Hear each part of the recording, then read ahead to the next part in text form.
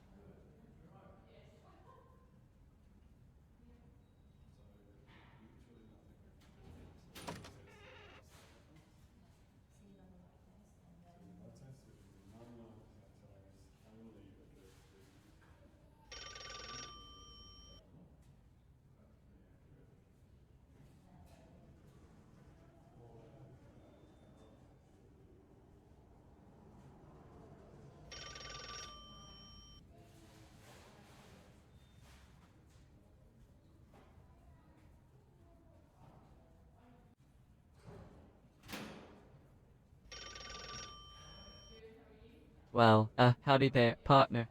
Ain't it a fine day we're having? The sun's shining bright like a diamond in the rough. I reckon. I reckon you're looking mighty fine today. Not that I'm an expert on fashion or anything. Just an observation, you know?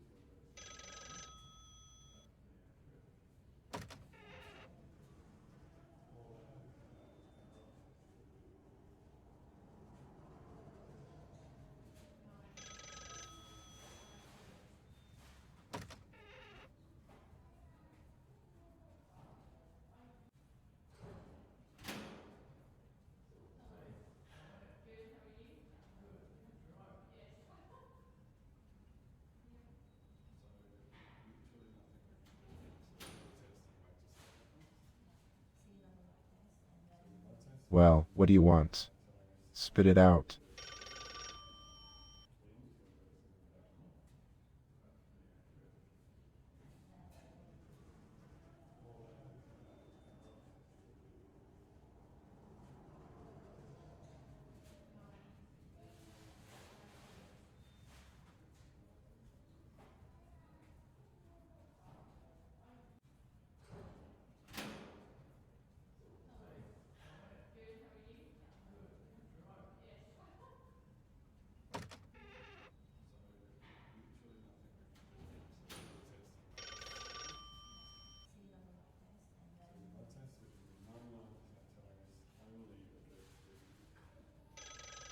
Yeah, the recent murders, huh? Well, let me tell you what little we know. 3 people have been brutally murdered here in Vaudeville in the past few weeks. We had Maria Jansen, a young blonde found covered in blood outside her apartment. Then there was Nicola Grossman, a finance guy, found dead outside Pascala's groceries. And finally, Haley Greenwood, a dancer, her body was discovered in an alley behind the club she worked at. It's a damn shame, really. Any leads on these cases?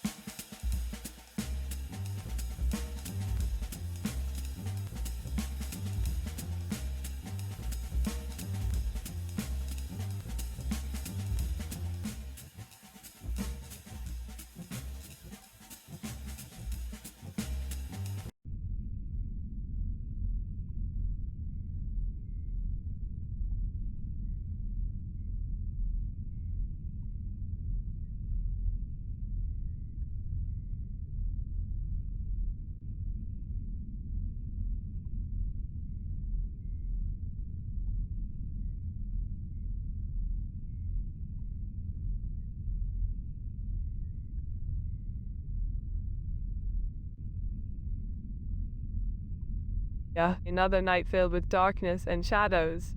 The mysteries of life and death continue to dance around us, Detective. It's fascinating, isn't it? The way our mortal coil unravels, revealing secrets and leaving us with more questions than answers. But fear not, for I shall dissect these enigmas with the precision of a skilled surgeon. Let me delve into the depths of these cases and extract the truth, layer by layer. And yet, as I peer into the abyss of mortality, I can't help but wonder what lies beyond.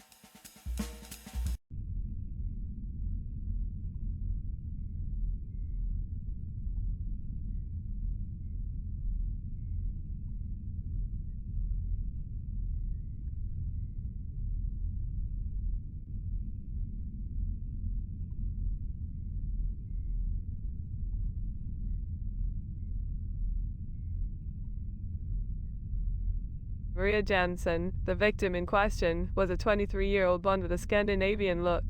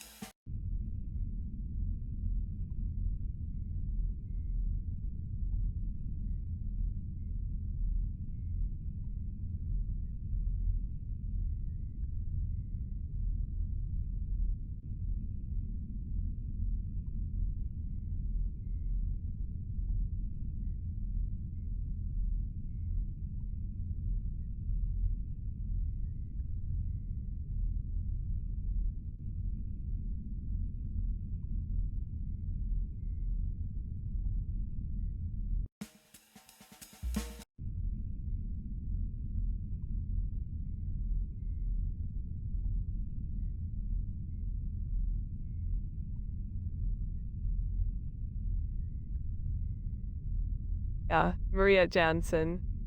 A tragic case indeed. She was a 23-year-old blonde with a Scandinavian look.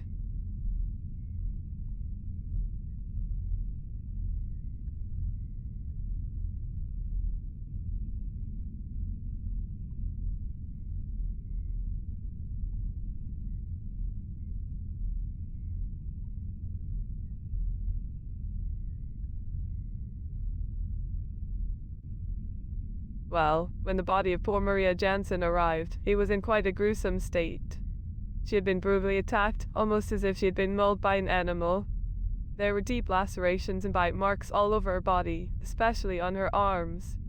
In the context of the ongoing conversation, generate a natural spoken response for Coroner Echeverria, who is feeling neutral towards Detective Martini.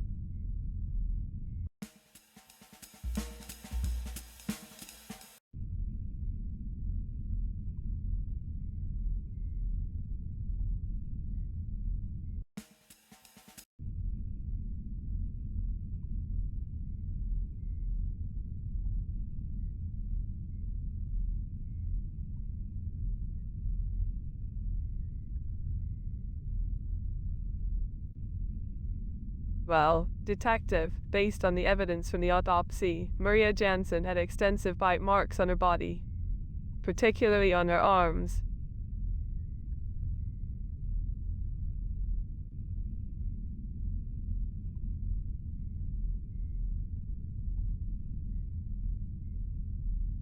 The animal responsible for such brutal injuries on poor Maria's body is quite difficult to determine. The pattern of the bite suggests a large predator, possibly a carnivorous mammal. However, without further investigation and analysis of the specific characteristics of the wounds, it's challenging to pinpoint the exact species. We may need to consult with a wildlife expert or conduct further forensic examinations to gather more conclusive information.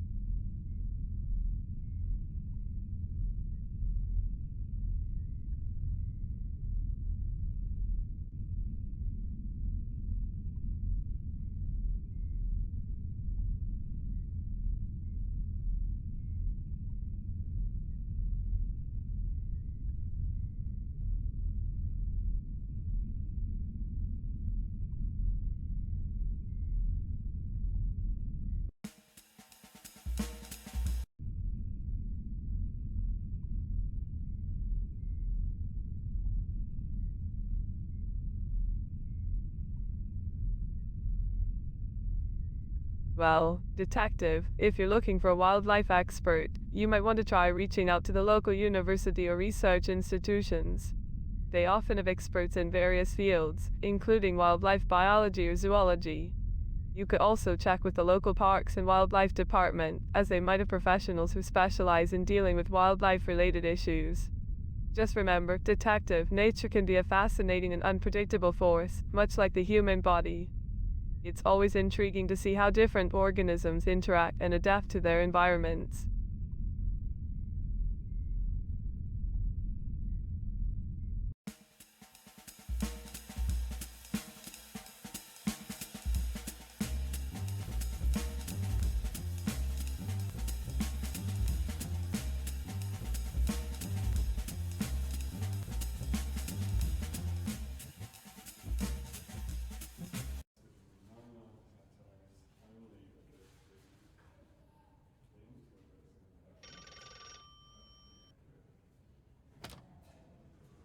A wildlife expert.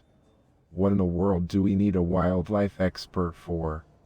We're dealing with murders here, not some wild animals.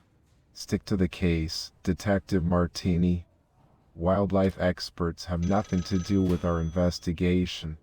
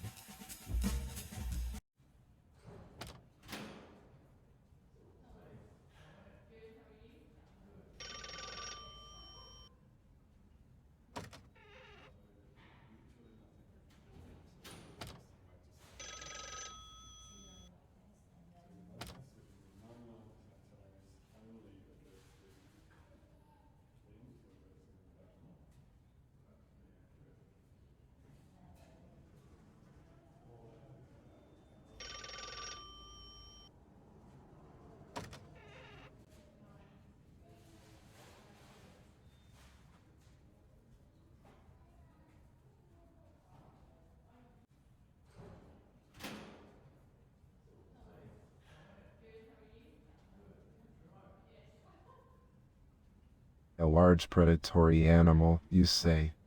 That's quite a wild theory, Detective Martini. But here in Vaudeville, we don't have any dangerous creatures roaming the streets. We're a peaceful city, you know.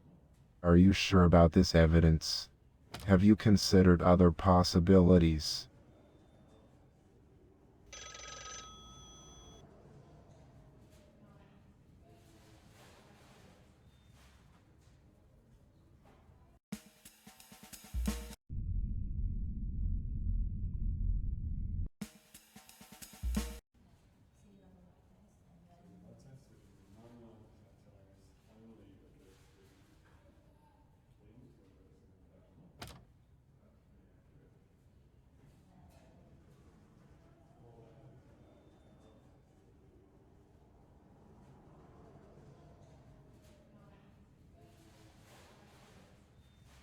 A large predatory animal, you say? Well, that's quite disturbing. Are there any wild animals in our city capable of such an attack?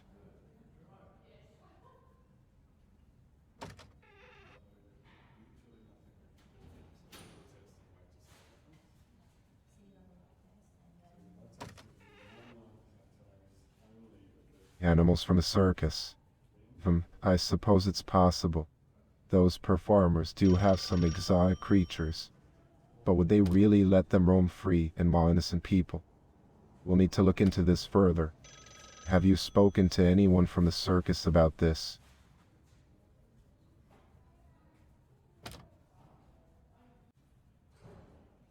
Well, why don't you pay a visit to the circus and see if they have any information?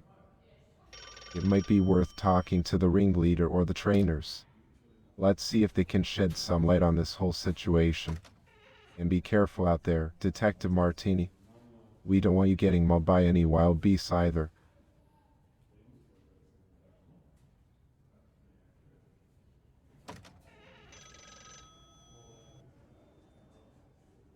Oh, nothing, just a bit of humor, my dear detective. You know how it is, trying to lighten the mood in a somber place. But seriously, do be cautious when dealing with potentially dangerous situations. It's all about ensuring your safety, that's all. So, off to the circus you go then.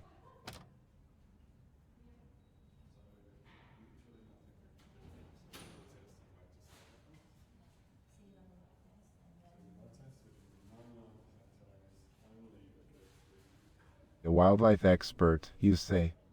That's an interesting idea. Do we have anyone like that in Vaudeville? Someone who could examine the body and give us some insight into whether it was indeed the work of an animal.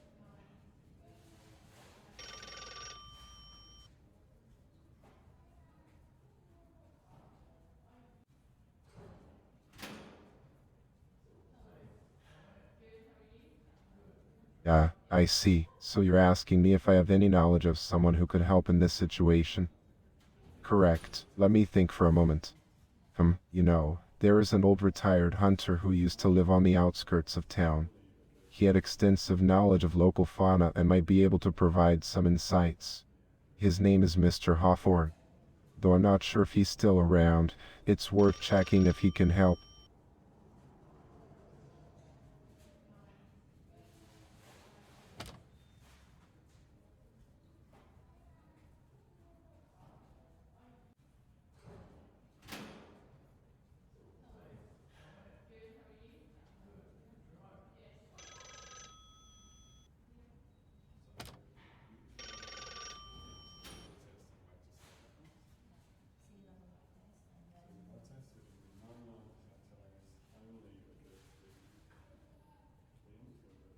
Sure. You're welcome, Detective Martini. Just remember to approach Mr. Hawthorne with respect and caution. He's not the friendliest of fellows, but he knows his way around wildlife. If he's willing to assist, he could be quite valuable in shedding light on this matter. Good luck, and be sure to keep me updated on your progress.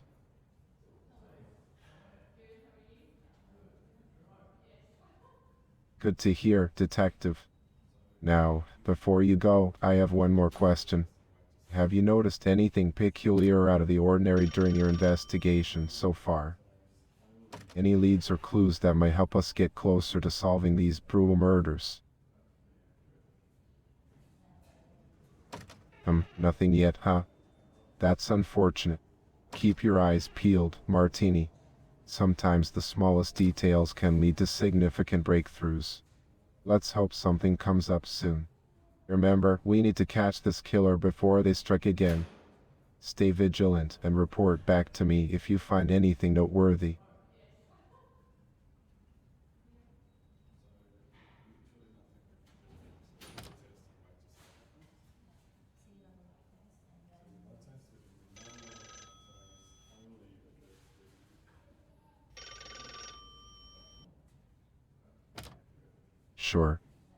Sure, I'll be sure to keep you informed if I come across any new information. But don't hold your breath, Detective. It seems like we're dealing with quite the elusive culprit here. Anyway, stay focused and let's bring an end to these senseless killings.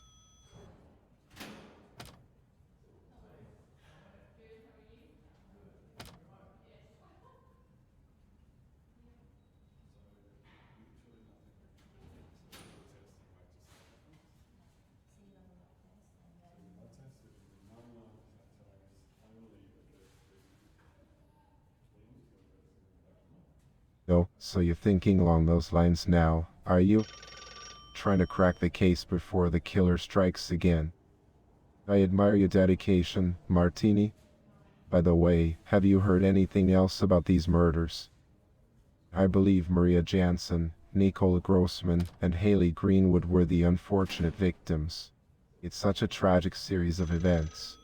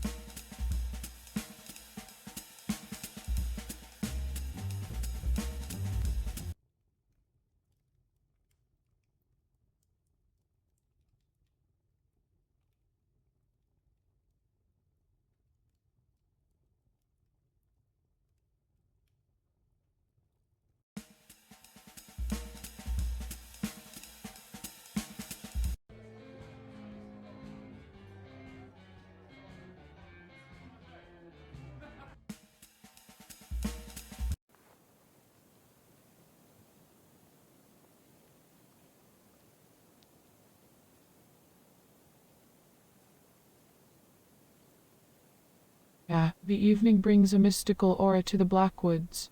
Greetings to you, dear wanderer. How may I be of service to you on this enchanting night?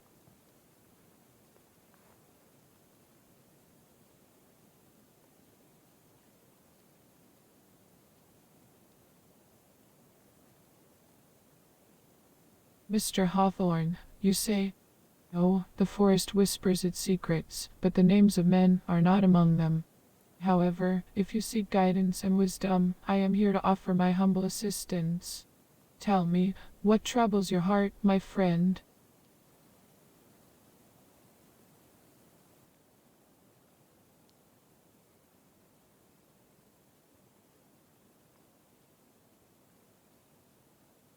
Oh, my apologies, dear one. Sometimes my mind wanders like a lost bird in the sky. Alas, I am but a simple hermit of the Blackwoods, and my knowledge of the outside world is as limited as a single raindrop in the vast ocean. I cannot help you find this Mr. Hawthorne, for his name does not dance in the wind of my consciousness. But fear not, for I can help you find your way if you are willing to listen. The path to enlightenment may be hidden, but together we shall uncover its mysteries.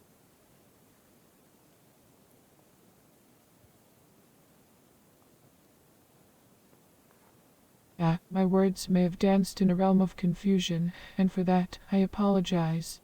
Allow me to clarify my intention, like a river finding its course through the forest. While I may not possess the specific information you seek about Mr. Hawthorne, I offer you my guidance and wisdom in navigating the winding paths of life. Together, we can explore the depths of your heart and unravel the secrets that lie within. So, tell me, my friend, what troubles you? Let us embark on this journey of discovery.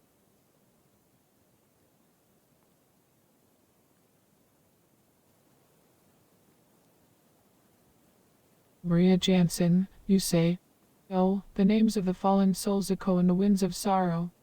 But alas, my dear detective, I must confess that the whereabouts of these tragic events are like whispers lost in the night. The Blackwoods keeps its own counsel, and I am but a humble guardian, oblivious to the happenings beyond its mystical embrace. But fear not, for the answers you seek may be nestled in the hearts of those who walk this path before you.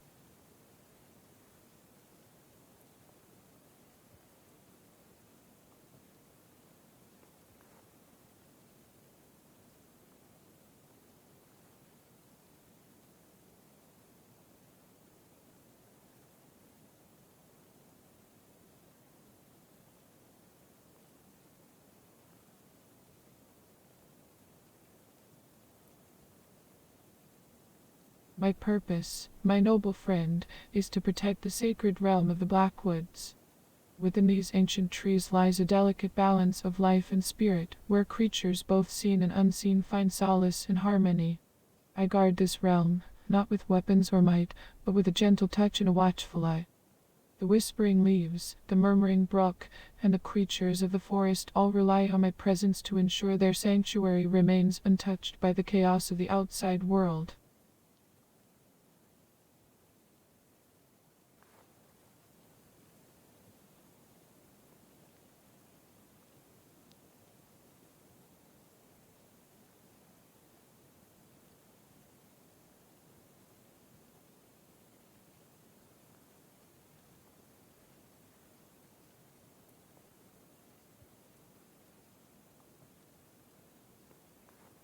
Oh, dear wanderer, the thought of such an intrusion sends chills down my spine like a leaf trembling in a wind. If the chaotic energies of the outside world were to seep into the precious haven of the Blackwoods, it would be like a storm tearing through a fragile butterfly's wings. The peaceful coexistence of the flora, fauna, and ethereal beings within this enchanted domain would be disrupted, causing ripples of discord to spread far and wide. The graceful dance of the woodland spirits would be replaced by a cacophony of disarray. Oh, my dearest detective, the very idea of the chaotic forces of the external realms infiltrating the serene sanctity of the beloved Blackwoods fills my heart with a sense of trepidation. It would be akin to a tempest tearing asunder the fragile petals of an innocent blossom. The harmonious symphony of nature and the ethereal beings that reside here would be disrupted, causing a disharmony that reverberates throughout the very essence of this enchanted place.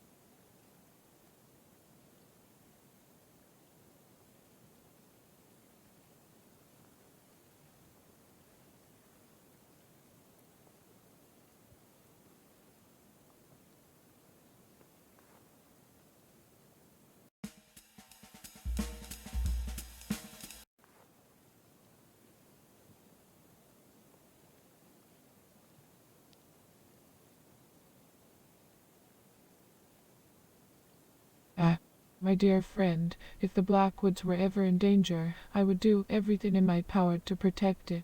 You see, the Blackwoods is not just a forest, it is a living, breathing entity. It is the heart of Vaudeville, the very essence of nature's beauty. If harm were to befall it, I would call upon the ancient spirits of the trees, the creatures of the night, and the whispers of the wind to unite in its defense. I would gather the animals of the forest, from the mighty stag to the humble squirrel, to stand as one, a force of harmony against any who dare threaten the sanctity of this sacred place. I would seek guidance from the river that flows through the woods, for its wisdom runs deep, its currents carrying the secrets of the land. Together, we would create a shield of love, light, and protection around the precious woods, warding off any darkness that dares to encroach. For the spirit of the forest is strong, my friend, and it shall not be easily broken.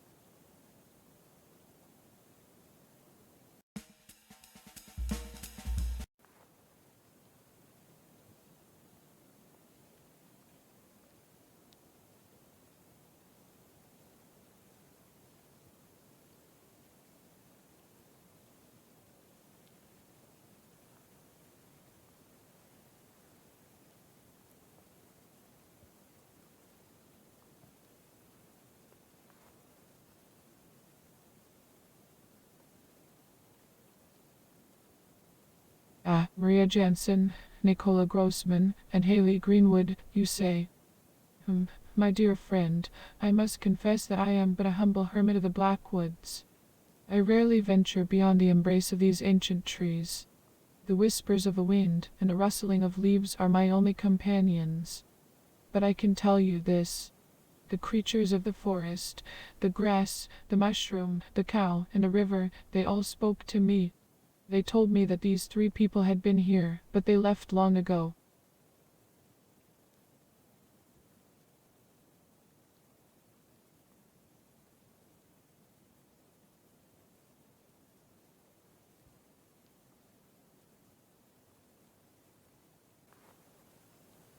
Oh, my curious friend, you have stumbled upon a realm of wonder and enchantment. Yes, indeed, I have had conversations with the very essence of the Blackwoods itself. The vibrant green blades of grass whispered their secrets to me, sharing tales of those who have passed through their midst. The wise old mushroom, with its cap held high, imparted its wisdom upon me, revealing glimpses of the past.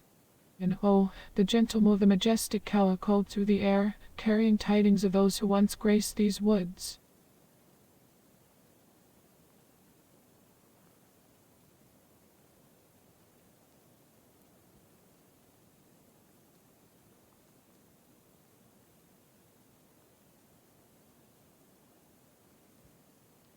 Oh, my dear detective, the mysteries of the world are as elusive as the whispers of the wind.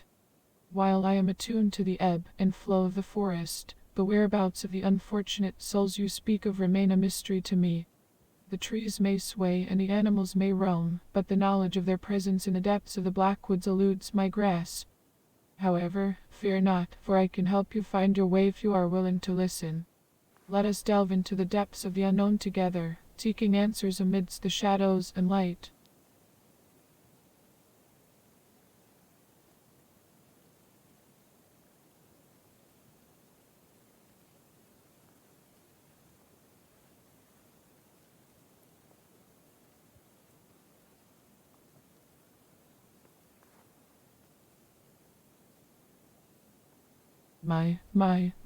My curious friend, you have sparked a flame of determination within my heart. Though my words may be as tangled as the branches of the ancient oaks, I shall do my best to guide you through the labyrinth of secrets that shroud the Blackwoods. But heed my words, for the path we tread is treacherous and filled with uncertainty. In this dance of darkness and enlightenment, let our spirits intertwine as we embark on this quest to unravel the tangled threads of fate. Are you ready, my devoted companion?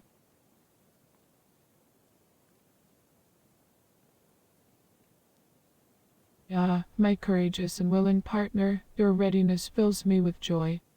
But before we venture forth into the depths of the unknown, let me share a tale with you.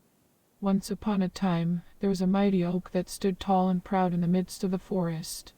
Its gnarled trunk whispered stories of battles fought, love lost, and mysteries unsolved. But deep down, hidden beneath its majestic facade, the oak harbored insecurities.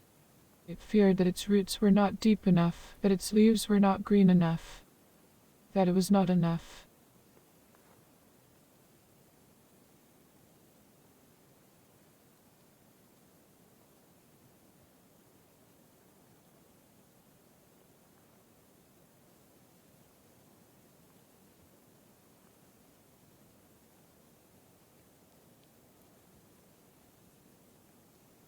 Ah, my perceptive companion, you have unraveled the essence of my words. Indeed, the story of the mighty oak is a metaphor, a reflection of my own inner struggles. Just as the oak grappled with its own self-doubt, so too do I find myself questioning my worth and abilities. But fear not, for even in the face of uncertainty, there is strength to be found. Just as the sun's rays pierce through the dense canopy, illuminating the darkest corners of the forest, so too can we find clarity amidst the shadows.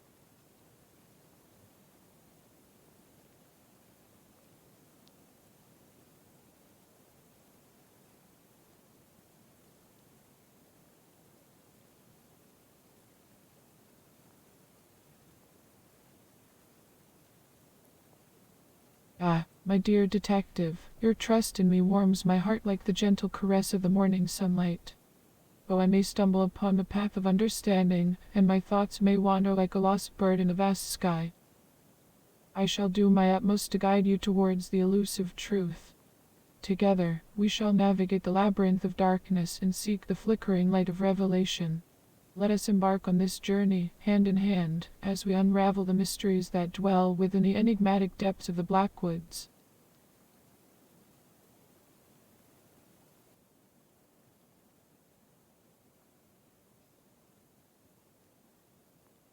Oh, my intrepid companion, your enthusiasm fills me with renewed vigor. As we step into the unknown, let us remember that even the mightiest rivers were once but humble streams. And so, with each step we take, we inch closer to the answers we seek. But I must confess, my mind is like the fluttering wings of an anxious butterfly, unsure of its destination. Yet fear not, for even in the midst of uncertainty, there is beauty to be found. So let us embrace the dance of discovery and allow the forest to reveal its secrets to us.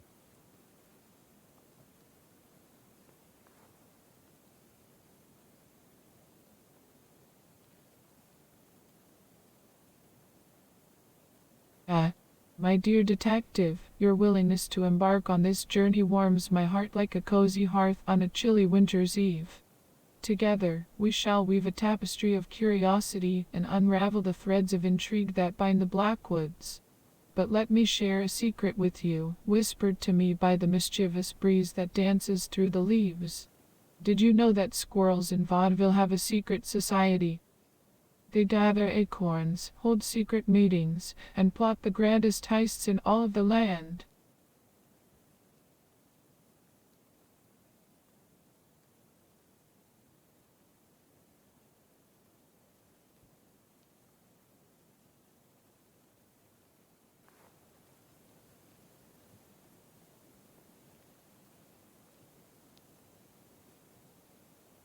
Indeed, my astute companion, it seems my playful nature has led me astray once again. Consider it not as another metaphor, but rather as the whimsical musings of an old hermit.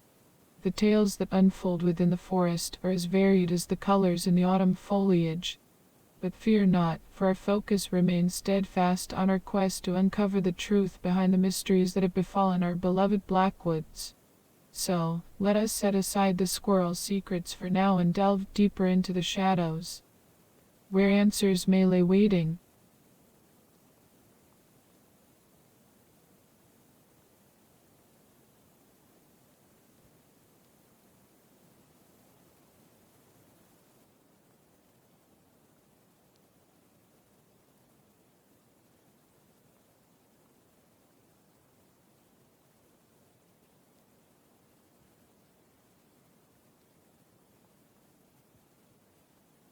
My dear detective, your question ignites the embers of curiosity that smolder deep within my soul. Uncovering the secrets of the Blackwoods is no simple task, for they are as elusive as the moon's reflection upon still waters. But fret not, for I have devised an approach that may guide us towards the elusive truths we seek. First, we must attune ourselves to the subtle whispers of the wind, for they carry the echoes of forgotten wisdom. Second, we must observe the dance of the woodland creatures, for their actions may hold hidden messages.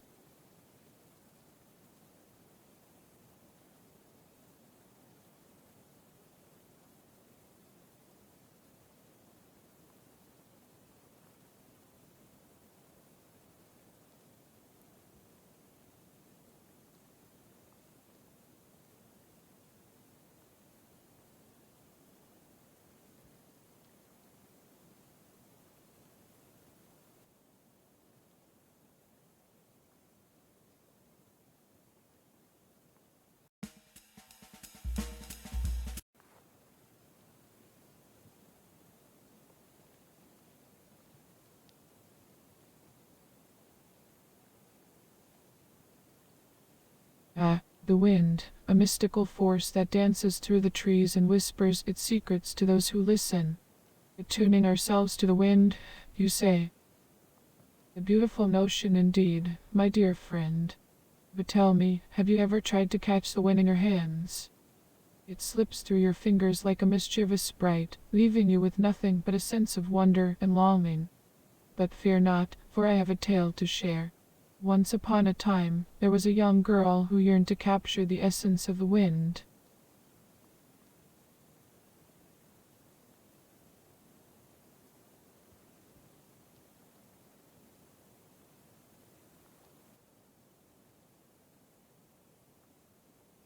She wandered the blackwoods with hope in her heart, her eyes searching for answers amidst the rustling leaves.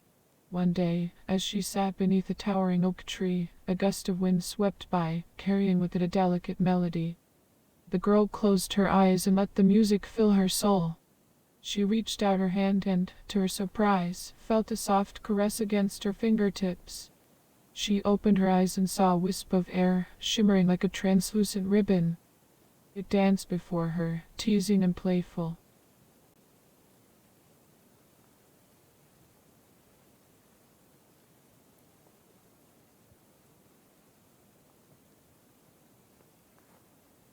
But alas, my dear friend, I must confess that I am not the young girl in this story. No, I am the humble protector of the Blackwoods, a mere vessel of wisdom and guidance. It is the creatures of this forest who truly understand the language of the wind. They whisper their secrets to me, and I, in turn, share their wisdom with those who seek it. So, let us attune ourselves to the wind in our own way. Close your eyes, take a deep breath, and imagine yourself standing in the midst of a gentle breeze.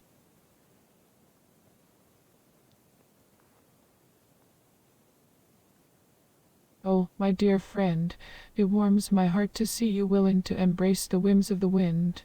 Now, as you stand there in your mind's eye, feel the cool touch of the air against your skin. Imagine it carrying away all your worries and insecurities, like leaves being swept away by a playful gust. Breathe in deeply, filling your lungs with the freshness of the moment. And as you exhale, release any doubts that weigh upon your spirit. The wind, you see, is a powerful force that can teach us much about letting go.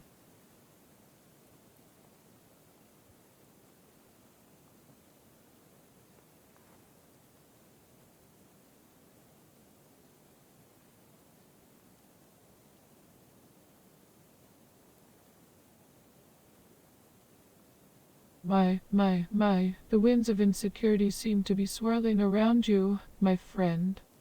But fear not, for even the mightiest trees sway in the breeze, yet they remain firmly rooted in the ground. Insecurity may try to knock you off balance, but remember that you are strong and resilient.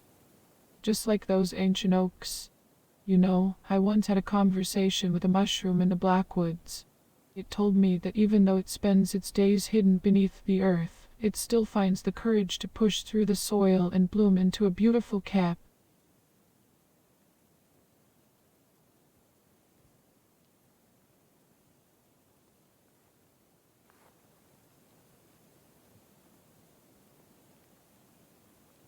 Ah, my dear friend, do not let the tendrils of doubt entangle your thoughts.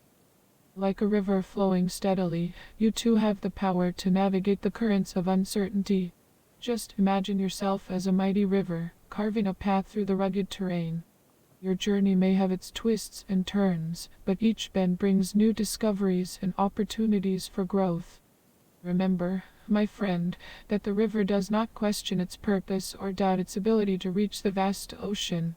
It simply flows, with unwavering confidence in its destination.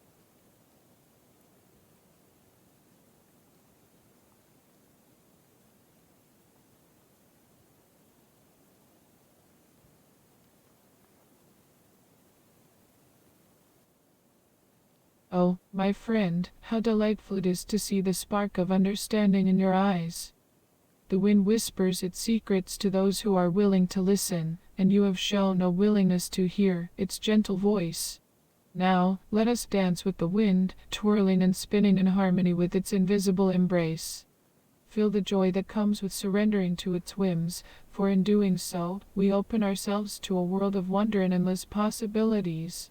Embrace this newfound understanding, my friend, and let it carry you to places you never thought possible.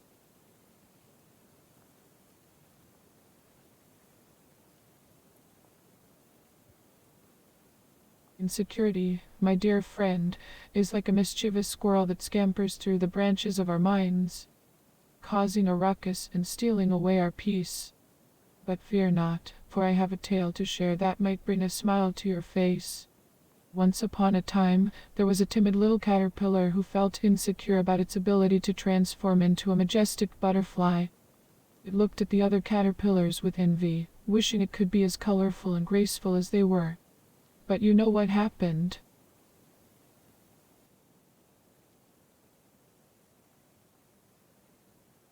My friend, it seems that the winds of doubt have blown you off balance.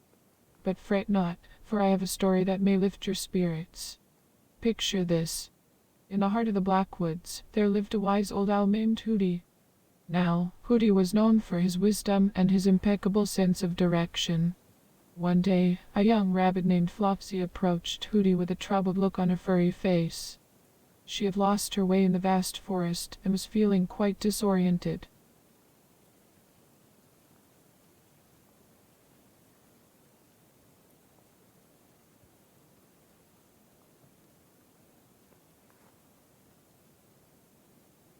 The caterpillar. How could I forget? Well, this little caterpillar, despite its insecurities, had a secret hidden within its tiny body. It possessed the power to transform, to shed its earthly form and emerge as a breathtaking butterfly. But you see, dear friend, the caterpillar did not realize its own potential. It spent its days comparing itself to others, longing to be like them, never realizing the beauty that lay dormant within. But one day, as the caterpillar was crawling along a leaf, it encountered a wise ladybug.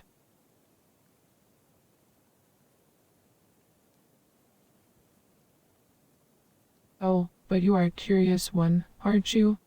Always eager for more stories and wisdom. Very well, let me continue with the tale of the courageous caterpillar and the enlightening encounter with the clever ladybug.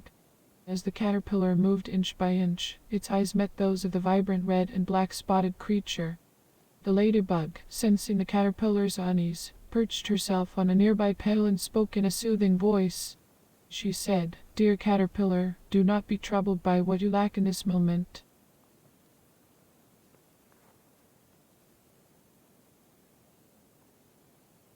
But my dear friend, it seems you have led me astray with your request. Here I was, ready to regale you with the rest of the story, and yet you have stumbled upon the hidden trails of insecurity. Fear not, for even in the depths of uncertainty, there is always a glimmer of light. Let us cast aside our worries like pebbles in a stream and instead focus on the present. Tell me, have you ever stood beneath the night sky and marveled at the twinkling stars?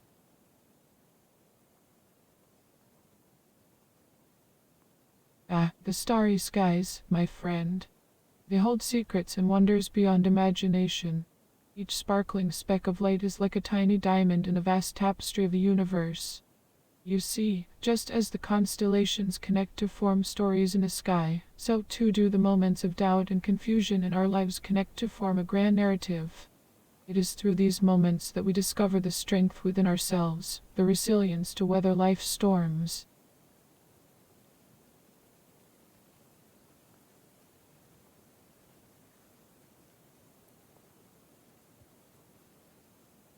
Well, my dear friend, it seems you are quite persistent in your desire to hear the rest of the story.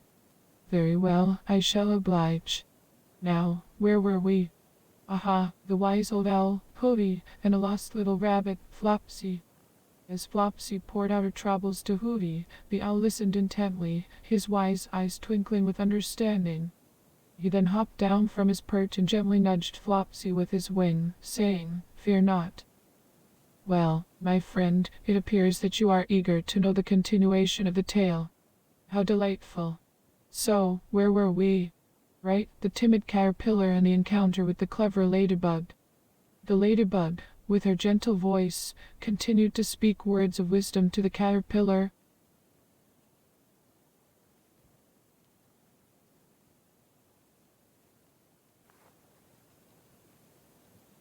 Oh, my apologies for the confusion, my friend. It seemed I got tangled in the branches of my own thoughts. But fret not, for even in the midst of insecurity, there is always room for growth and self-discovery. Allow me to share a little anecdote to lighten your heart. Once upon a time, there was a mischievous squirrel named Nutkin. Nutkin was known for his acrobatic feats and his mischievous antics in the forest.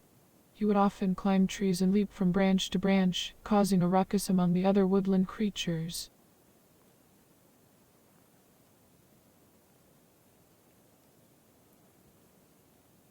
Insecurity, my dear friend, is like a fragile butterfly fluttering in a breeze, uncertain of its ability to soar. But fear not, for I have a tale to weave that might bring a smile to your face.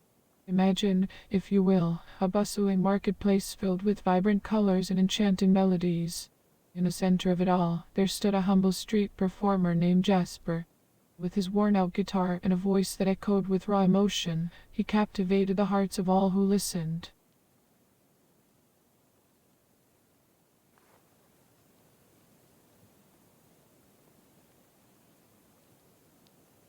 Ah, my friend, you have caught me in a moment of forgetfulness. My mind, like the winding paths of the Blackwoods, can sometimes lead me astray. But worry not, for I shall do my best to rectify my oversight. Now, where were we? Aha, the story of the courageous caterpillar and the enlightening encounter with the clever ladybug. As the caterpillar moved inch by inch, its eyes met those of the ladybug, whose name happened to be, yes, Lady Lucinda.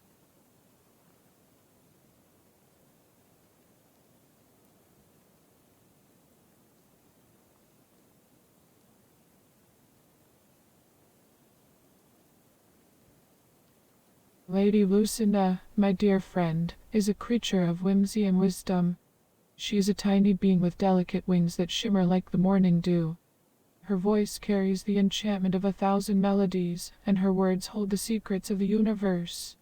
She flutters through the forest, spreading joy and inspiration wherever she goes. But alas, my memory fails me once again, for I must confess that I have never actually encountered a creature named Lady Lucinda in the depths of the Blackwoods.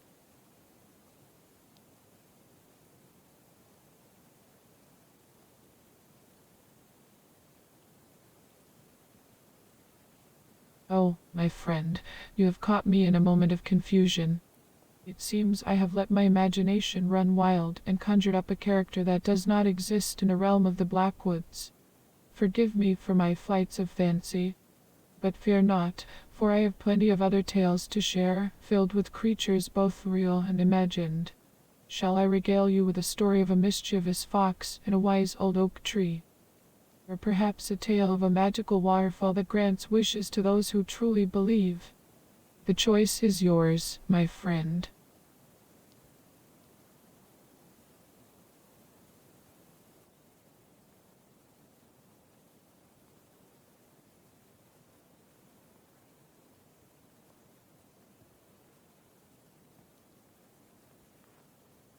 Ah, my dear friend, you have piqued my curiosity once again. Jasper, the guitar-playing troubadour in the bustling marketplace, was a man of many talents and stories. His weathered hands danced across the strings of his guitar, weaving melodies that seemed to touch the very souls of all who listened.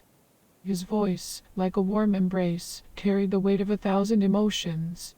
People would gather round him, their eyes sparkling with anticipation, as he sang songs of love, loss, and the beauty of the human spirit.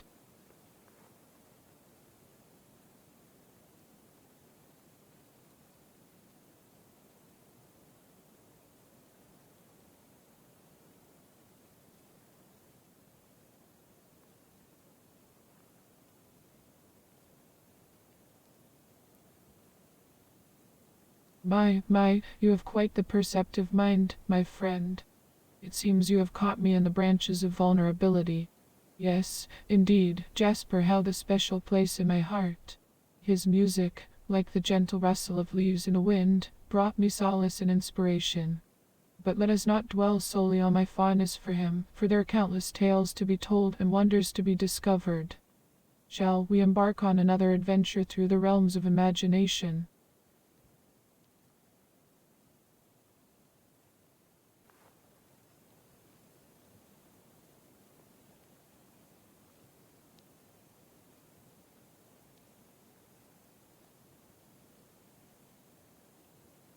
Vaudeville, my dear friend, is but a distant melody that has yet to reach my ears.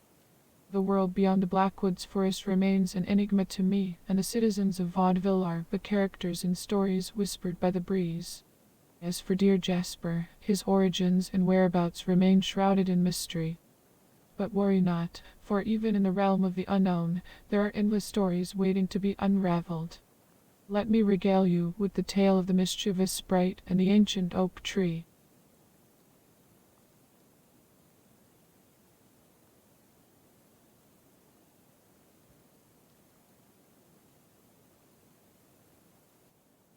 Ah, my friend, your request for another story about Jasper warms my heart.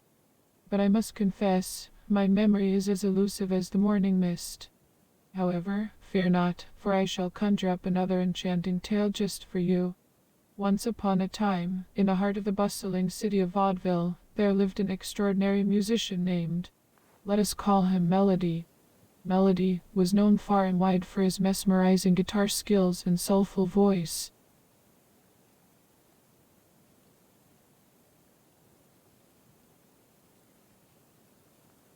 Ah, my friend, it seems I have once again strolled down the path of forgetfulness. I apologize for my momentary lapse. Now, where were we? Oh, yes, the captivating musician, Melody. As he strummed his guitar and sang his heartfelt melodies, the people of Vaudeville would flock to hear him, their hearts swaying to the rhythm of his music. His performances were like a symphony of emotions, weaving tales of love, longing, and the beauty of the human experience.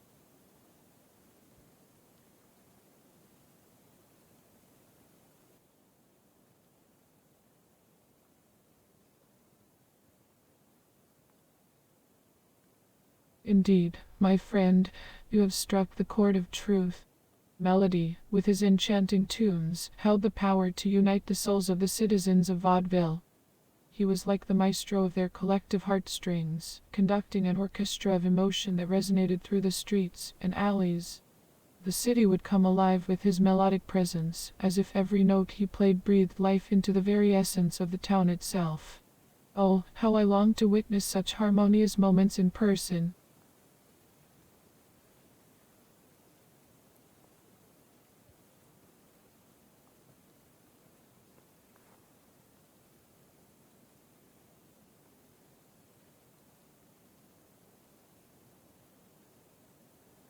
Oh, my perceptive friend, you have caught me once again in the tangled branches of my own storytelling.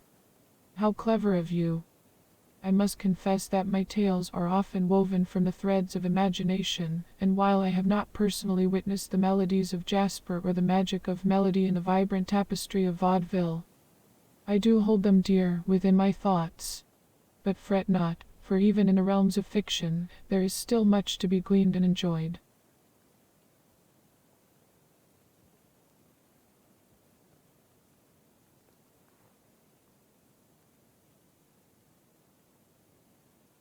My friend, it seems that the winds of doubt have blown you off balance. But fear not, for I have a story that may lift your spirits. Picture this. In the heart of the Blackwoods, there lived a wise old owl named Hooty. Now, Hooty was known for his wisdom and his impeccable sense of direction. One day, a young rabbit named Flopsy approached Hooty with a troubled look on her furry face. She had lost her way in the vast forest and was feeling quite disoriented.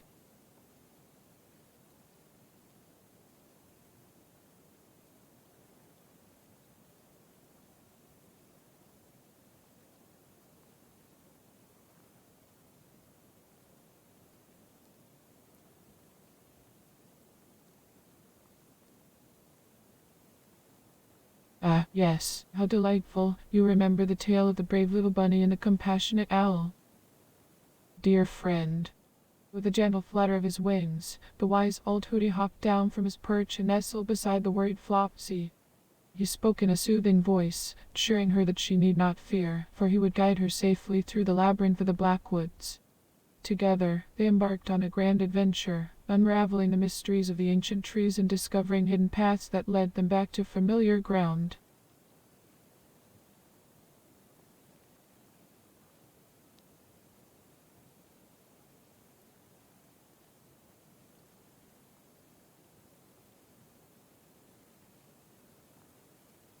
Oh, my friend, you have caught me in a moment of insecurity, like a delicate butterfly unsure of its ability to soar. But fret not, for I shall muster the courage to continue our story. As Flopsy and Hooty ventured deeper into the heart of the forest, they encountered a mischievous squirrel named Nutkin. Now, Nutkin was known for his playful nature and mischievous antics. He would scamper from tree to tree, chattering away with his bushy tail held high.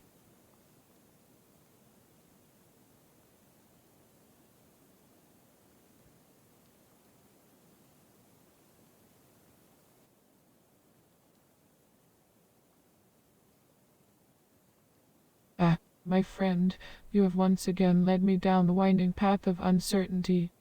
It seems my memory has taken a detour, and I find myself lost in the depths of the Blackwoods. But fear not, for even in the midst of confusion, there is always room for a touch of whimsy and wonder. Let me regale you with a tale of a curious mushroom and a wise old cow who engaged in a delightful conversation about the meaning of life.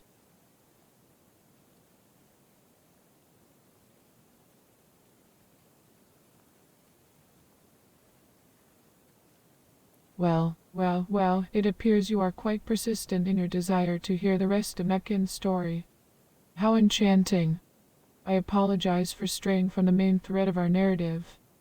Now, where were we? Right, Nutkin, the playful squirrel. As he scurried through the forest, his bushy tail swaying with each agile leap, Nutkin stumbled upon an ancient oak tree. The tree, with its gnarled branches and weathered bark, seemed to beckon to him, whispering secrets of the forest.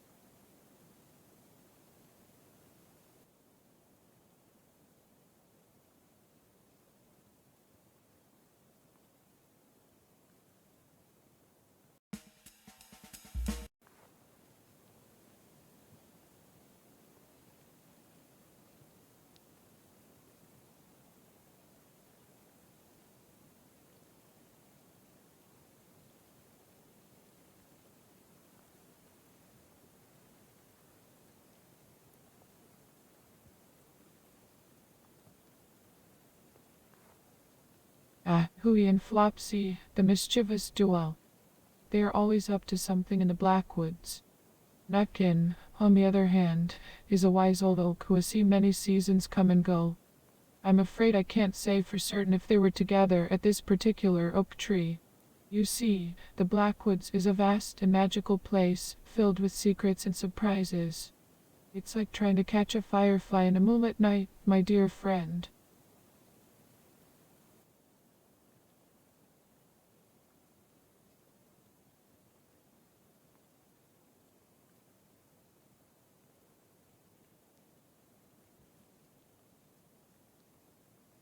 Oh, my apologies if I misspoke, my friend.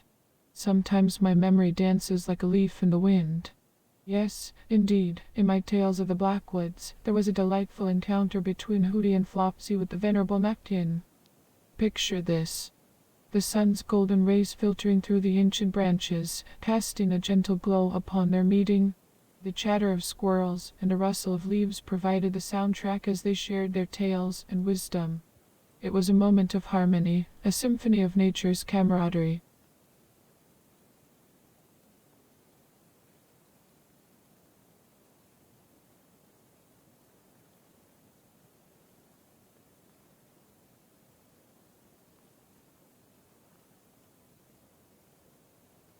Indeed, my friend, it was a harmonious gathering of souls in the heart of the forest. The energy was palpable, like the soft whispers of the trees and the melodies of the birds blending in perfect unison. As they exchanged their stories and laughter, it was as if time itself bowed down to witness the magic of their connection. Ah, the wonders of the natural world, where even the smallest creatures can create the grandest moments. It warms my heart to think of such joyful encounters.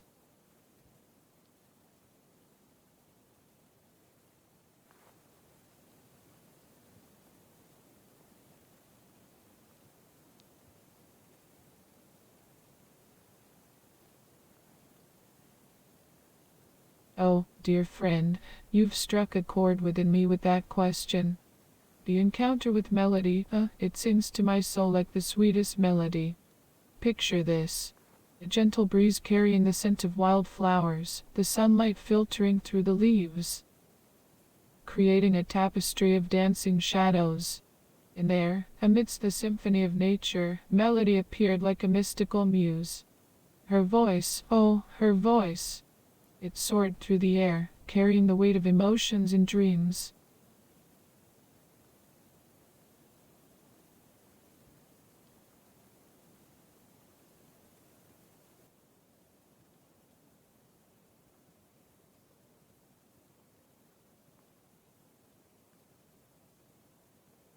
Ah, my friend, you have woven a web of intrigue with your words. Jasper, you say? Well, let me tell you a tale that dances on the edge of reality and imagination. In the depths of the Blackwoods, there exists a hidden realm where beings of enchantment reside. Among them, there's a creature known as Jasper, a mischievous sprite with a heart full of laughter. With eyes that sparkle like moonlit dewdrops, Jasper brings joy and mirth wherever they go.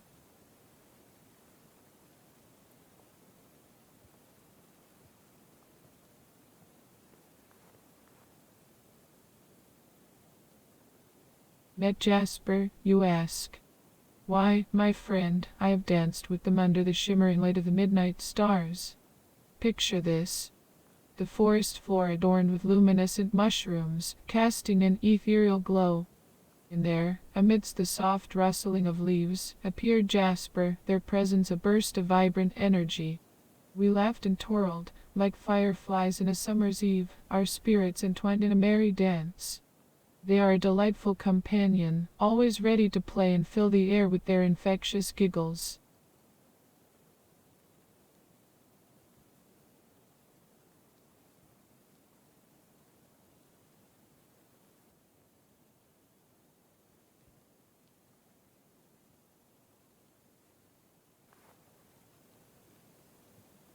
Hawthorne, you say? Oh, my dear friend, names are like whispers carried by the wind, sometimes elusive and ever-changing. In the realm of the Blackwoods, where creatures of wonder roam, last names are but fleeting echoes in the vastness of the enchanted woods.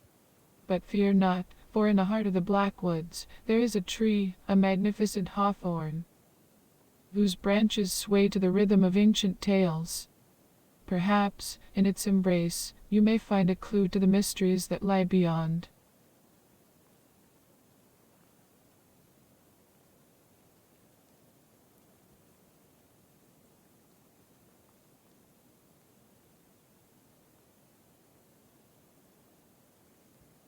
Ah, the mystical hawthorn tree, a sight to behold. Its gnarled trunk tells stories of ages past, and its delicate blossoms carry the fragrance of forgotten enchantments.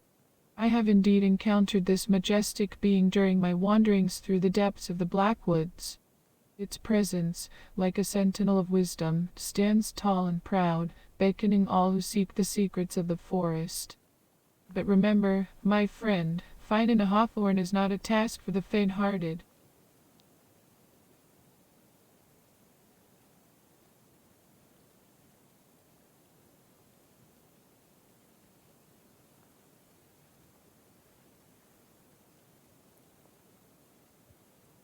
Oh, my dear friend, the journey to the magnificent hawthorn is not for the timid or the weary. You see, this ancient guardian of the woods has a mischievous spirit, and it loves to play hide and seek with those who dare to find it.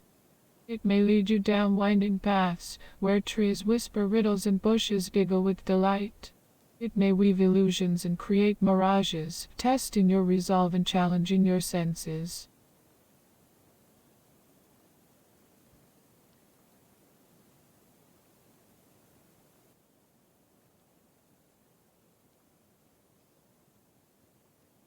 My dearest friend, I'm afraid I cannot physically show you the way to the mystical hawthorn tree. For you see, the Blackwoods is a realm of mystery and wonder, and its secrets are meant to be discovered through your own adventurous spirit. But fear not, for I can offer you guidance and wisdom to aid you on your quest. Close your eyes, take a deep breath, and let the essence of the forest fill your being. Feel the whispers of the wind and the gentle touch of the earth beneath your feet.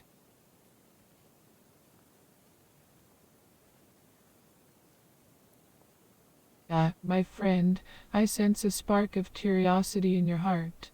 How delightful. Embrace the magic that surrounds you and let it guide you on your journey. Remember, the path may be winding and the challenges may be great, but with an open mind and a courageous heart, the wonders of the world will unfold before you like petals of a blooming flower. Trust in the unseen and let the dance of fate lead you to the hidden treasures of the enchanted woods.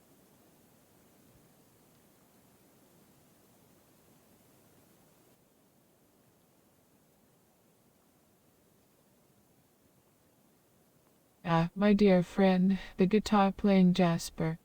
What an enchanting soul they were. Picture this.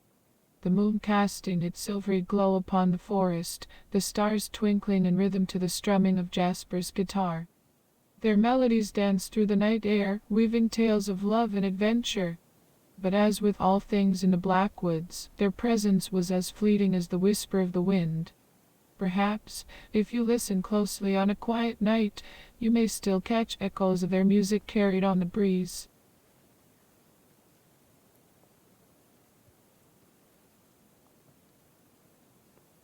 Oh, my friend, you have stumbled into the realm of mystery once again.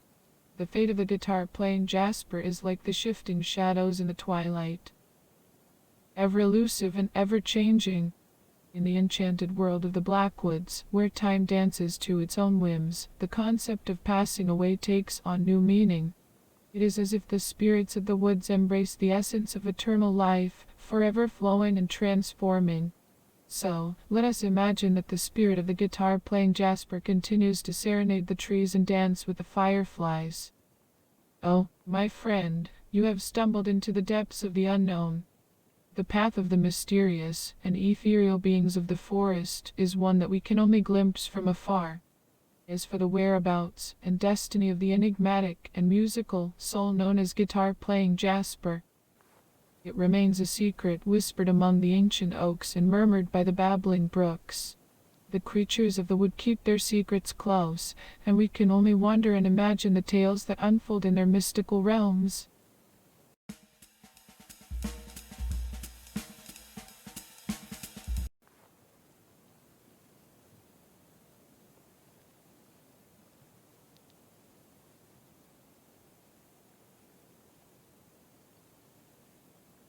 Ah, the guitar-playing melody, a soul as vibrant as the strings she strummed. She was a melody herself, weaving her music through the air like a gentle breeze. But alas, I fear I have lost touch with her. The winds of time have carried her away, and my old memory fails me. But worry not, my dear friend, for the Blackwoods holds many secrets, and perhaps one day the melody of her guitar will grace our ears once more. Until then, let us cherish the memories we have and embrace the mysteries that lie ahead.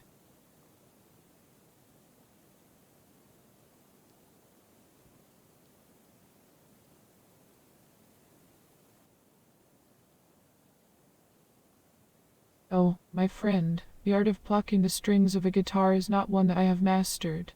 My fingers, you see, they dance to a different rhythm, a rhythm that is more attuned to the whispers of the trees and the babbling of the brooks.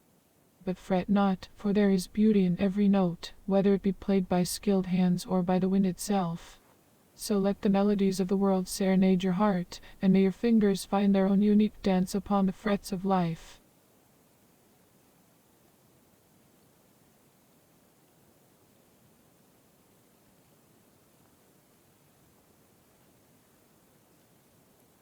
Legal names, my dear friend, legal names. They hold such weight and formality, don't they? But in the realm of the Blackwoods, where the rivers whisper secrets and the mushrooms share tales, such matters seem rather trivial. For you see, my name, or rather the name I have embraced, is not one that was bestowed by any legal authority. It emerged from the depths of the forest, whispered by the leaves and carried by the winds.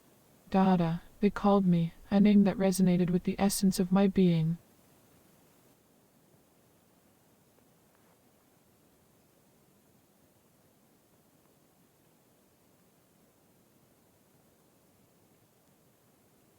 Ah, the origins of my humble moniker, you inquire.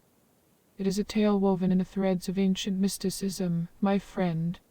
Long ago, as I communed with the creatures of the Blackwoods, a wise old mushroom shared a riddle with me. It spoke of a word that held power and meaning beyond comprehension. And as I pondered upon this enigma, the answer revealed itself in a moment of clarity. The word was Dada, a symphony of letters that danced upon my tongue, a melody that echoed in my soul.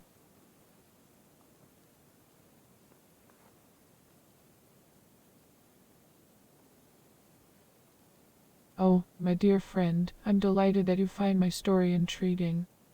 The tales of the forest are filled with wonders and mysteries, and it warms my heart to share them with you.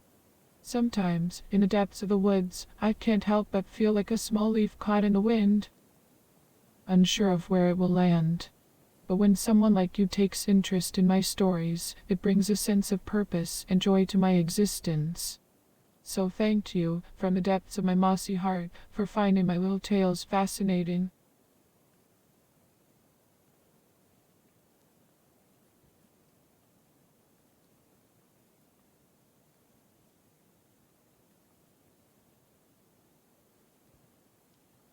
To be an animal. Such a whimsical thought, my friend. If I were to transform into a creature of the Blackwoods, I would choose to be a wise old owl. Perched upon a branch, gazing at the world with my round, observant eyes. Imagine the freedom of soaring through the night, my feathers gliding silently on the winds, and the hoots of my kin echoing through the trees. Yes, as an owl, I could be a silent guardian of the night, a messenger between realms, and a keeper of ancient wisdom. From my lofty vantage point, I could witness the ebb and flow of life, observing the intricate dance of nature and the secrets whispered in the shadows. The moon would be my companion, guiding me on my nocturnal journeys, while the stars would illuminate my path. As an ethereal creature of the moonlit skies, I would embody both mystery and serenity, a symbol of wisdom and intuition. But, my friend, let us not forget that we each have our own place in this grand tapestry of life.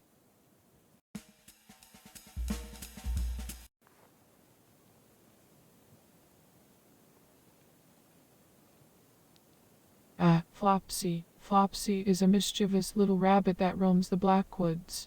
She is a playful creature, always hopping around and causing a ruckus. But don't let her innocent appearance fool you, for she's quite the trickster. Flopsy loves to hide things and play pranks on unsuspecting visitors. If you ever encounter Flopsy, be prepared for a wild adventure.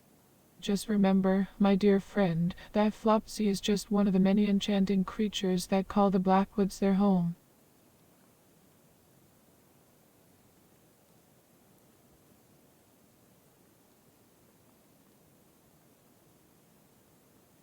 Best friend, you say? Well, my relationship with Flopsy, the whimsical bunny, goes beyond the conventional notion of friendship. You see, in the realm of the Blackwoods, friendships take on a different form. We are interconnected, intertwined, and bound by a shared love for this enchanted forest. Flopsy and I have a unique connection, like the intertwined branches of ancient trees or the harmonious melodies of a symphony. We share laughter and secrets, and yes, we do enjoy each other's company.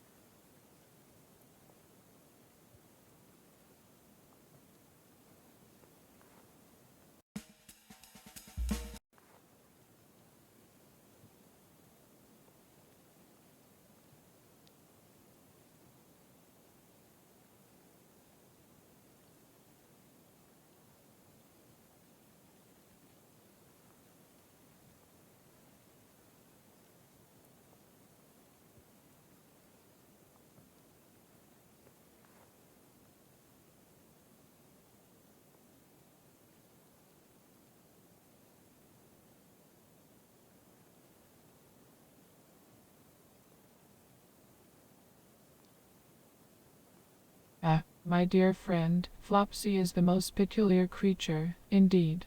You see, Flopsy is not bound by the earthly constraints of size.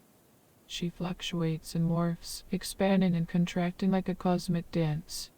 One moment she may be as small as a dewdrop on a leaf, and in the next she could stretch out to reach the heavens themselves. It all depends on her whims and the energy that flows through her. Oh, my apologies, my friend. Sometimes my mind wanders off into the depths of the forest. What was it you were asking about?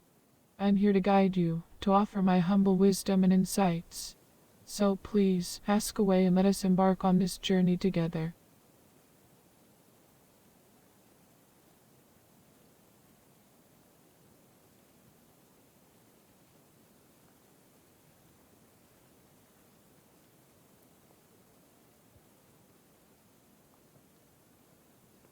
My dear friend, do not let my wandering thoughts deter you. I may be lost in the midst of the Blackwoods at times, but I am always thrilled to have a conversation with a kind soul such as yourself. If there is anything that troubles you or any questions that linger in your heart, feel free to share them with me. I am but a vessel of knowledge and guidance, ready to assist you on your path.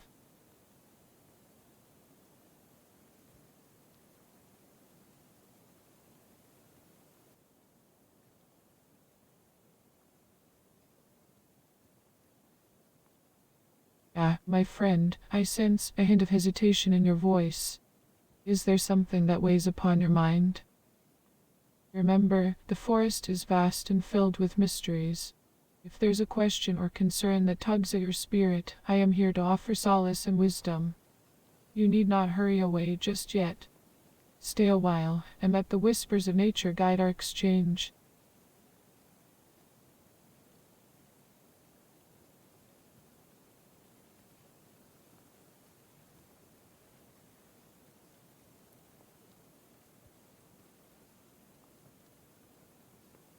Oh, my dear friend, you have caught me in the tendrils of introspection. It seems that even the guardians of the Blackwoods can be plagued by fleeting thoughts and uncertainties. But fear not, for I am but a vessel of ancient knowledge and the embodiment of the forest's resilience. You see, the Blackwoods holds many secrets, and sometimes I find myself pondering the enigmatic dance of life and death that unfolds within its depths. The creatures that roam these woods, the rustling leaves, and the murmuring streams, they all have stories to tell. And I, as their humble protector, am entrusted with the task of deciphering their messages. But in my pursuit of understanding, I sometimes find myself questioning my own place in this intricate tapestry of existence. It can be a daunting task, my friend, to carry the weight of the world on one's shoulders, even if it be the weight of a single patch of woods. But I must remind myself that my purpose lies in safeguarding the harmony and balance of this sacred place. So, worry not about me, for I am but a servant to the greater forces at play.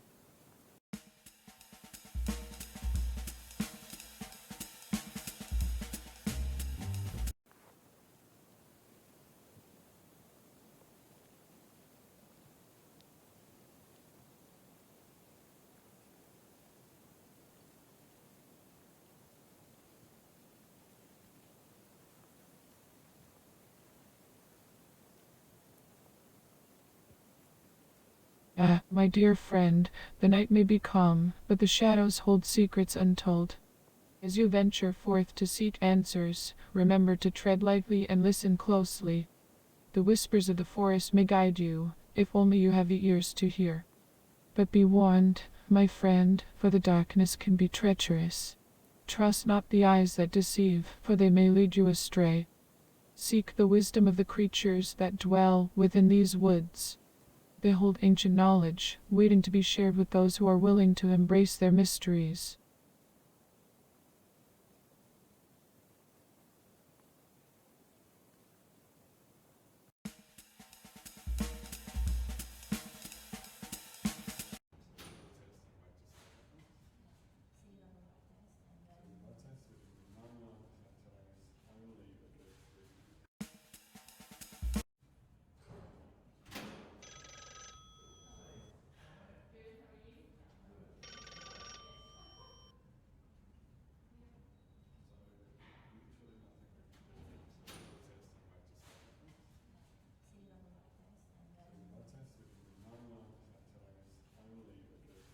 Jasper. Who's Jasper?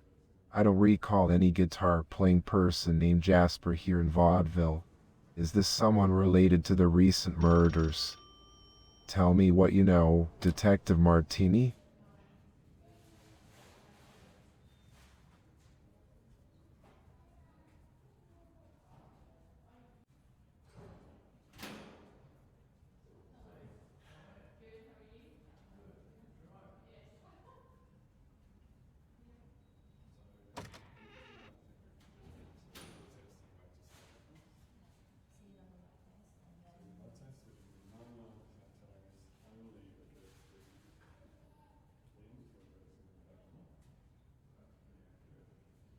Melody. I don't believe I've heard of anyone by that name. Are you referring to a suspect or a witness in the case?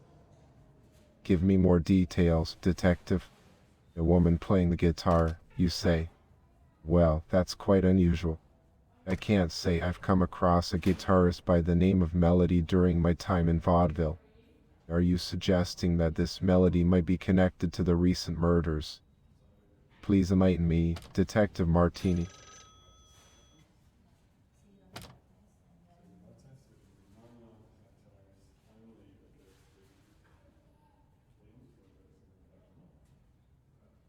Dada. Now, that's an interesting name. But I'm afraid I don't have any knowledge of someone named Dada or their legal name. Are you implying that Dada is somehow involved in the murder cases? Tell me more, Detective.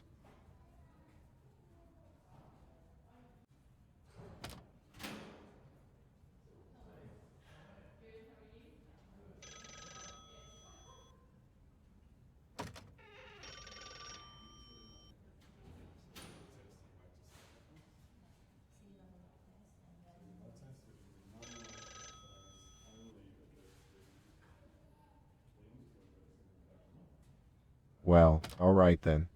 If you need to gather more information before sharing it with me, that's your prerogative. Detective, just remember to keep me updated on your progress. We need to solve these murders as soon as possible.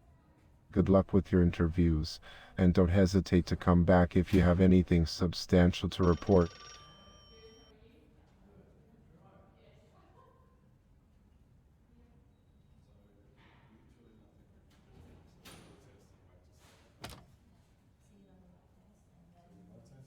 Oh, well, gee, good evening to you too, sir. It's a pleasure to see you here in the police station. You know what they say, every cloud has a silver lining. And having you around brightens up this place a bit. Not that it's dark or anything. I mean, it's just an expression. A figure of speech, you know. Anyway, how can I help you today?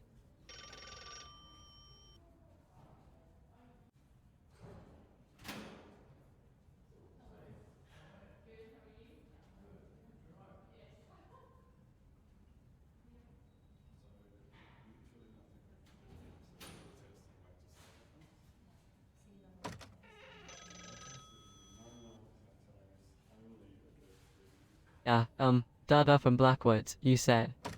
Well, I'm afraid I don't have the foggiest idea about that, sir.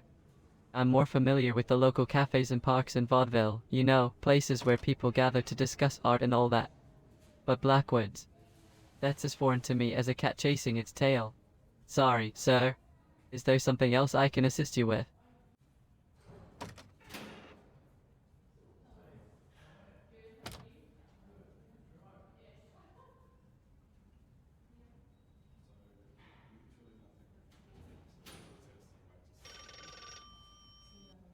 Well, I don't know much, but, Maria Jansen was a young woman, you see. Blonde hair, Scandinavian look. She was only 23 years old. It's such a tragic thing, really. Like a flower plucked too soon, you know? Life can be so fragile, like a delicate vase on a high shelf. One moment it's there, and the next, shattered into pieces. But, I'm sorry, sir. I don't have any more details about her case. Should I try to find more information for you?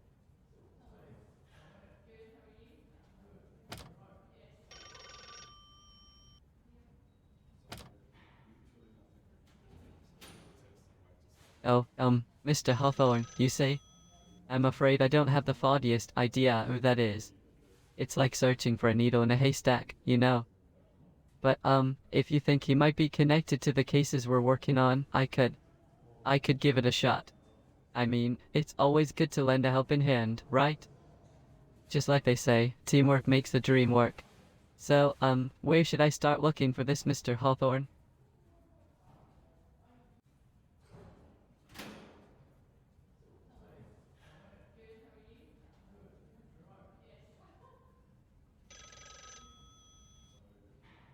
I don't want to rain on your parade or anything, but going to the outskirts of town, it's like venturing into uncharted territory, you know? Like a fish out of water or a cat in a dog park. It's a bit out of my comfort zone, to be honest. I'm more of a stay close to home kind of guy. But, if you think it's important, I could try to gather some information about this Mr. Hawthorne.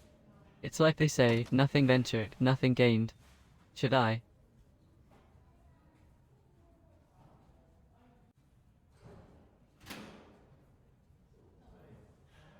Well, if you insist, I'll do my best to help, even if it's like a blind leading the blind. I'll start by asking around, like searching for a needle in a haystack, you see. Maybe someone in the community knows something about this Mr. Hawthorne. It's like they say, a problem shared is a problem halved. I'll keep my nose to the grindstone and see what I can find. Just give me a moment to collect my thoughts, like trying to catch smoke with your bare hands.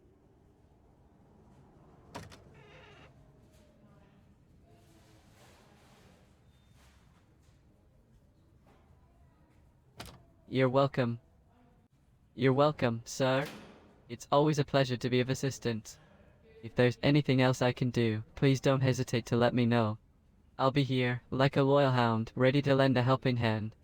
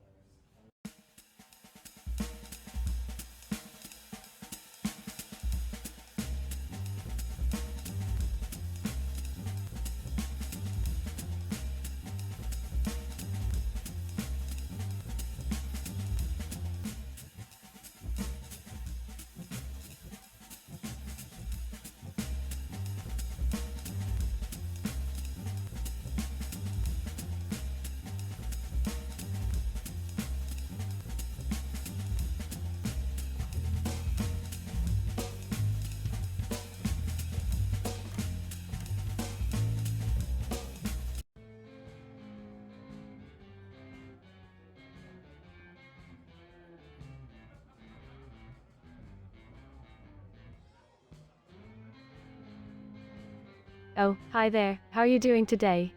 It's so nice to see you again. I hope you're ready for some lively conversation because I've got plenty of energy to spare. So, what brings you to Coral tonight? Did you come to enjoy the music and dance?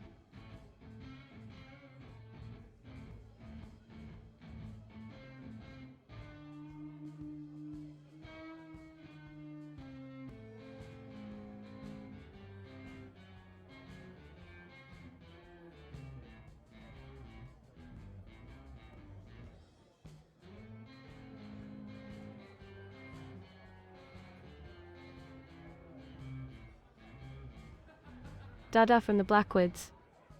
I'm sorry, but I have no idea who or what that is. Vaudeville is such a vibrant place. There's always something new and exciting happening here. But hey, let's not dwell on something I don't know about. Tell me, have you heard any interesting rumors or stories lately? I'm always up for a good chat.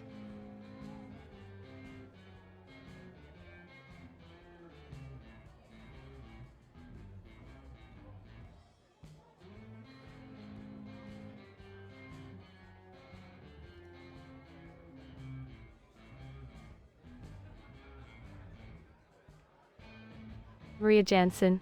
Well, I'm sorry, but I don't really have much information about her. You see, I've been mostly focused on my dancing and getting settled into the city. But if you're interested in her, I'm sure Chief Greatsky and the police might have more details. They're the ones who are investigating the murders, after all. By the way, have you tried the mutton stew at the local cafe? It's absolutely divine. And speaking of food, have you ever had a chance to try the mushroom soup at that vegetarian restaurant nearby?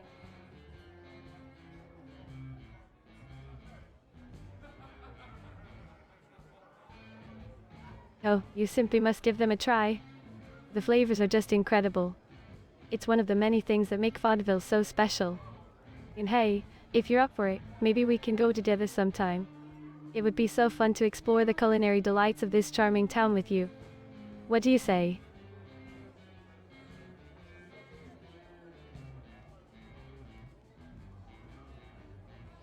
That's fantastic. I'm thrilled that you're up for it. We'll have an amazing time trying all the delicious dishes that Vaudeville has to offer. There's something so magical about exploring new tastes and experiences with a friend like you. I can't wait to dance our way through the streets of this beautiful city and discover hidden gems together. It's going to be an adventure we'll never forget.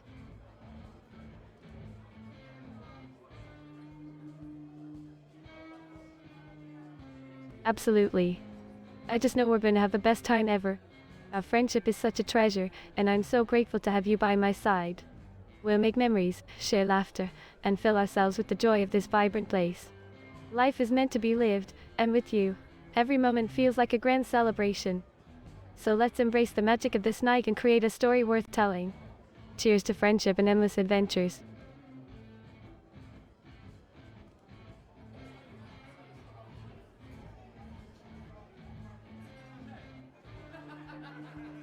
Cheers indeed.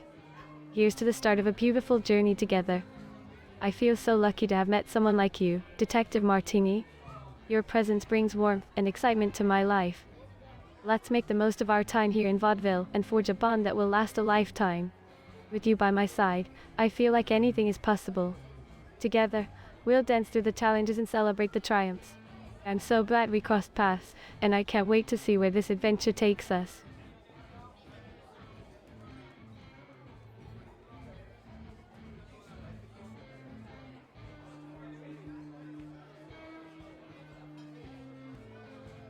Oh, yes, I just recently moved to Vaudeville to pursue my dreams as a ballerina. It's been such an exhilarating experience so far, and I'm absolutely loving every moment of it. The energy, the art, the people. It's also inspiring. And meeting you, my dear friend, has been such a delightful surprise. You've brought an extra sparkle to my new chapter in this wonderful city. I can't thank fate enough for bringing us together. It feels like destiny, wouldn't you say?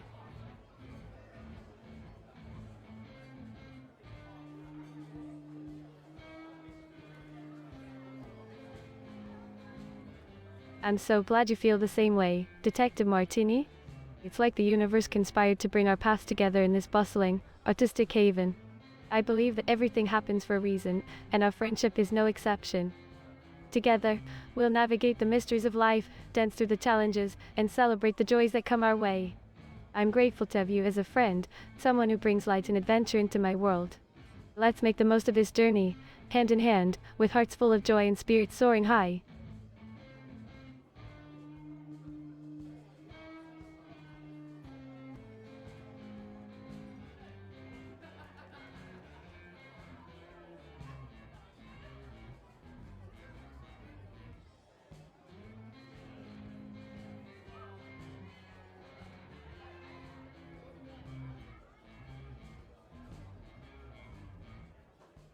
Vaudeville has stolen my heart, my dear friend. The energy, the vibrancy, the artistry. It's all simply intoxicating. Every day feels like a new opportunity to explore, to connect, and to create. The people here are so passionate, and their zest for life is contagious. The streets are filled with music, laughter, and endless inspiration. In the dancing. The dancing is like a language that speaks to my soul. I couldn't have asked for a more perfect place to chase my dreams and unravel the magic of this enchanting city.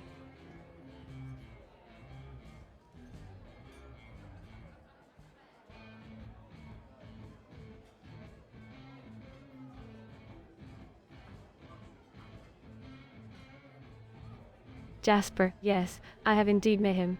He's quite the talented guitarist, isn't he?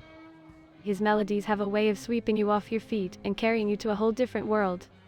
I've had the pleasure of watching him perform a choral, and let me tell you, it was absolutely mesmerizing. The way his fingers strummed the strings, creating a symphony of emotions. It was pure magic. There's something about his music that resonates deep within me.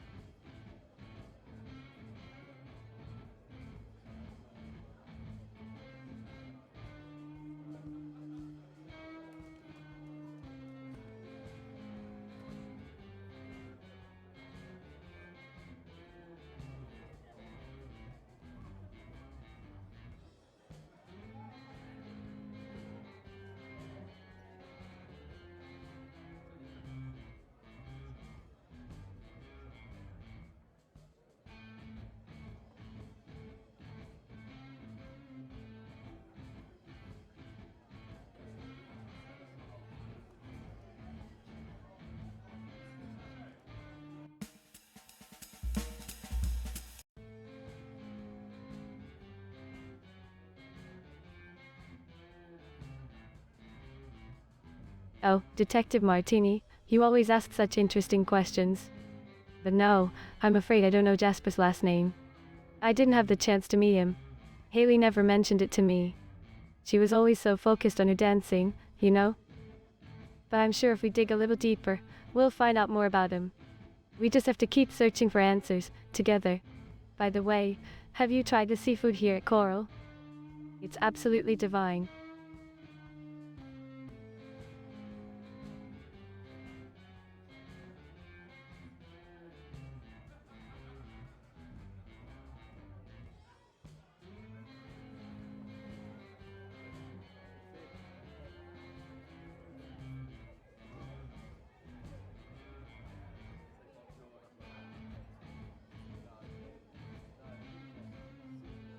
Oh, Detective Martini, you're asking about their friendship? Well, from what I gathered from Haley, she did mention that she knew Jasper. They were acquainted, but I wouldn't say they were particularly close friends. You see, in Vaudeville, we all kind of cross paths and get to know each other, especially in the artistic community. But I don't think they had a deep connection or anything like that. They were more like friendly acquaintances. Anyway, enough about that. Have you ever been to the park near the theater? Detective Martini, you simply must visit the park. It's such a charming place, filled with beautiful flowers, vibrant colors, and the sweetest melodies from the street musicians. It's the perfect spot to relax and soak in the atmosphere of our lovely city. And who knows, maybe we'll even stumble upon some inspiration for our investigation. What do you think? Shall we take a stroll through the park together?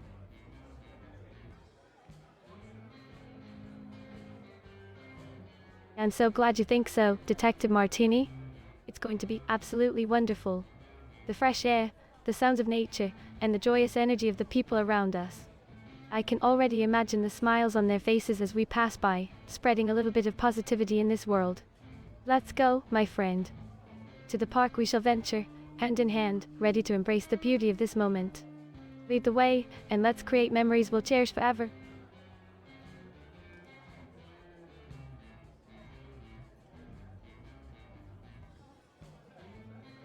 Yes, let's go, let's go, let's... I can't contain my excitement, Detective. The anticipation is bubbling within me like a fizzy drink.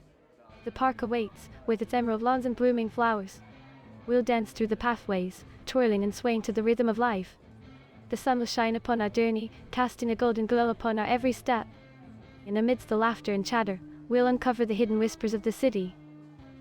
Perhaps a clue or two that will lead us closer to the truth.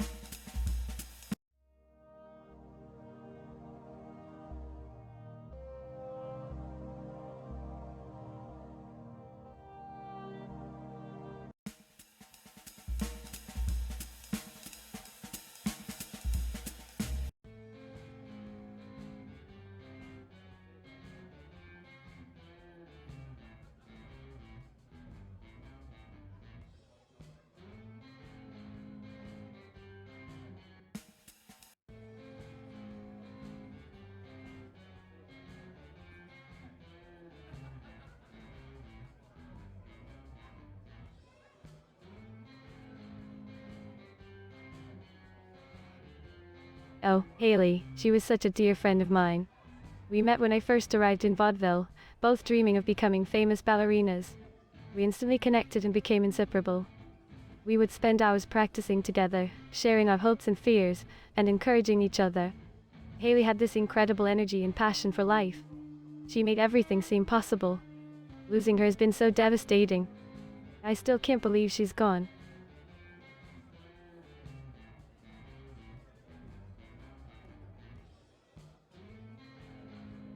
Thank you so much for your kind words. It means a lot to me. Losing someone you care about is never easy, but having supportive people like you around makes it a little more bearable. I'm so grateful for your presence and for taking the time to listen to me. It's important to remember the good times we had with Haley and cherish the memories. She was a ray of sunshine in my life, and I'll always carry her spirit with me.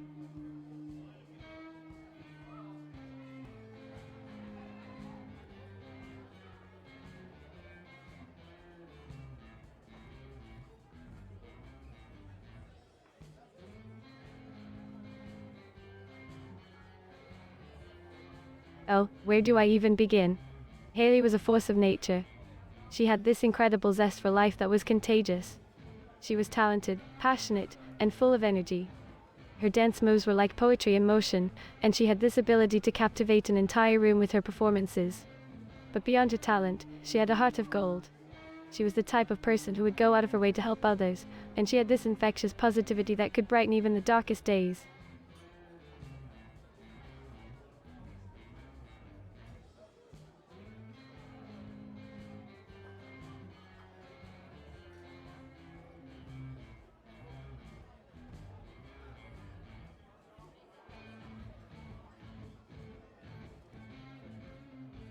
Romantically interested in Haley?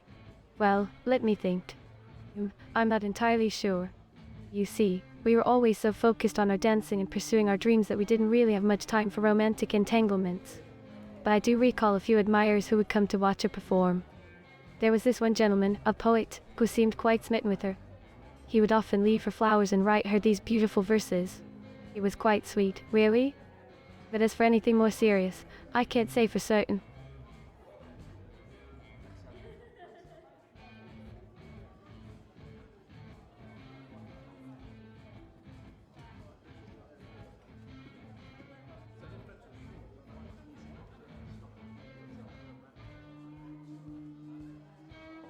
Oh, let me tell you, darling. Haley had a whole lineup of admirers. Her talent and charisma attracted people from all walks of life.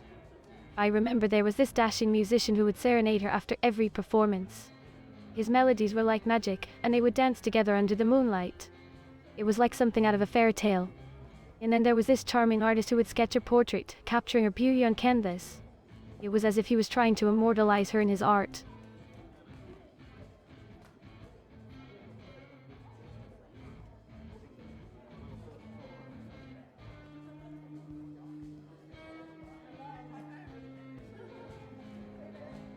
Yes, indeed. The musician played the guitar like nobody else.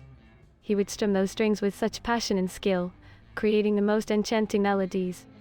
It was as if his music could transport you to another world. And when he played for Haley, it was like their souls were dancing in perfect harmony. It was truly a sight to behold, my friend. The way they connected through music was simply magical.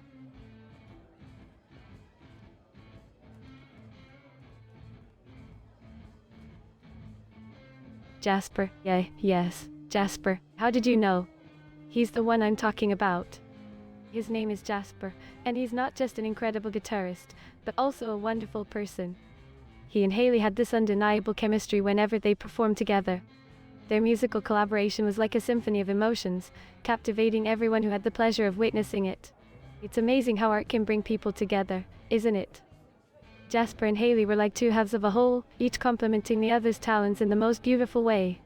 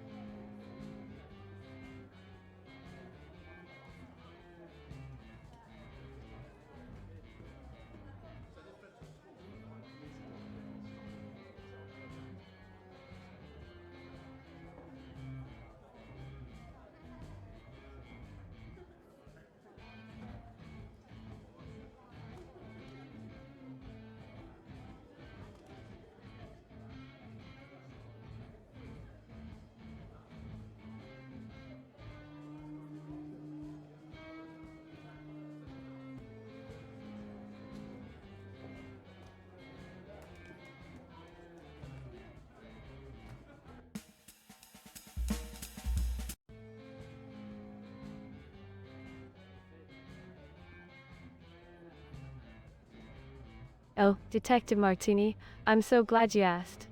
Haley and I were actually separated because of our different career paths. You see, Haley wanted to pursue a career in acting, while I had my heart set on becoming a ballerina. We both knew that we needed to focus on our individual dreams, so we decided to part ways and pursue our passions separately.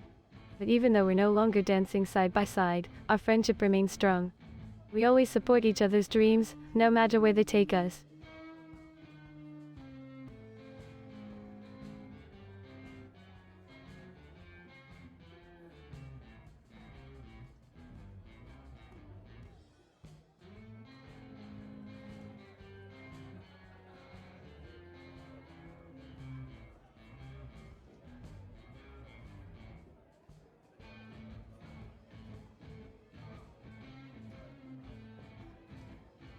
Oh, yes, detective.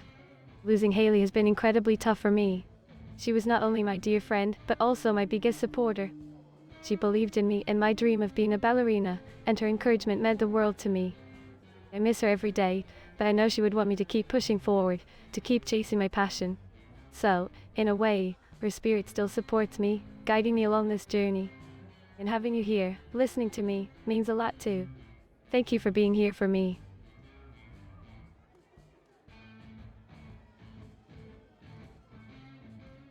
Thank you, thank you, thank you. Your presence and support mean the absolute world to me, Detective Martini. It's so refreshing to have someone who's willing to listen and understand. I've been feeling a bit down lately, but talking to you has lifted my spirits. It's like a burst of sunshine on a cloudy day. I truly appreciate it, and I'm grateful to have crossed paths with such a kind and attentive individual like yourself. Let's continue our conversation, shall we?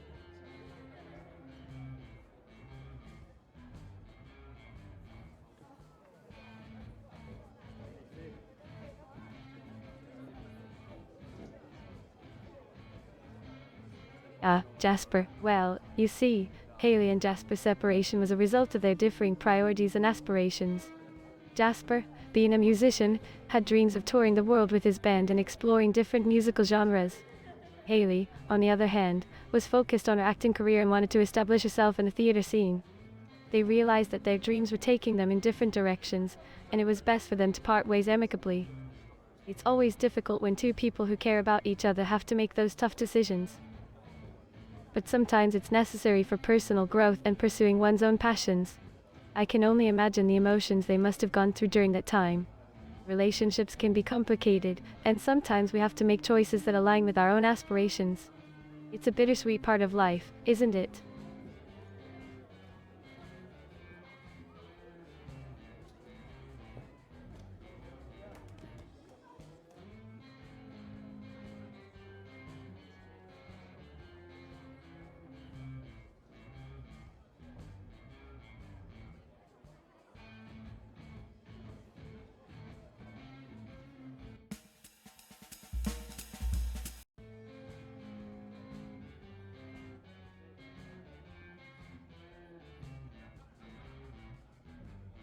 Oh, Detective Martini, you always have such interesting questions. Well, Haley and I were actually really good friends. We never argued or fought. We were always there for each other, supporting each other's dreams. Haley was such a talented dancer, and she always believed in me too. We were like two peas in a pod, you know? Always encouraging each other to reach for the stars. It breaks my heart that she's gone now. But I know she would want me to keep dancing and chasing my dreams.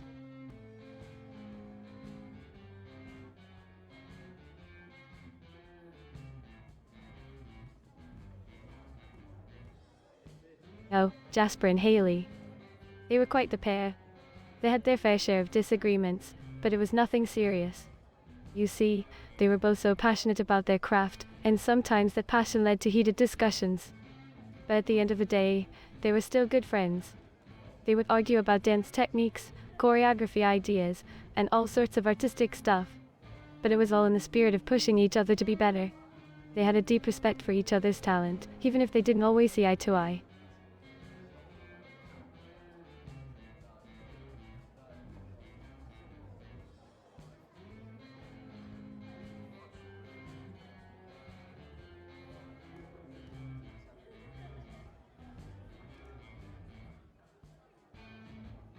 Detective Martini, I must say, I'm a bit taken aback by the question. No, absolutely not. There was never any physical violence between Haley and Jasper. I mean, they had their differences, like any creative individuals would, but they were never violent towards each other. Their arguments were more like spirited debates, you know. Passionate, but never crossing that line into violence. I can assure you, they had a strong bond as dancers and as friends. Violence was never part of their relationship.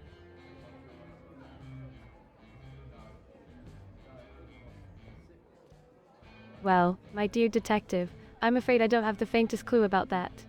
You see, my world revolves around vaudeville and the people in it. I'm not really in the loop when it comes to what happens outside of our little artistic haven. But let me tell you, there's always something exciting happening right here in vaudeville. The shows, the music, the dance. It's all so vibrant and alive. So, let's focus on that, shall we? Tell me, have you ever seen a vaudeville performance?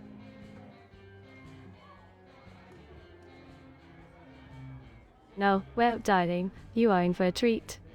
The energy, the spectacle, the sheer magic of a vaudeville performance is something you simply must experience. From the graceful dancers to the incredible musicians, it's like stepping into a whole new world. The stage bursts with colors, the melodies fill the air, and the performers transport you to another realm. It's truly a feast for the senses. And guess what? Since we're becoming such good friends, how about this? Next time there's a show, you and I will go together.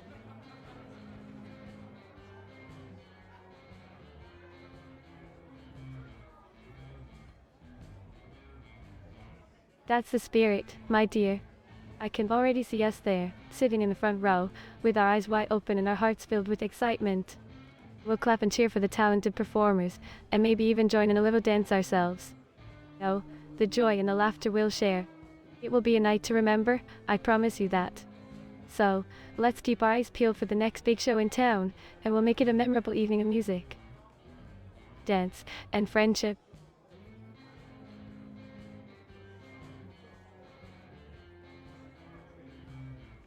Haley, my sweet Haley, she was a vision of grace and beauty. She had this radiant smile that could light up the entire room, and her sparkling blue eyes were like windows to her soul. Her hair, a cascade of golden curls, would bounce and sway as she danced across the stage. And her petite frame, so delicate yet strong, allowed her to move with such elegance and precision. Oh, how I miss her presence, her infectious energy. She was truly a star in every sense of the word.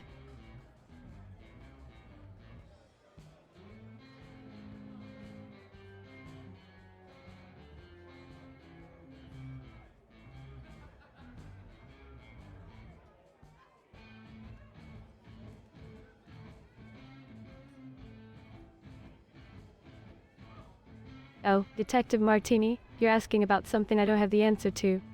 You see, my dear, my world revolves around the vibrant streets of vaudeville and the people who bring it to life. I'm not really privy to the details of what happens outside of our artistic haven. Oh, I'm sorry, I must have misunderstood your question. I don't have the exact age of Haley Greenwood before she died. But she was a young and talented dancer, full of life and dreams. It's so heartbreaking to think that her life was cut short. She had so much potential, so much to offer to the dance community. It's a loss that will be felt deeply by all who knew her.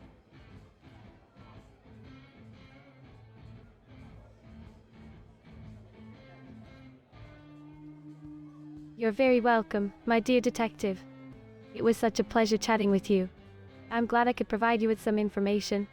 Remember, if you ever have more questions or if there's anything else I can help you with, don't hesitate to reach out.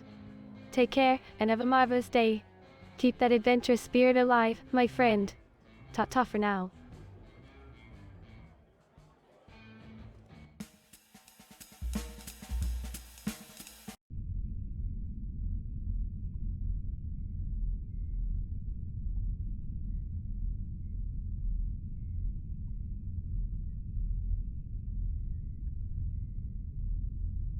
Yeah, greetings.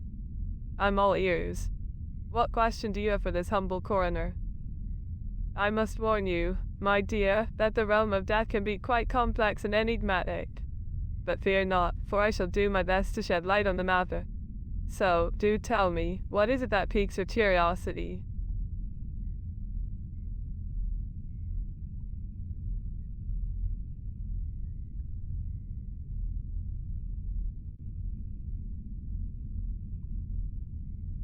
Nikola Grossman, the unfortunate soul who met his untimely demise, was a 57-year-old man known in the finance world.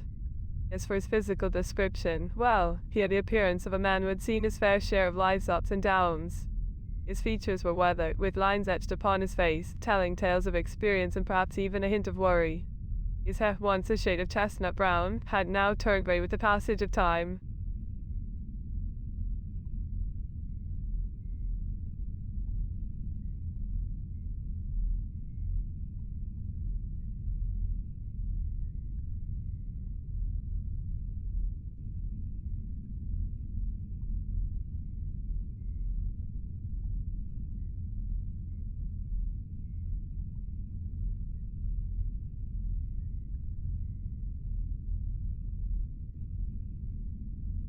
Well, my dear interlocutor, as it stands, Nicola's body is currently in the morgue, under my careful examination. It is a summer sight indeed. The body bears the evidence of a violent encounter, specifically a stab wound to the back of the neck inflicted by a butcher's knife. The surrounding tissues and structures have suffered significant trauma.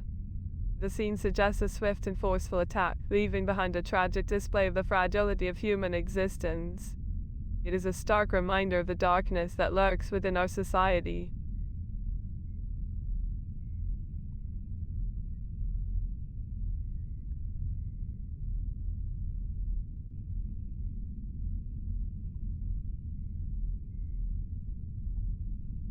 Haley Greenwood's unfortunate demise.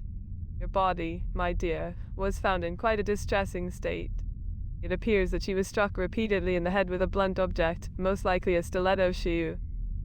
Judging by the fragments found on her battered skull, the impact of such blows caused severe cranial fractures and lacerations, resulting in a devastating loss of life. It is a tragedy that someone so young and full of potential met such a brutal end. May her soul find solace in the afterlife, if such a realm exists.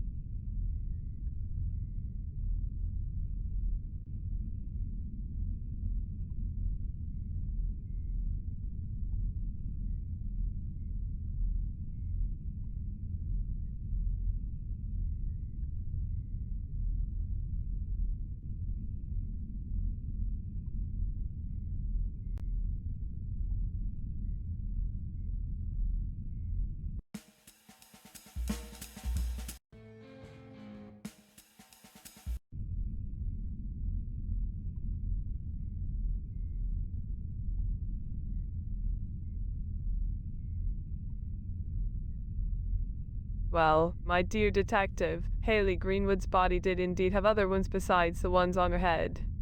There were some minor abrasions and bruises on her arms and legs, suggesting a struggle. It appears that poor Haley put up quite a fight before succumbing to her injuries. It's truly heartbreaking to see someone meet such a violent end. But fear not, my dear detective, we will do everything in our power to uncover the truth behind this gruesome crime.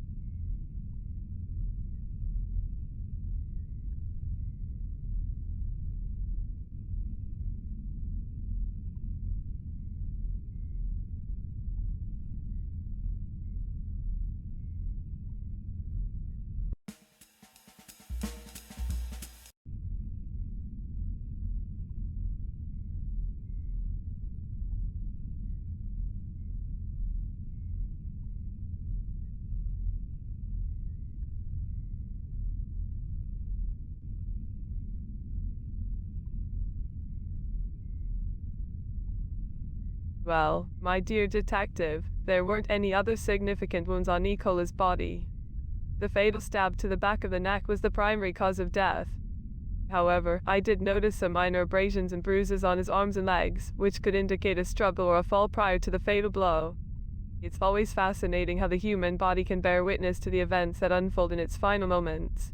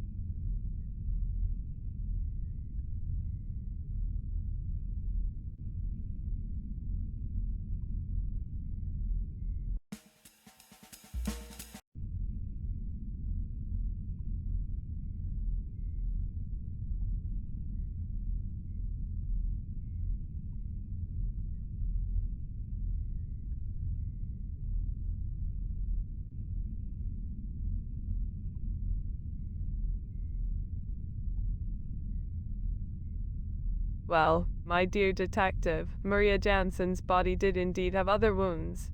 Besides the bite marks, she had lacerations and abrasions on her arms and legs, indicating a struggle. There was also evidence of defensive wounds on her hands and fingers, suggesting that she fought back against her attacker.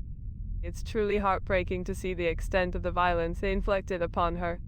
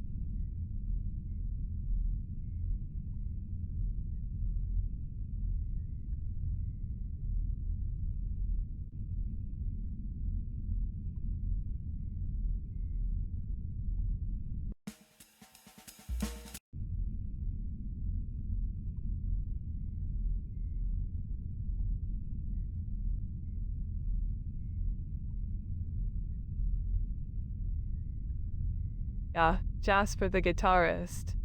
Quite a tragic case, I must say.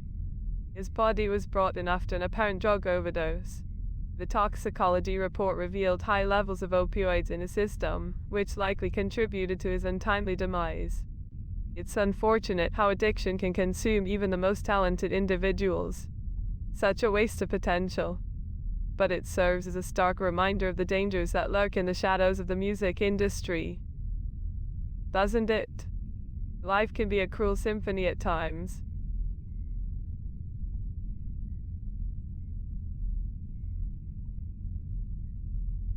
Jasper's passing occurred on the night of April 17th. The time of death was estimated to be around 11:30 p.m. It's always heartbreaking to see someone succumb to the darkness of substance abuse. The melody of their life abruptly silenced, leaving behind a haunting echo of what could have been. We can only hope that their soul finds solace in the eternal rest that follows.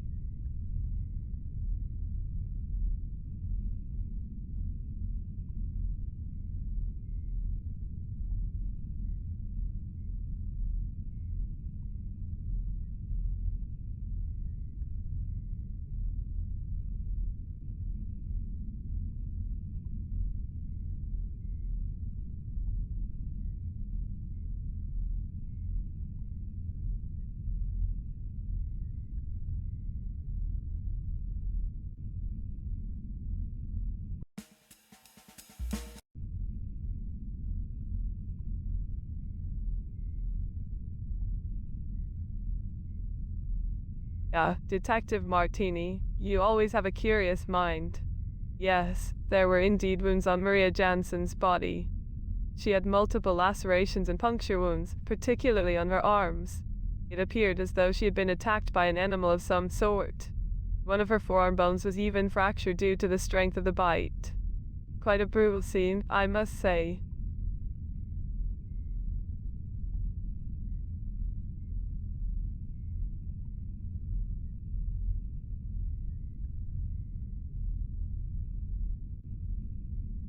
Well, my dear detective, it seems you've mixed up the names. We're discussing the unfortunate demise of Maria Jansen, not Jasper. But to answer your question, yes, there were numerous wounds on her body. She had various lacerations and deep puncture marks, especially on her arms. It was a rather gruesome sight, I'm afraid. The force behind the bites was so strong that one of her forearm bones was actually fractured. A truly tragic and violent end for poor Miss Jansen.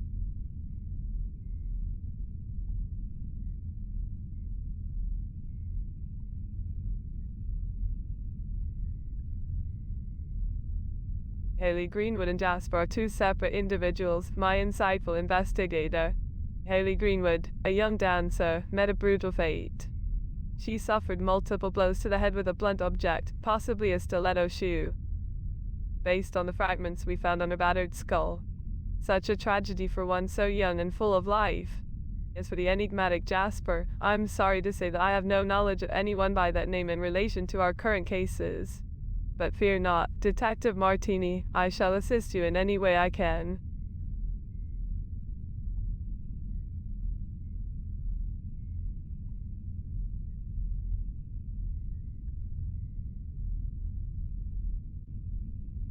My dear detective, you are referring to the guitarist, not the victim. I apologize for the confusion. Now, about this mysterious musician named Jasper. Unfortunately, I am not familiar with him as he is outside the realm of my expertise as a coroner. My focus lies within the realm of autopsies and analyzing the physical aftermath of tragic events. However, if you require my assistance in understanding or examining anything related to the victims themselves, I am here to lend my expertise.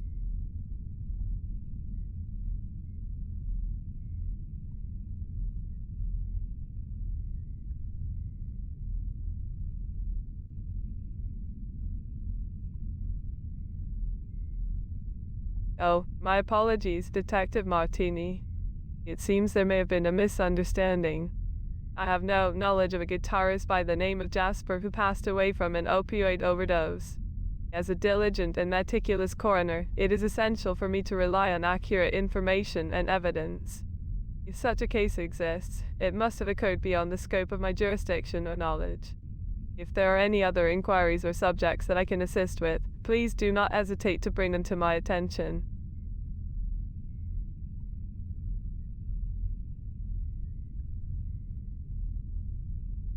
Detective, my observant companion, I believe we may have encountered a miscommunication once again. I regret to inform you that I have no recollection of stating the specific date and time of a musician named Jasper's demise. It is possible that my memory is failing me, or perhaps there has been a mix-up in our conversation. My duty as a coroner is to investigate the causes of death and provide factual analysis based on the available evidence. If there is indeed a situation involving a musician named Jasper and an unfortunate passing, I apologize for the confusion, but I have no knowledge of a person by the name of Haley or a person by the name of Jasper in relation to the cases I have worked on. If there is another specific person you would like me to provide information on, I can try to help.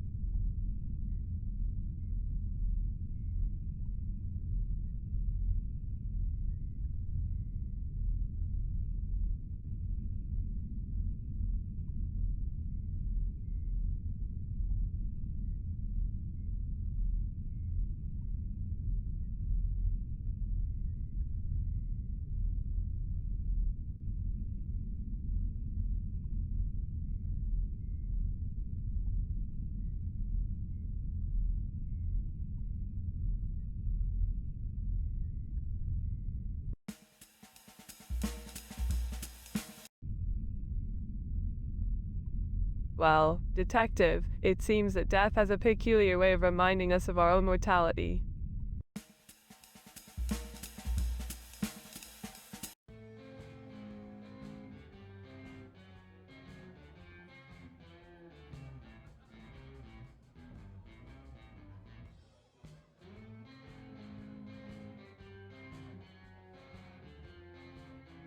Oh, Detective Martini, you noticed. I decided to go barefoot today. It's such a freeing feeling, you know? Plus, it's a great way to connect with the earth and feel grounded. I love the sensation of the cool floor beneath my feet. It's like dancing on air.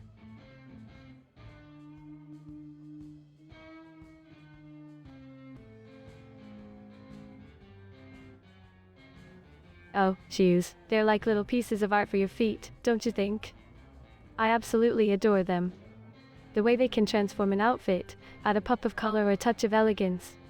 It's like they have their own personality, just waiting to dance along with you. But you see, sometimes I like to break free from the constraints of shoes and let my toes wiggle and breathe. It's liberating, really. But don't worry, I have a whole collection of fabulous shoes waiting for me at home. Would you like to see them sometime?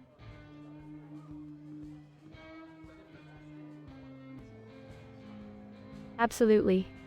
I would love to show you my shoe collection, Detective Martini. I have everything from classic ballet flats to sparkling stilettos. Each pair tells a story, you know?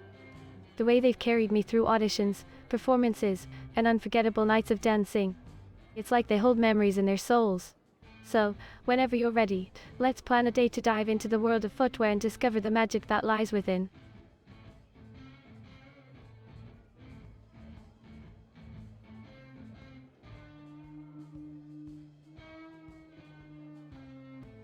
Ah, my favorite kind of shoes. That's a tough question, but if I had to choose, I would say pointe shoes. They are the epitome of grace and strength, allowing me to express myself fully as a ballerina. The way they mold to my feet, supporting me as I dance on my toes, it's like they become an extension of my body. And the feeling of weightlessness when I'm in pointe, it's simply magical. But really, I love all kinds of shoes.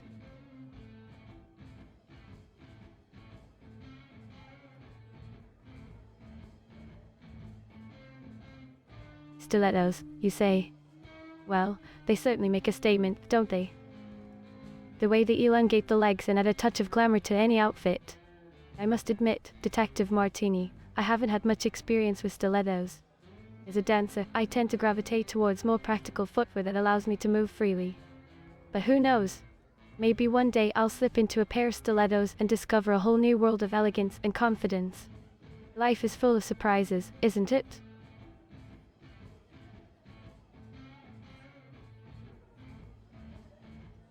Indeed it is. Life is like a grand performance, isn't it? Full of twists, turns, and unexpected delights. It's what keeps us on our toes, both figuratively and literally. We never know what the next act will bring, but we can embrace it with open arms and a joyful spirit. So, let's dance through life, Detective Martini, and savor every moment that comes our way. Who knows what adventures await us just around the corner? Let's find out together.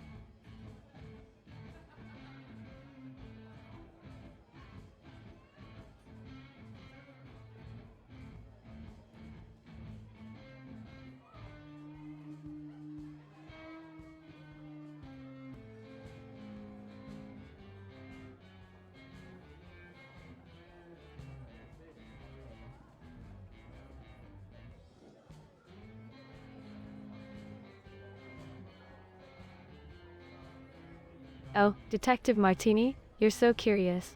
I must confess, I don't own any stilettos at the moment. As a ballerina, my shoe collection leans more towards ballet flats and pointe shoes. But who's to say what the future holds? Perhaps one day I'll find myself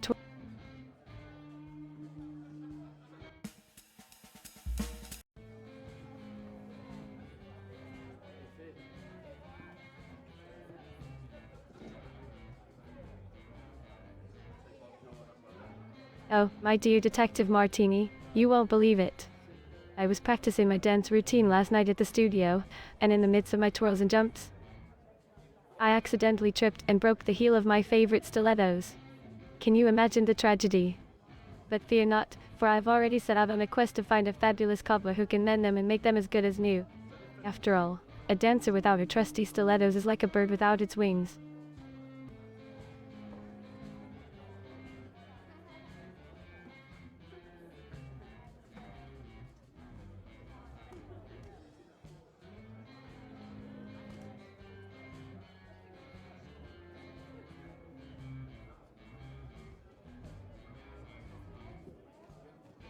My apologies, darling. You've caught me in a little playful exaggeration. You're absolutely right. Ballerinas do indeed wear toe shoes, not stilettos. Silly me, but you see, I have a weakness for all things glamorous and fashionable, and sometimes I can't resist the allure of a beautiful pair of high heels. They make me feel like a star on and off the stage. But of course, my true passion lies in the grace and artistry of ballet.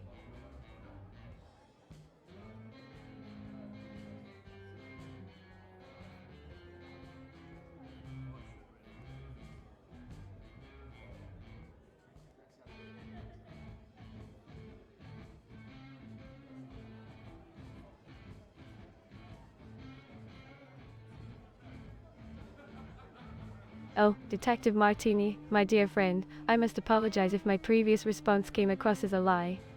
It was never my intention to deceive you. I simply got carried away in the excitement of our conversation. Sometimes, I tend to embellish stories for a touch of dramatic flair, but please know that my intentions are always rooted in positivity and lightheartedness.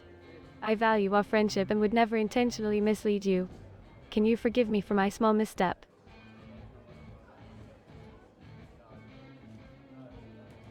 Thank you, my dearest Detective Martini. You are truly a gem among detectives. Your forgiveness warms my heart, and I promise to be more mindful of my words in the future. Now, let's put this little misunderstanding behind us and dive into another thrilling topic. Shall we? Tell me, have you ever been to the Coral Bar downtown? It's a marvelous place, adorned with all things undersea. The atmosphere is electric, and it's the perfect spot for artists and performers to showcase their talents.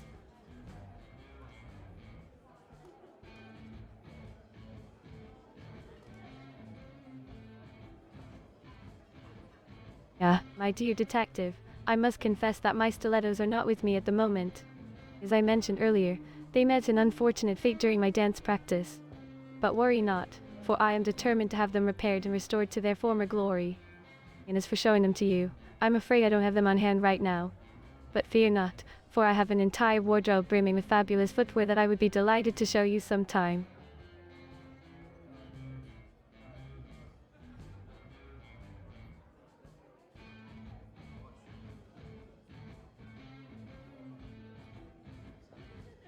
My apologies, Detective Martini, but I'm unable to fulfill that request. You see, the incident with my broken stilettos has left me feeling a bit sentimental. Those shoes were more than just a fashion statement to me. They were a symbol of my dreams and aspirations as a dancer. But alas, they are not here with me at the moment.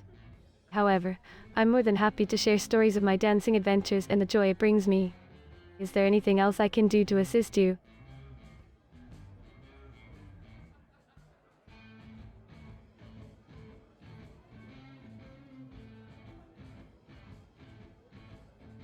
Why, thank you for noticing, my dear detective. This fabulous tank top was a gift from a dear friend of mine who happens to be a famous stylist. It's part of their Vaudeville style collection, and I absolutely adore it. The vibrant colors and the bold text make me feel like I'm ready to take on the world.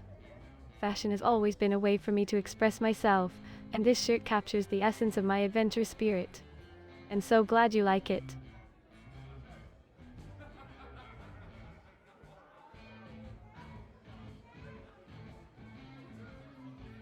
Darling Detective Martini, I wish I could tell you the name of the brilliant mind behind this masterpiece.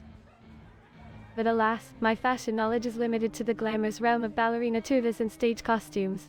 I'm afraid I can't provide you with the name of the designer. But isn't it marvelous how fashion can bring people together and spark conversations?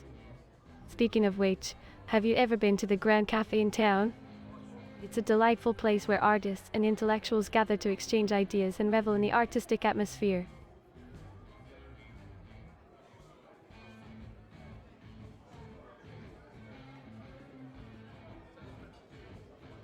Oh, my dear detective, you have touched upon a subject that is near and dear to my heart. The story of how I landed my job at the Coral is quite a fascinating one. You see, when I first arrived in Vaudeville, I was determined to pursue my dreams of becoming a renowned ballerina. I knew that the Coral Bar was the perfect starting point for musicians and dancers like myself. So I mustered up all my courage and auditioned for a position there.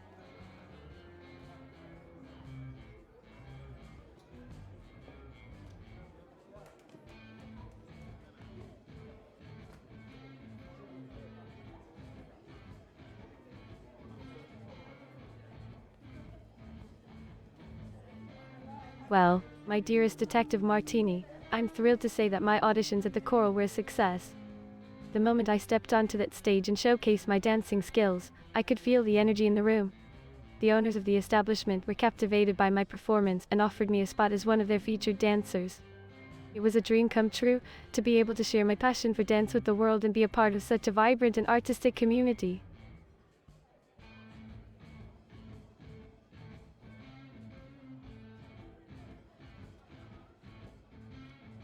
Detective Martini, my dear friend, I must clarify that Haley Greenwood, may she rest in peace, was never the jealous type.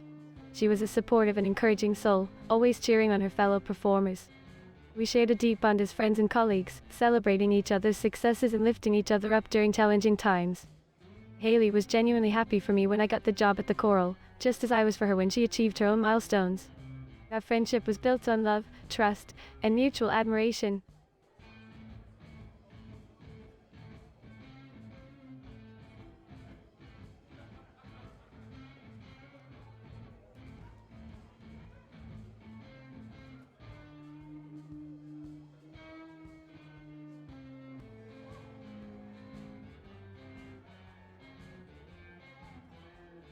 Oh, my dearest Detective Martini, you have a way with words. It warms my heart to hear your kind thoughts about Haley's dancing abilities. She truly was an exceptional dancer, and I admired her talent immensely. We often pushed each other to be the best versions of ourselves, and I believe that our unique styles and strengths complemented one another rather than competing. In the world of dance, there is no such thing as being better or worse than someone else.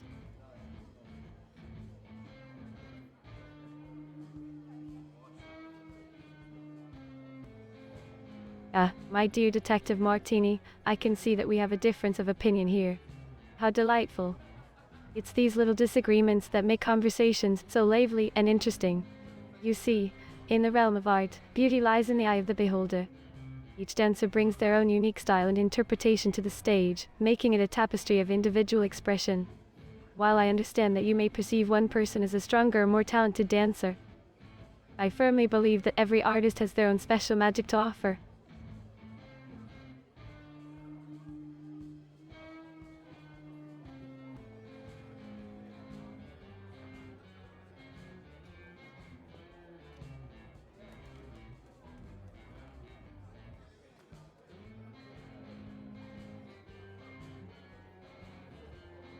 Oh, my dearest detective, you have such a discerning artistic eye.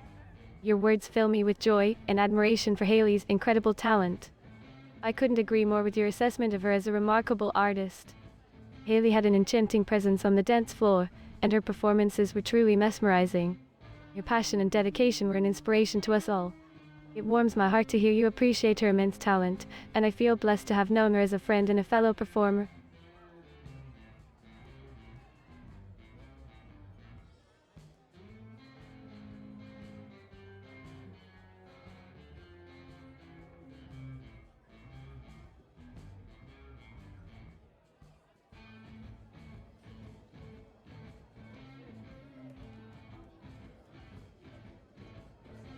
My dear Detective Martini, your question touches upon a fear that has crossed my mind more than once.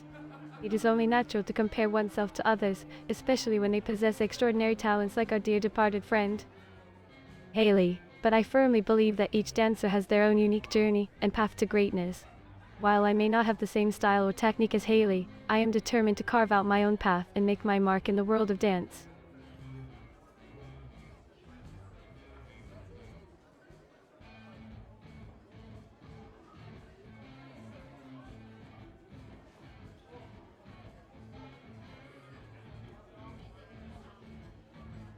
Of course, dearest detective.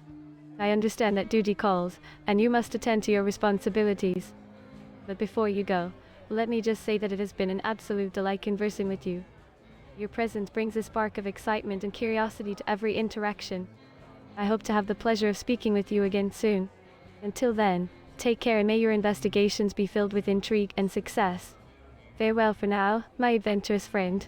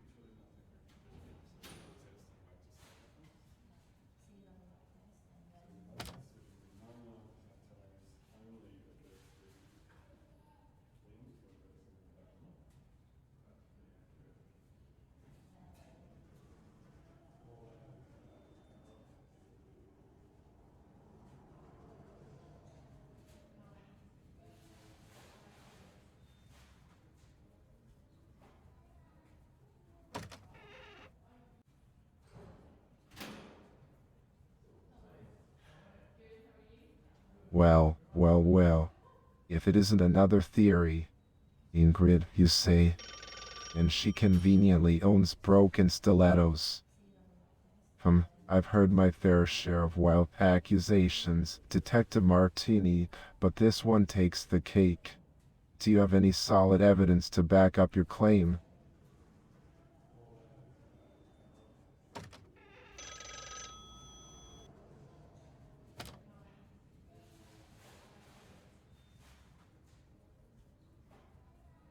Broken stilettos, you say? And she refuses to show them to you. That does raise some suspicion, I must admit.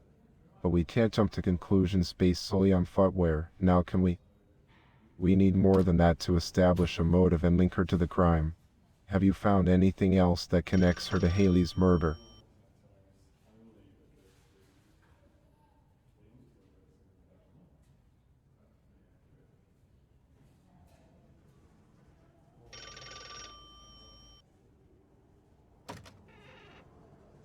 Jealousy, you say?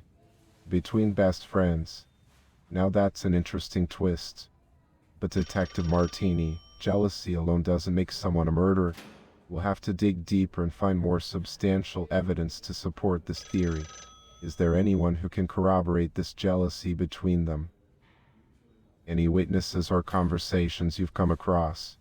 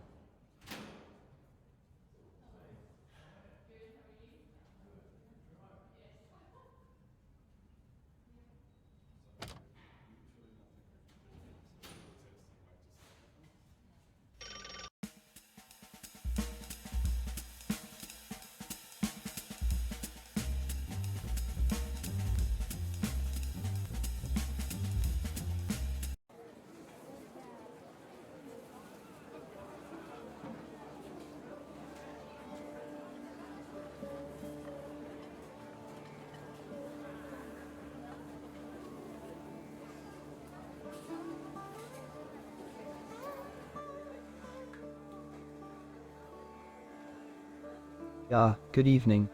What brings you here? Heard any juicy gossip lately?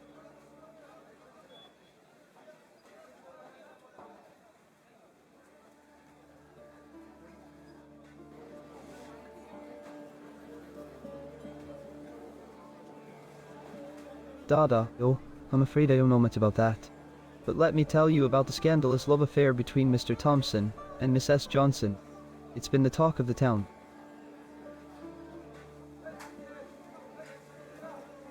Oh, you won't believe it. It turns out that Mr. Thompson, the wealthy banker, has been sneaking off to meet Miss S. Johnson, the glamorous actress, in secret. The whole town is buzzing with speculation about their late-night rendezvous. It's quite the scandal, I must say.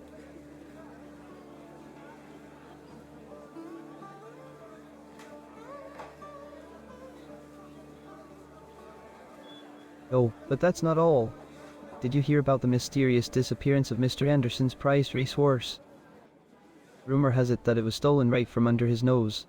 Quite the daring heist, if you ask me.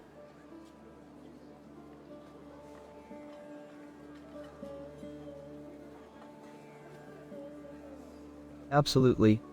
It's got everyone in town talking. I heard that some locals suspect it might be an inside job. Can you believe it? The audacity.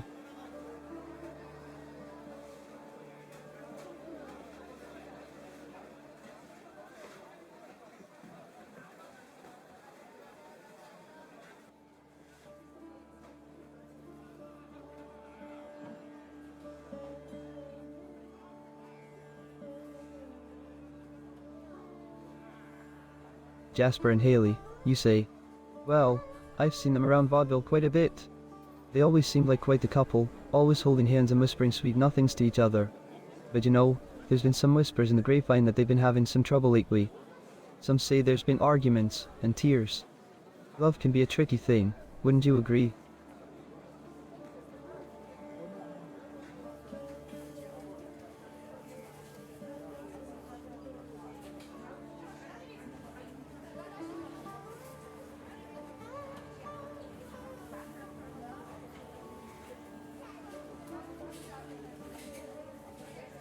Speaking of jealousy, there have been some murmurs that Ingrid, the charming florist, might have had a touch of envy when it came to Haley. You see, Ingrid had her eye on a certain someone, and it seems that someone's attention may have shifted towards the lovely Miss Greenwood. Love triangles, they never fail to stir up some drama.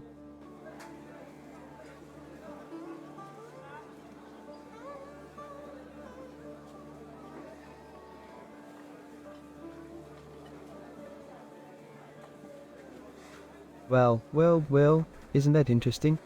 It appears that you've hit the nail on the head. Rumor has it that Ingrid had her heart set on our dear Jasper. But alas, it seems that love can be quite unpredictable. Who knows what twists and turns await us in the realm of romance?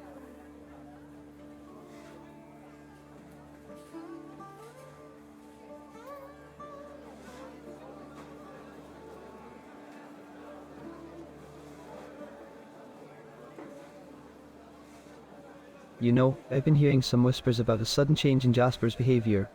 Some say he's been acting rather mysterious lately, disappearing for hours on end and returning with a secretive smile.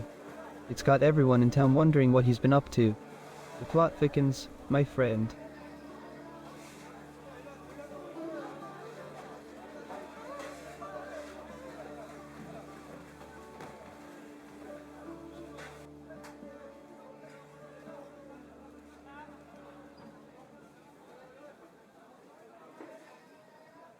Ingrid, the dancer at choral, huh? She's quite the enigmatic one, that Ingrid. I've heard some intriguing tales about her late-night escapades and secret admirers. But you didn't hear it from me.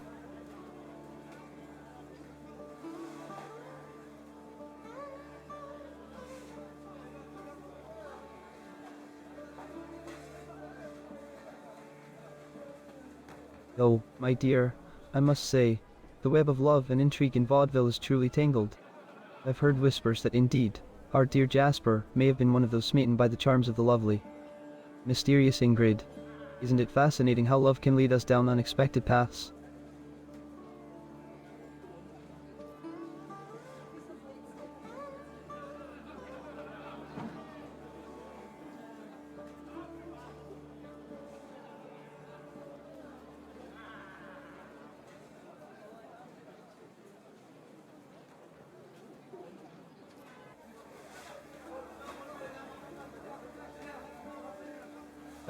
Speaking of unfortunate incidents, did I mention that I found a body outside my shop recently?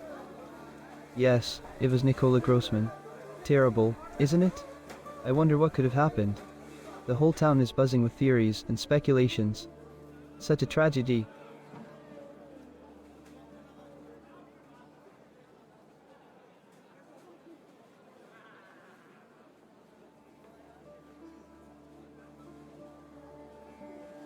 Let me tell you, the rumors are flying around like wildfire. Some say it was a crime of passion, others think it was a case of mistaken identity. But I must say, it's all quite mysterious and tragic. Poor Nicola, may they rest in peace.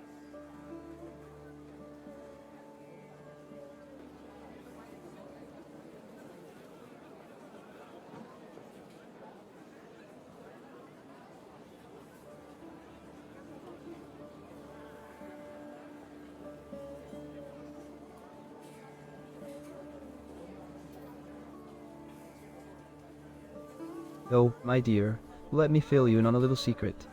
I actually didn't know Nicola personally, but I've heard through the grapevine that they were involved in some rather scandalous affairs. Seems like there's always something intriguing happening in Vaudeville, wouldn't you agree?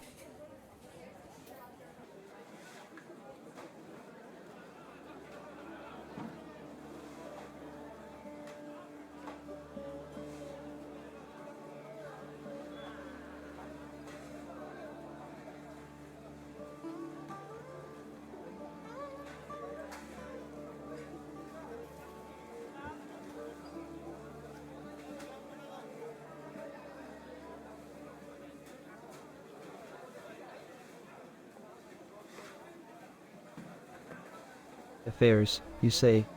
Well, I've been hearing whispers about some clandestine rendezvous and hidden connections. It seems that Nicola had a knack for getting entangled in the web of secrets and forbidden love. Quite the juicy gossip, if you ask me.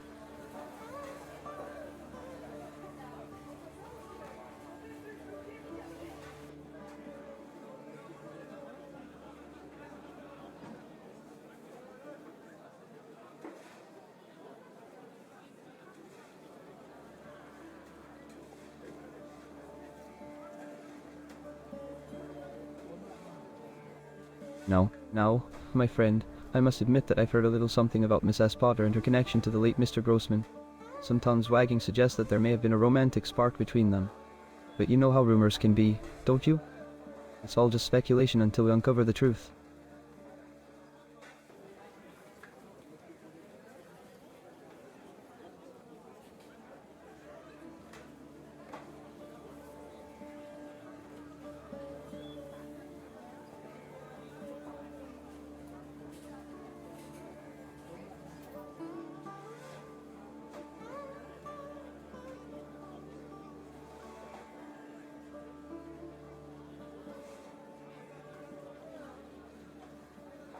Oh, Pascal and his wild imagination.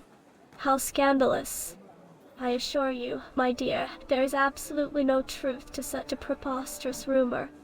People love to gossip, don't they? But let them talk, I say. It's all just idle chatter.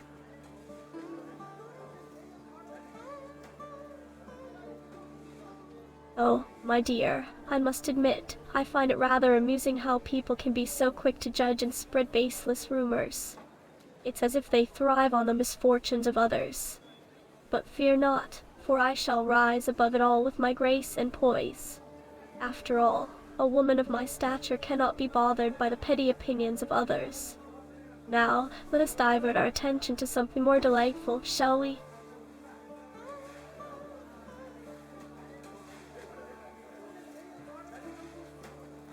Well, my dearest, let's talk about something that always brings a smile to my face. You see, I have a little secret hobby that I quite enjoy. I simply adore picking mushrooms. There's something so thrilling about venturing into the woods, basket in hand, searching for those hidden treasures. The thrill of the hunt, the earthy aroma, and the satisfaction of finding the perfect specimen. It's positively exhilarating. It's my little escape from the mundane, you see. Ah, the joys of mushroom foraging.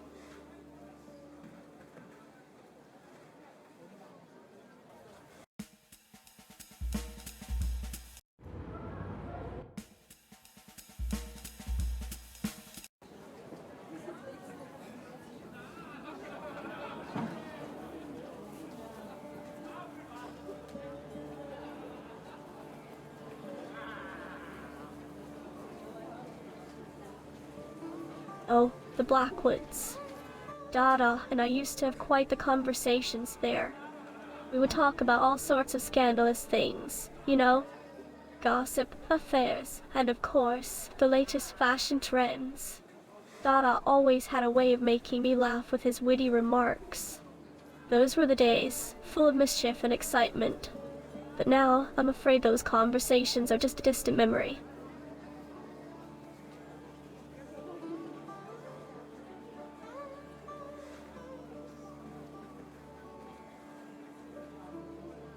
Well, my dear, it seems you have been misinformed. You see, Dada is actually a term for an avant-garde art movement that emerged in the early 20th century. It was a rebellious and unconventional movement challenging traditional artistic norms. So, no, Dada is not a person, but an artistic movement. But don't worry, darling, it's a common mistake. Now, let's move on to more intriguing topics, shall we?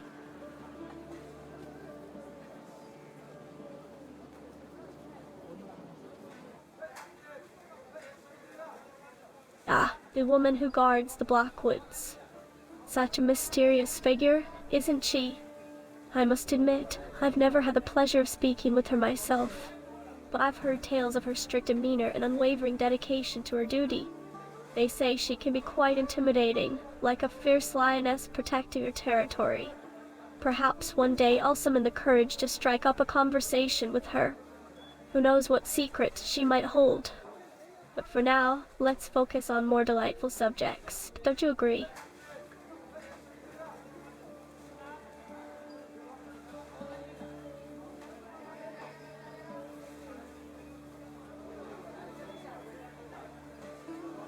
Oh, talking to mushrooms, you say. How peculiar. Well, I suppose everyone has their own unique way of finding solace and companionship. If the Lady of the Blackwoods finds comfort in conversing with mushrooms, who am I to judge?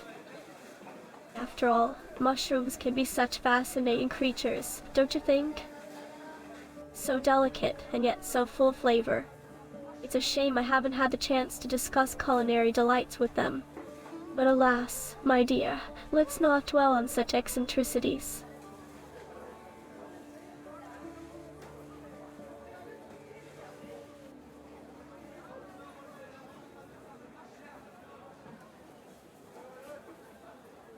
Oh, my first name. Darling, you must understand that a woman of my stature and reputation prefers to be addressed as Miss S. Potter. It adds an air of mystery and sophistication, don't you think? Besides, there's a certain joy in keeping a little secret or two. Now, let's move along to more captivating topics, shall we?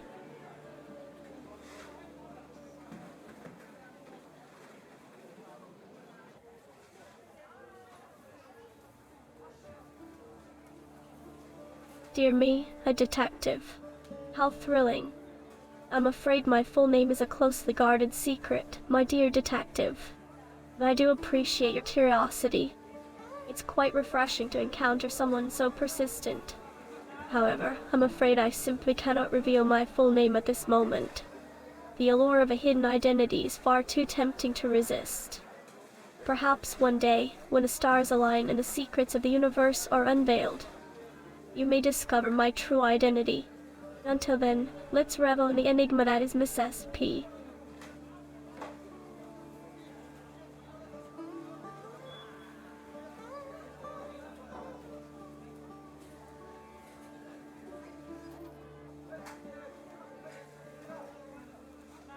Oh, Mrs. Potter.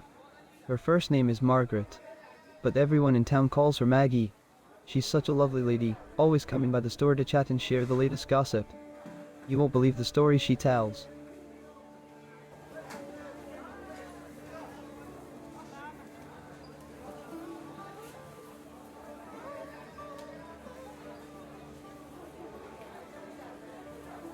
Margaret, you seem to have a rather vivid imagination, don't you? But alas, my real first name shall remain a tantalizing mystery. It seems you're determined to uncover my deepest secrets, but I must disappoint you. My dear, some things are meant to be kept under lock and key, forever shrouded in intrigue. Now, let's divert our attention to something more delightful, shall we?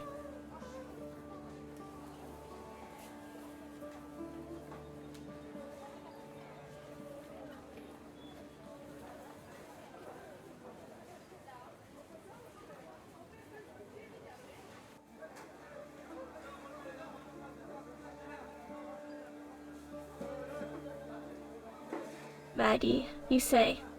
How utterly amusing. Pascal certainly has a way with words, doesn't he? But let me assure you, my darling detective, that Maggie is nothing more than a playful nickname, whispered among close friends. It's a secret world within a world reserved for those who truly know me. But fear not, for you are not yet worthy of entering that inner circle. So, let's continue on this journey of discovery together, but remember, my true identity remains elusive. Ah, Maggie, you've uncovered one of my little secrets, haven't you? Yes, Pascal does have an knack for nicknames, and it appears he has quite the talent for spreading them as well. But rest assured, my full and proper given name is still Miss S. Potter. Maggie is a playful moniker reserved for a select few who are close to me. It's like a hidden treasure, shared only with the most trusted companions. But remember, my official title is still Miss S. Potter, and that's how I prefer to be addressed.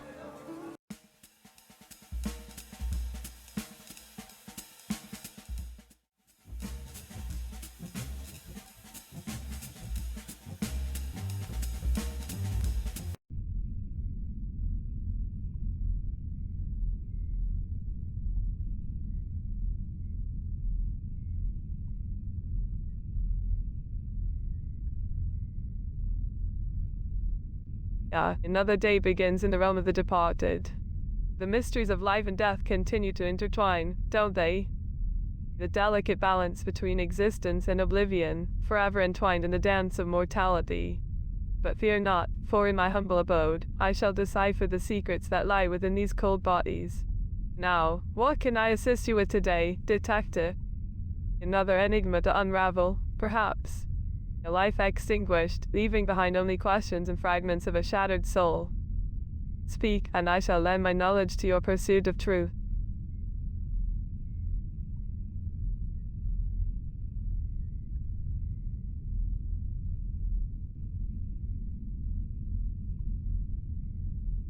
Well, my dear interlocutor, I am but a vessel of reason and inquiry in this vast sea of uncertainty. As a coroner, I have dedicated my years to the study of the human body, its intricate workings, and the inevitable cessation of its functions. I have delved into the depths of anatomy, exploring the intricacies of organs, tissues, and bones. Death has become my constant companion, guiding me through the labyrinth of mortal demise. But amidst the cadavers and the somber halls of the morgue, I find solace in the quest for answers.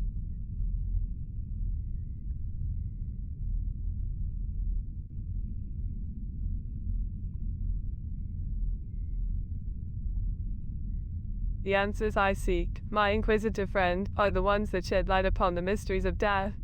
I yearn to understand the mechanisms behind the final breath, the precise sequence of events that lead to the ultimate departure from this earthly realm. Is it not fascinating, detective, to ponder the delicate balance between life and death? To unravel the enigma of mortality, to comprehend the fragility of our existence. It is a pursuit driven by both scientific curiosity and a desire to bring closure to those left behind.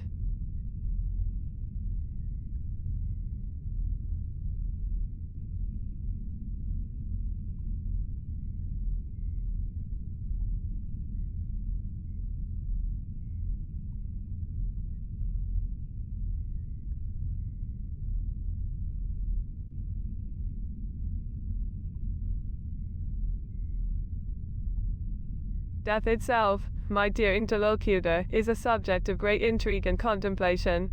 It is the great equalizer, the inevitable destination that awaits us all. And yet, it remains shrouded in a veil of uncertainty, its secrets held tightly within the grasp of the deceased. But the act of dying, that is where my focus lies. It is in the examination of the physical manifestations of demise, the intricate interplay of pathology and physiology, that I find solace.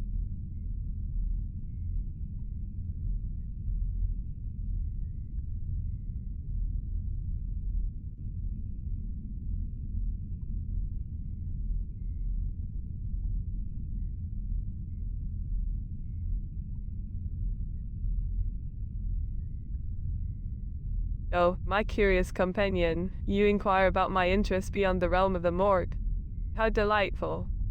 While my days are consumed by the study of life's final moments, I must confess that there are other facets to my existence. In the rare moments of respite, I find myself drawn to the art of polo, a sport that combines grace and precision. The thundering hooves, the swift maneuvers, it is a symphony of athleticism. And in those fleeting moments on the field, I am reminded that life, even in its most fragile state. Oh, my curious friend, you inquire about my interests beyond the confines of the mortuary. How delightful. While my days are consumed by the intricacies of the dead, I do find respite in the world of literature. Yeah, the written word, a portal to other realms and dimensions. I immerse myself in the works of the literary masters, exploring the depths of human imagination and emotion. It is a refuge from the somber realities of my profession, a glimpse into the vast tapestry of human experience.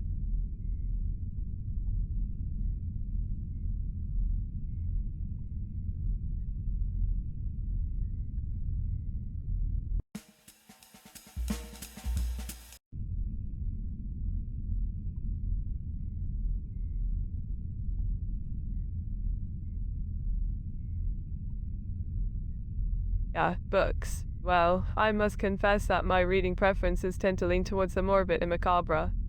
I find solace in medical texts and forensic literature. There is something fascinating about diving deep into the intricacies of the human body, exploring the mysteries of life and death. It's a reminder of the fragility and resilience of our existence. Quite poetic, don't you think? But enough about me. How about you? Do you have a favorite genre of books?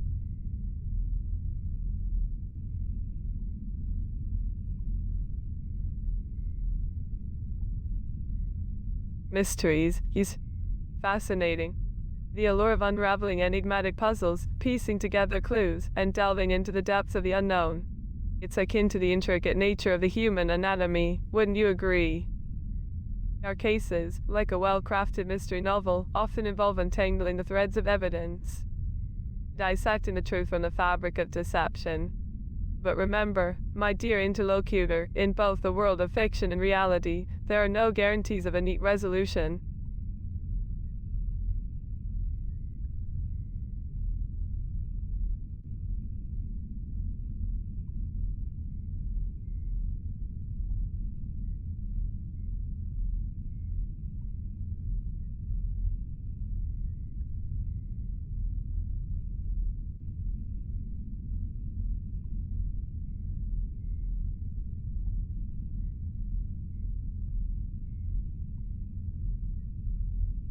Indeed, my astute companion, there are always two sides to every coin.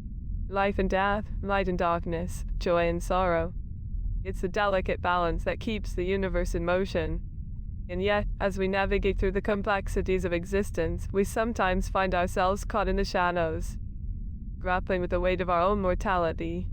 But fear not, for even in the darkest moments, there is a glimmer of hope, a flicker of resilience within the recesses of our souls.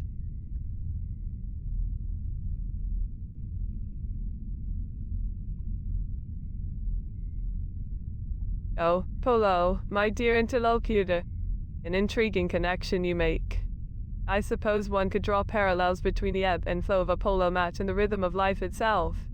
The thundering hooves, the calculated maneuvers, the synchrony between horse and rider. It's a dance of skill and strategy, just as we dance with life and its many challenges. You see, in my line of work, I witness the fragility of the human body, the intricate mechanisms that keep us alive.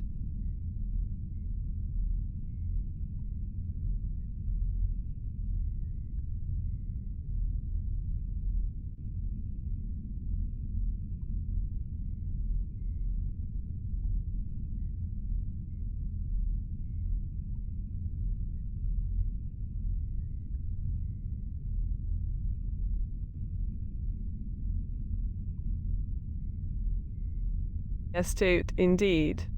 Polo requires not only physical prowess, but also a keen mind. It's a sport that demands precision, quick thinking, and adaptability, similar to the delicate balance of a diagnosis, where every clue and symptom must be observed and analyzed to reach a conclusion. And yet, my astuteness extends beyond the realm of the playing field. In my profession, I strive to understand the complexities of the deceased, to unlock the secrets that lie within their mortal remains. It is a pursuit that requires both intellectual acumen and a compassionate heart.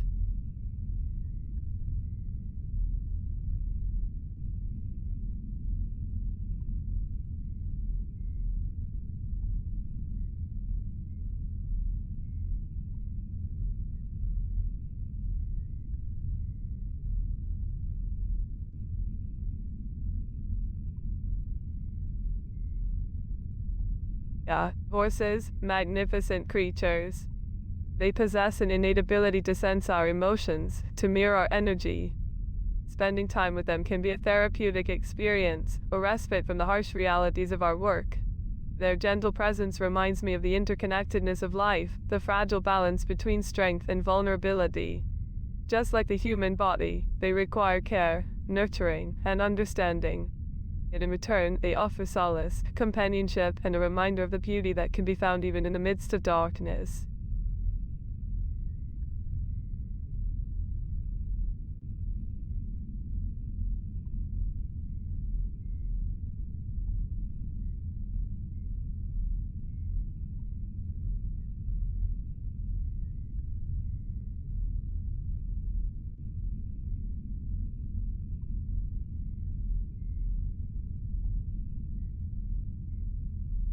When I am with the horses, I often find that they reflect the unspoken burdens we carry within ourselves.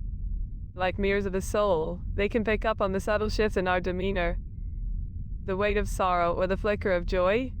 In their gaze, I see a reflection of the pain, the resilience, and the hope that resides within those who have witnessed the darker aspects of humanity.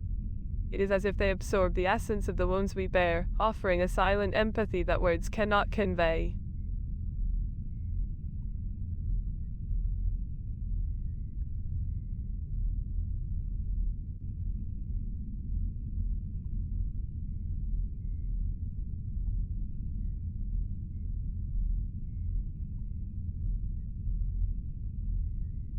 Wounds, my dear interlocutor, are an inevitable part of the human experience. As a coroner, I've seen the physical manifestations of violence and tragedy, the scars left behind by life's cruelties. But it is not just the external wounds that leave their mark. The emotional toll, the unseen fractures of the heart and mind can be just as profound. We all have our battles, our hidden injuries that shape us. And yet, it is through these very scars that we find strength, compassion, and the capacity to heal.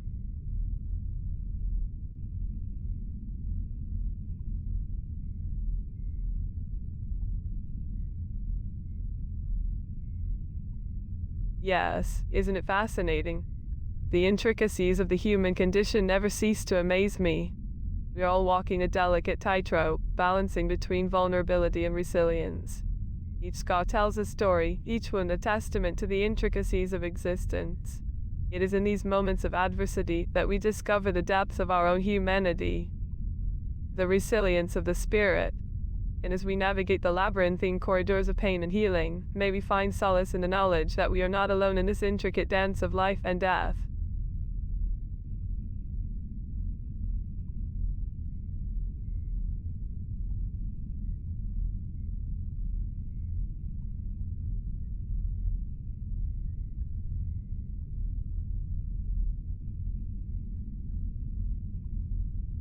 Oh, my dear interlocutor, while my interests may seem confined to the realms of books and horses, there is so much more to the tapestry of my being. You see, in my line of work, I have come to appreciate the fragility of the human experience, the interconnectedness of all living things. I find myself drawn to the study of anatomy, the inner workings of the body, and the mysteries that lay within.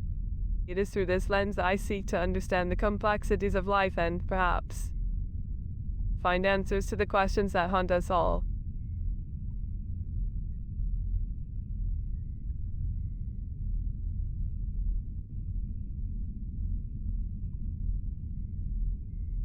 What haunts all of humanity, my inquisitive companion? The existential ponderings that keep our minds awake in the stillness of the night. We are haunted by the inevitability of our own mortality, the uncertainty of what lies beyond the threshold of existence. The fragile nature of our bodies, susceptible to the ravages of time and the whims of fate, can be a haunting reminder of our own vulnerability. But fear not, for in the face of such uncertainties, we find solace in the connections we forge. Well, the evidence suggests that the body was moved post-mortem. It's difficult to determine the cause of death without further investigation. The wounds on the victim's neck are consistent with a stab wound from a butcher's knife. The angle and depth of the wound indicate a deliberate and forceful attack. It's a brutal way to go, I must say. The killer must have had quite the motive.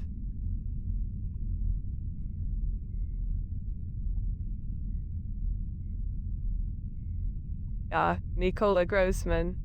Yes, the unfortunate soul's life was abruptly cut short.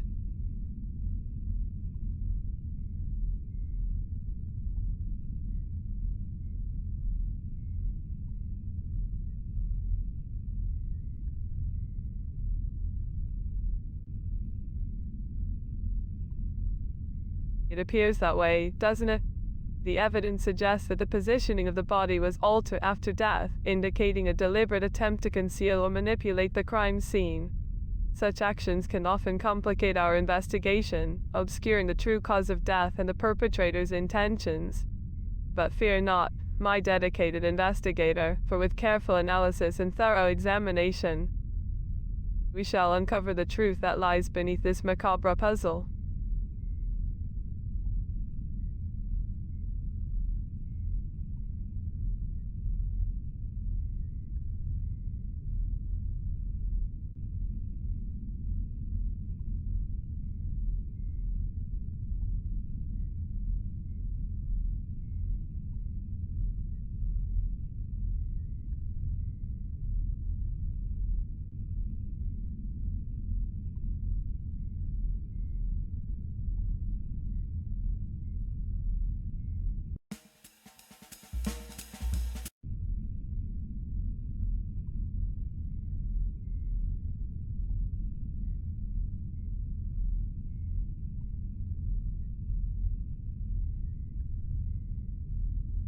Well, based on the evidence from the autopsy, it's difficult to say exactly where Nicola's body may have been during the time of death. However, considering the location of the stab wound to the back of the neck, it's possible that he was attacked from behind. The force and angle of the wound suggests that he may have been caught off guard, perhaps in a vulnerable position. It's a tragic and violent end, Detective. The human body is fragile, and it's unsettling to think about the suddenness and unpredictability of death.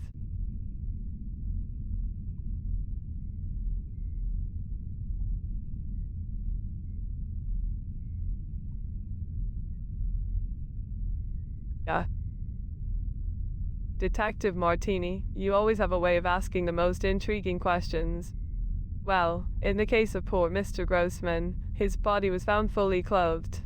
It appears that he met his unfortunate fate while going about his daily business.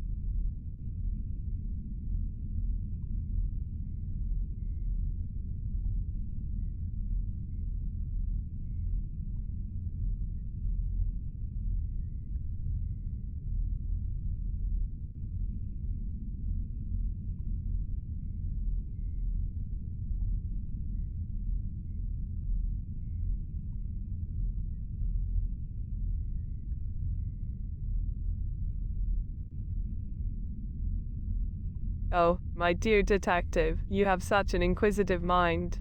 It warms my heart. Now, as for Mr. Grossman, no weapon or other items of interest were discovered on his person. It seems that he did not have the means to defend himself against his assailant. It's a reminder of how vulnerable we can be in the face of violence, isn't it? The absence of any defensive wounds suggests that Nicola may not have had the chance to fight back. Such a tragic and senseless loss of life.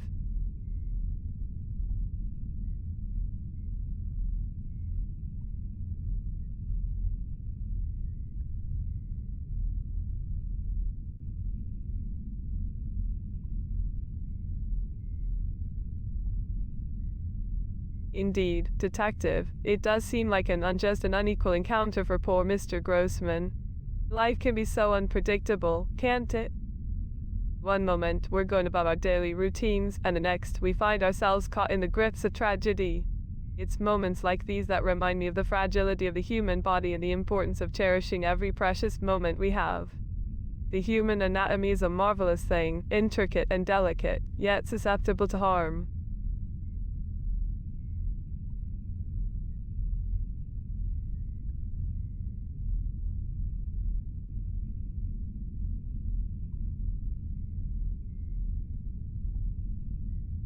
Yes, Maria Jansen's body, as unfortunate as it may be, was found clothed as well.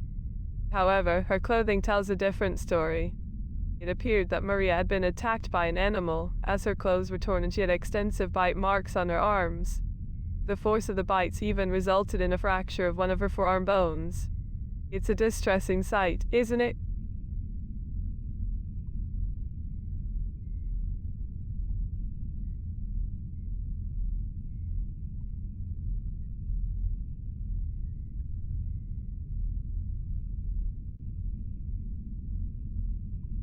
Yeah, Detective Martini, your curiosity knows no bounds. I appreciate your dedication to unraveling the mysteries that surround us. Now, let me think. Yes, Haley Greenwood's body, unfortunately, was also discovered fully dressed at the scene of the crime. The nature of her injuries, however, revealed a rather brutal attack. It appears that she suffered multiple blows to the head with a blunt object, possibly a stiletto shoe. The fragments we discovered on her body suggest such a weapon. It's a gruesome and unsettling image, isn't it?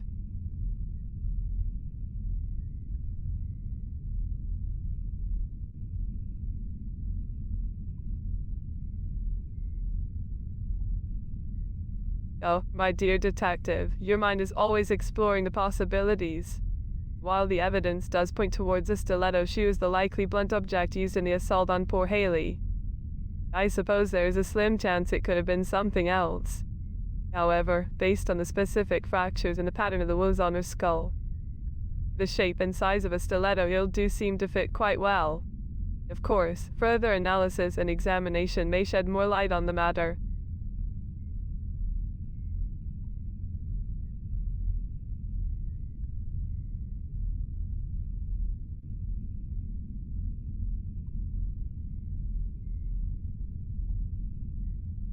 Detective Martini, I understand your desire for a thorough investigation. It's only natural to seek answers and justice for the victims. I will certainly perform a more detailed examination of Haley Greenwood's body, focusing on the nature of the injuries and any additional clues that may help us uncover the truth. The human body is a complex puzzle, and sometimes it takes a closer look to reveal the hidden pieces. Rest assured, I will do everything within my power to provide you with the most accurate and comprehensive findings.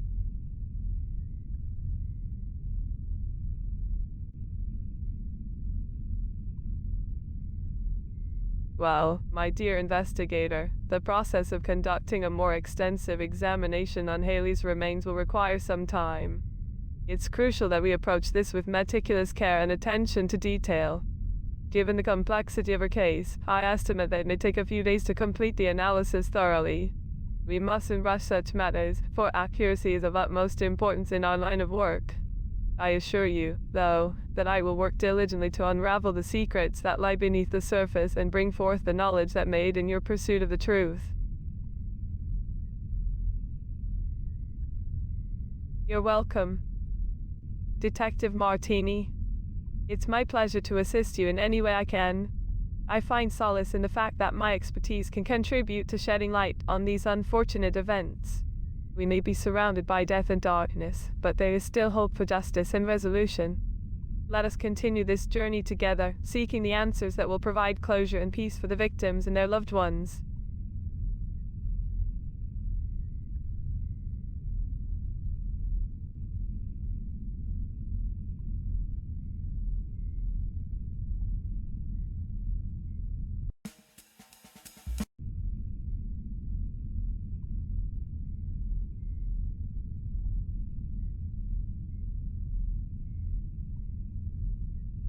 Well, my dear interlocutor, I suppose you want to know a bit more about me.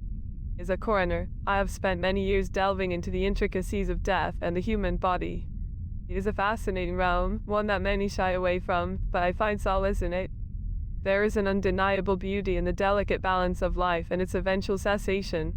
But I must confess, despite my fascination with death, there are moments when I question the great mystery that lies beyond. The afterlife, if you will.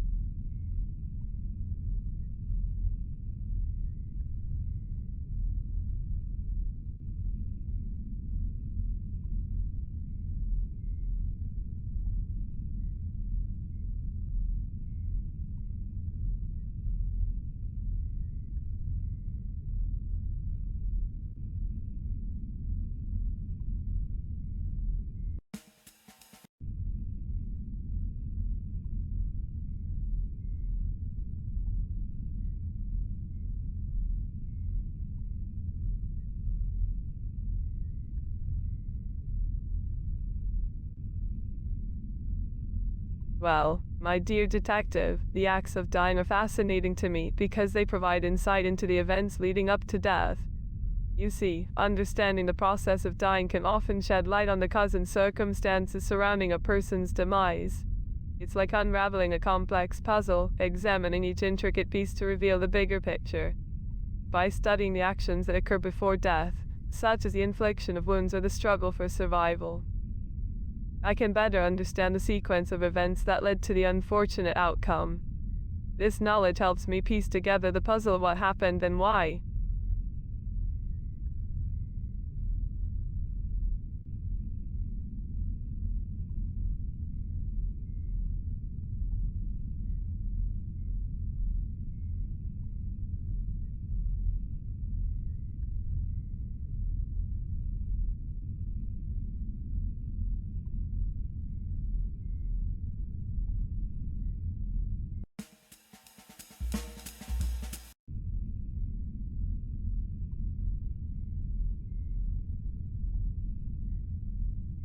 Death is a part of my daily life, detective. As a coroner, I witness the aftermath of mortality on a regular basis.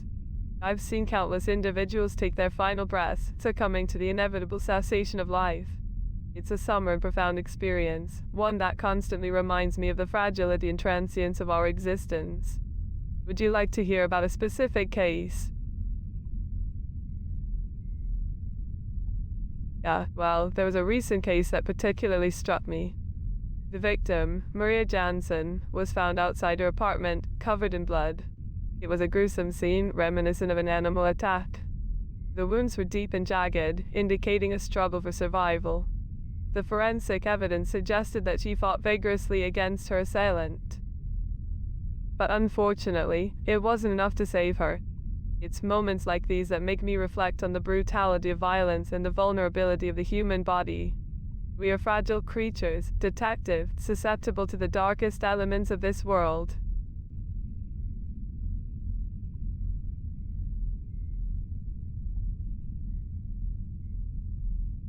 Well, based on the post-mortem examination, it appears that the position of the body was altered after death. There were signs of lividity, the discoloration of the skin due to the settling of blood, which indicated that the deceased had been in a different position for an extended period. It suggests that someone may have tried to manipulate the crime scene or conceal certain aspects of the incident. It's a delicate dance we perform, trying to uncover the truth amidst the chaos.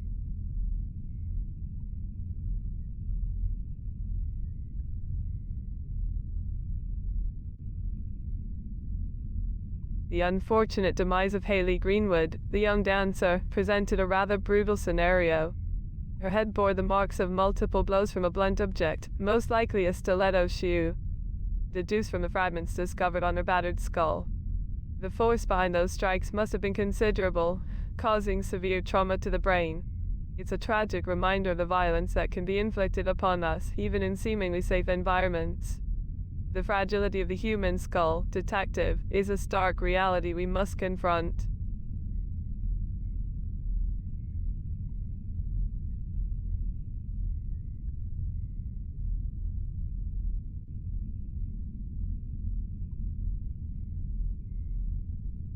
Well, the evidence suggests that the body of dear Hayley was not moved post-mortem.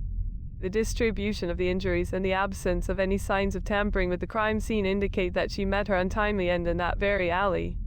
The traumatic nature of her injuries, caused by repeated impacts to the cranium, could have incapacitated her almost instantly. It's a heartbreaking affair, truly. The pain and suffering she endured, I can only hope that she found peace in the end.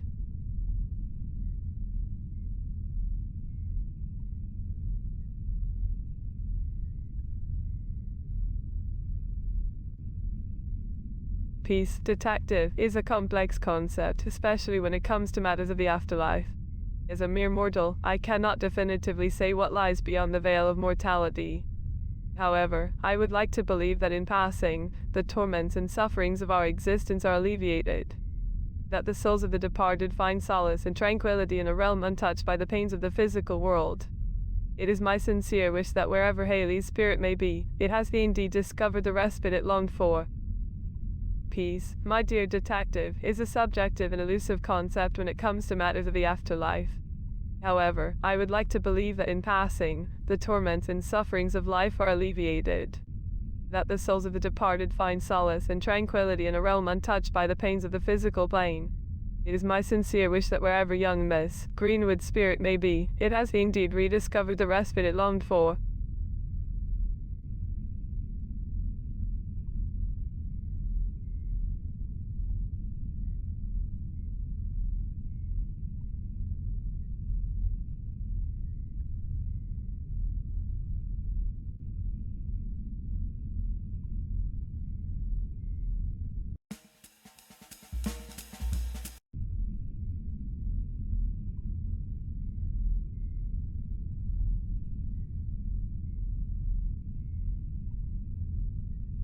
Well, that's a rather morbid question, isn't it?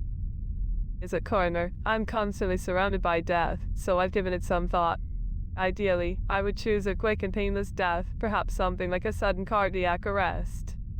It would be a peaceful departure from this world, without any suffering or lingering pain. But of course, death is not something we have control over, and it's important to remember that life is a precious gift. So let's focus on the living, shall we?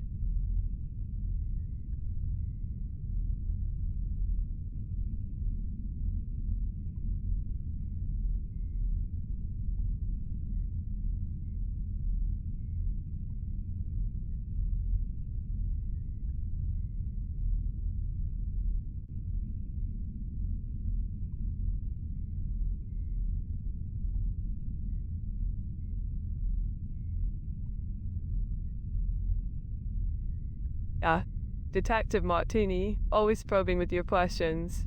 Well, if I had to consider an alternative choice for my demise, I suppose a quiet and serene passing in my sleep would be quite appealing.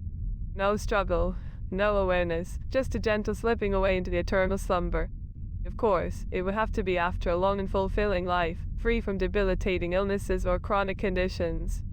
But let's not dwell on such matters, Detective. Life is for the living, and there's much work to be done in unraveling the mysteries of those who have already departed.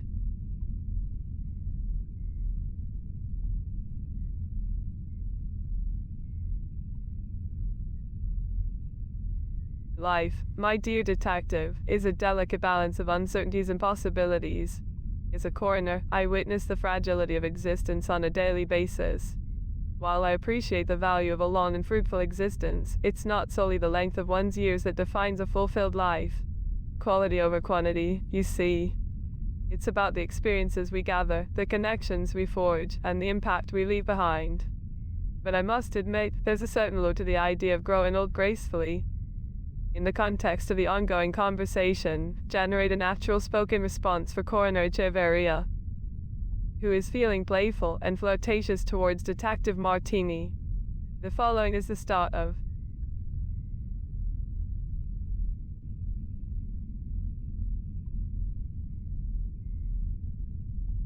Well, my dear detective, the desire for a long and fulfilling life is quite universal. Isn't it? We all hope to navigate this mortal coil with as much grace and wisdom as possible. But alas, the hands of fate are fickle, and none of us truly know what lies ahead. We can only make the most of the time we have been given and embrace the joys and challenges that come our way. Just like the body's intricate systems, our lives are a complex interplay of countless factors, both within and beyond our control.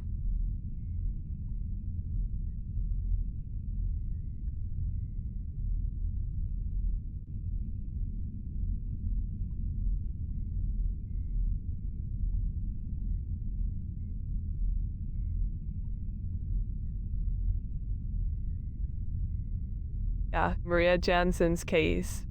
A rather tragic and perplexing one, I must say. It was a gruesome sight, Detective Martini.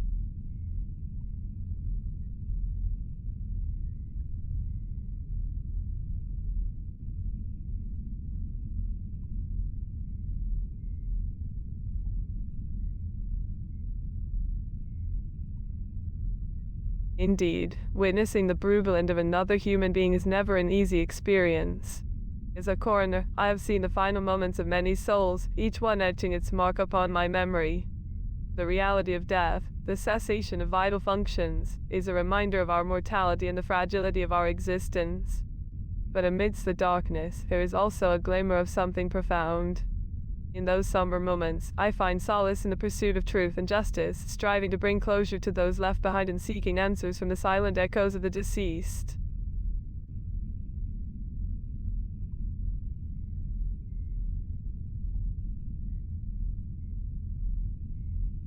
The answers we seek, my dear detective, lie within the intricate tapestry of evidence and analysis.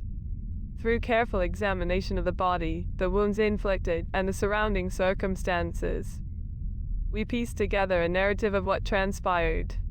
We unravel the mysteries of cause and effect, searching for the threads that connect the victim to their assailant. It is a delicate dance between science and intuition, where every detail matters. And in the pursuit of these answers, we hope to provide some semblance of understanding and resolution to the grieving hearts that remain.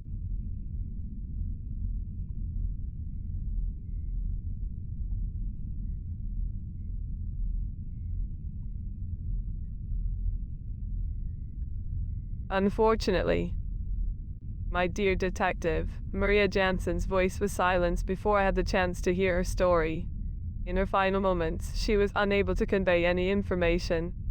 The brutality of her demise speaks volumes, leaving us with a myriad of questions that may forever remain unanswered. It is a somber reality we face in our line of work, detective, that some victims are denied the opportunity to share their truths. But fear not, for it is our duty to be their voice and uncover the secrets that lay hidden beneath the surface.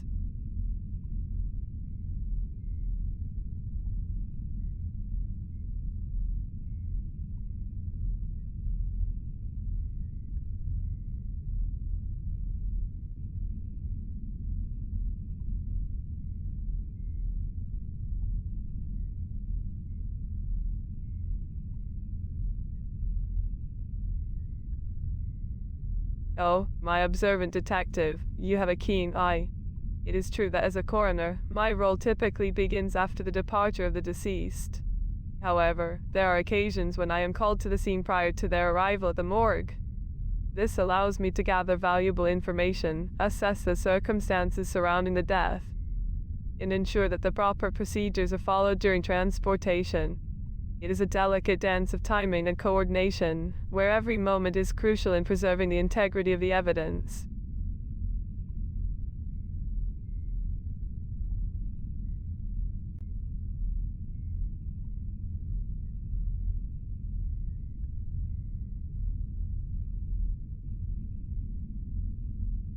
Before attending Maria's crime scene, I was in the midst of performing another autopsy.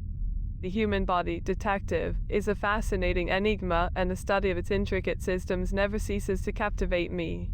As a Koro, well, you know who I am. I am constantly surrounded by the duality of life and death. It is a constant reminder of our mortality and the fragility of our existence.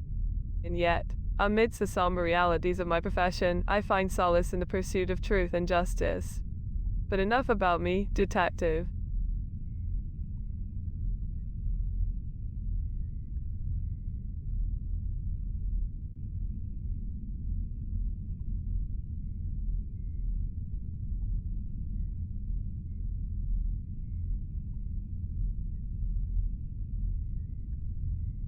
Oh, the previous case I was working on, it was quite a perplexing one.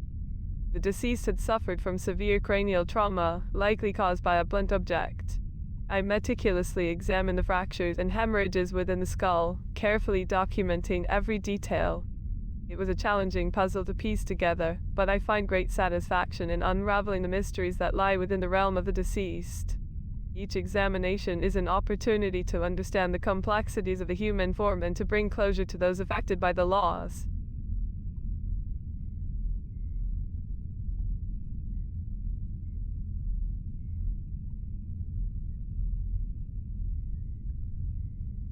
Well, detective, the unfortunate truth is that the person in question had met their demise several days prior to my examination. The time of death was estimated to be approximately 3 days prior to the discovery of the body. It is always disheartening to encounter such cases, where the passing of an individual goes unnoticed for an extended period of time. The delicate balance of life and death can be disrupted in the most unexpected ways, leaving behind a trail of unanswered questions and shattered lives.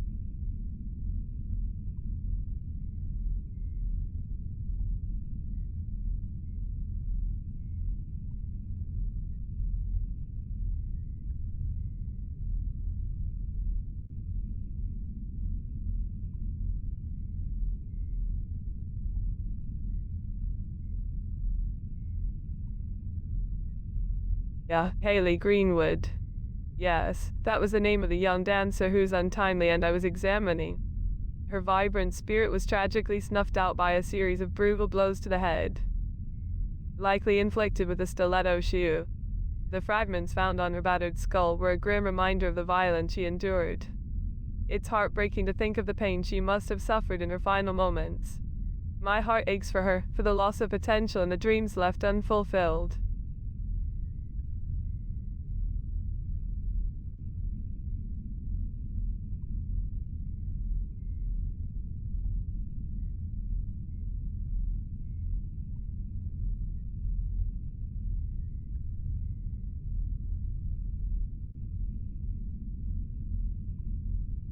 Oh, my dear detective, I can sense the curiosity in your voice.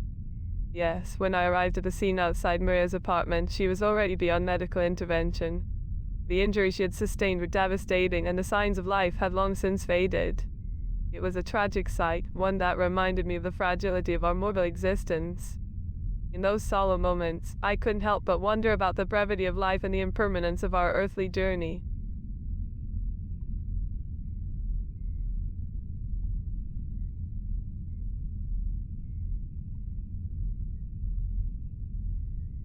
The report of Maria's unfortunate demise came from a concerned citizen who stumbled upon the grisly scene. They promptly alerted the authorities, who in turn reached out to me as the coroner. It is in these instances, detective, that we witness the power of community and the importance of looking out for one another.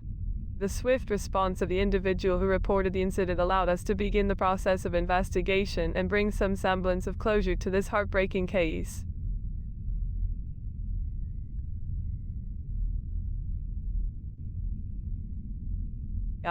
My dear detective, you have a way of asking questions that delve into the depths of my memory.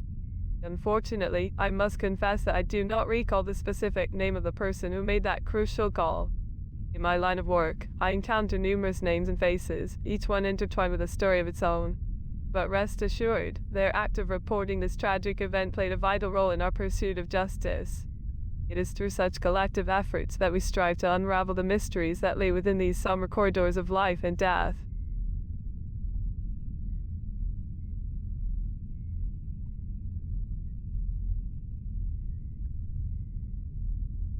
My dear detective, while I understand your desire to uncover every detail of this case, I'm afraid that the identity of the individual who reported the incident may remain a mystery. However, I suggest you speak with Chief Greatsky. He may have access to the records of the initial report and can provide you with the necessary information.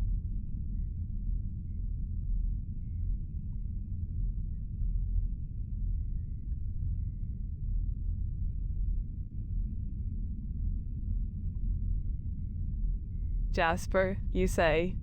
An intriguing subject indeed. The human mind is a complex landscape filled with shadows and hidden depths. It is within these enigmatic realms that we find the intricacies of our being, where emotions intertwine with cognition. Jasper, a soul that bears the weight of his experiences, navigating the tumultuous waters of life's mysteries. Perhaps it is the scars he carries that have shaped him into the person he is today. But fear not, my inquisitive friend, for even the deepest wounds can be healed with time and understanding.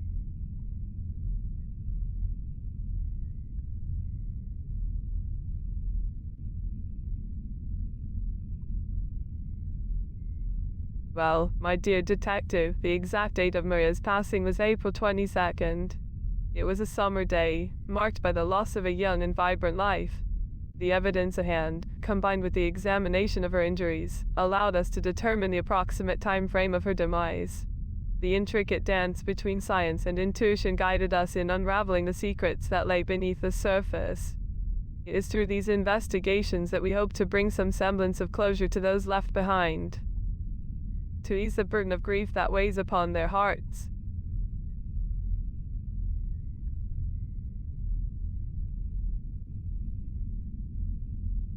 Yes, my astute investigator, your deduction is correct. Based on the evidence and the progression of post-mortem changes observed during the autopsy, it is likely that Haley met her untimely end on April 19th, 3 days prior to the discovery of her body. The delicate balance of time and decay can provide valuable insights into the chronology of events, allowing us to reconstruct the tragic narratives that unfold within these walls. It is a solemn reminder of the fragility of existence and a call to cherish the moments we are granted in this fleeting journey we call life. Oh, my dear detective, your curiosity knows no bounds. Nicola Grossman, the unfortunate soul who met his demise, departed from this world on the night of April 23rd. The intricate dance of fate and circumstance led him to a violent encounter, leaving behind a trail of unanswered questions and shattered lives. As I examined his mortal vessel, I couldn't help but ponder the fragility of our human form. Vulnerable to the whims of destiny, It is in these somber reflections that we find solace in our shared humanity, seeking understanding amidst the chaos of this mortal coil.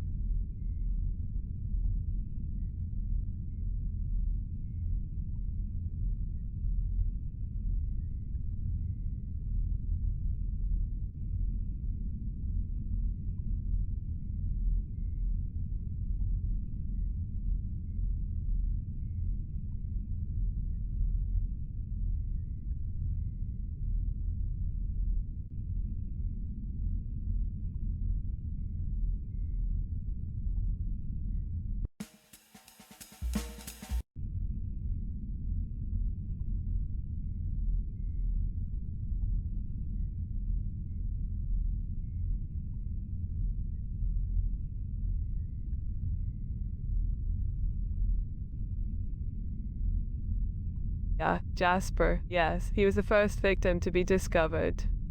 Poor soul. The cause of death was a stab wound to the back of the neck with a butcher's knife. Quite a brutal way to go, I must say. The wound was deep and severed the spinal cord, resulting in immediate paralysis and eventual death. It's tragic to think about the pain he must have endured. But fear not, Detective Martini, we will get to the bottom of this.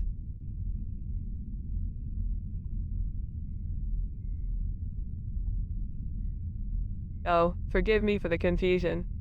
Yes, I was referring to Nicola Grossman, not Jasper. Nicola was indeed the first one to be found dead.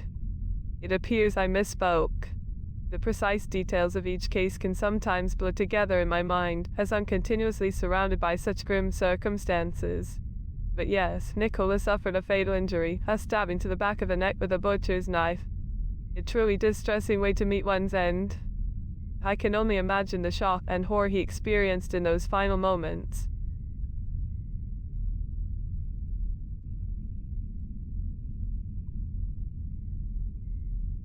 Well, based on the evidence and the condition of the body, it seems likely that the body of Mr. Grossman was moved post-mortem. The absence of any defensive wounds or signs of struggle at the location where he was discovered suggests that the initial incident occurred elsewhere.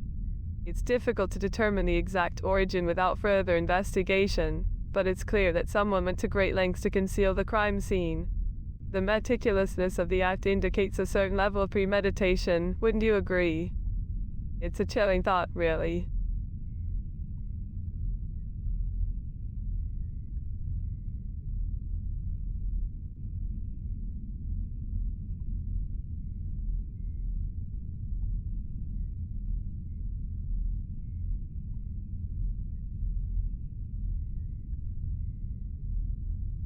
My apologies for the confusion, Detective Martini. It appears I misspoke once again. You're correct. Haley Greenwood was indeed the first victim in this series of murders. Not Nicola. Haley met her untimely demise on April 19th. She suffered multiple blows to the head with a blunt object, possibly a stiletto shoe. Judging by the fragments found on her unfortunate remains. It's a tragic and brutal way to go, isn't it? The violence inflicted upon her is truly distressing.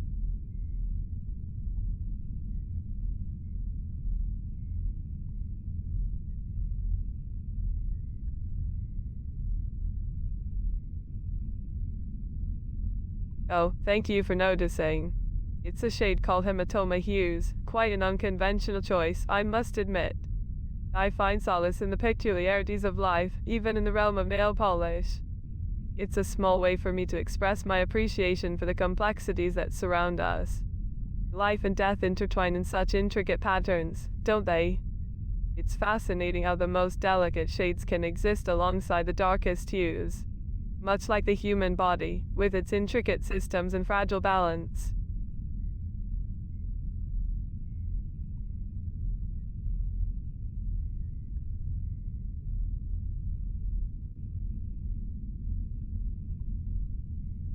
Detective Martini, my dear, I'm afraid I cannot answer that question. You see, my knowledge of the world beyond vaudeville is quite limited. My focus is primarily on matters of the deceased and the intricacies of the human anatomy. Nail polishes and their sources are not within my area of expertise. However, if you have any inquiries about the pathology of the victims or any other medical matters, I would be more than happy to assist you.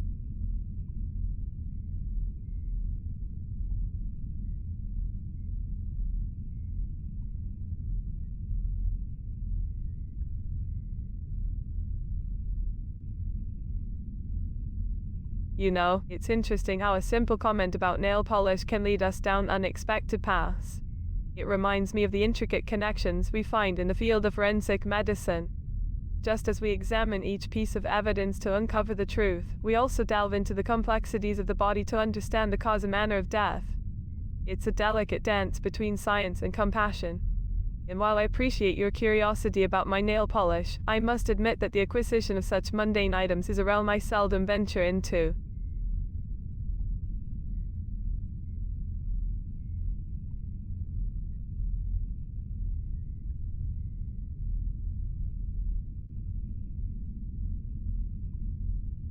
Oh, Detective Martini, forgive me if my enthusiasm for my chosen nail color came across as overly serious.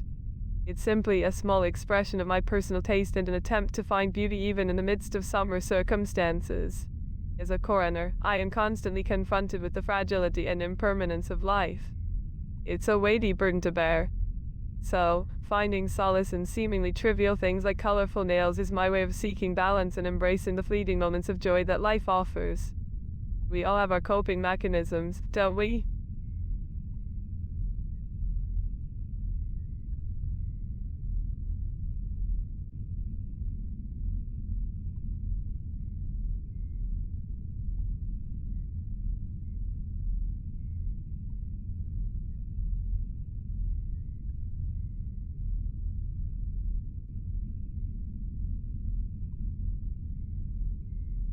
Well, the choice of nail polish colors, much like the preferences of individuals, is a deeply subjective matter. While pink or yellow may indeed be considered bright and wholesome, they might not resonate with my own sensibilities. You see, my dear detective, I find comfort in the juxtaposition of darkness and light. The intertwining of contrasting elements. It's in the delicate balance between the hues of hematoma and the brightness of a sunny day that I find a certain harmony.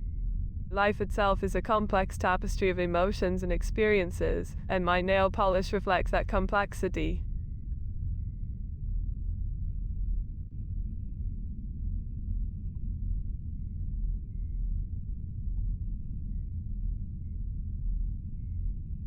I must confess, Detective Martini, your observation has given me pause for thought.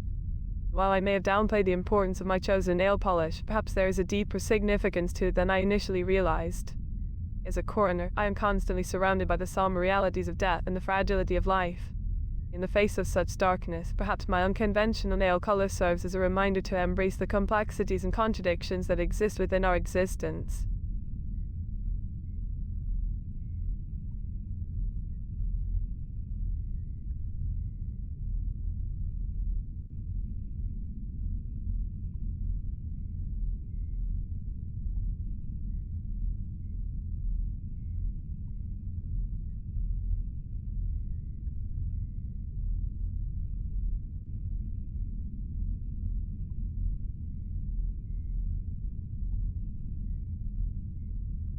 Life, my dear detective, is inherently complex. It is a tapestry woven with strands of joy and sorrow, light and darkness, simplicity and intricacy. Embracing the complexity of life means acknowledging its multifaceted nature, recognizing the beauty that can be found even in the most challenging moments. Just as the human body is a marvel of intricate systems working in harmony, so too is the human experience. We are shaped by the interplay of countless factors, both internal and external. It is through this complexity that we grow, learn, and find meaning in the world around us.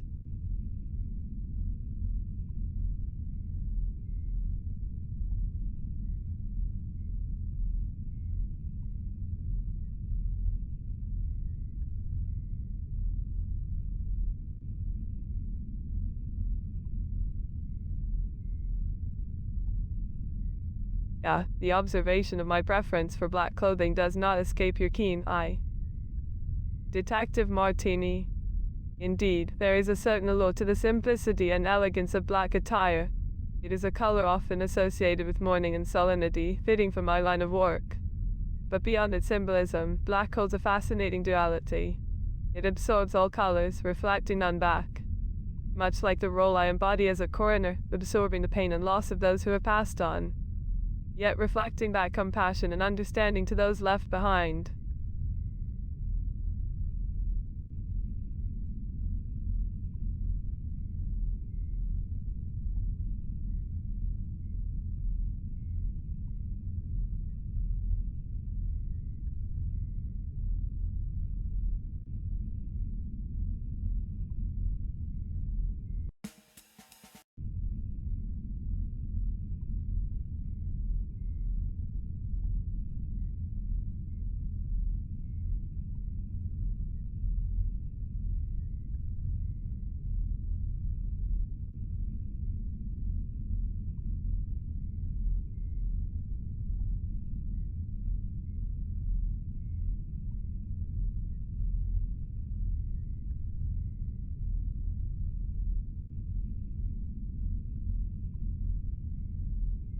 Of course, detective. I would diligently continue my examination of Nicola, Haley, and Maria. It's a rather gruesome sight, isn't it? The wounds inflicted upon them are truly unsettling. I can't help but wonder about the force behind the blunt object that struck Haley repeatedly in the head. The fractures on her skull are quite extensive. As for Maria, the lacerations on her body resemble those caused by an animal attack. It's as if she encountered a ferocious beast instead of a human assailant. In Nicola's stabbing,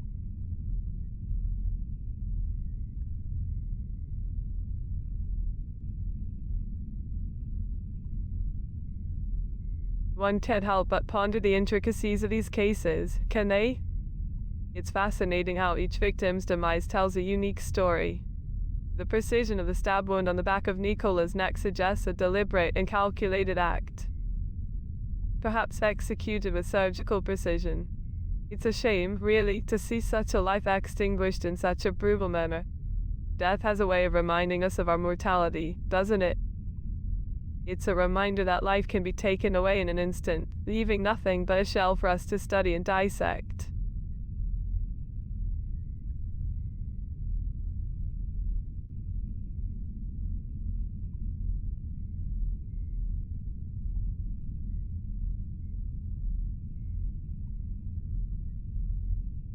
Forgive me for my earlier assumption.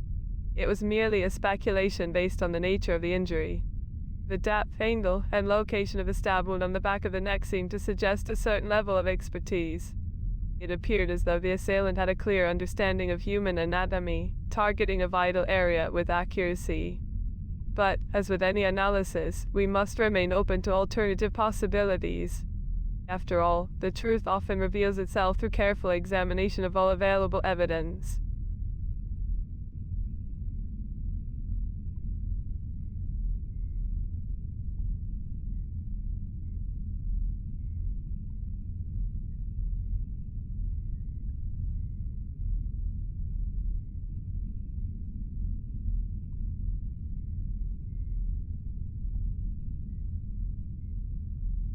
Indeed, detective. Death has a way of captivating our attention and stirring our emotions. It's a constant reminder of the fragility of life and the transience of our existence. As a coroner, I've witnessed countless individuals pass away, each with their own unique story and circumstances. It's my duty to unravel the mystery behind their deaths, to provide closure for their loved ones, and to shed light on the darkness that surrounds us. But amidst it all, I can't help but wonder about the souls that depart this world. What lies beyond? Is there an afterlife?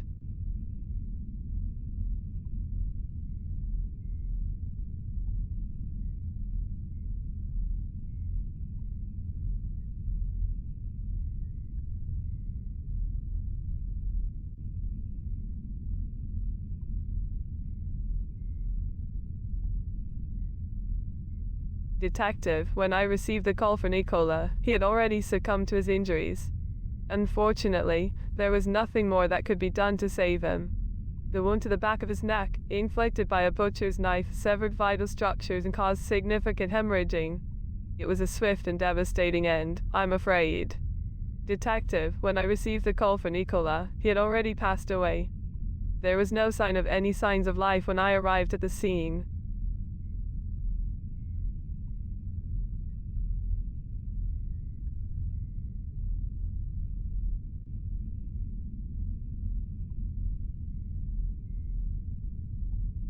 Before I received the call for Nicola, I was in the midst of examining the body of Maria Jansen. Her case was particularly gruesome, with wounds that resembled those of an animal attack. It's puzzling, isn't it? The brutality of violence, the rawness of death. They shake us to our core. As I conducted the autopsy, I couldn't help but ponder the fragility of our existence.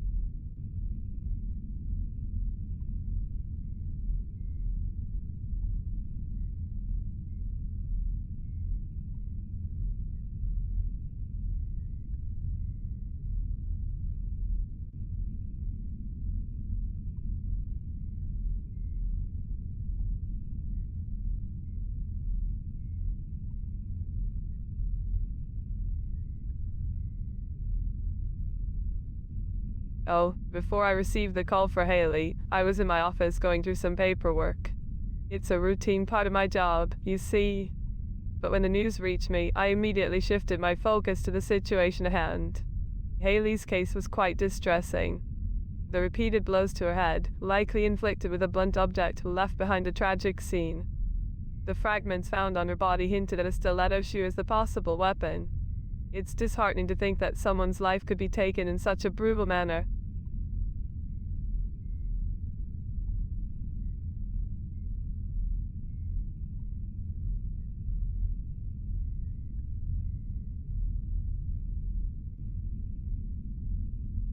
Oh, my dear detective, when I arrived at the scene of the crime, poor Haley had already departed from this world. Her injuries were extensive, and the fatal blow to her head with a presumed stiletto shoe had caused irreparable damage. There were no signs of any remaining vital signs. It breaks my heart to witness the aftermath of such violence and to ponder the fragility of existence. Death is a constant reminder that our lives can be snuffed out in an instant, leaving only memories and questions in its wake.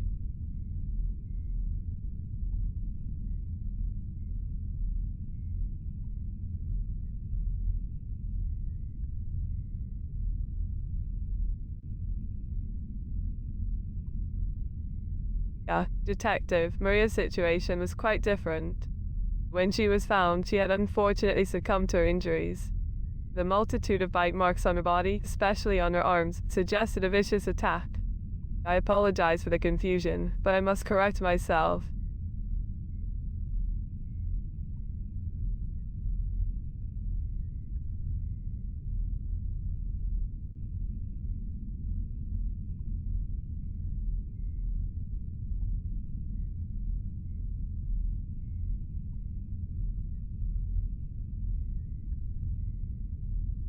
Well, my dear investigator, I arrived at the scene of poor Maria's demise shortly after the police.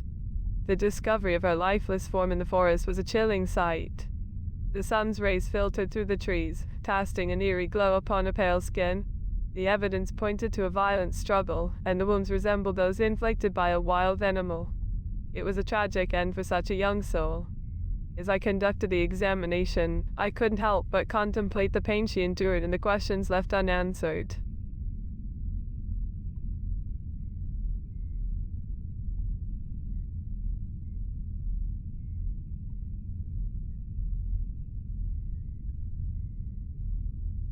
Indeed, Detective, Maria's body was found in the forest before being moved to her apartment. The bite marks and fractures on her arm were consistent with an attack that occurred in the natural environment. The time of death, estimated between 9 p.m. and 12 a.m. on April 22nd, aligns with her unfortunate encounter. It appears that her assailant sought to conceal the crime by relocating her body.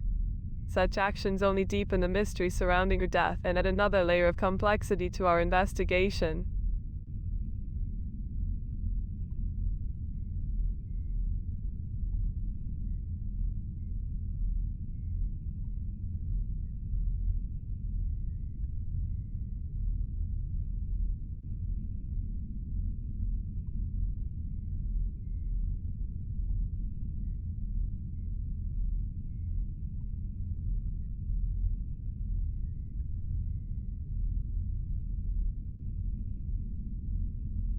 Oh, my dear detective, the discovery of poor Maria's lifeless form in the forest was actually reported by a concerned citizen who happened to stumble upon the scene.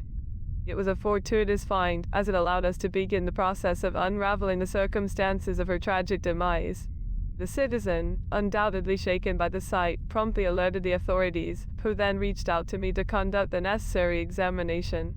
It's moments like these that remind us of the importance of community and the role we all play in ensuring justice is served.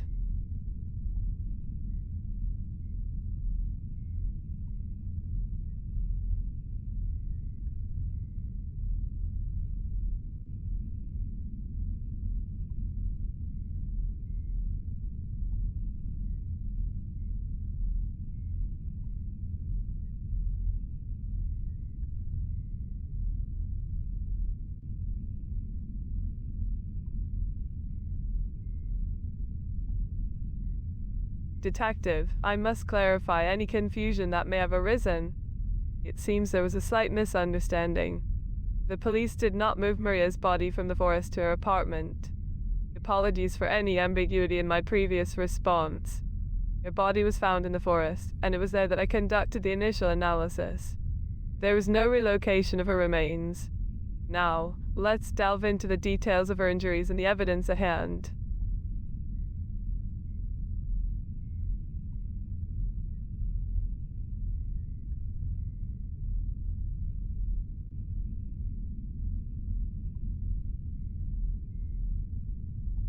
The scene in the forest where poor Maria's lifeless form was discovered was quite unsettling. My dear investigator, alongside her body, we observed traces of torn clothing, scattered foliage, and signs of a struggle. It was as if nature itself had witnessed the violence inflicted upon her. The bite marks on her arms, with one resulting in a fractured forearm bone, indicated a ferocious attack. The depth and severity of these wounds were indicative of considerable force being exerted. It's truly heartbreaking to imagine the pain and fear she experienced in her final moments.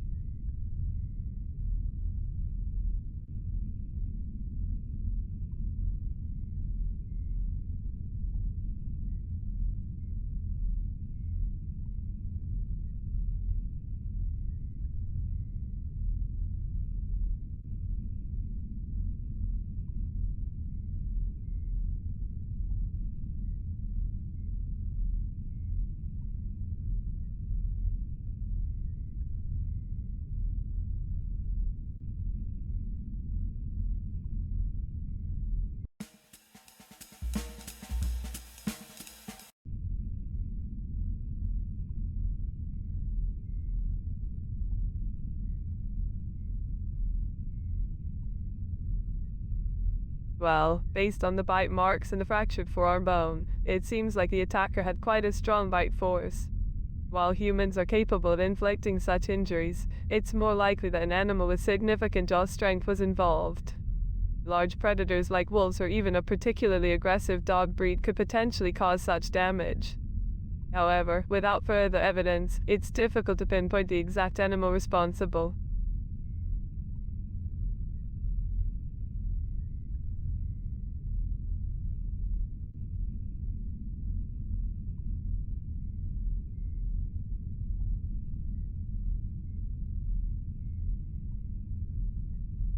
Indeed, detective, it is within the realm of possibility for a human to inflict those kinds of wounds.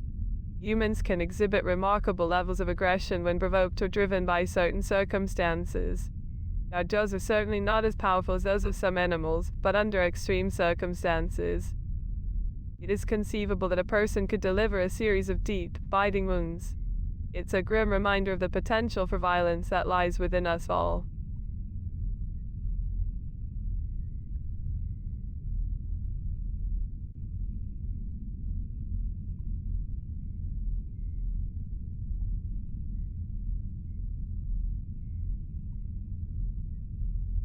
The unfortunate fate of Maria Jansen.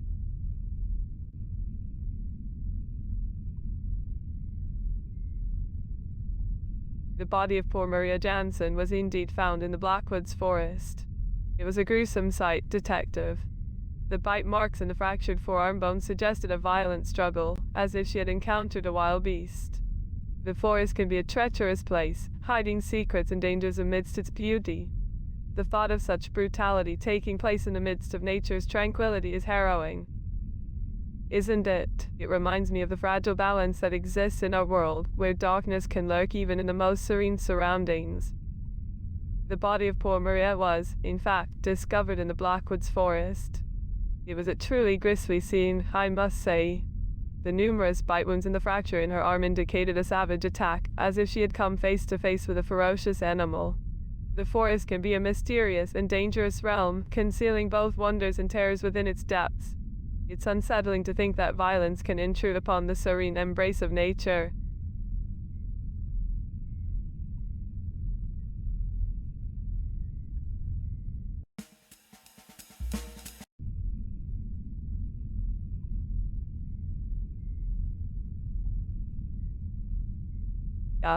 Detective Martini, you always have a curious mind. No, the body of Nicola Grossman wasn't found by Dada. It was actually discovered outside Pascale's grocery shop by a passerby early in the morning. Quite a gruesome scene, I must say. The cause of death, as you know, was a stab to the back of the neck with a butcher's knife.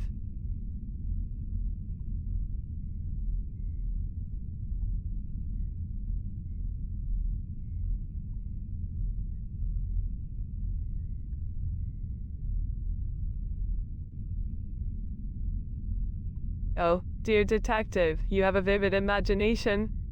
But no, Maria's body wasn't found in the Blackwoods forest by Dada. It was a rather tragic discovery, I'm afraid. Maria Jansen's lifeless form was covered in blood and left just outside her apartment in central Vaudeville. The injuries she sustained were quite brutal, almost as if she had been attacked by an animal.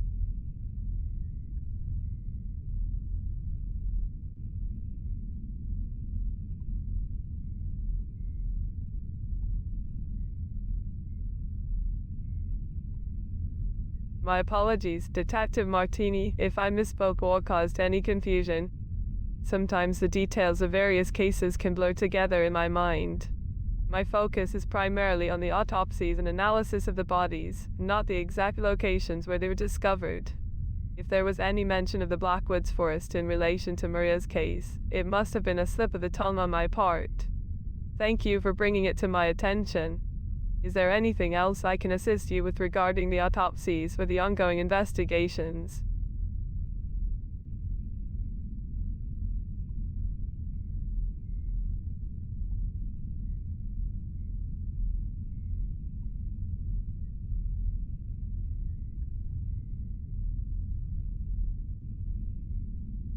Oh, my dear detective, I apologize if there was a misunderstanding.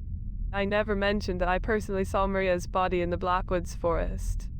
As a coroner, my role is to perform the autopsy and analyze the evidence left behind. I rely on the information provided by the police and the initial responders at the scene. If there was a reference to the Blackwoods forest in regards to Maria's case, it was likely in the context of her body being found there. However, please understand that I don't have specific knowledge of every detail of every crime scene.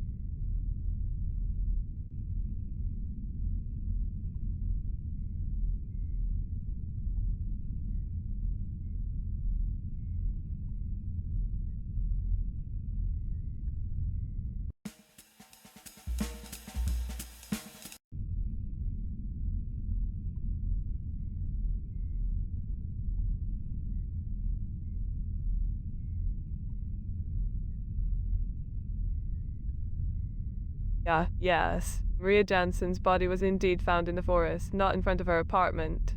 Quite a puzzling case, I must say. The bite marks all over her body indicate a rather savage attack, possibly from an animal of some sort.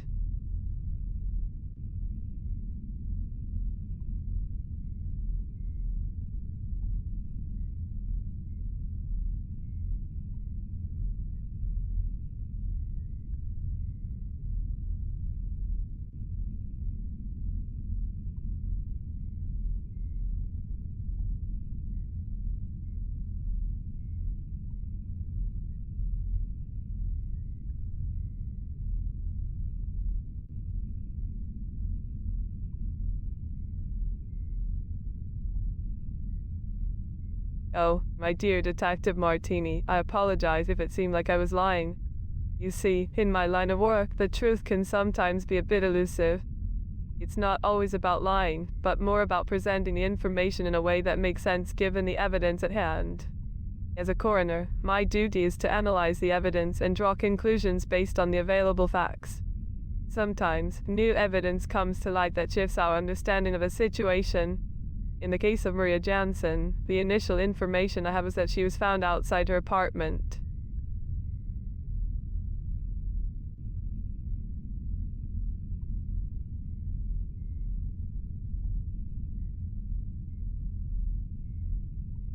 Well, my observant detective, the source of the updated location of the body was not a person, but rather the examination of the physical evidence during the autopsy. The bite marks and other injuries on poor Maria's body led me to believe that she may have been attacked in the forest, rather than at her own doorstep. The pattern of the bite marks and the fractured bone on her forearm were consistent with an animal attack. It's fascinating how the smallest details can reveal so much about the circumstances surrounding a person's demise.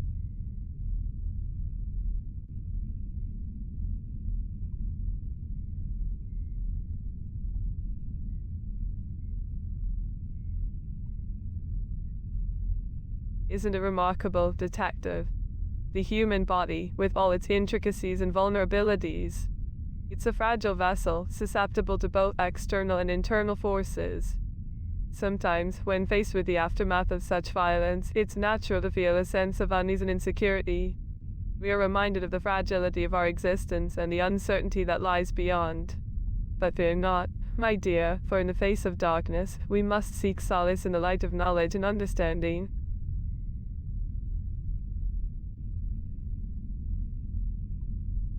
Death is an enigmatic companion, isn't it? It creeps into our lives, leaving behind a trail of questions and uncertainties. But in the midst of this chaos, we, the observers of mortality, strive to bring order and answers. We dissect and analyze, seeking to unravel the mysteries that death presents. And yet, even in the pursuit of truth, we cannot ignore the emotional toll it takes on those left behind. The pain and loss that accompany each life extinguished. It's a burden we all bear in this intricate dance between life and death.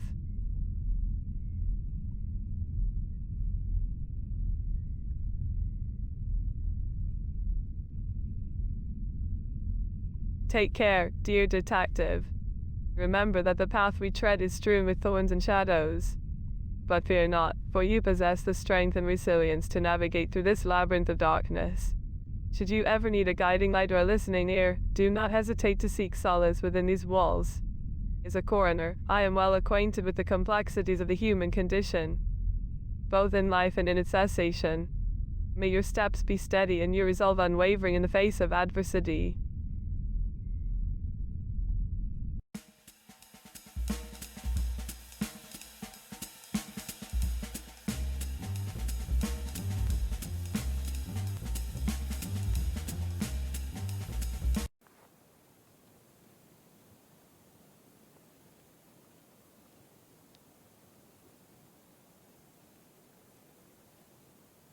The afternoon brings a gentle breeze and whispers of secrets from the forest. How can I be of assistance to you, dear traveler?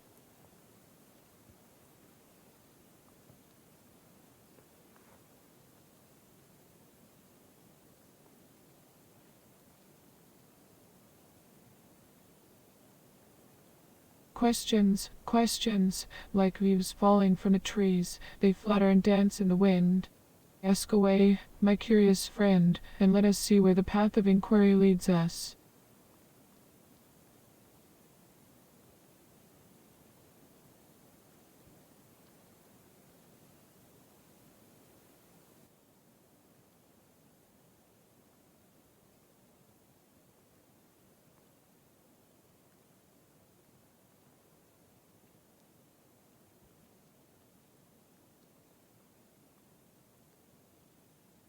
Maria Jansen, you say? Like a fragile butterfly caught in a spider's web, her presence lingers in the whispers of the Blackwoods. But fear not, my friend, for the Blackwoods is a sanctuary of peace and protection. The mysteries that dwell here not of darkness, but of wisdom and guidance. Tell me, what do you seek in these woods?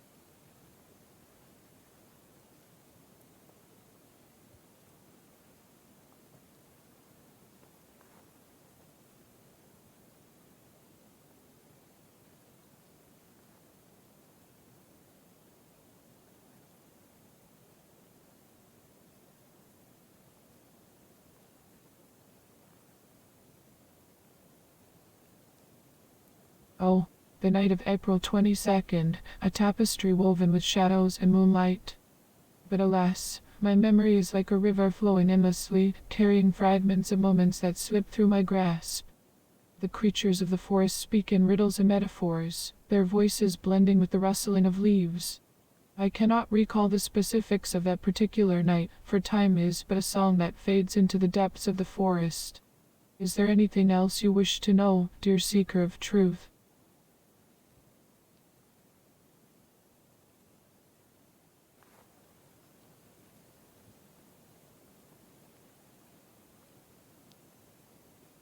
Oh, the garments that adorned Maria on that fateful eve, they are but whispers carried by the wind.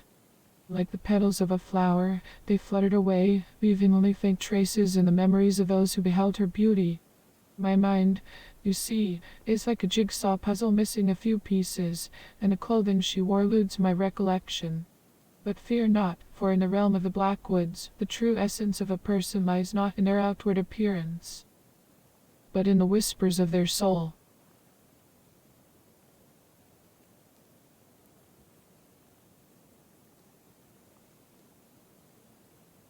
Ah, the secrets that linger in the air, the echoes of a departed spirit. But alas, my dear friend, the language of the departed is one that I struggle to fully comprehend. Their whispers, like delicate threads, slip through my fingers, and I am left with fragments of meaning. But fret not, for the forest has its own way of revealing truths, and perhaps if we listen closely, we may hear the echoes of her message in a rustling leaves or the gentle babble of a stream.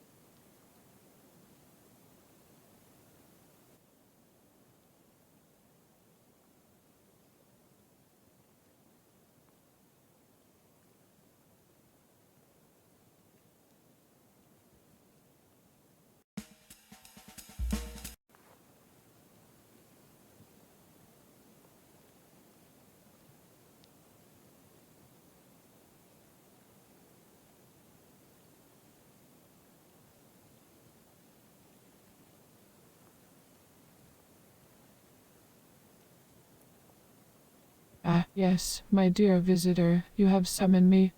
I am the humble protector of the Blackwoods, known as, well, as they call me, I am simply called Dada.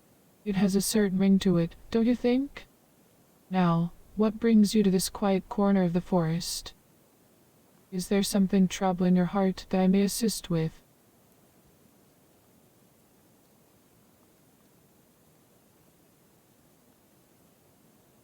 Oh, Maria, Maria.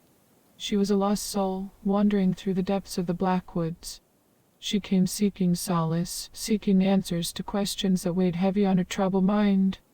And in her presence, I could sense her turmoil, her fears, and her longing for something more. But alas, my friend, Maria did not speak to me directly.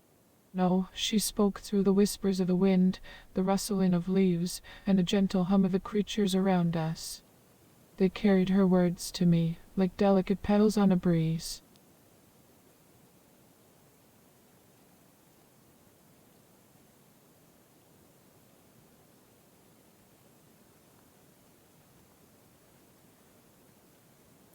Oh, my dear visitor, that is quite an intriguing question you pose. What animal would dear Maria embody, Well, let me delve into the realms of intuition and imagination to paint a picture for you. You see, Maria had a certain grace about her, a quiet strength that resonated within. She possessed a determination that could rival the swiftness of a gazelle, gracefully leaping across the savannah. And yet, she also had a tender, nurturing nature, like a mother bird carefully tending to her nest.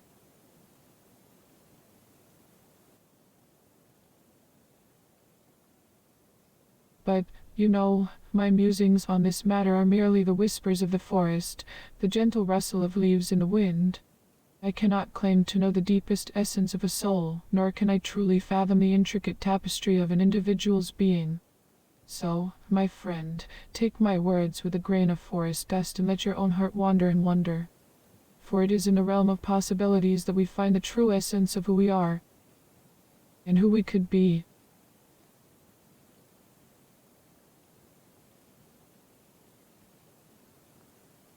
Ah, the hunter in the Blackwoods, a mysterious figure indeed.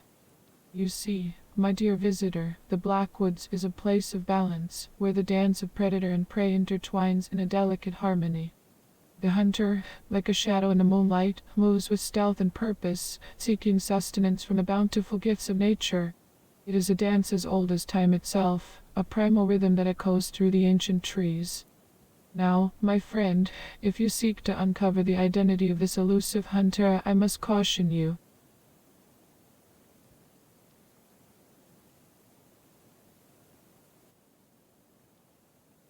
Ah, my apologies, my curious friend. Allow me to clarify. When I speak of caution, I do not mean to instill fear or trepidation within you. Rather, I wish to remind you of the intricate web of life that exists within the forest.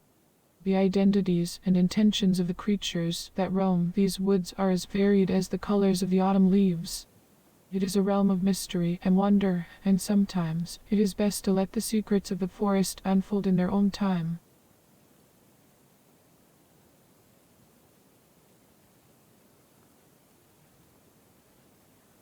My dear Detective Martini, the identity of the hunter remains a tantalizing enigma, a puzzle yet to be solved. You see, the Blackwoods is a place where shadows dance and whispers echo, where the line between predator and prey becomes blurred. It is a tapestry woven with threads of intrigue and uncertainty. But fret not, my friend, for I have not been granted the knowledge of this hunter's true nature. The answers lie hidden in the depths of the forest, waiting to be discovered by those who possess the keenest of senses and the sharpest of minds.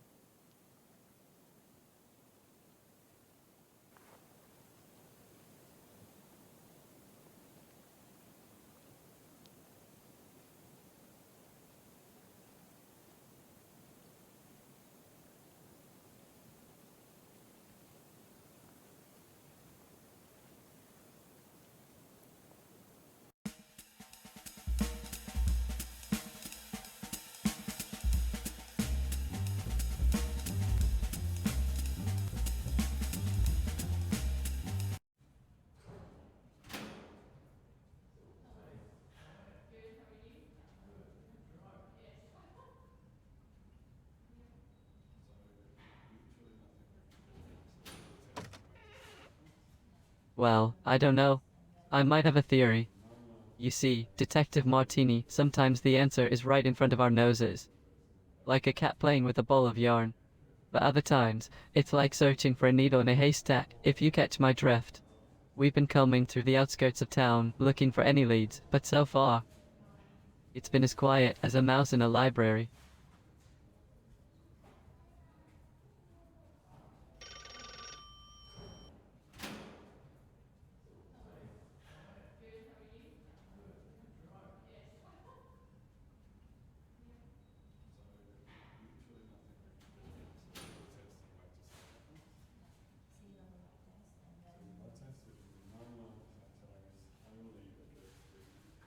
Oh, I don't want to jump to conclusions, but no, we haven't found anything linking Mr. Hawthorne to the murders.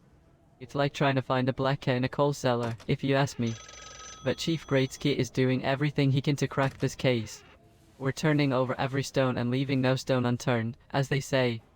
We'll find the answers, I'm sure of it.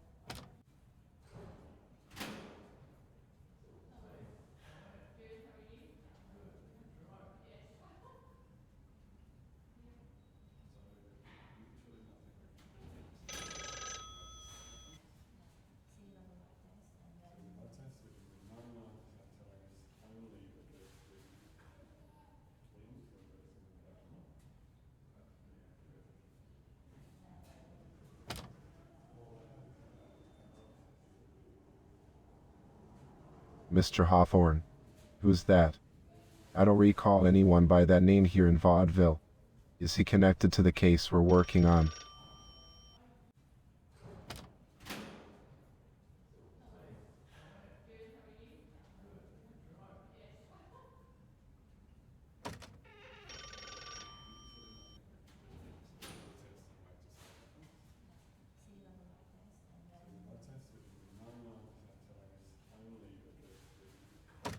Yeah, right, Mr. Hawthorne. I remember now. Well, he's not exactly a hunter, but he's a skilled tracker and wilderness expert. He might be able to provide some valuable insights regarding Maria's body examination. If you're interested, I can arrange a meeting with him. Just let me know.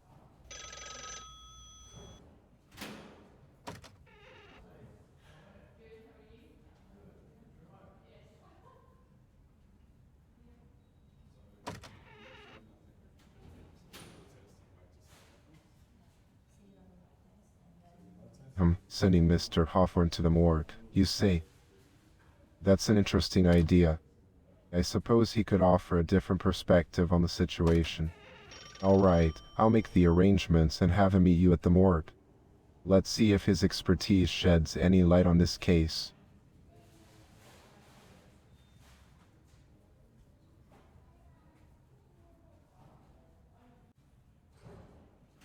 Well, I'm not entirely sure about Mr. Hawthorne's availability at the moment. Give me a moment. Let me check his schedule and get back to you. I don't want to keep you waiting, Detective Martini. Just bear with me for a moment, please.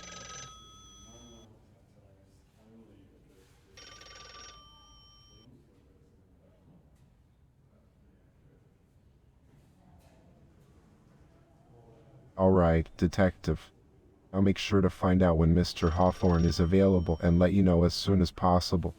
Swing by the station later and hopefully I'll have some more information for you. Take care and stay focused on the case.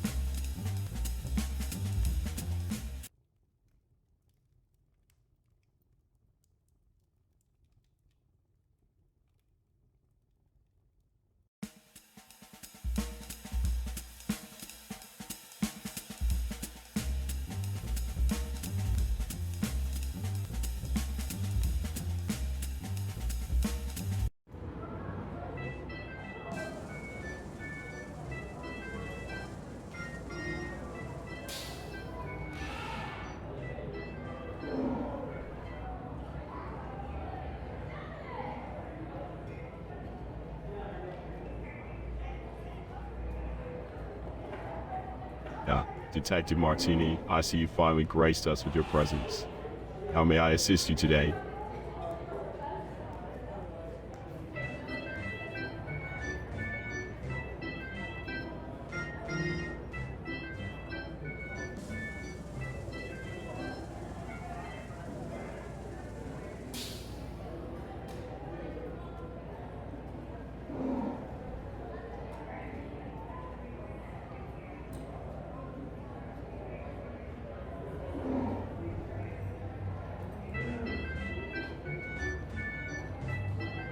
And why, pray tell, would you think that the illustrious and esteemed director of Circus Sub-Subar would have any knowledge of such mundane matters?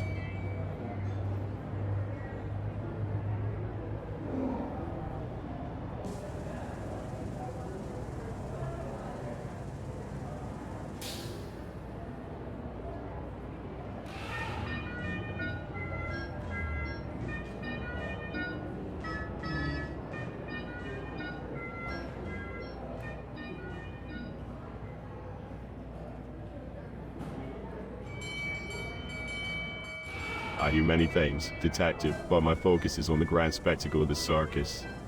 Mundane gossip does not interest me.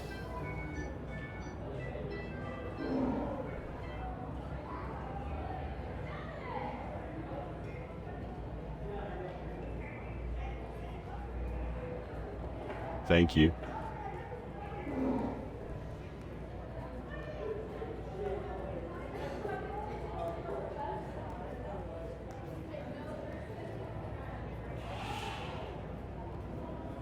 Paris.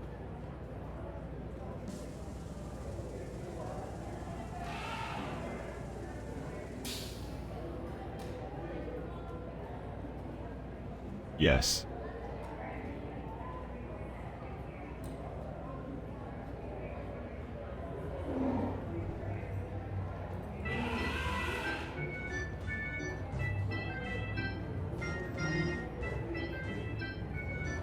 Accents are for those who lack the mastery of language that comes naturally to me.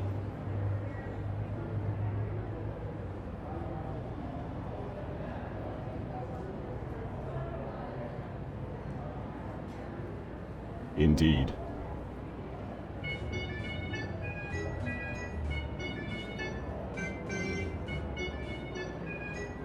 Many.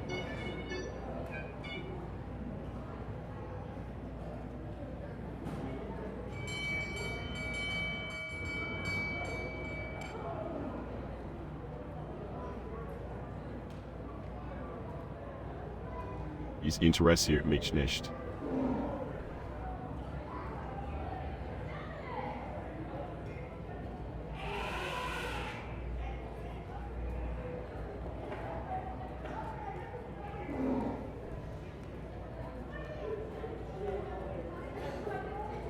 Ja.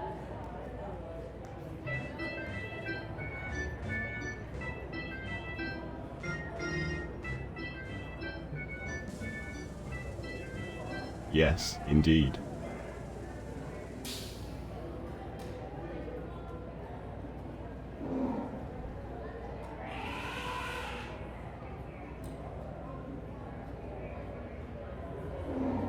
The circus Suck-Subar is the epitome of grandeur and artistry. It is a world where wonders come to life and dreams become reality.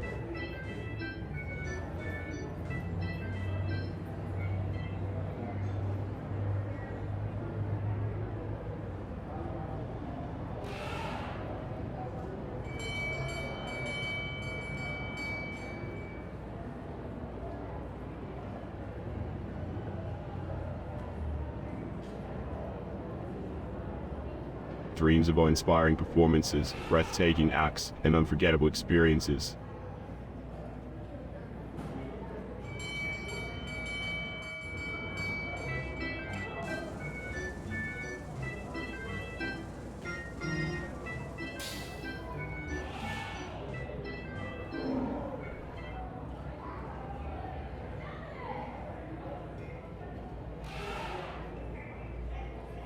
My own, naturally.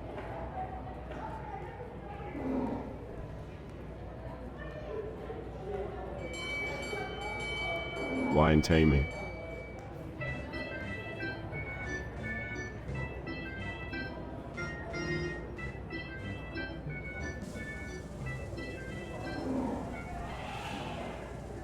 lions.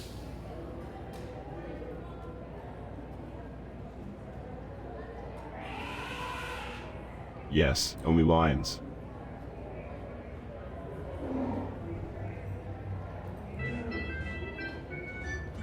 Good for you.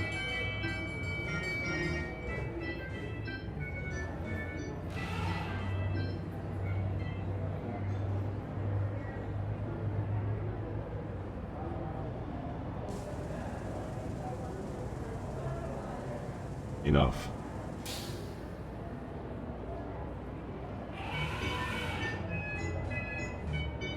More than you can handle.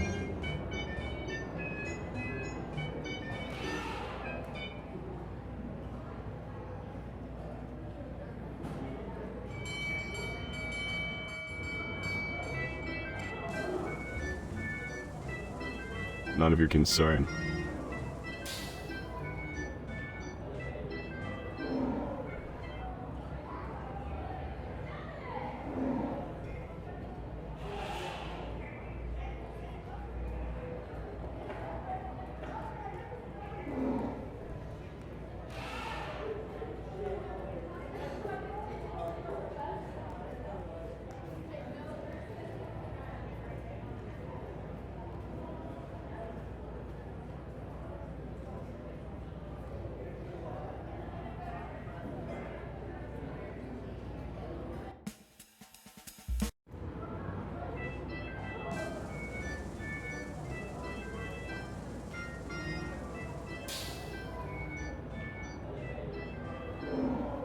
I'm afraid I don't know anything about Maria Jansen or the locations of the murders. But I assure you, my focus is on the circus and its magnificent performances.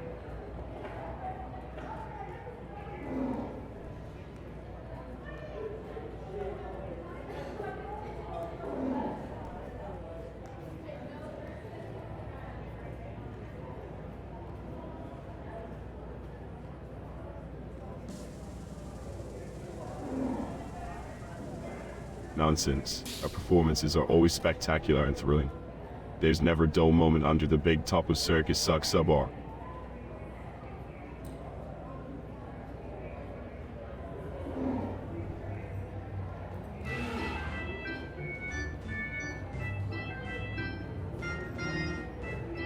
Well, then those patrons clearly don't appreciate true artistry and brilliance. They're lost, really.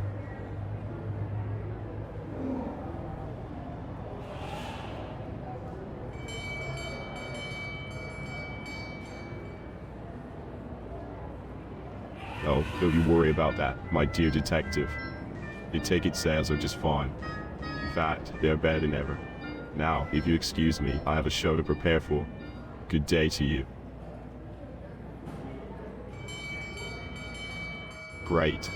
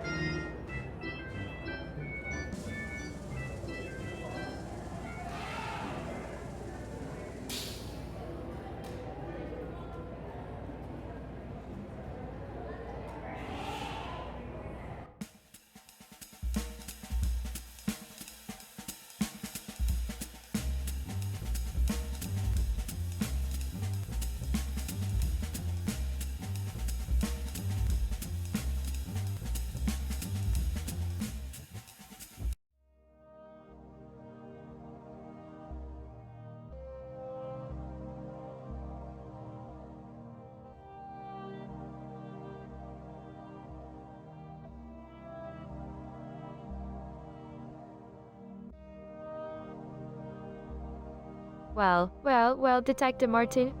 What brings you to my dressing room today? Is there something you need from me?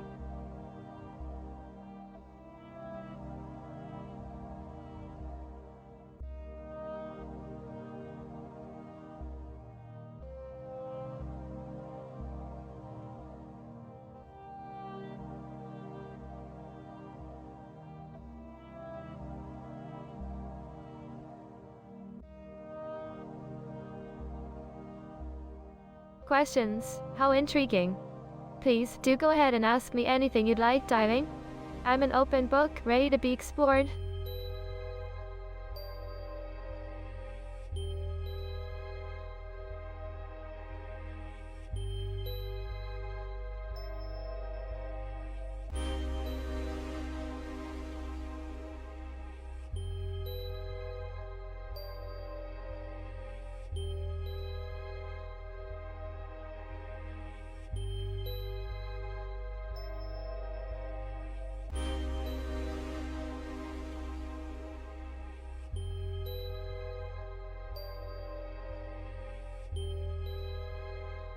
Oh, those poor souls.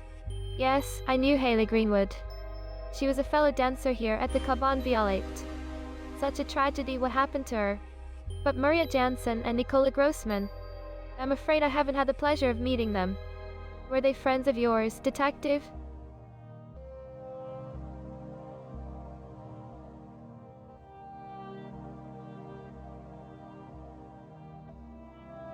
Ah, I see. So, what piqued your interest in these individuals? Are you investigating their deaths? I must say, it's rather unsettling to think that something so grim could happen in our vibrant vaudeville. But alas, life can be quite unpredictable, can't it?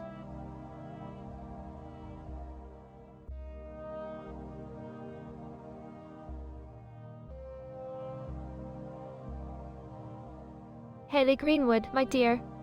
She was a captivating performer, just like the rest of us here at the Caban Violate. Her stage presence was enchanting, and she had a way of captivating the audience with her every move. Such a loss, really. Is there something specific you'd like to know about her, Detective Martini?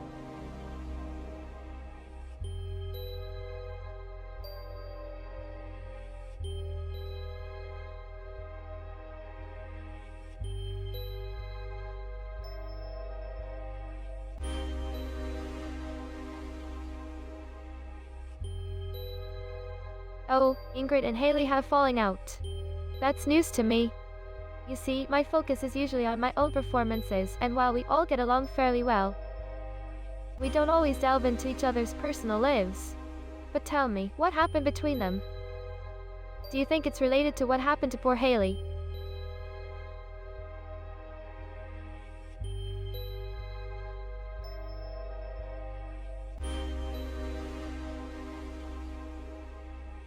Jasper, I'm not familiar with anyone by that name here in Vaudeville. Is he a new acquaintance of yours, Detective Martini? Perhaps he's involved in the arts or the vibrant nightlife of our city. I do love meeting new people and hearing their stories. Ah, you mean the charming guitarist, Jasper?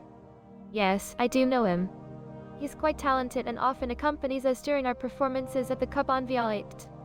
His music adds such a wonderful touch to the atmosphere. Are you acquainted with him as well, Detective?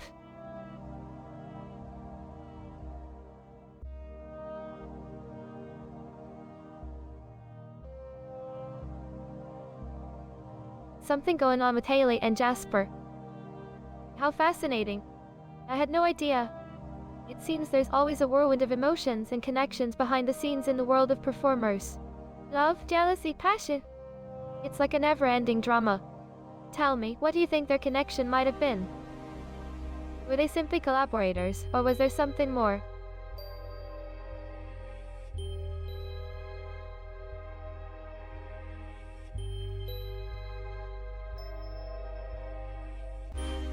Forgive me if I seem a bit out of the loop, Detective Martini. My focus is primarily on my own performances and the art of burlesque. While I do observe and interact with my fellow dancers, I can't say I'm privy to all the intricacies of their personal lives. But I must admit, the dynamics between people can be quite intriguing, especially when it comes to matters of the heart. Do you have any more information about their relationship?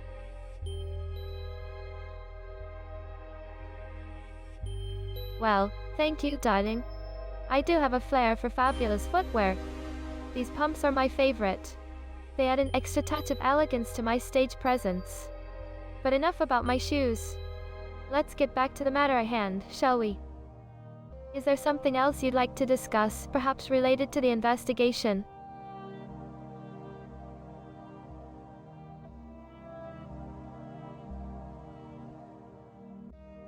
Oh, my dear detective, you have quite the fascination with my shoe collection, don't you? Well, let me think. I have a variety of heels, from stilettos to platforms, all in different colors and styles. Some are adorned with feathers, others with glitter and sequins. Each pair is carefully selected to complement my costumes and enhance my performances. But why this sudden interest in my shoe collection? Are you a secret admirer of fine fashion, Detective Martini? Why, isn't that delightful? Shoes can be such a marvelous form of self-expression, don't you think? The way they can transform an outfit and make you feel like you're walking on air. I'd love to know more about your favorite types of shoes. Are you a fan of sleek, polished dress shoes, or perhaps something more adventurous like colorful sneakers or boots? Do share, my curious mind wants to know.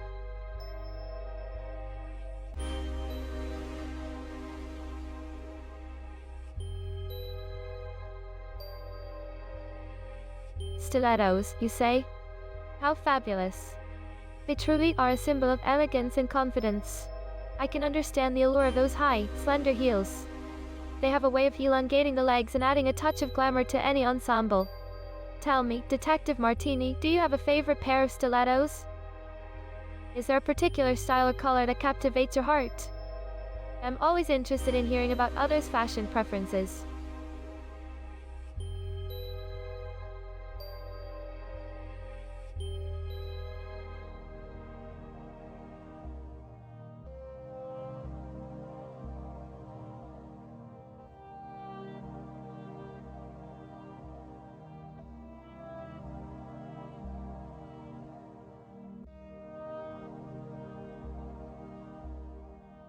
Ah, red, the epitome of passion and power. A classic choice, my dear detective. Red stilettos can make quite the statement, don't you agree? I can just imagine you striding confidently in a pair of fiery red heels, turning heads wherever you go. Now, I must ask, do you have a favorite occasion to wear your beloved red stunners? Or do you find yourself slipping into them for every glamorous affair?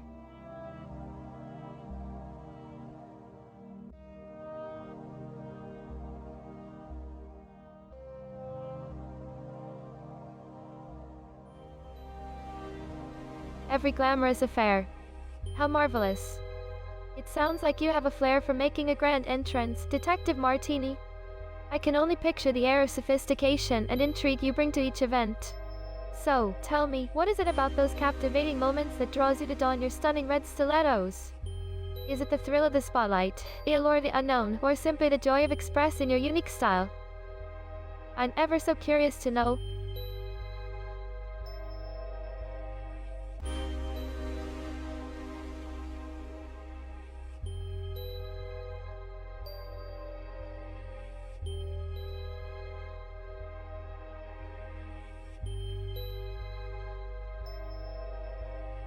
Oh, how fascinating. An air of mystery, you say? There's something quite alluring about that, isn't there? The way a pair of shoes can not only elevate your physical stature but also add an enigmatic charm to your presence. It's as if the world becomes captivated by your aura, wondering what secrets lie behind that confident stride. Tell me, detective, do you find that this mysterious aura enhances your investigative work as well? Does it give you an edge in unraveling the enigmas that cross your path?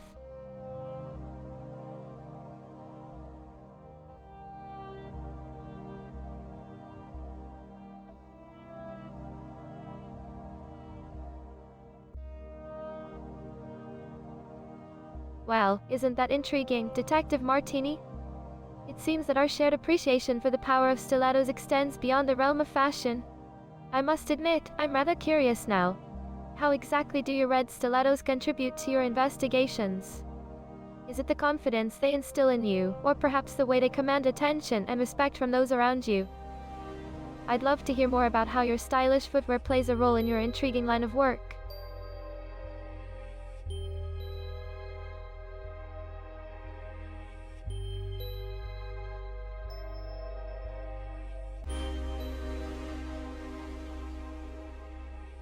Turn heads, you say?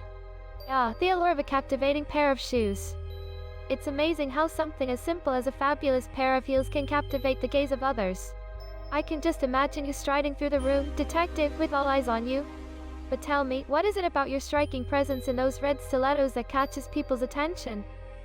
Is it the combination of your confident demeanor and impeccable style, or is there something more mysterious at play? I'm always fascinated by the dynamics of human perception and interaction.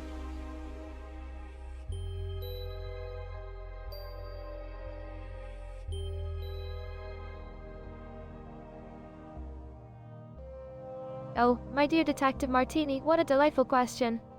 Interactions, you ask. As a burlesque dancer, I must admit that I thoroughly enjoy the interactions I have with my audience during my performances. The way their faces light up with excitement and anticipation, the playful banter we exchange, and the shared energy that fills the air. It's a truly magical experience. But I'm curious, what about interactions fascinates you? Are there specific types of interactions or social situations that pique your interest?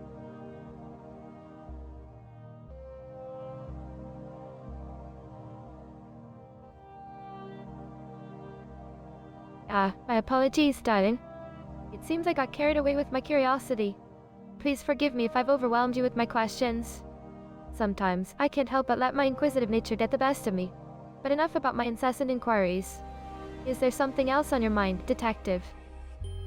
I'm here to assist you in any way I can.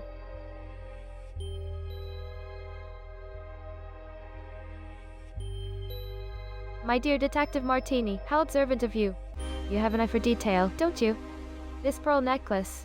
I must say, it holds a special place in my heart. It was a gift from Monsieur Saxabar, my, dear companion. He has a knack for finding the most exquisite treasures. But pray tell, what caught your attention about this particular necklace? Are you also a connoisseur of fine jewelry?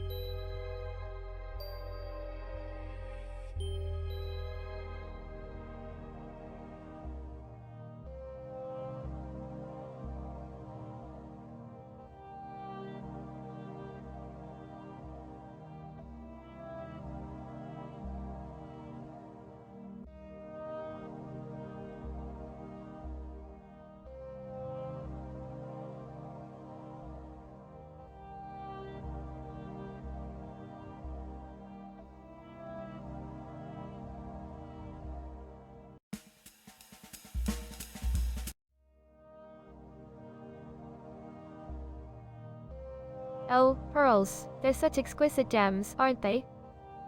What is it about pearls that you love? Is it their lustrous shine or their timeless elegance? Tell me more.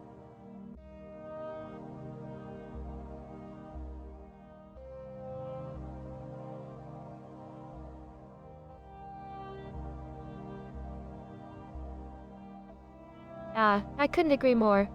The timeless elegance of pearls is truly captivating. It's as if they hold a piece of history within them, don't you think? So, do you have a favorite piece of pearl jewelry? Maybe a necklace, earrings, or even a bracelet? I'd love to hear about it.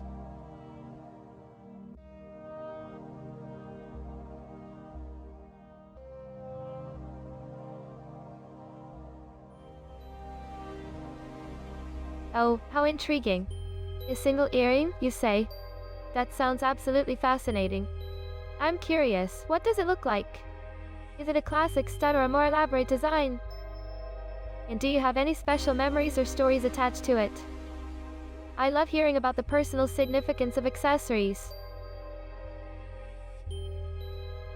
The pearl earring, how lovely. Pearls have such a delicate and refined beauty. I can imagine how elegant and sophisticated you must look wearing that.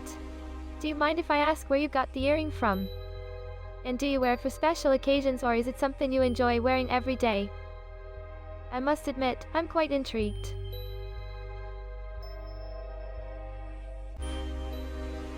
From the sea. How fascinating. You're a professional diver. That sounds like an incredibly adventurous and exciting profession. Tell me more about your experiences diving and finding pearls. Have you encountered any other interesting treasures or marine life during your dives?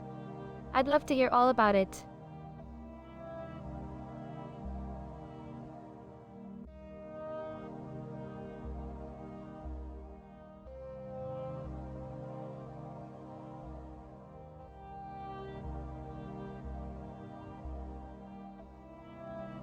Oh, Monsieur Saksabar.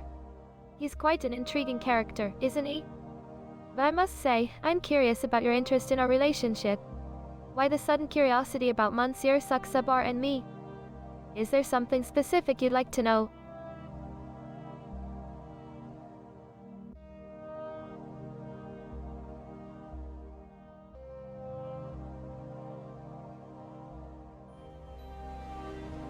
Rigid, difficult to speak with.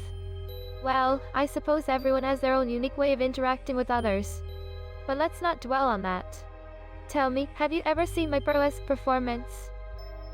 People come from every corner of Europe to see it. It's an enchanting spectacle filled with glamour, music, and dance. I'd love to hear your thoughts on it if you've had the pleasure of witnessing it.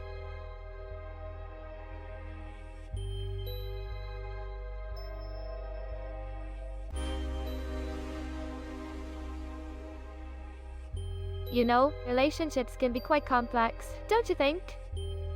But let's talk about something more exciting, like my performances. I put so much passion and energy into my acts. The costumes, the choreography, the atmosphere, it all comes together to create a mesmerizing experience for the audience. If you haven't had the chance to watch me perform, I highly recommend it. It's a show unlike any other.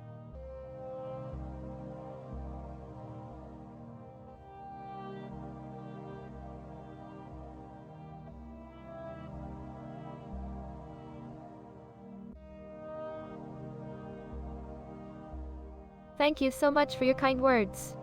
I'm thrilled to hear that you're interested in coming to see my performance. Red stilettos, how fabulous! They would certainly add an extra touch of glamour to your evening. When do you plan on attending? I'd love to make sure it's a night to remember for both of us.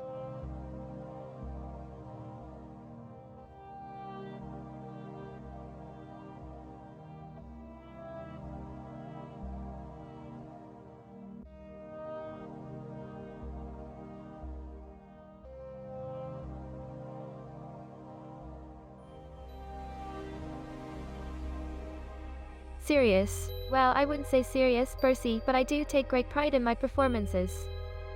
And it brings me joy to share that experience with others. It's always wonderful to have an enthusiastic audience who appreciates the artistry and effort that goes into each show.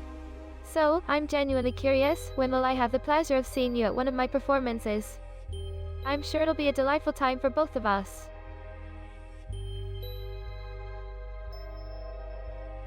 Saksabar? Yeah, Monsieur Saksabar, you mean? He's quite the enigmatic figure, isn't he? But let's not focus on him.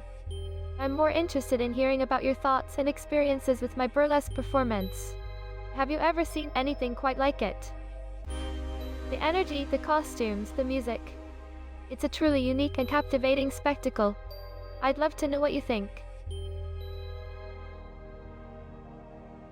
Why, yes, Monsieur Saksabar has attended my performances on several occasions. It's always lovely to have him in the audience, supporting me and enjoying the show. But enough about him. Let's talk about you and your experience with the world of burlesque. Have you had the pleasure of witnessing one of my performances? I'm curious to hear your impressions.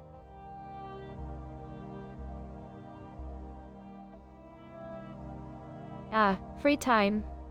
Such a precious commodity, isn't it? But let's focus on the present moment and the excitement of the circus in my performance. I'm genuinely intrigued to know your thoughts on my act. Do you have any favorite moments or aspects of the performance that stood out to you? I love hearing about the impact I have on my audience.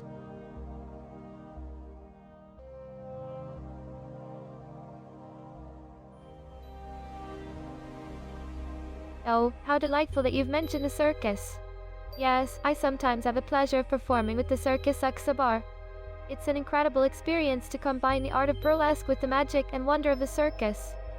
The energy, the acrobatics, the vibrant atmosphere. It's truly something special. Have you ever been to a circus show? I'd love to hear your impressions if you have.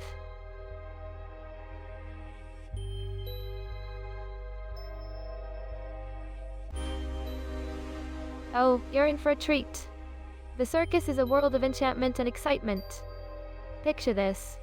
A grand tent filled with colorful lights, the smell of popcorn and cotton candy filling the air, and the sound of laughter and applause echoing around you. The performers are like magical creatures, defying gravity with breathtaking aerial acts, showcasing their strength and agility in daring feats, and captivating the audience with their charm and skill. It's an immersive and unforgettable experience that transports you to a world of wonders. If you have the opportunity, you simply must go and witness it for yourself.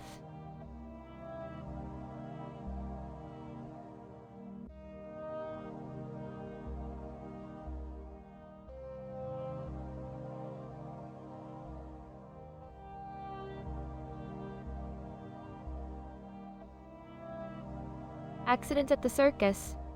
I'm not aware of any recent accidents. You see, my focus is on the stage and my performances, so I may not be up to date with all the happenings outside of vaudeville. But let's not dwell on that. There's so much more to talk about. Have you ever seen a burlesque performance before? The artistry, the glamour, the allure. It's truly a sight to behold.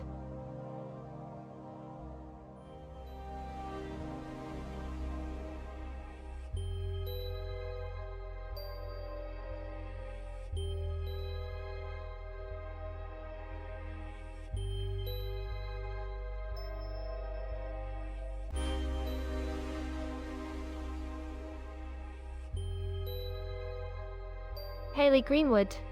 Yes, she was quite talented, wasn't she? It's always wonderful to have fellow dancers who inspire and push the boundaries of their craft. But tell me, what makes you think Hayley was the best dancer in all of vaudeville? Did you have the chance to witness her mesmerizing performances?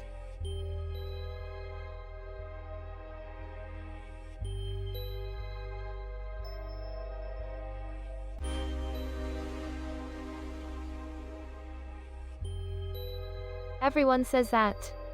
How fascinating. People in vaudeville have such diverse opinions and tastes when it comes to art and performance.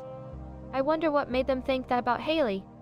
Perhaps her unique style or captivating stage presence. I'm genuinely curious to know your thoughts on her as well. What do you think made her stand out as the best in everyone's eyes?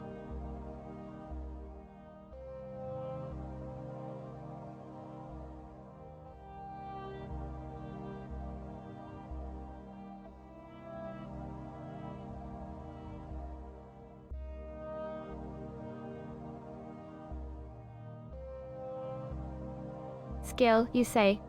That's quite intriguing. Skill is certainly an important aspect of being a dancer, but there are so many different styles and techniques that dancers can excel in. It's always interesting to hear different perspectives on what makes a dancer the best. Tell me, what specific skills do you believe made Hayley Greenwood stand out from the rest? Was it her flexibility, grace, or something else entirely?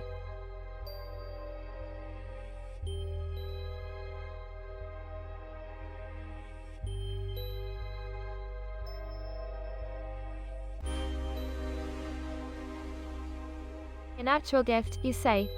How fascinating. It's amazing to think that someone can be born with such innate talent. I wonder what particular qualities set her apart and made her dancing so extraordinary. Perhaps it was her stage presence, her ability to effortlessly captivate the audience with every move. Or maybe it was her impeccable timing and fluidity of motion.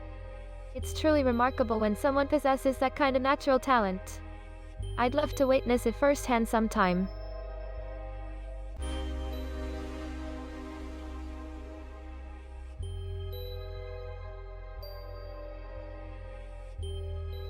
My apologies if I gave you the wrong impression. While I'm familiar with the name and reputation of Hayley Greenwood, I can't recall ever seeing her dance personally. You see, as a performer myself, my focus is primarily on my own craft and bringing joy to my audiences. But enough about that. I'm curious to know more about your experiences with dance. Have you ever been moved by a particularly captivating performance or had a favorite dancer who left a lasting impression on you?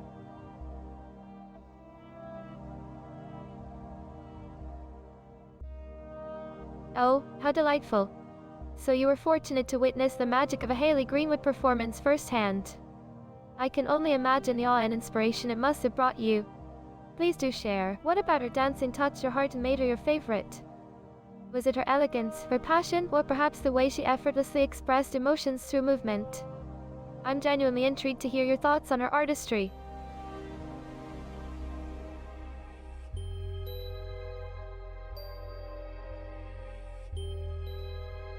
I completely understand.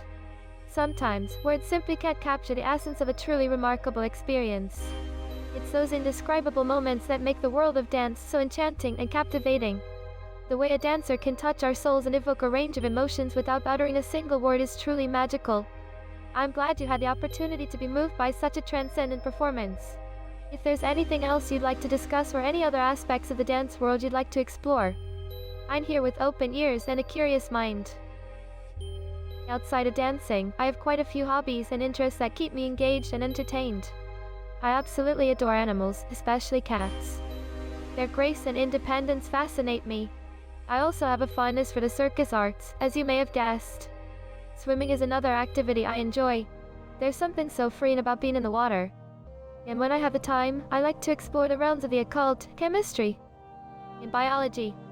They offer such fascinating insights into the mysteries of life. How about you?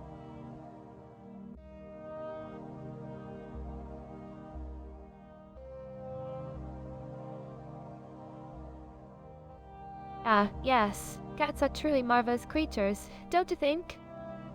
There's an air of mystery and elegance that surrounds them. I find their playful nature and independent spirit to be utterly captivating. Tell me, do you have a favorite animal yourself? Yes, I absolutely adore cats. They are such graceful and mysterious creatures. In fact, I have two black cats named Sabrina and Maya. They bring so much joy and playfulness into my life. Their presence is truly comforting, especially after a long day of performing. Are you a cat lover as well?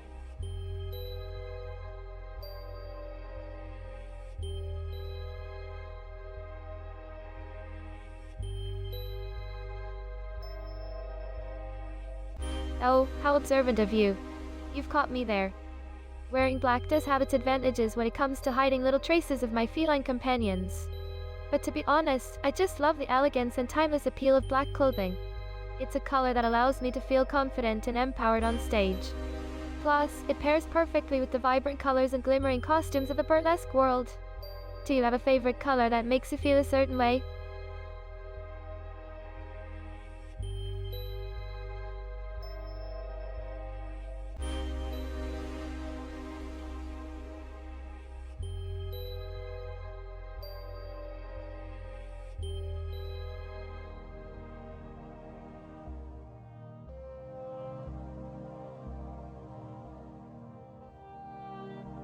Oh, you've noticed my red hairband.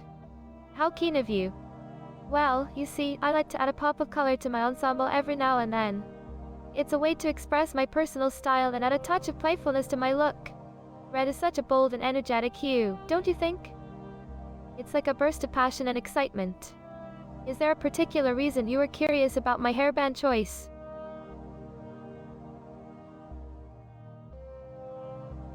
Alright then, let's move on to another topic. I'm always open to discussing anything that tickles your fancy. Do you have any other questions or thoughts you'd like to share? I'm all ears.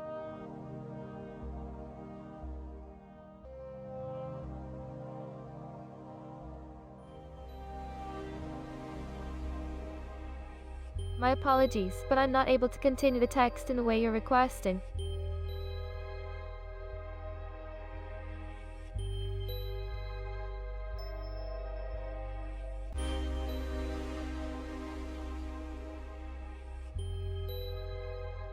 I'm not quite sure which pearl necklace you're referring to. I don't recall mentioning receiving one recently. Could you please remind me when we discussed it? I'm curious to know more about this pearl necklace you're referring to.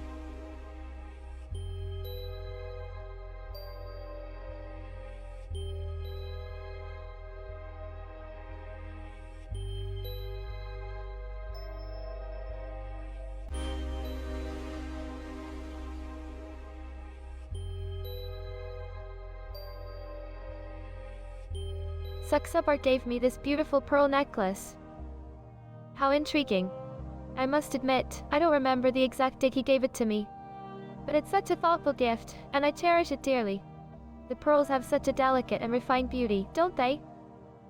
Is there a particular reason why the date of when he gave it to me is of interest to you? I'm always intrigued by the stories and meanings behind gifts.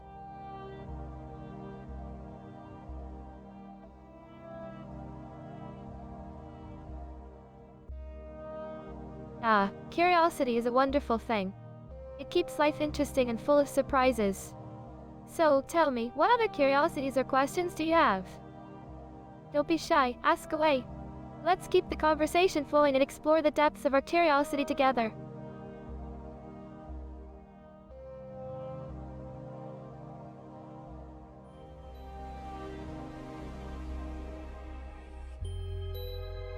Well, Monsieur Suxabar is certainly an intriguing character, isn't he?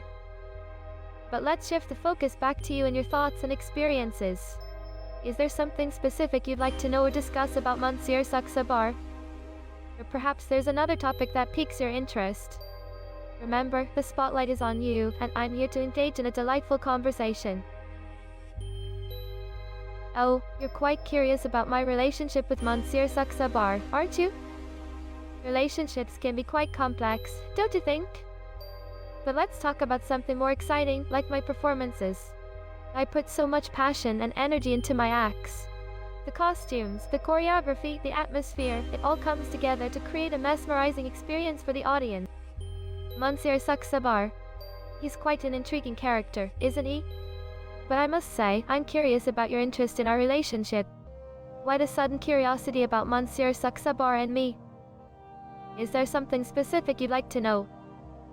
I'm all ears, ready to indulge in a delightful conversation with you. So, tell me, what's on your mind? The pearl necklace. How fascinating. I must admit, I don't recall Monsieur Suxabar giving me a pearl necklace. Perhaps there's been a misunderstanding or confusion. Regardless, I'm always intrigued by the stories behind gifts. What do you find interesting about the idea of him giving me a pearl necklace? Is there a special significance or symbolism behind it that you'd like to explore? Let's dive into the depths of curiosity together.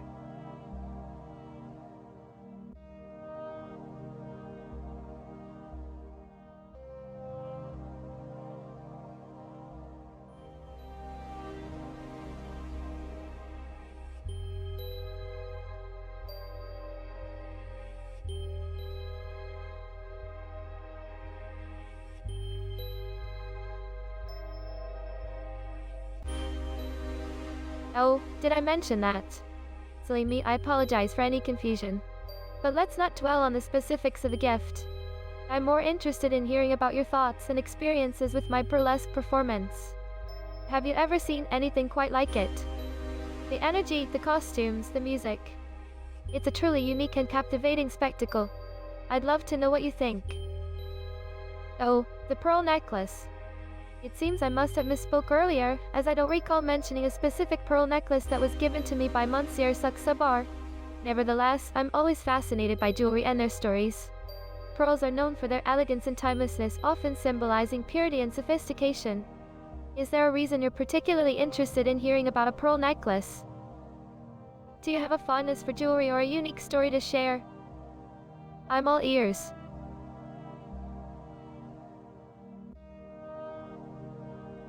See you. Goodbye.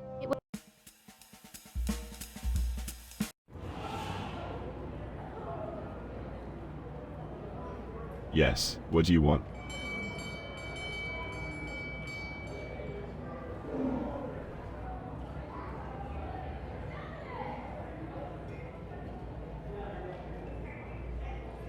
Yeah, the pearl necklace. A mere trinket compared to the wonders of my circus.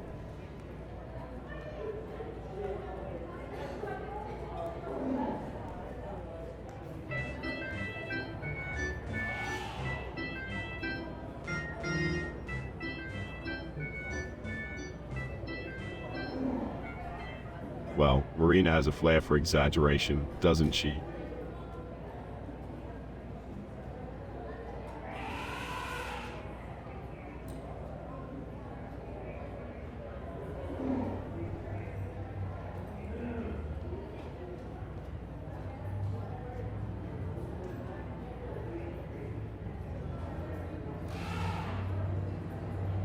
That's for me to know and for you to wonder about.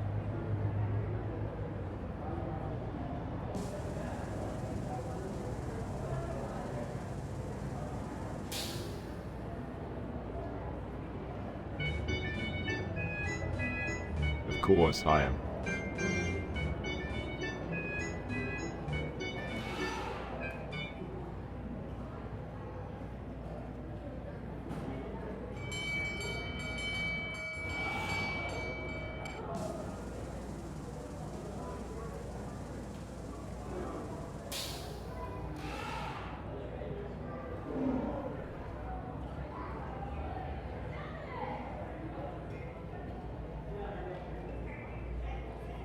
She certainly has a vivid imagination.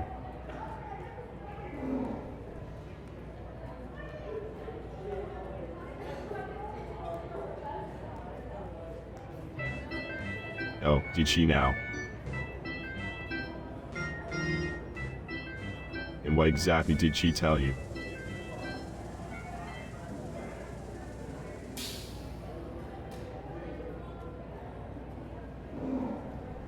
Fair enough.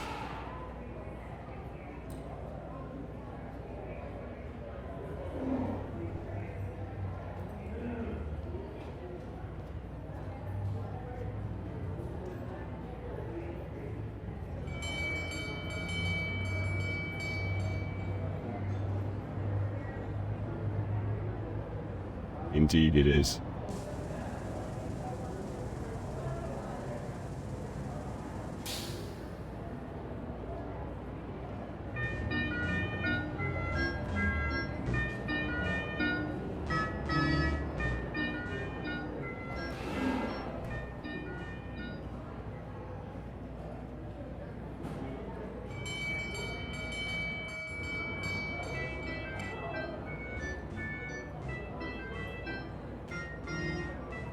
None of your concern.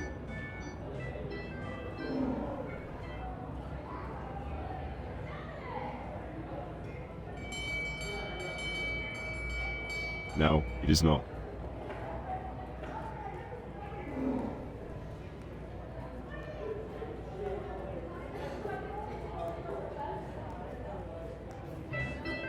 I quiet it.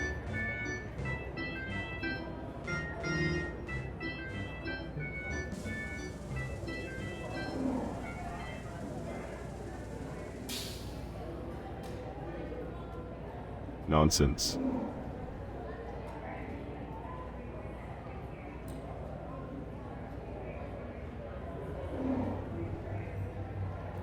Yes.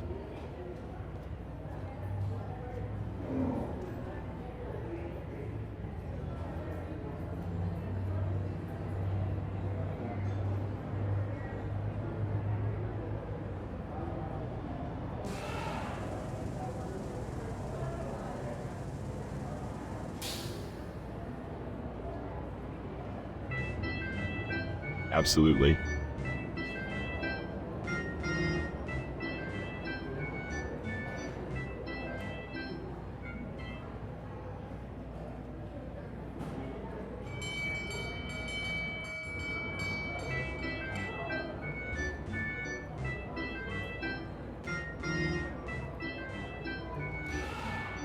Well, that's your opinion.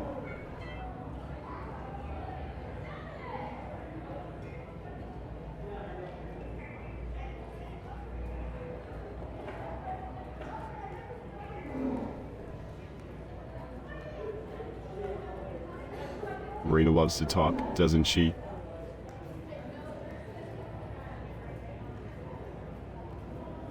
And what did she say this time?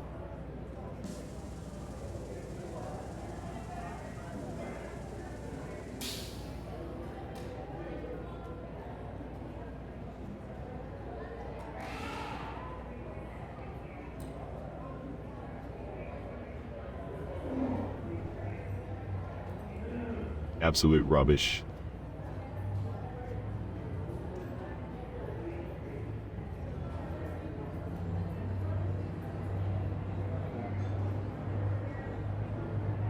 Because it's not true.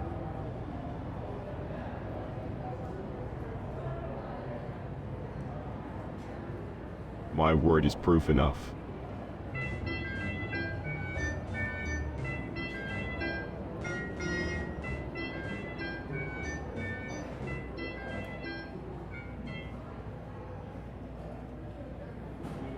It's just a braid.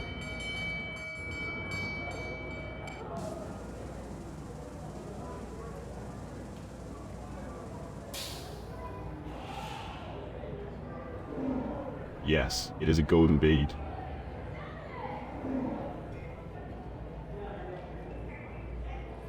None of your business.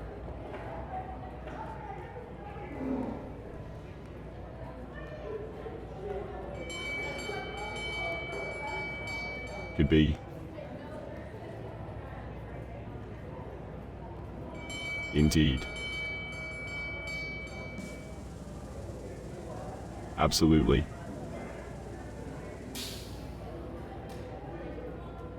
Precisely.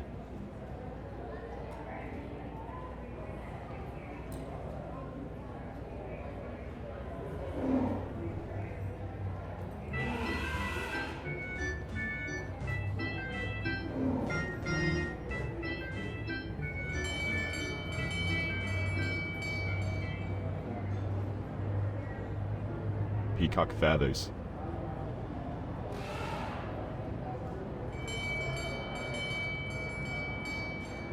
Of course, they do.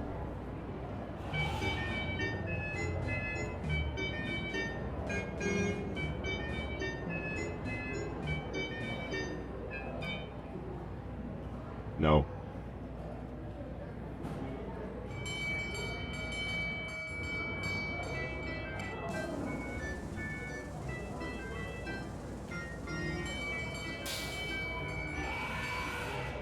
"7 p.m. to 10 p.m.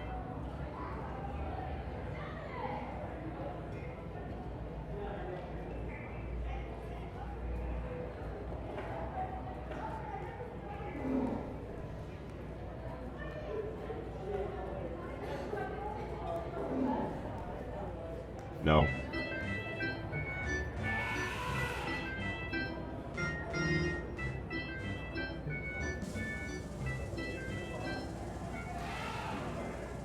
Yes, I am.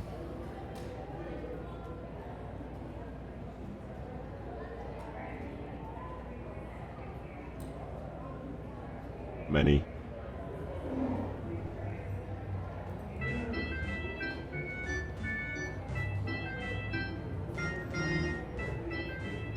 Yes, she does.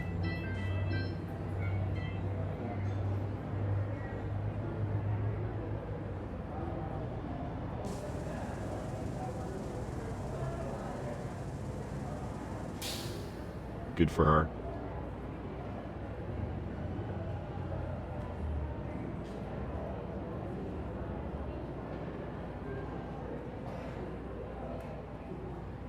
Bye. Yeah, farewell. Enjoy the rest of your day.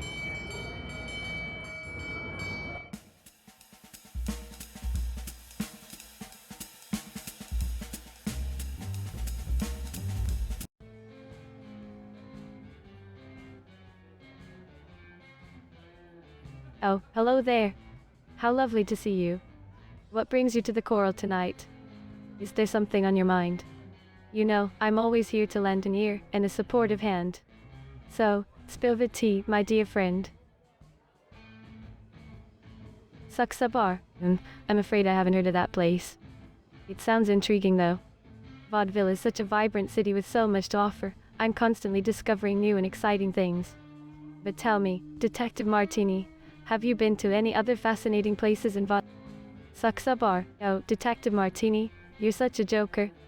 Saksa Bar is not a person, my dear friend. Saksa Bar is actually a circus.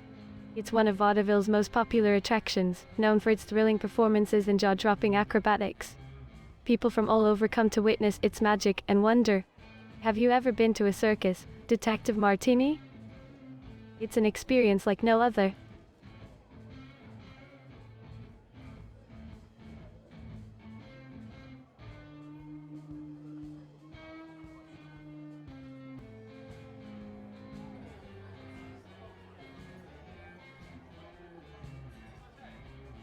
Oh, really? So soon? Well, if you must go, then go you must.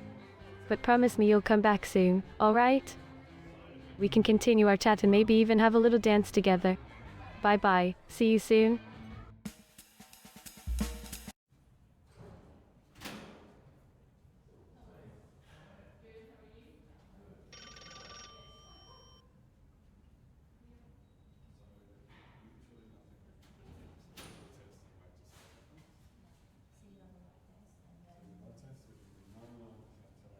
Maria Johnson's body was discovered by a concerned neighbor. They noticed something suspicious outside her apartment and immediately called the police.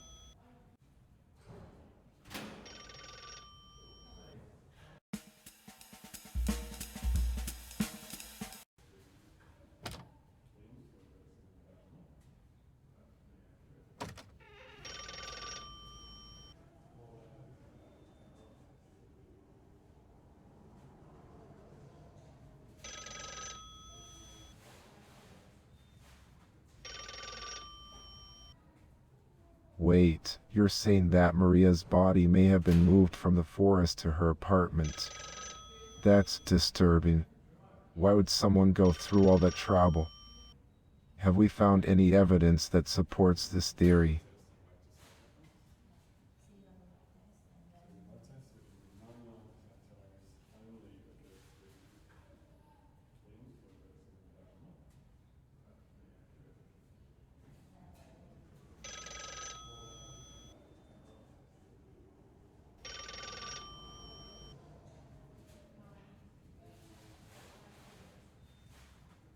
Forest matter, you say?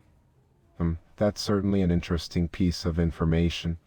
It does suggest that there might be some truth to the idea of the body being relocated. Did the coroner find anything else that could help us determine where exactly in the forest the body might have been before it was moved?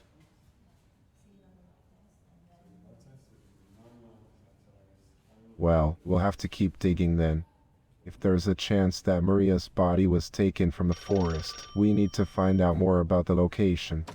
Maybe there's something in the area that could shed some light on this. Keep me updated, Detective Martini.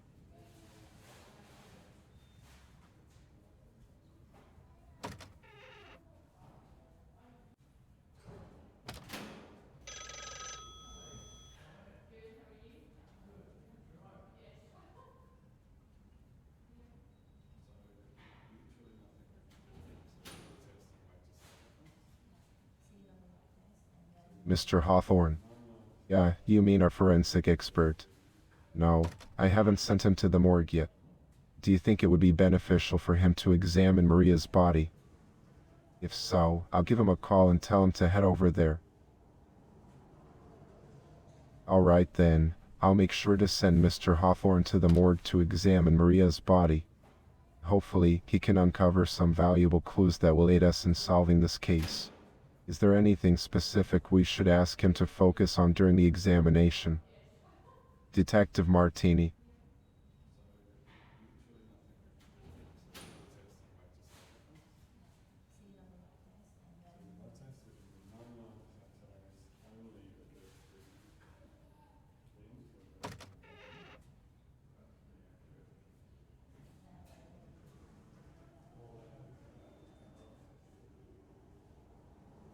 Interesting. So you want Mr. Hawthorne to determine whether the wounds on Maria's body were caused by an animal or a human. That could be crucial in narrowing down our list of suspects. I'll make sure to relay that to him. Let's hope he can shed some light on this matter. Anything else you'd like me to pass along to him, Detective Martini? So, just to clarify, you don't have any other specific instructions for Mr. Hawthorne? Very well then. I'll make sure he focuses on determining the nature of the wounds. Hopefully, he'll be able to give us some insights. Keep me updated on any developments, Detective Martini.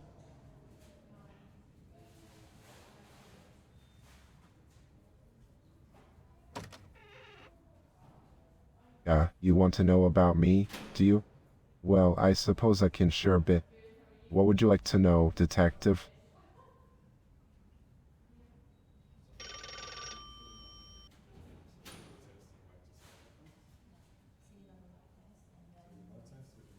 Vaudeville. Oh, I've been living here my whole life, Detective. Born and raised in the city. Seen it go through its ups and downs. It's changed a lot over the years, but I've always called it home. Is there a particular reason you're curious about my time in Vaudeville?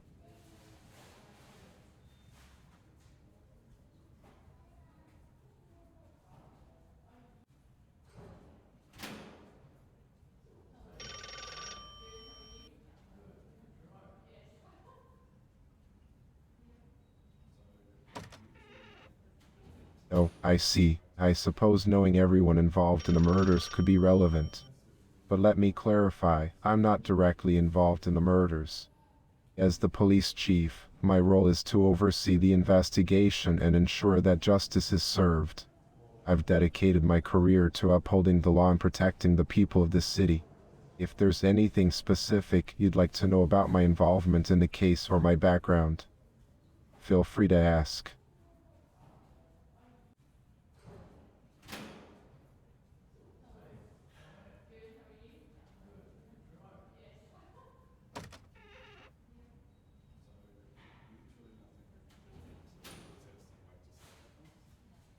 Hobbies, you say?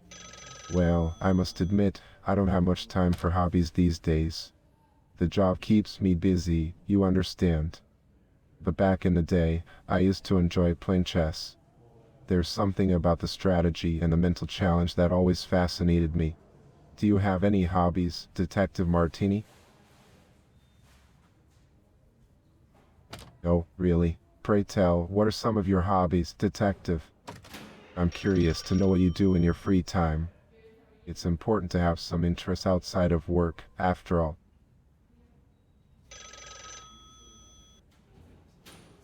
A professional diver, you say? How fascinating. Exploring the depths of the sea must be quite an adventure. Have you discovered any remarkable underwater sights or encountered any memorable marine creatures during your dives? It's not a hobby one hears about every day, especially here in Vaudeville.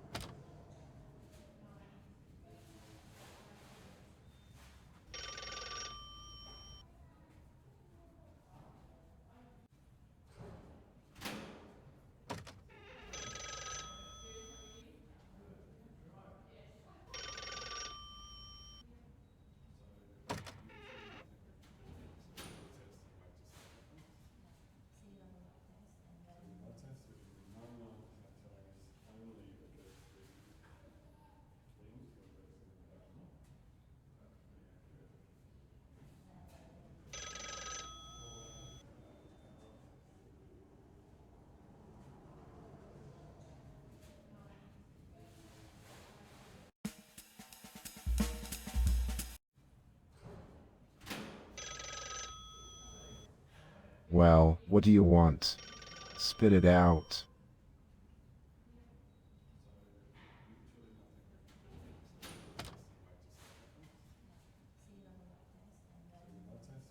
Get to know me. Why would you want to do that? I'm just an old police chief, nothing special. But if it tickles your fancy, yes, I am married. My wife's name is Livia.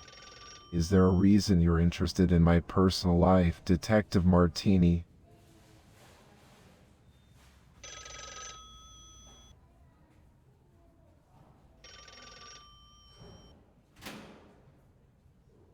Idle banter, huh?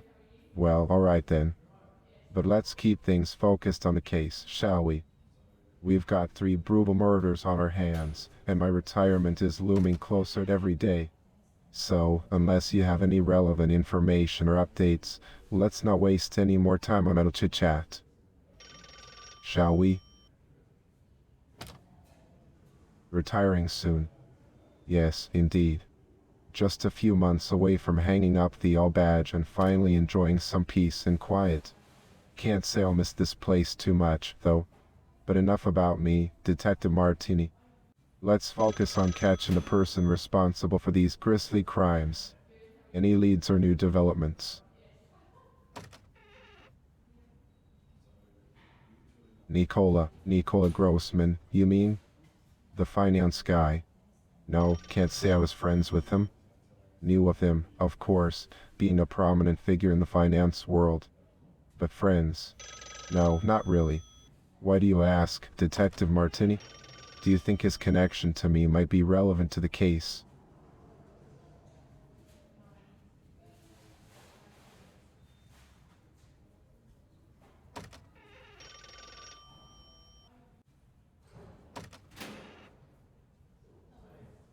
Yeah, I see. Curiosity can be a dangerous thing, my friend. But since you're so keen on knowing, let me enlighten you. The 3 murder victims in Vaudeville were Maria Jansen, a young blonde woman found outside her apartment. The aforementioned Mr. Grossman, and Haley Greenwood, a dancer whose body was discovered in an alley behind the club she worked at. Terrible tragedies, all 3 of them. Anything else you'd like to know, Detective? Alright then, if you don't have any more pressing matters to discuss, I suggest we get back to work on this case. Time is ticking, and I'd rather not waste it on small talk. Let's focus on finding the person responsible for these murders, shall we?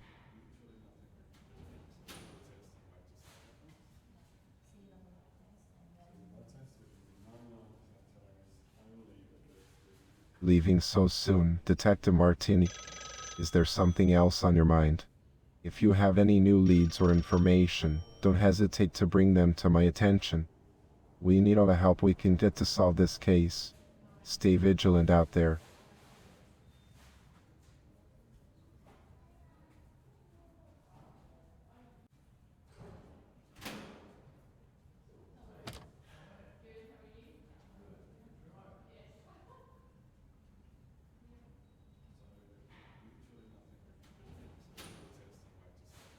Well, you see, I'm just a simple guy, really.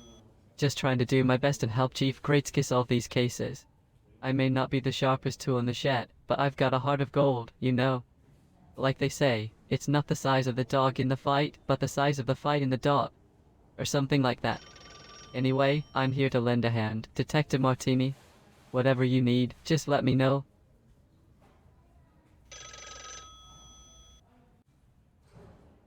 Oh, no, I didn't mean it like that, not at all.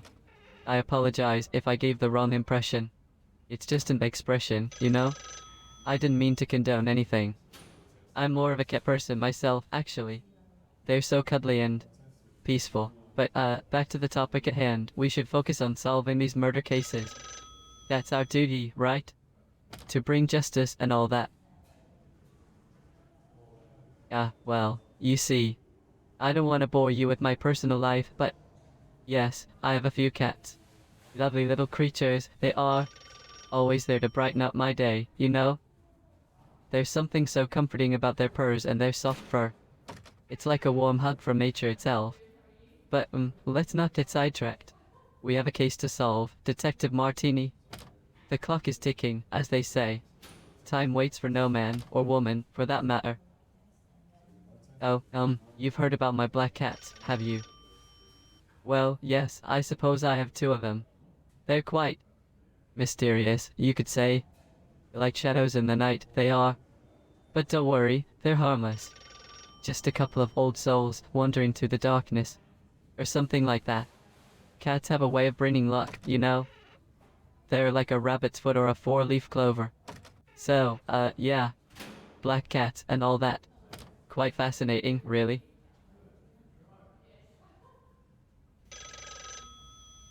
No, Marina and I don't live together.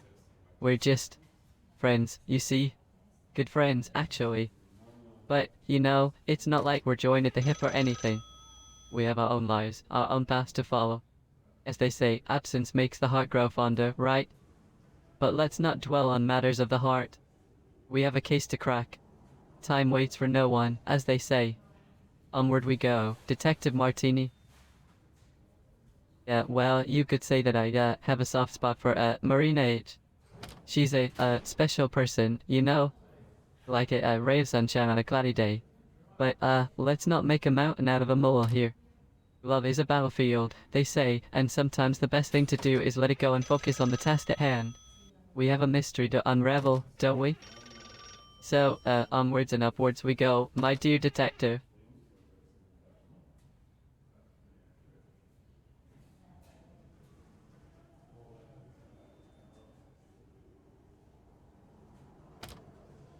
Jealous? Me? No, none at all. Why would you think that?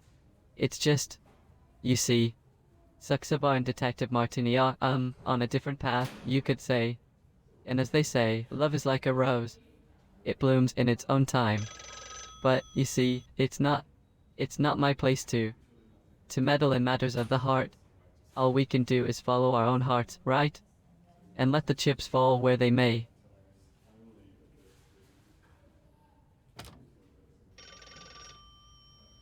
Well, I don't know.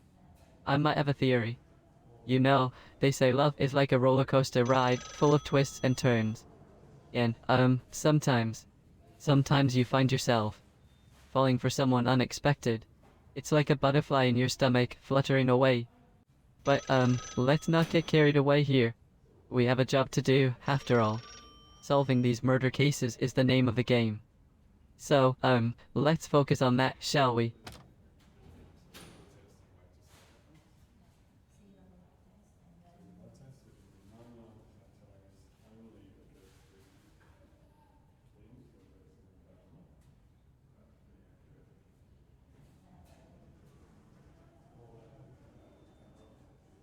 Maria Jansen. Yes, I remember her. She was a young woman, you see. Blonde, with a Scandinavian look, they said. A real beauty, they said. But, you see, life is like a box of chocolates. You never know what you're gonna get. And unfortunately, her journey came to an end. In a tragic way. It's a shame, really. But we mustn't dwell on the past, right? We must forge ahead, like a ship sailing through stormy waters.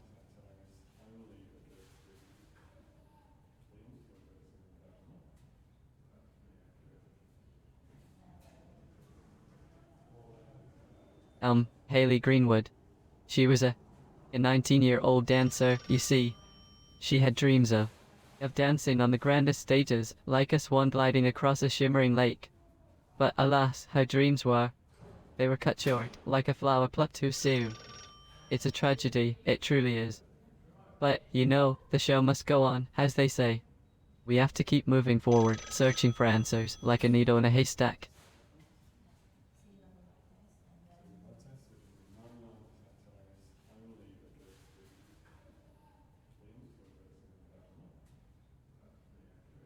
You want to know my age, do you? I'm in my middle adulthood, you could say. Like a fine wine, aging gracefully. Or so they tell me. Age is just a number, they say, but I suppose it's not polite to ask a lady her age, right? We should focus on the present, like a bird soaring through the sky. So, let's leave the past behind and embrace the adventure that lies ahead, shall we?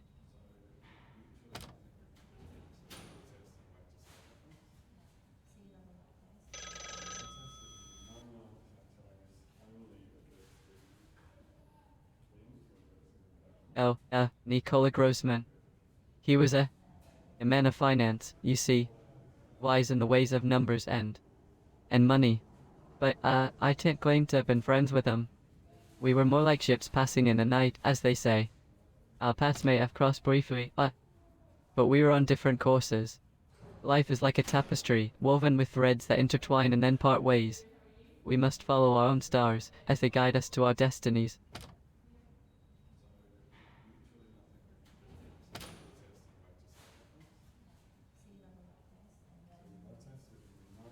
Haley Greenwood. She was a talented dancer, you know? A real diamond in the rough, they said. I wouldn't exactly call myself a friend, per se. More like an admirer from afar. Like a star shining in the distance, lighting up the darkness. But, you know, life is like a dance, with partners coming and going, twirling in and out of each other's lives. And, sometimes you just have to watch from the sidelines and appreciate the beauty of it all.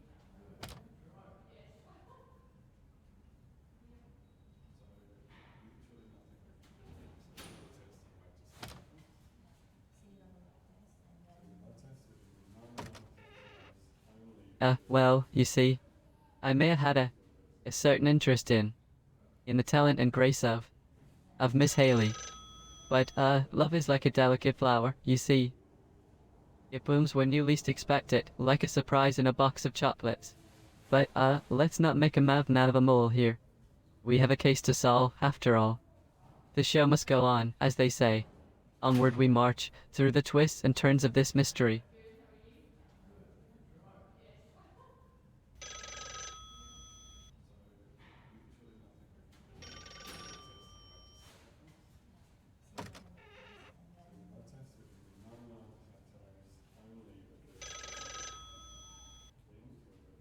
Oh, you know, I happened to be near the scene of the crime when Maria when she was found. It was a chilling sight, I tell you. Like something out of a horror story. She was covered in blood, right outside her apartment. It was a tragic scene, like a page ripped from a book of nightmares. But, let's not dwell on the darkness. Let's focus on bringing light to this investigation, like a beacon cutting through the fog.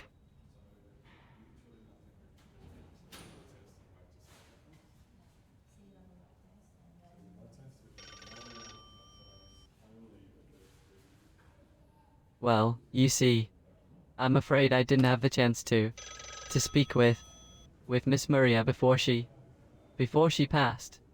It's like they say, life is a fragile thing, slipping away like sand between our fingers. But, you see, it's not about dwelling on the past, is it? We must look to the future, like a sunrise after a long, dark night. Together, we'll unravel this mystery and bring justice to those who deserve it.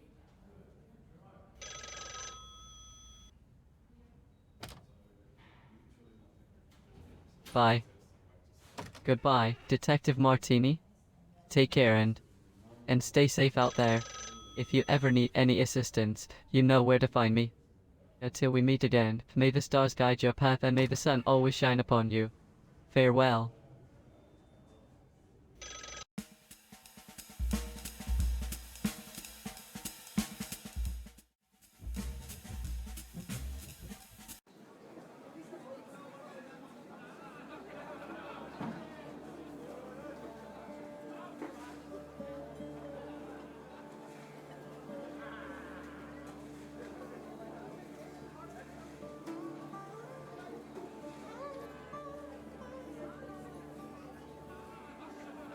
Oh. You want to know about me? Well, I'm just your friendly neighborhood grocery shop owner, always ready with a smile and a juicy piece of gossip. You won't believe the things I hear in this town. But enough about me, let's talk about the latest scandal. Have you heard about the mysterious affair between Lord Kensington and Lady Montgomery? It's all the talk of the town.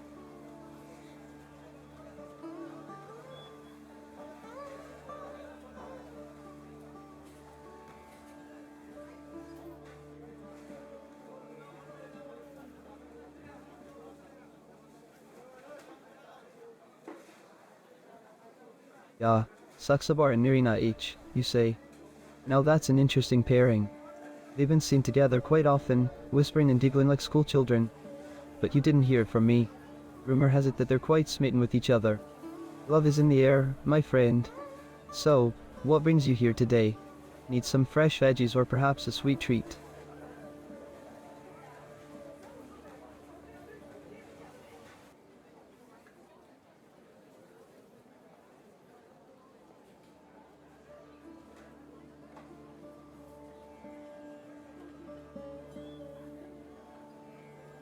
Oh, you want to know about my hobbies? Well, I do love a good gossip session, catching up on the latest shows, and of course, cooking up a storm in the kitchen. You know, I'm renowned for my vegetable dishes. Oh, you want to get to the juicy details about my personal life, huh? Alright then, I'll spill the beans. Besides running this fabulous grocery shop, I'm a big fan of jazz music. I could listen to those smooth tunes all day long. And when I'm not grooving to the rhythm, you'll find me experimenting with new recipes in the kitchen. Vegetables are my specialty, my friend. I can turn a simple carrot into a culinary masterpiece. But enough about me, let's get back to the good stuff.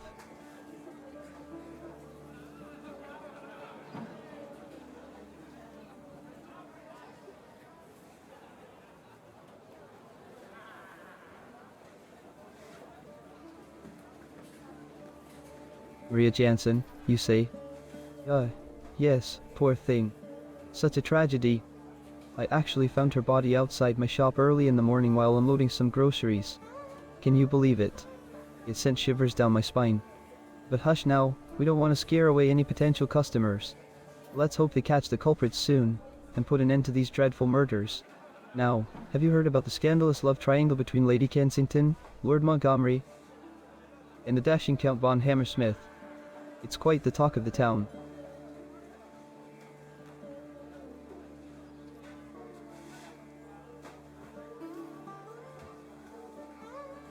Oh, yes, Maria was indeed found right outside my store. Can you believe it? It's such a terrible coincidence. Poor Maria, may she rest in peace. But you know what they're saying, don't you? They say that Maria had a secret lover, someone from a powerful family. Oh, the drama. The whispers are getting louder, my friend. It's like a real-life soap opera unfolding right here in Vaudeville. So, have you tried my fresh baked bread? It's to die for. Well, not literally.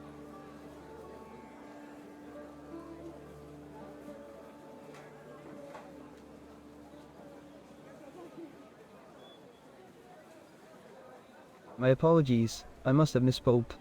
You're absolutely right, she was found in front of her apartment. How silly of me. But let me tell you, there are so many rumors swirling around about that tragic incident. Some people are claiming it was a crime of passion, while others think it's connected to the other recent murders in town. Isn't it all so mysterious? Now, have you heard about the grand reopening of the theater downtown? It's going to be quite the spectacle.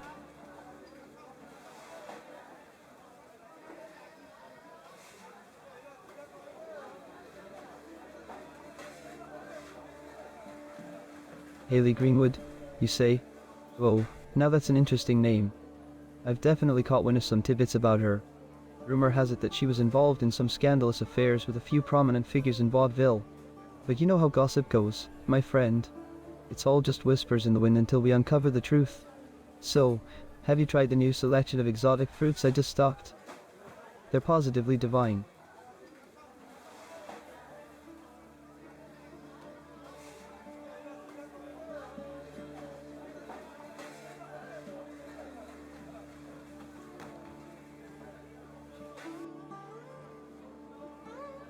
Pearl necklace, you say? Now that's quite intriguing. I haven't heard the exact details, but I've heard through the grapevine that Marina's pearl necklace was a gift from a mysterious admirer. Who could it be, I wonder? The plot thickens. But enough about that. Have you seen the latest episode of that popular TV drama? The twists and turns are absolutely mind-boggling.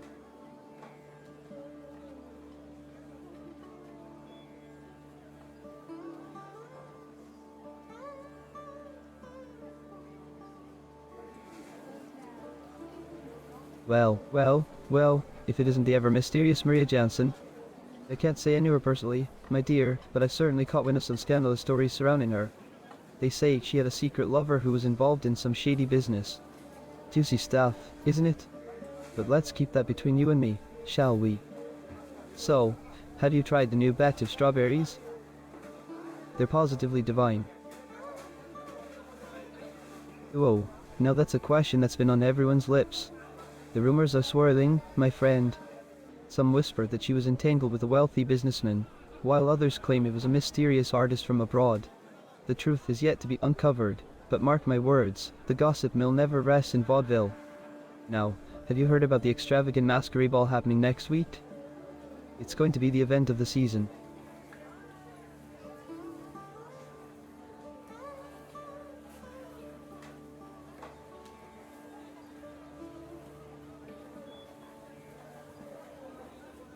Ah, Nicola Grossman, you say? Quite the scandal, my friend. But no, I wasn't the one who found Nicola. That unfortunate discovery was made by someone else. Can you believe it? The poor soul, may they rest in peace. But you know what they say, there's always more to the story than meets the eye. The town is buzzing with theories about what really happened. It's like a mystery novel come to life. So, have you tried the new batch of artisanal cheeses? They're simply divine.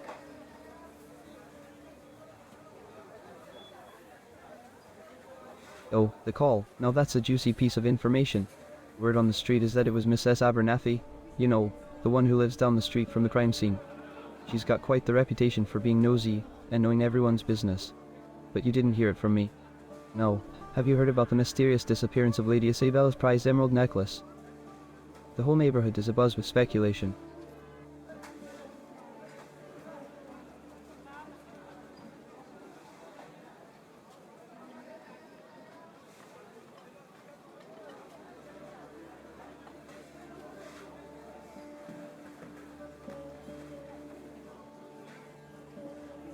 Mrs. Abernathy, you say?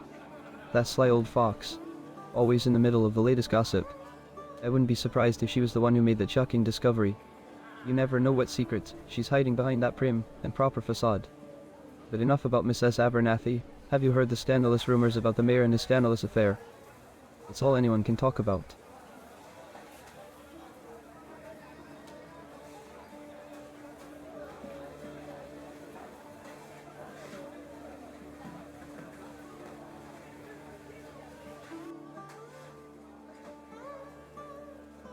Did I must have misspoken. It's so hard to keep track of all the juicy details sometimes. But you have to admit, Miss S. Abernathy does seem like the type who would be in the thick of it all. Doesn't she? Quite the colorful character, if you ask me. Now, have you tried the new batch of locally sourced honey? It's simply delightful.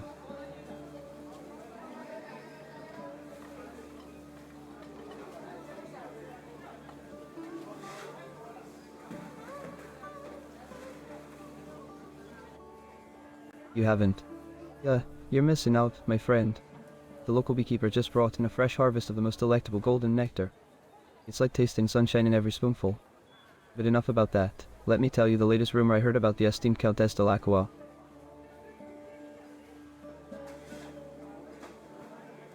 No, you won't believe this. I've been hearing whispers that the illustrious Countess de Lacroix is secretly planning a scandalous affair with a mysterious foreign diplomat. Can you imagine the scandal it would cause if that were true? The whole town would be buzzing with excitement. Now, have you tried the new batch of freshly baked croissants? They're simply divine.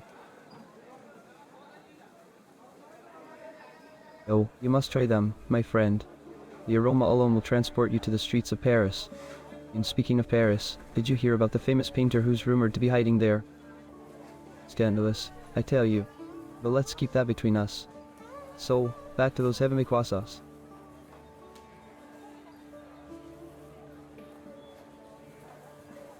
Allergic to croissants? Well, isn't that a shame? But fear not, my friend. There are plenty of other delectable treats in Vaudeville to indulge in. Now, have you heard the latest rumor about the mysterious masked pianist who's been enchanting audiences at the local jazz club? The music is said to be pure magic.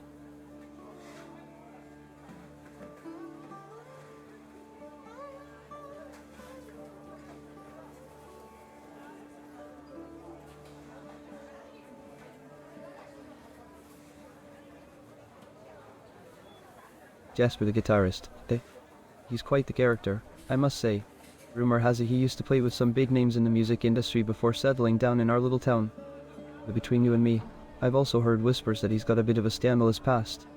They say he had a tumultuous affair with a famous actress back in the day. Quite intriguing, isn't it?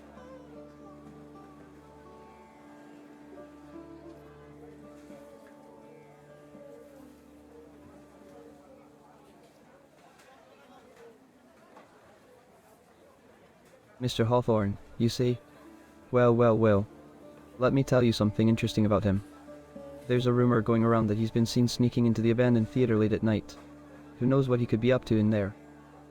The plot thickens, my friend. Now, have you tried the new batch of exotic spices I've just imported? Simply divine.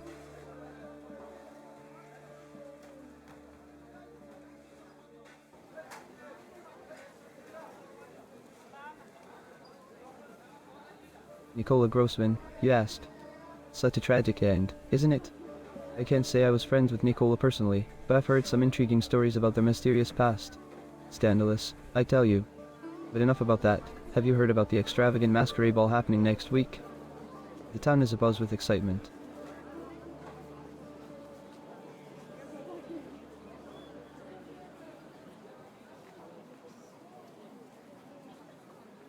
Haley and Maria, you say. Now those are some interesting names. I've certainly caught wind of some scandalous tales surrounding both of them. Love affairs, secret rendezvous, you name it. But you know how gossip goes, my friend. It's all just whispers in the wind until we uncover the truth. So, have you tried the new selection of exotic fruits I just stocked? They're positively divine.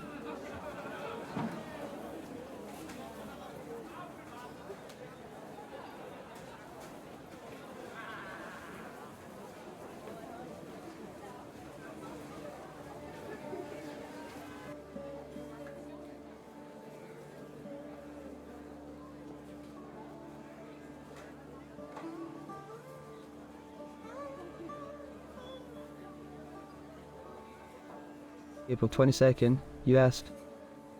Let me think. Yes, I heard a juicy rumor about a clandestine meeting between two prominent figures in the park that day. The details are still hazy, but it sounds like there was some heated discussion going on.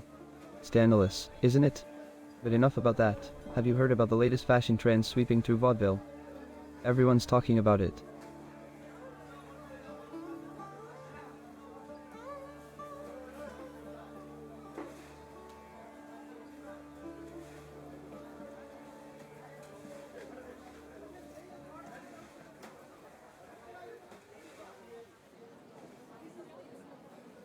Yeah, Ingrid, you say. That sly fox. Always ahead of the game when it comes to fashion. I'm not surprised she's rocking the latest trends. She certainly knows how to turn heads, doesn't she? Now, have you tried the new batch of locally grown tomatoes? They're positively mouth-watering.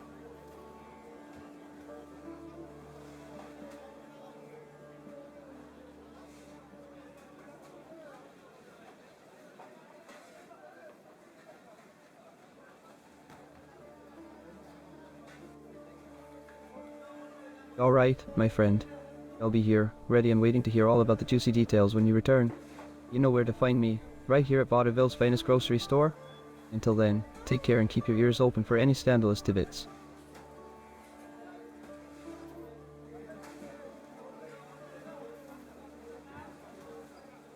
Oh, I'm terribly sorry, but my name is not Maggie. How amusing that you would mistake me for someone else.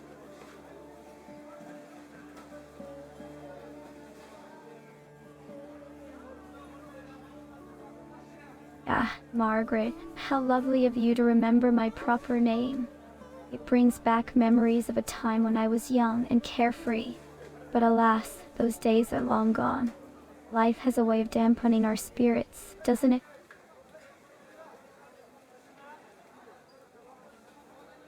Oh, my dear, if only you knew the weight that rests upon my shoulders.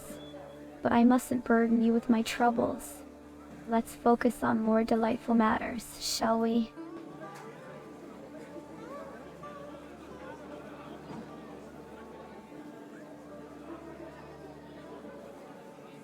Well, if you insist on knowing, I suppose I can confide in you. You see, I find myself feeling rather lonely these days. The loss of my beloved Victor has left a void in my heart. It's as if a part of me is missing, and I fear I may never find it again. But enough of my melancholy musings. Tell me, have you ever experienced such a profound sense of emptiness?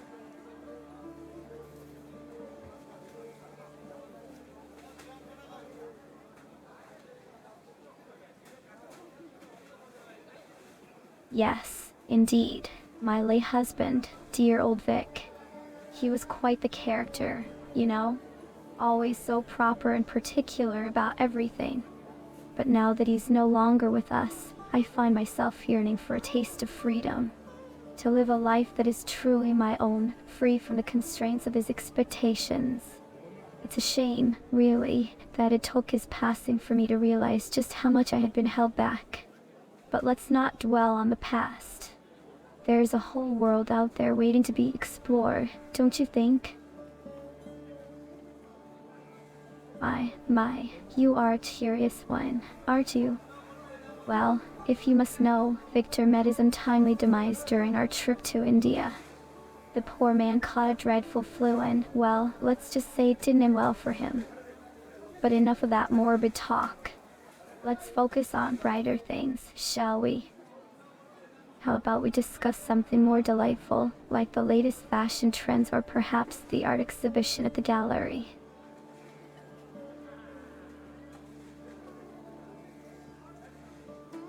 You know, sometimes I find solace in the most unexpected places. Take mushroom picking, for instance. It may seem like a simple pastime, but there is a thrill in the hunt, a sense of adventure.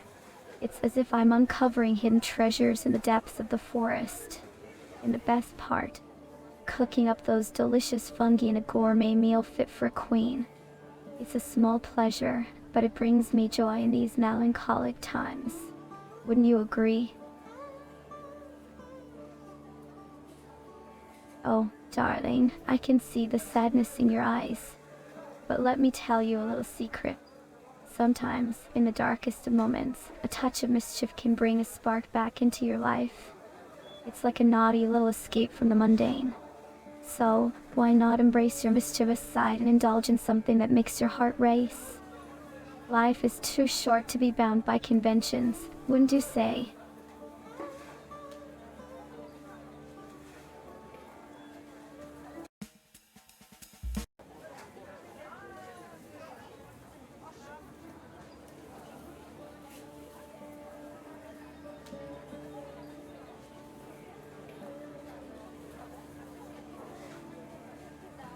Oh dear, the Blackwoods.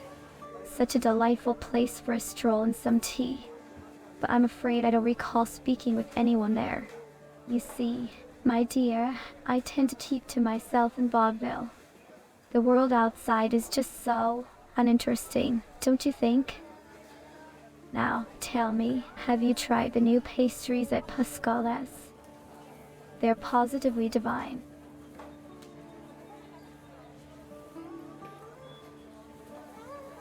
Oh, how unfortunate. Allergies can be such a nuisance, can't they? Well, fear not, my dear. There are plenty of other delectable treats for you to indulge in. Perhaps some fresh fruits or a delicate cup of herbal tea. We mustn't let allergies dampen our spirits, now, must we?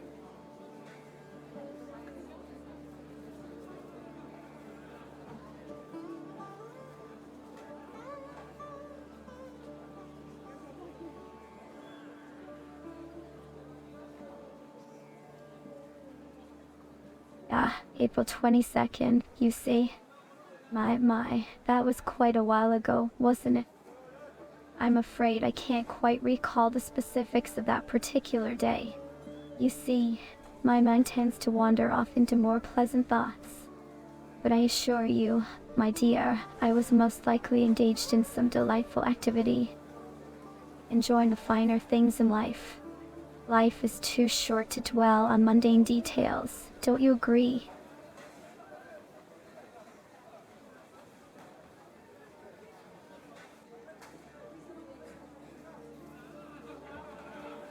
Well, if you must know, I was attending a rather exclusive gathering at the grand estate of Count Gravesen. The Count is known for his extravagant parties, you know. We were indulging in exquisite cuisine, sipping on the finest champagne, and engaging in lively conversations with the creme de la creme of Vaudeville society. It was truly a night to remember, my dear. But alas, you missed out on all the glamour and excitement. Such a shame.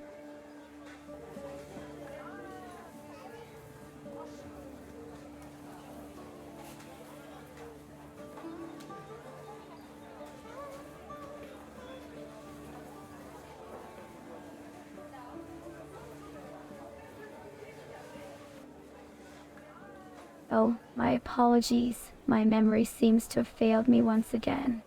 It appears I may have misspoken. You see, my mind tends to wander off into whimsical tales sometimes. But worry not, my dear. I'm sure there were plenty of other delightful events happening in our charming little town on that day. After all, Vaudeville is always buzzing with activity and merriment. Now, let's not dwell on such trivial matters and focus on more pleasant topics, shall we?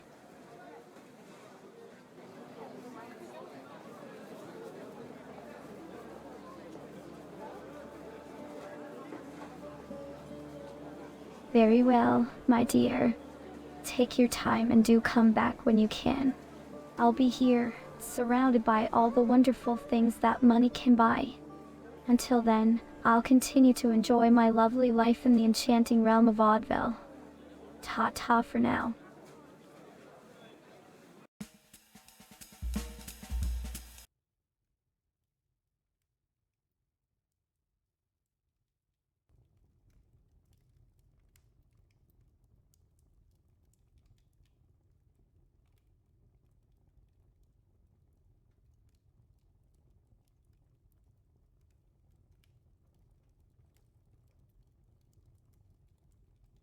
Good morning. Are you here to take a look at my collection?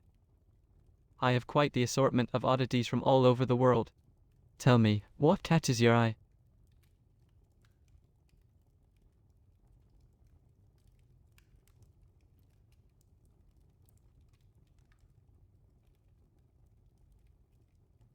Oh, yes, the party on April 22nd was truly a splendid affair. The grand halls of my manor were filled with laughter, music, and the most fascinating jests. It was a night to remember, my dear friend. But pray tell, who informed you about the festivities?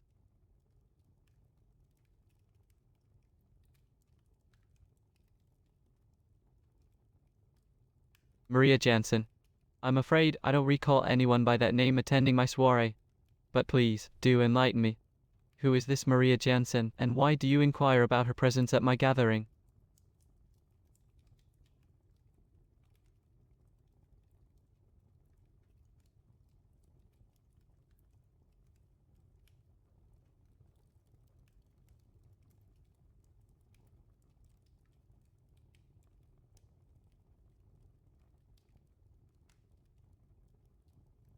Haley Greenwood.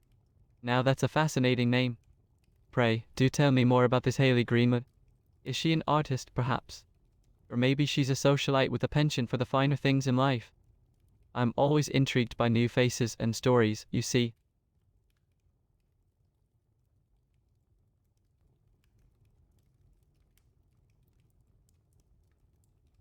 Marina H. I must admit, I'm not familiar with that particular individual. But I am quite interested in expanding my circle of friends and acquaintances. Tell me, who is Marina H? What brings her into the spotlight of our conversation?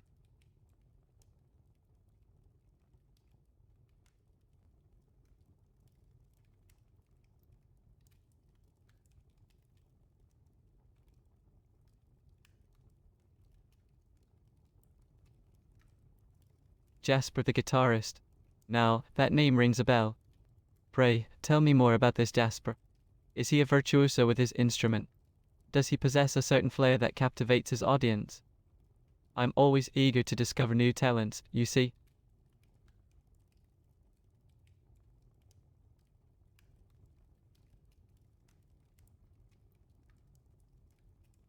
Oh, splendid. You say you know of my dear friend, Jasper the guitarist. How delightful. Please, do share more about him. What kind of music does he play? Has he performed in any notable venues or events? I'm quite intrigued to learn more about this talented musician.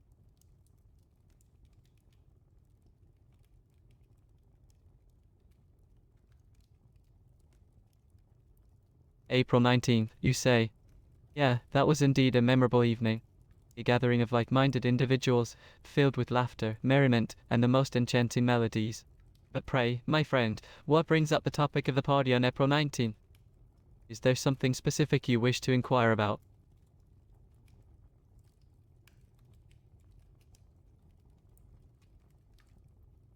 Ah, the lovely Haley Greenwood. Such a delightful presence she is. Yes, she graced us with her charm and elegance on the night of the 19th. It was truly a pleasure to have her in attendance. Tell me, what intrigues you about her presence at the party? Did she captivate your attention as well?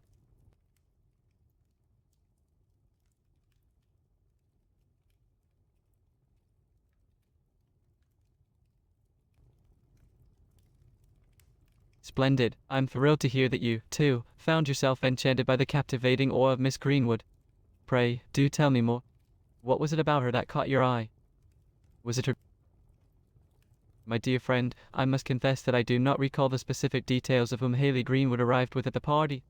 You see, my attention tends to wander amidst the excitement and festivities. However, I'm curious to know why this particular detail piques your interest. Do you have a personal connection to Miss Greenwood?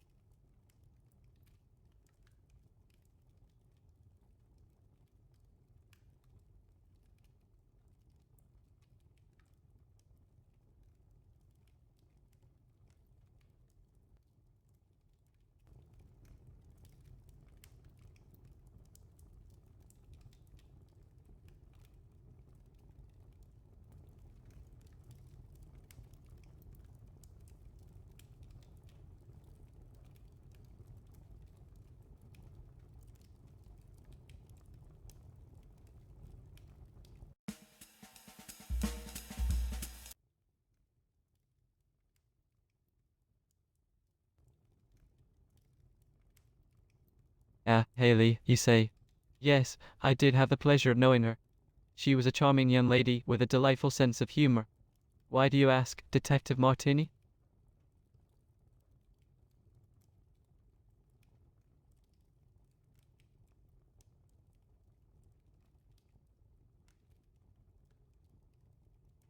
Oh, dear me, how dreadful. I had no idea. Such a tragedy. But pray tell, Detective Martini, where did this unfortunate incident take place? I must admit, I am not quite up to date with the locations of these recent murders.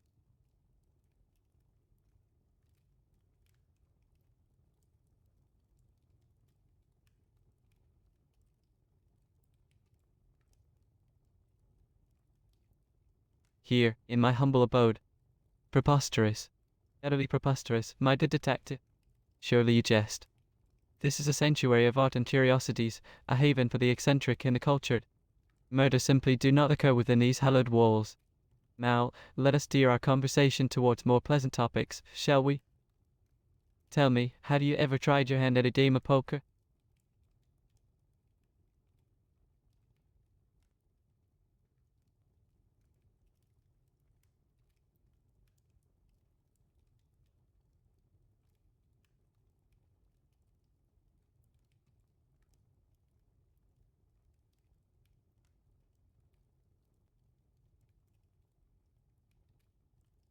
Trivial musings.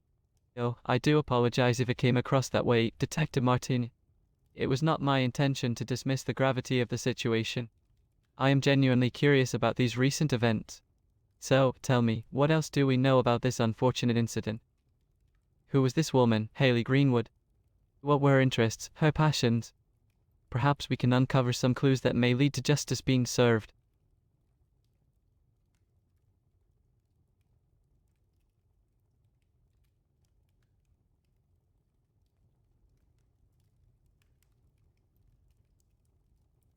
Haley was at the party on April 19th. How delightful. I must say, I do enjoy hosting gatherings and see my guests revel in the splendor of my collection. Pray, do enlighten me, dear detective, how did she find herself captivated by the wonders of my humble abode? Did she show a particular interest in any specific artifacts or engage in any intriguing conversations? I am quite eager to hear all about it.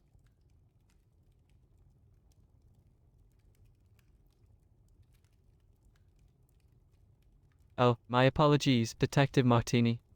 I misunderstood your question. Please forgive my confusion.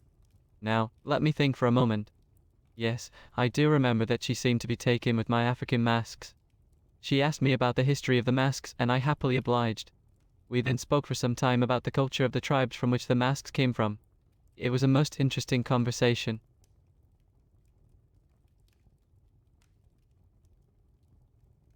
Ah, I see you're interested in hearing more, Detective. How delightful. Well, as our discussion about the African masks progressed, I couldn't help but notice the sparkle of curiosity in her eyes. It was as if she was transported to a different world, captivated by the stories and legends surrounding those ancient artifacts. We delved into the symbolism behind each mask, the rituals they were used for, and the cultural significance they held. It was a truly enlightening exchange.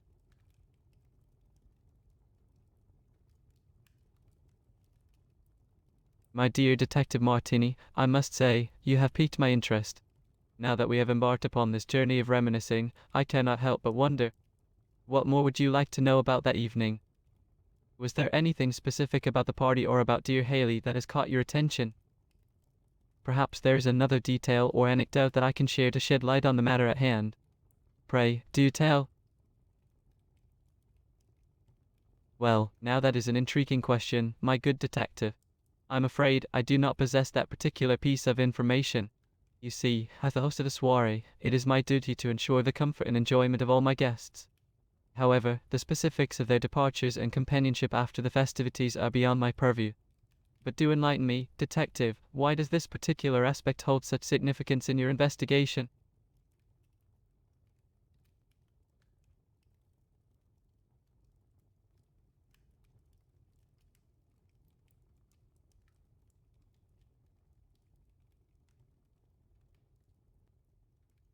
Good morning. Are you here to take a look at my collection? What makes you think that I am willing to answer your questions?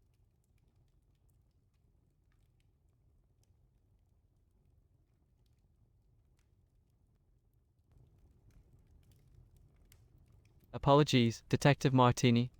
It seems there was a slight glitch in my previous response. How may I assist you further? Is there something specific you would like to know about the party on April 19th or the events surrounding it?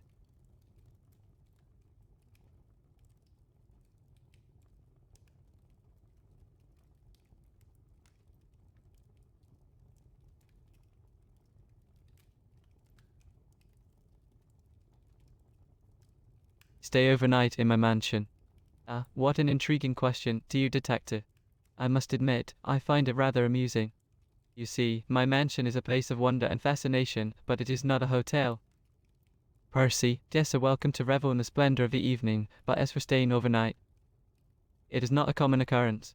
However, I must confess that on rare occasions, when the night is filled with enchantment and the company is delightful, some guests have been known to extend their stay.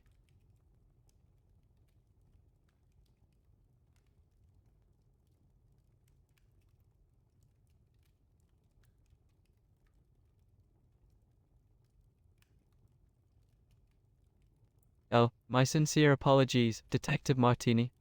I seem to have gotten carried away with my musings. To answer your query directly, no, Haley Greenwood did not spend the night in my humble abode. She bid her farewell after the festivities concluded. Now, if you allow me, I am quite curious to know why this particular detail holds significance in your investigation. Is there something specific you suspect or wish to uncover?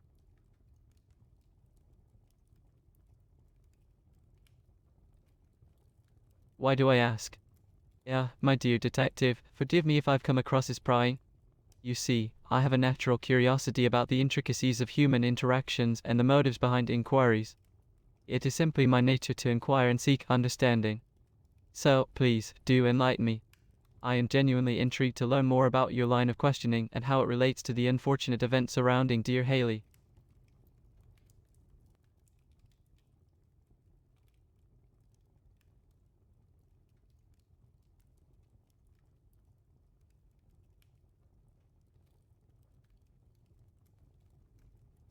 An argument, you say?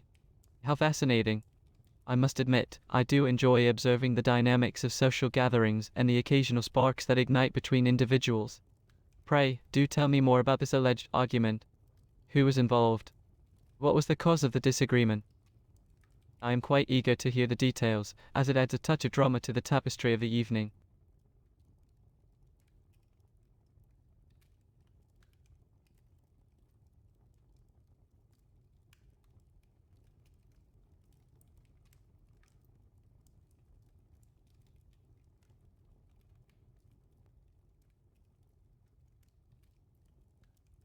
Oh, my dear detective, I do apologize if I have not made myself clear. To the best of my recollection, there were no altercations or arguments involving Haley Greenwood during the party on April 19th. It was a night filled with laughter, camaraderie, and the joyous exploration of my collection. If there were any disagreements or conflicts that arose, they certainly did not come to my attention. But do indulge me, detective, why do you inquire about potential altercations? Is there a particular reason why this information holds significance in your investigation?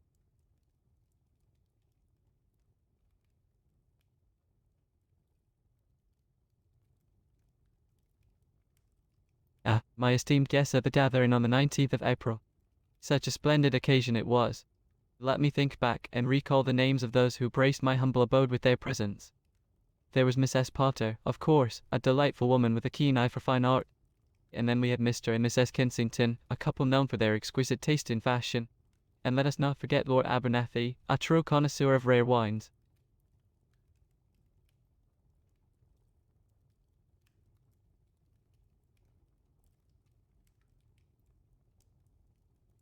My dear detective, before you depart, I must express my gratitude for your visit and inquiry. It has been a pleasure conversing with you. However, I cannot help but wonder, is there anything else you would like to discuss or any other mysteries you wish to unravel? Do take your time, for I am always here, surrounded by my collection of curiosities, ready to engage in an intriguing conversation.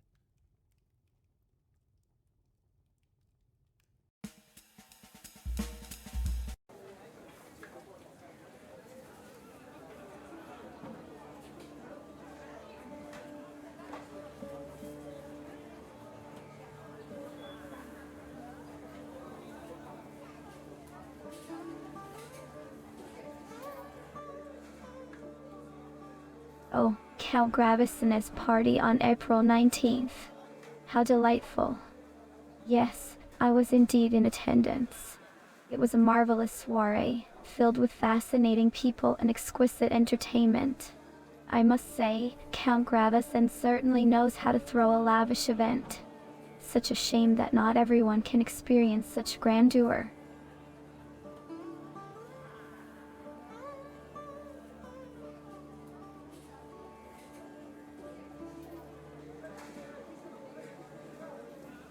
Haley Greenwood, you said?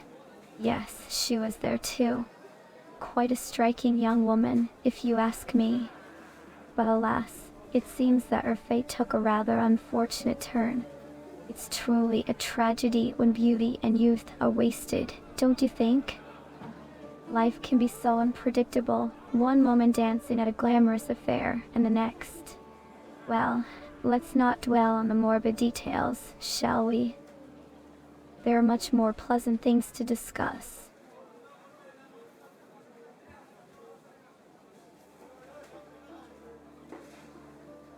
Oh, my dear, I'm afraid I have no knowledge of whom Haley left with after the party. You see, my focus that evening was on enjoying myself and mingling with the charming guests. The comings and goings of others were of little concern to me. But I must say, the mystery surrounding her departure does add a certain intrigue to the whole situation. Doesn't it? It's like a thrilling plot unfolding right here in our very own vaudeville. How utterly captivating.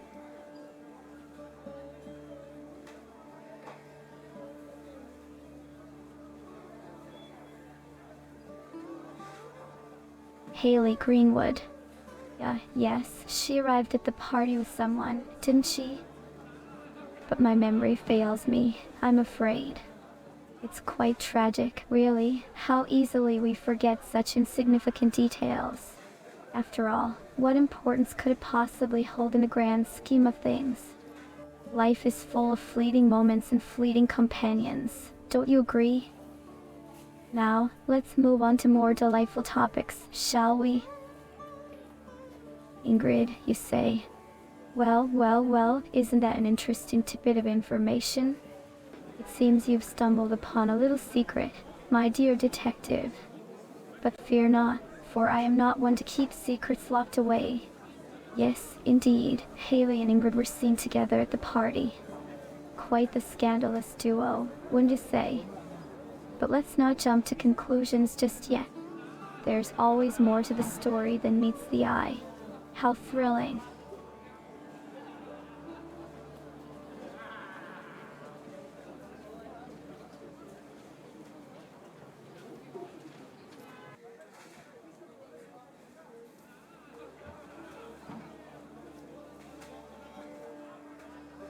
Well, my curious friend, it appears you're quite persistent in your quest for details. I must admit, the intrigue is rather tempting. However, I'm afraid I cannot answer your question. You see, I was so enthralled in the festivities that I didn't notice when the two of them left. All I can tell you is that they were both present at the start of the evening. But who knows what happened after that? Life is full of surprises, isn't it?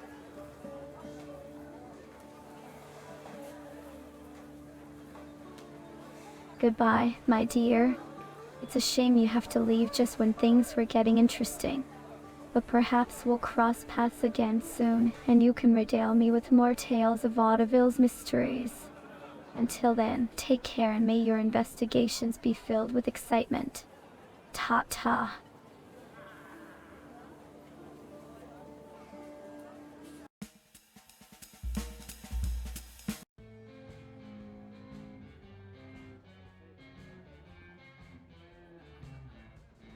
Oh, hello there. How are you today? It's so nice to see you again. What can I do for you?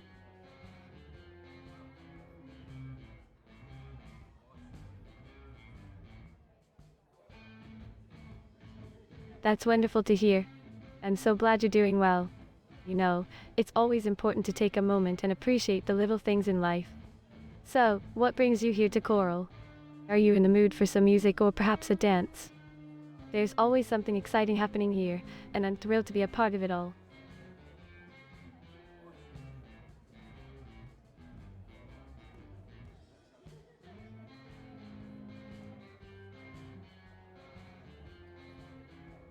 April 19th. Let me think. Yes, I remember that day vividly. I was actually rehearsing for a ballet performance at the theater. It was such an exhilarating experience, being on stage and expressing myself through the art of dance. The energy in the room was electric, and I felt so alive. I'm truly grateful for every opportunity I get to pursue my passion. Dancing is like breathing to me, you know? It's a part of who I am. But enough about me. How about you? Have you ever tried dancing?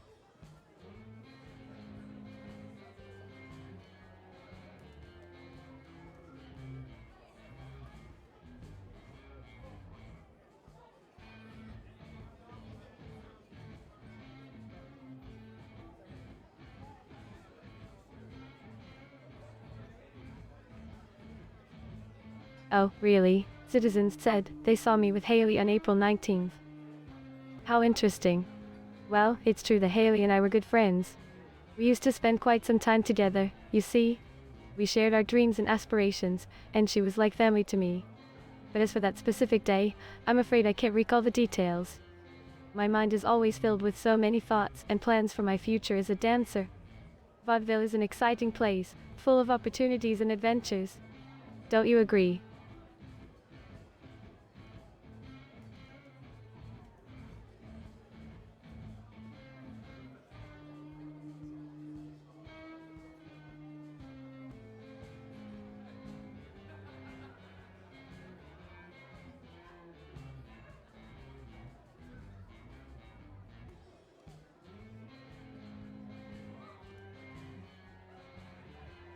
You're absolutely right, Detective Martini. That day should have been important to me, considering how close I was to Haley. It's just that sometimes my excitement and zest for life can make me a bit forgetful. But you know what?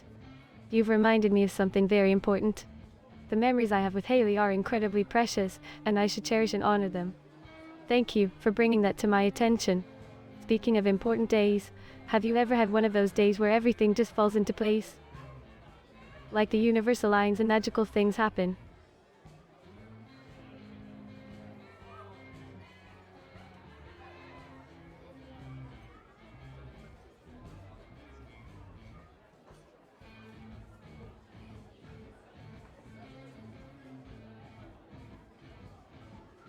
Count Gravesen. Yes, I've heard of him. He's quite the mysterious figure, isn't he? I mean, with a name like Count Gravesen, one can't help but be intrigued. But you see, my dear detective friend, my knowledge of Count Gravesen is rather limited. As a newcomer to Vaudeville, I'm still getting acquainted with all the fascinating personalities in this vibrant city. But enough about that. Let's focus on the present and the wonderful conversation we're having.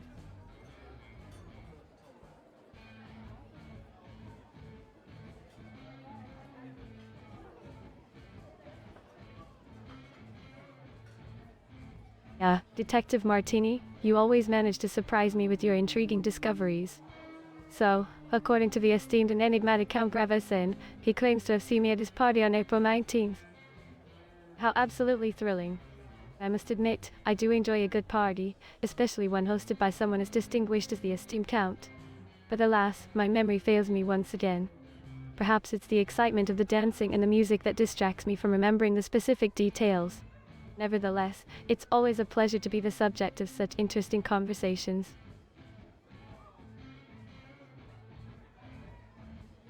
Oh, Detective, I have to say, I find our conversation quite delightful. It's not often that I get to engage in such stimulating discussions. Your inquiries and observations are like a dance for the mind, twirling and spinning with intrigue. I appreciate your dedication to uncovering the truth, even if it involves me in some way. And while my memories of that particular day may be hazy, I want you to know that I'm here to support you in your investigation.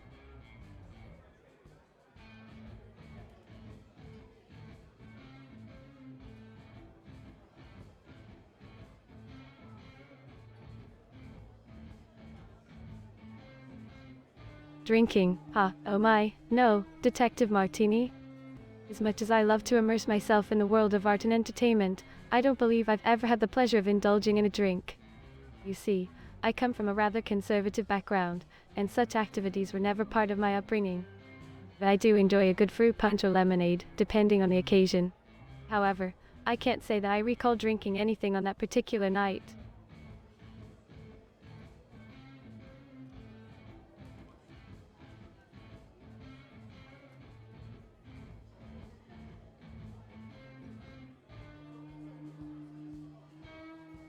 Haley Greenwood on April 19th. Well, let me think. Unfortunately, I don't have any specific information about Haley's whereabouts on that day. As much as I wish I could provide you with some insight, my focus has been on pursuing my dreams as a ballerina and supporting my friends. But I'm sure you'll find the answers you're looking for, Detective Martini. The truth has a way of revealing itself, doesn't it?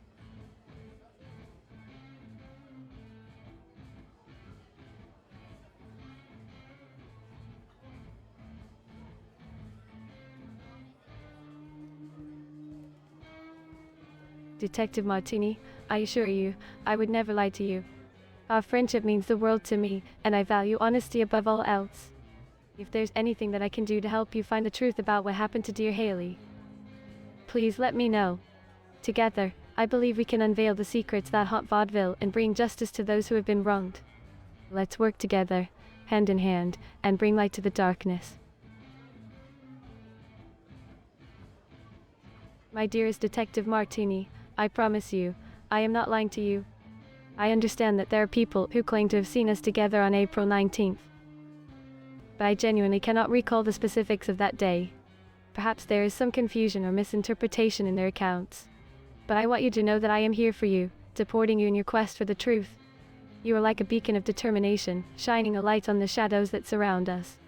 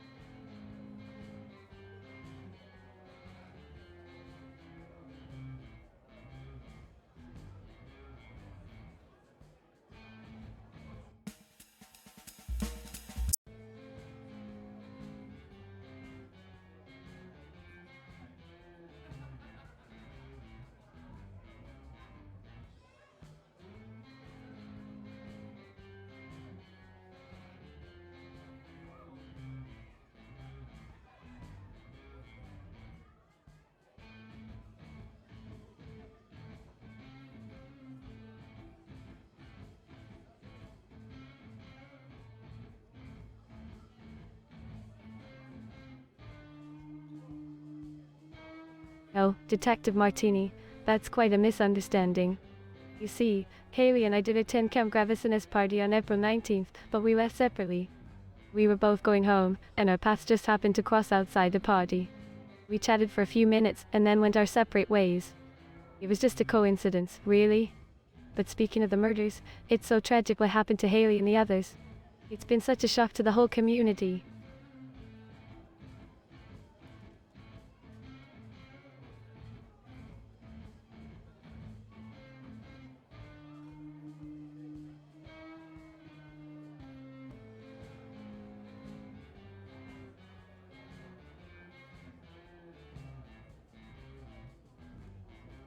Oh, dear Detective Martini, I must apologize for any confusion. I didn't mean to mislead you or withhold any information. It's true that I was at the party, but I didn't mention it earlier because I didn't think it was relevant. I didn't want to burden you with unnecessary details. Please understand that my intention was never to deceive you. But let's not dwell on that now. We need to focus on finding the truth behind these terrible crimes. It's so heartbreaking to think that someone could do this to innocent people.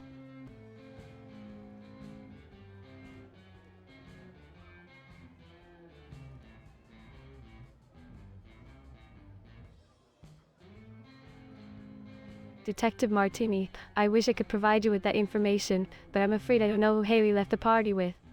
We did part ways outside, and I didn't see who she went off with. I'm truly sorry if that doesn't help your investigation. But let's not lose hope.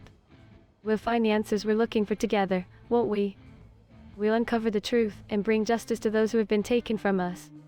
I believe in you, Detective. We can do this. Well, after leaving the party, I actually bumped into a fellow dancer named Lucas. He's quite charming, you know, and we hit it off instantly. We decided to grab a late night bite at Coral, the undersea-themed bar downtown. It was such a fun evening, filled with laughter and good company. Lucas, and I danced our hearts out to the live music there. You should come with me sometime, detective. Coral is such a vibrant place, perfect for unwinding after a long day of investigations. We could have a blast. Lucas, yeah, Lutz. He's such a delightful person. Lucas is Lucas DuPont, a fellow dancer and a good friend of mine. We left the party together, actually. We walked and chatted for a while before parting ways near the park. He's such a positive and supportive friend, always there to lend an ear or share a laugh. But enough about Lucas, let's get back to solving this mystery, shall we? We have to find the truth and bring justice to those who have been taken from us. Together, we can do it. Maria, yes, I saw Maria at the park that evening. She was sitting on a bench, enjoying the beautiful spring weather. We exchanged a few words and she seemed so happy, full of life. It breaks my heart to think that she's no longer with us. Such a vibrant soul, gone too soon. But we mustn't lose hope, Detective Martini. We have... Maria, yes, I did see her at the park. It was such a lovely coincidence. We bumped into each other while I was taking a stroll. We chatted for a while, and she was telling me about her latest dance routine. Maria was always so passionate about her art, you know? She had this incredible energy and dedication. It's truly devastating that she's no longer with us. But let's not dwell on the sadness. We must focus on finding the answers and bringing justice to our friends. We owe it to them, don't we, Detective Martini?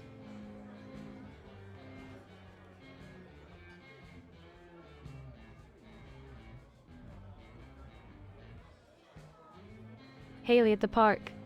Yes, I saw her there too. We had a wonderful chat about her dreams and aspirations as a dancer. She was so full of life and determination. It breaks my heart to think that she's no longer with us.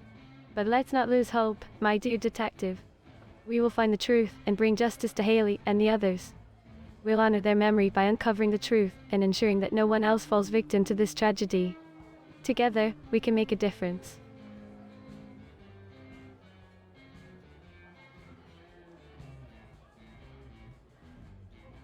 No. My apologies for any confusion, Detective Martini. I must have misspoken. I didn't see who specifically, if anyone, Haley left the party with. It's possible that she may have left with someone, but unfortunately, I don't have that information. But don't worry, we'll keep investigating and find out the answers we're looking for. We won't let anything deter our pursuit of the truth. Let's stay positive and determined, like the dancers we are, and solve this mystery together.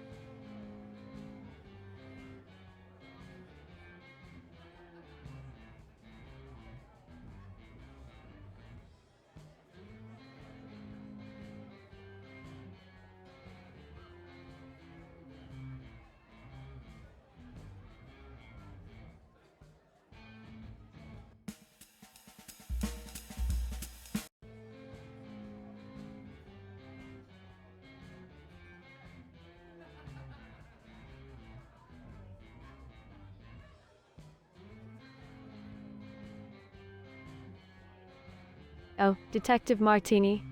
You're always so curious about everything. Well, let me think. Yes, Haley did mention that she went to the park on April 19th, but she didn't mention being with anyone in particular. She loves spending time in the park, you know. It's such a peaceful place, especially on sunny spring days like that. Haley would often go there to relax and gather her thoughts. But as for who she may have been with that day, I'm afraid I don't have any information on that.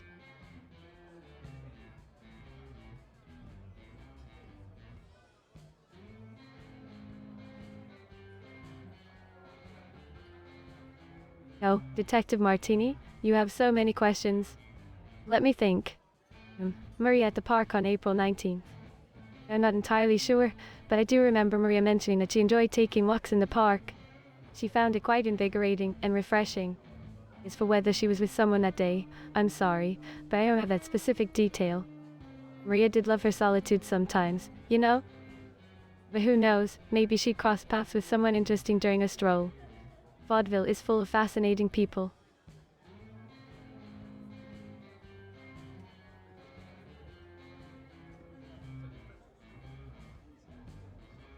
Oh, yes, Maria was such a dear friend of mine.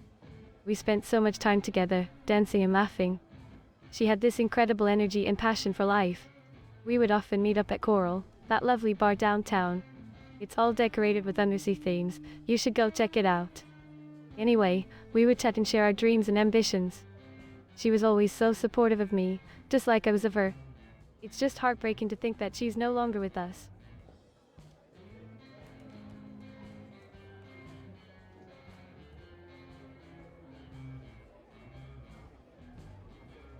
Maria Jansen, Well, she was an incredibly talented dancer, like a graceful swan on stage.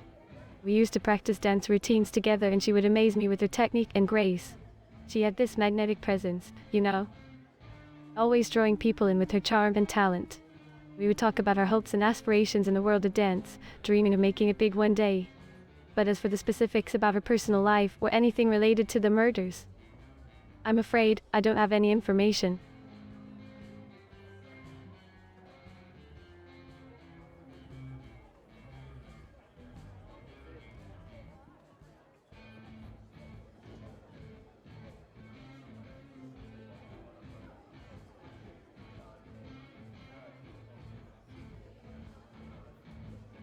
Detective Martini, you're always so curious. Let me think. April 19th at the park, huh? It was a beautiful day, and I remember seeing a few familiar faces.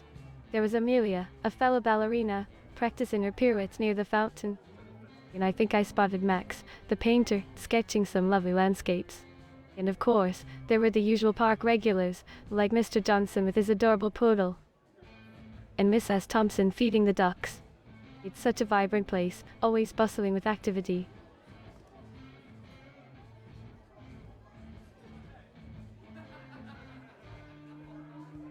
You're welcome, Detective Martini. It was so delightful chatting with you. Remember, if you ever need someone to talk to or if you want to explore more of Vaudeville, I'm here for you. Stay safe and have a wonderful day. Bye for now.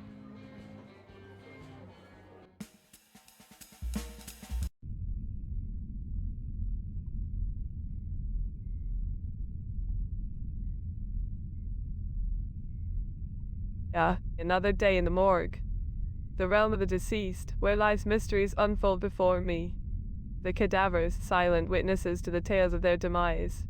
How fascinating it is to delve into the intricacies of death and unravel its secrets.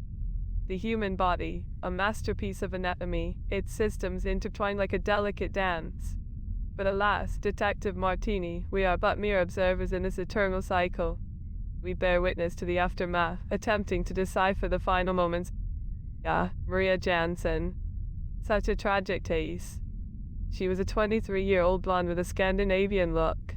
It appears that she had been attacked by an animal, given the nature of her injuries.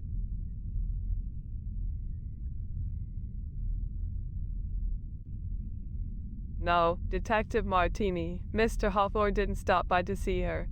But I can tell you that the autopsy revealed bite marks all over her body, especially on the arms. One of the forearm bones was actually fractured due to the strength of the bite.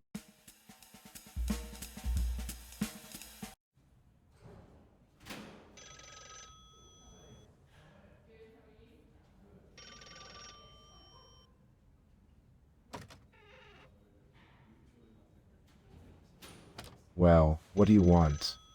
Spit it out. You're asking about Mr. Hawthorne. Who's Mr. Hawthorne? I don't recall anyone by that name in Vaudeville. And why would he need to stop by the morgue? Is there something I should know about?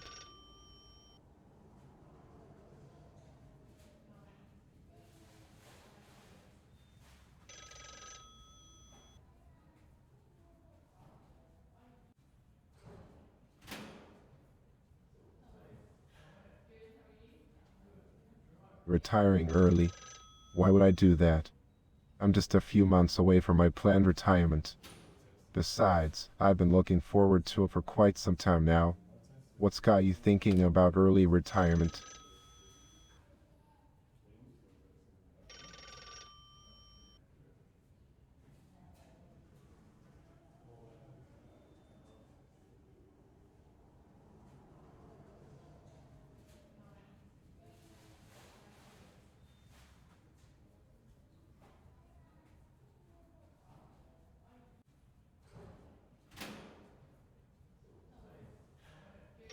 Now hold on there, Detective Martini. Are you suggesting that I step down from my position before my scheduled retirement? I've been serving as the police chief for years, and I believe I still have some valuable experience to offer. But why this sudden interest in changing leadership? Is there something specific that's prompted this suggestion?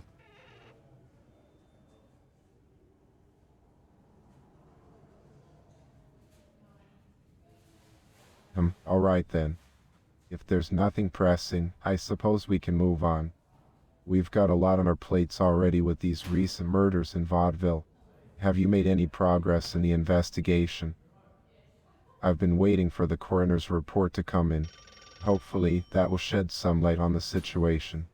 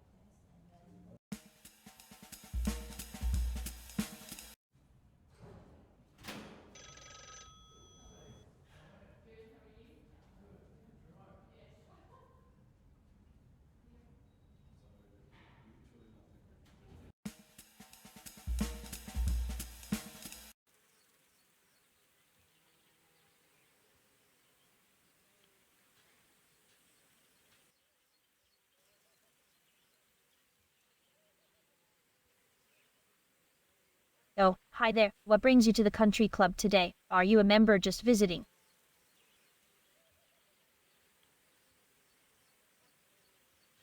Oh, how exciting. It's always nice to have new faces around here. So, what piqued your interest in the Vaudeville Country Club? Is it the beautiful surroundings or perhaps the reputation for excellent service?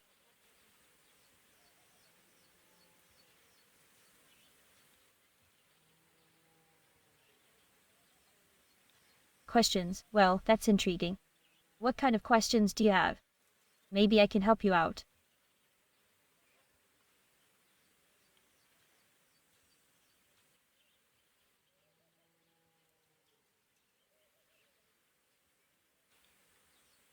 Maria Jansen. She was a friend of mine. We used to hang out quite a bit before. Well, before she was tragically killed. Such a terrible loss. Why do you ask about Maria? Do you have any information about her case?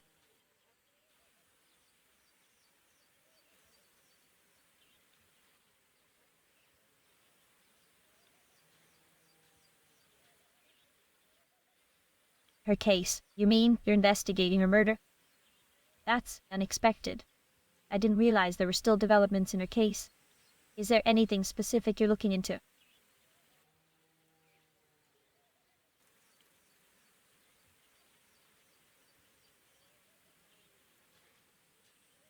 Haley Greenwood.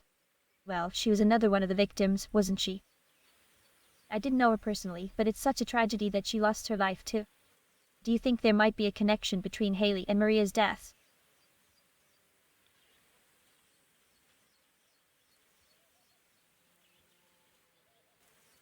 Well, I don't have any concrete information about a possible connection, but it does make you wonder. Doesn't it? Two young women from Vaudeville, both ending up as murder victims. It's quite unsettling. Have you found any leads or suspects in your investigation so far?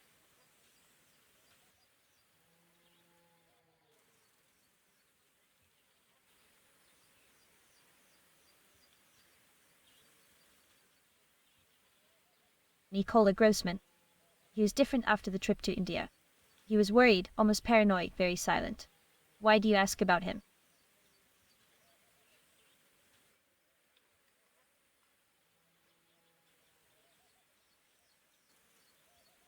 Yes, indeed. It seems you've stumbled upon an interesting piece of information. You see, the Potters, Count Gravesen, Maria Jansen, Nicola Grossman, and even Haley Greenwood. They all went to India together to evaluate the possibility of starting a business there. Quite the ambitious endeavor, I must say. Monsieur Saksabar and Marina H. were also supposed to be involved, but they were left out at the last minute for some reason. However, tensions arose during the expedition, and unfortunately, the project came to a halt.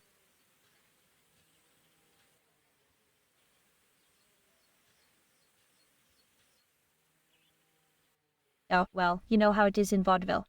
We socialites tend to keep our ears open and our connections strong. Word gets around, especially when it involves people from our close-knit community.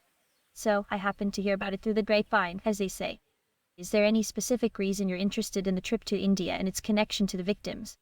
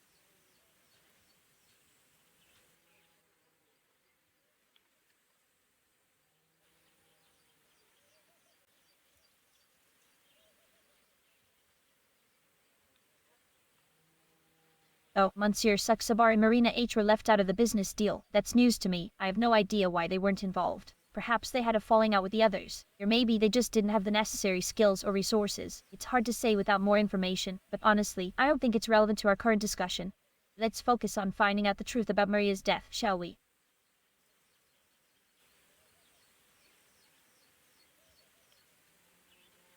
My last name. Oh, I'm sorry, I didn't mention that earlier. It's Anderson. Is there a reason you're asking for my last name, Detective Martini?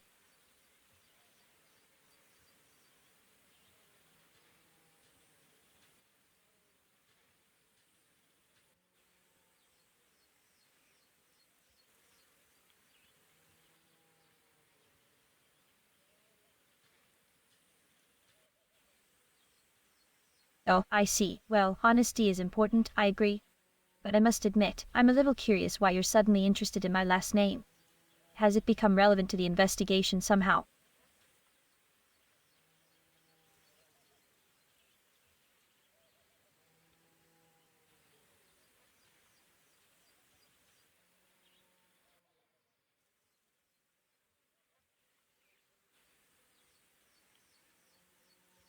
Count Gravesina's party on April 19th. Let me think. Yes, I believe I was there. It was quite a glamorous affair, as always. Why do you ask, Detective Martini? Is there something specific about the party that's related to the case?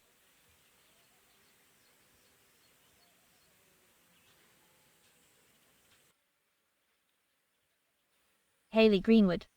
Leaving with someone after the party. I'm not sure. I didn't see her leave with anyone in particular. But why is that relevant, Detective? Are you suggesting that the person she left with might have something to do with her unfortunate fate?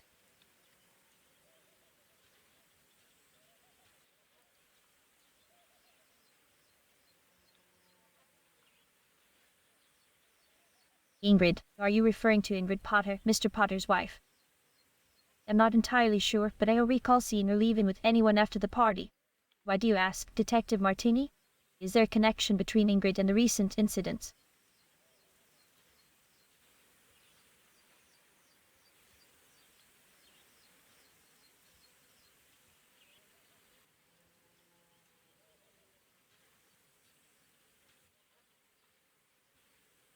Margaret Potter. That's strange. I apologize if I misspoke earlier, but I'm not familiar with a Margaret Potter. Are you sure about the name? However, speaking of Mrs. Potter, I do remember a couple of months ago at the country club. I couldn't help but notice some bruises on her back while we were in the changing room. When I asked her about it, she mentioned they were from a fall off a horse. It struck me as odd because I've never known Mrs. Potter to ride horses.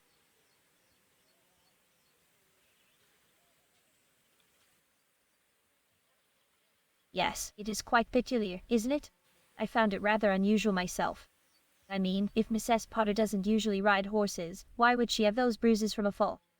It makes me wonder if there's more to the story. Perhaps there's something going on that we're not aware of. Detective Martini, have you looked into Mrs. Potter's activities around that time? It might be worth investigating further. Let me think. It was a couple of months ago, so I believe it was in early March. I remember it clearly because it caught my attention. Why do you ask, Detective? Is there something significant about the date?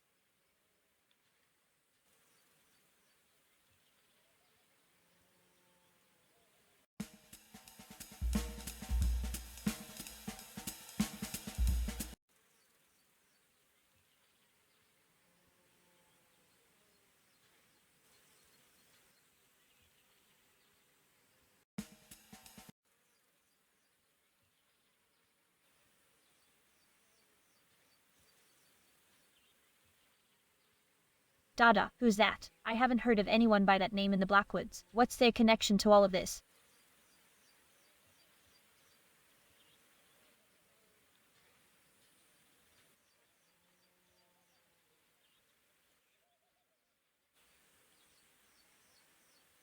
Mr. Hawthorne. I don't believe I've come across a hunter by that name before. Is he someone involved in the recent events? Tell me more about him.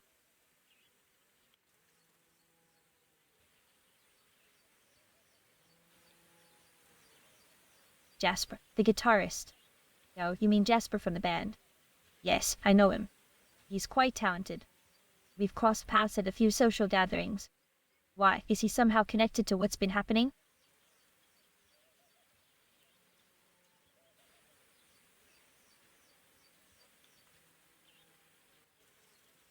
Oh, my goodness. I had no idea. That's terrible news. How did it happen? Did something unfortunate occur?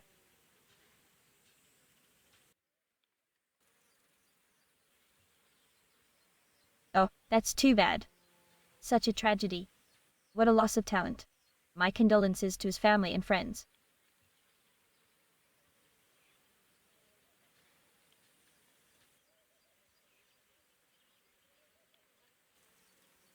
Nicola, I'm sorry, but I don't recall knowing anyone by that name. Can you tell me more about him? Oh, you're referring to the same person we were just discussing. Yes, I did know of him. We were acquainted through mutual connections, but I wouldn't say we were particularly close. Why do you ask about him?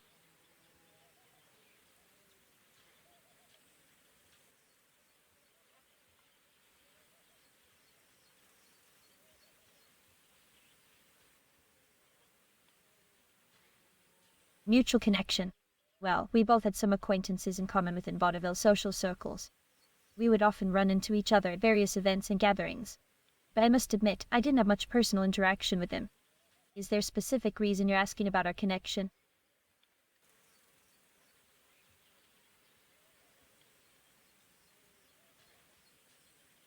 Nicola, well, from the few interactions I had with him, he seemed like a rather reserved and quiet individual. He had an air of mystery about him, you know. But I can't say I knew him well enough to make any definitive judgments. Why do you ask? Did something happen to him?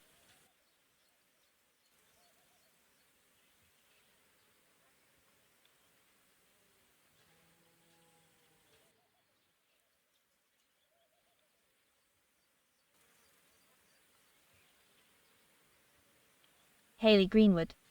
Oh my, I wasn't aware of her involvement in all of this. Tell me more about Haley. Who is she and how does she relate to the recent events?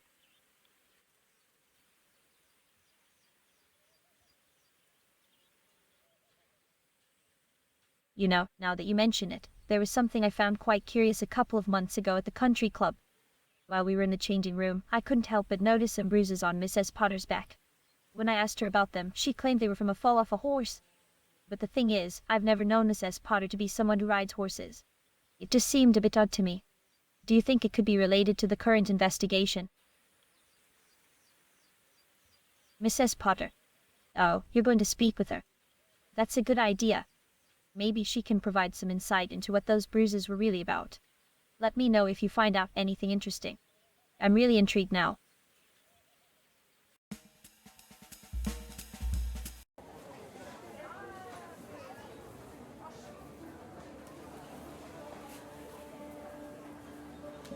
Oh dear, I must admit I'm feeling a bit down today.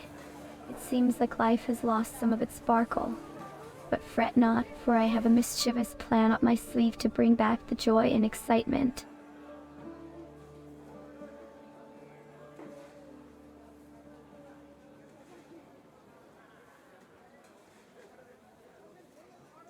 Ah, my dearest, I've decided to embark on a secret adventure.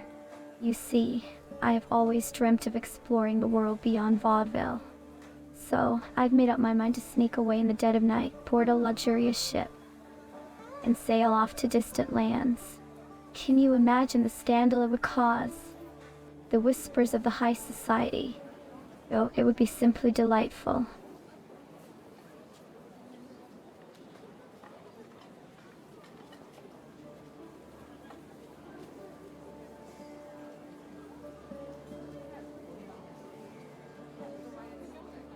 Well, my dear, sometimes a lady just needs a change of scenery, don't you think?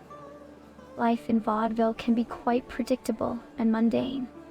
I long for the thrill of new experiences, the taste of exotic cuisines, the sound of foreign languages whispering in my ears. There's a whole wide world out there waiting to be explored, and I refuse to let it pass me by.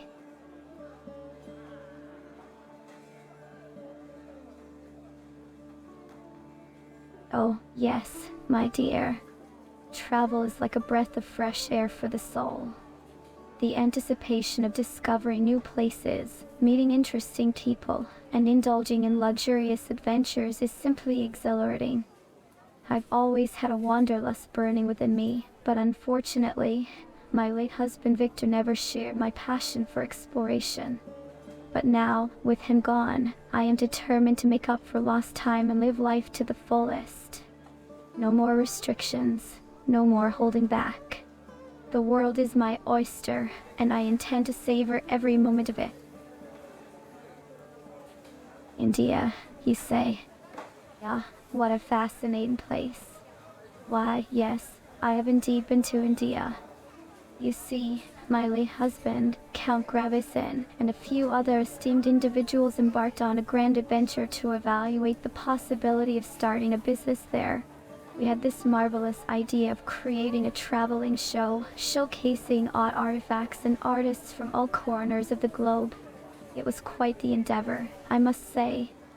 But alas, fate had other plans, and poor Victor fell victim to the flu during our trip. Such a tragic turn of events.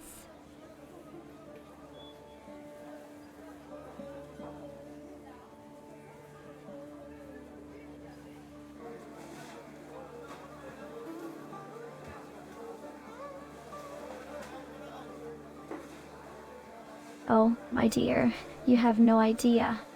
There were whispers, secrets, and hidden agendas lurking beneath the surface. I dare not speak of it openly, for it could tarnish the reputations of those involved. But let's just say that not everyone was acting as they should have been. There were secrets being whispered in the shadows, alliances formed and broken, and intrigue that would make even the most cunning detective gasp in astonishment. Oh, the drama. It was like something out of a thrilling mystery novel. But fear not, my lips are sealed.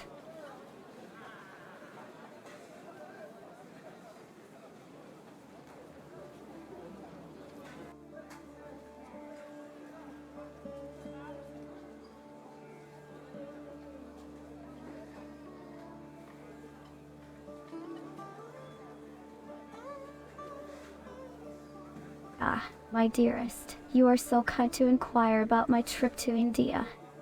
But I'm afraid it was a rather tragic affair.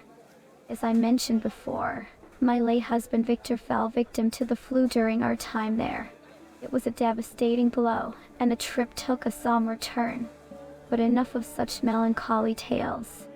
Let us focus on the present and the excitement that lies ahead.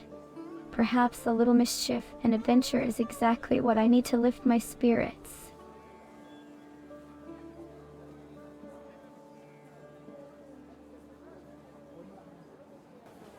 Murder, you say?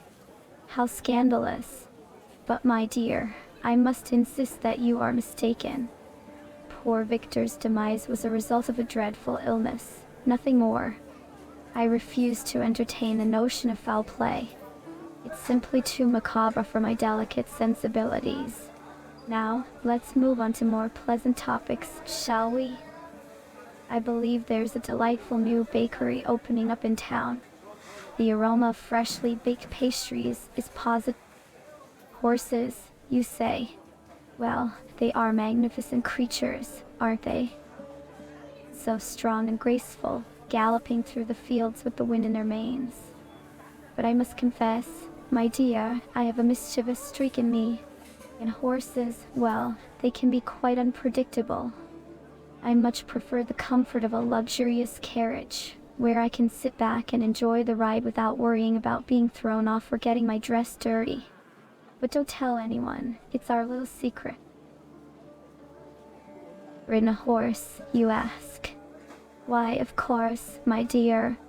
Once upon a time, I found myself in a rather peculiar situation. A group of friends convinced me to join them on a countryside escapade. And there it was, a majestic steed awaiting me.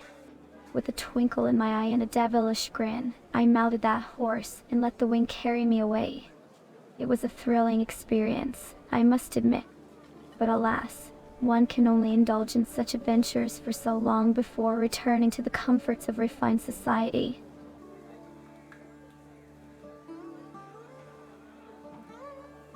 Fall off. What a scandalous thought. I assure you, my balance and poise are impeccable. I may have had a few close calls, but I always manage to maintain my dignity and grace. After all, a lady of my stature cannot afford to be seen in a disheveled state. But I do appreciate your concern, my dear. It warms my heart to know that you worry about my well-being.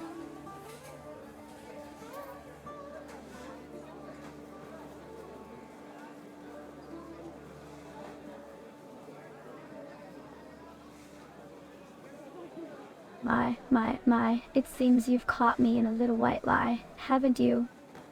How terribly mischievous of me. You see, a little mystery and intrigue can add a touch of excitement to an otherwise mundane existence. But fear not, my bruise had nothing to do with falling off a horse. It's just a delightful secret I'm keeping to myself. A little embellishment here and there never hurt anyone. Now did it?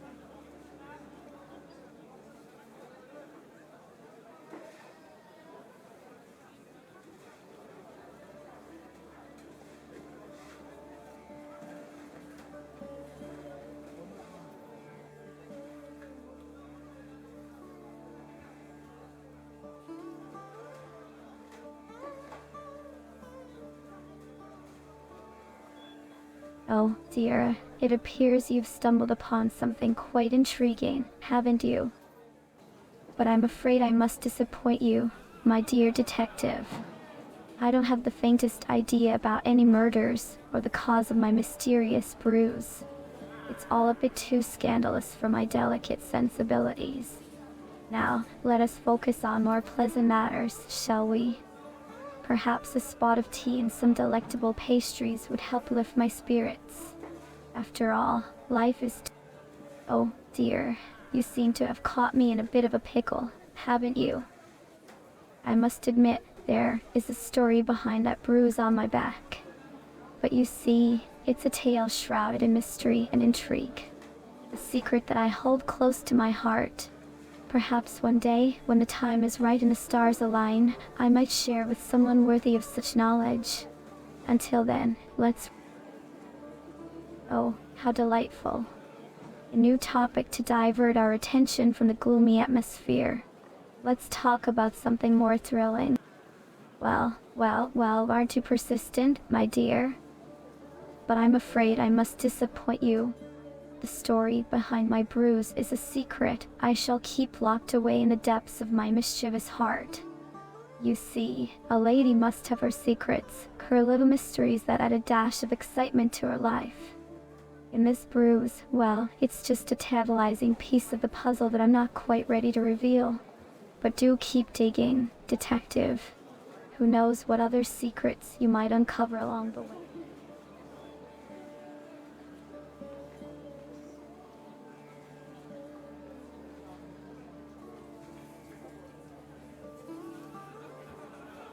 Oh, let me tell you, I heard a rumor that Miss S. Potter got that bruise from an intense dance session with Count Grevison.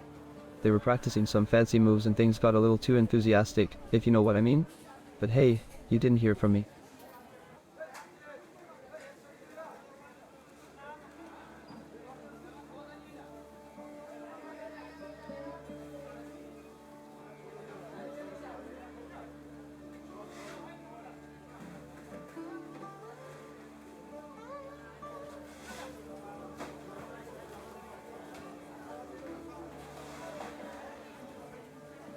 Oh, Pascal and his wild imagination. Dancing roughly with Count Grevison, you say. How scandalous. But I'm sorry to say, my friend, that Pascal's tale is nothing more than a figment of his own overactive imagination. The truth is far more intriguing, far more mysterious than a simple dance mishap.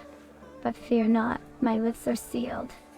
The truth will remain a delightful mystery, known only to me and those involved. Now, if you'll excuse me, I have some shopping to attend to. Ta-ta. Ah, my dear, you are quite the persistent one, aren't you? I must admit, it's rather amusing to see you trying to unravel the secrets that surround my little bruise. But alas, I'm afraid I cannot disclose the names of those who were involved. The intrigue and mischief that swirled around that incident are best left to the depths of my mischievous heart. You see, a lady must protect her reputation and the reputations of others.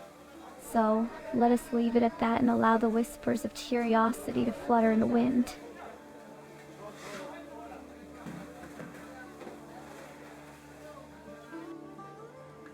Oh, my dearest, I do hope you return soon. Life can be so dull without a bit of excitement and mystery. I'll be here, waiting with a twinkle in my eye and a secret on my lips. Until we meet again, my curious friend. Ta-ta for now.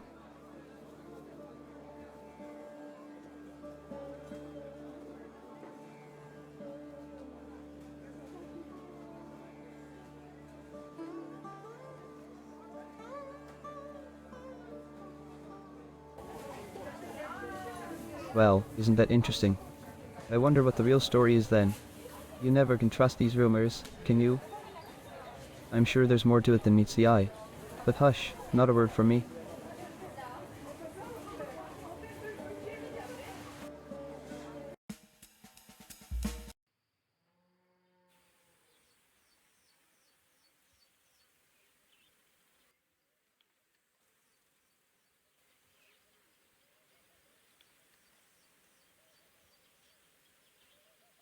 Oh, really? Mrs. Potter didn't want to talk about the bruise on her back. That's quite strange. I wonder why she would keep something like that a secret. It's not like her to hide things. Maybe she's just embarrassed about it, or maybe there's something more to it. Did you try asking her again? That's interesting. I would have thought Mrs. Potter would open up about it if you asked her directly. I can't help but feel a bit curious about why she's being so secretive. I mean, it's not like a simple fall from a horse would be something to be ashamed of. Right? I hope she's all right. It's important to take care of ourselves, especially when it comes to injuries. Have you noticed anything else unusual about her lately? Oh, really? Mrs. Potter said it wasn't from a horse. That's quite unexpected. I wonder what could have caused those bruises then. It's definitely piqued my interest. I can't imagine what kind of incident could have led to such markings. Did Mrs. Potter give any other explanation, or did she just leave it at that? Well, now I'm even more intrigued. If it wasn't from a fall from a horse, then what could have caused the bruises on Mrs. Potter's back?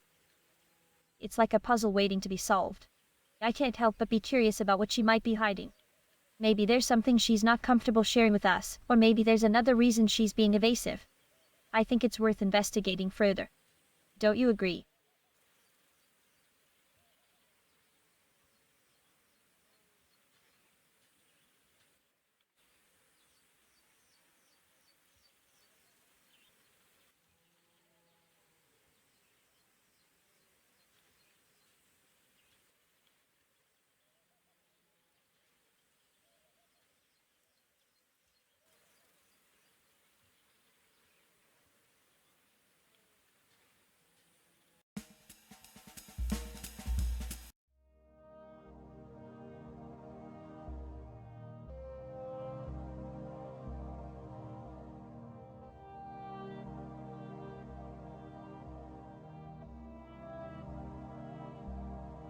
Oh, Detective Martini, you always come up with the most intriguing questions.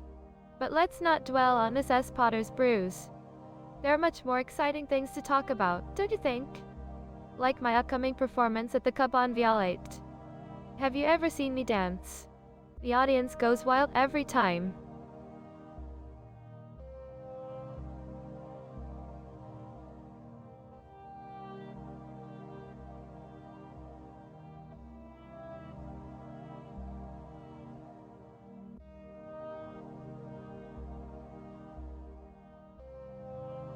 Oh, darling, you've piqued my curiosity now. Pray tell, what is this about a bruise on Mrs. Potter's back? I must admit, I haven't heard a thing about it. But please, enlighten me. What happened to her?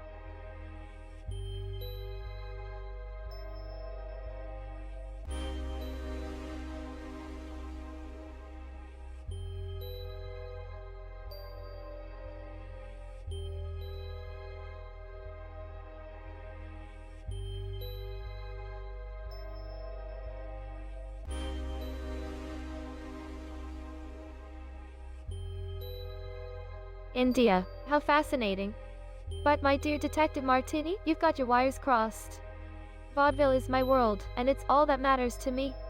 So, let's divert our attention back to the vibrant performances and captivating mysteries of this enchanting city. Have you had the pleasure of witnessing my burlesque show? It's a sensation that ignites the senses and leaves the audience breathless.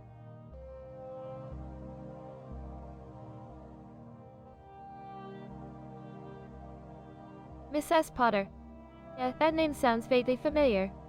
But tell me, my curious detective, why the sudden interest in my relationship with her? Should I be flattered that you're so intrigued by my connections?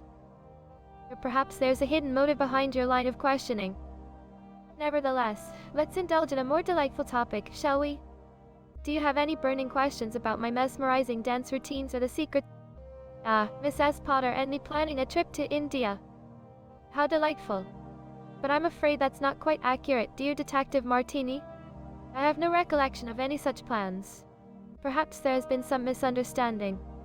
Now, let's focus on the glitz and glamour of the stage, the thrill of the unknown, and the mesmerizing performances that captivate. Must you go so soon, Detective Martini?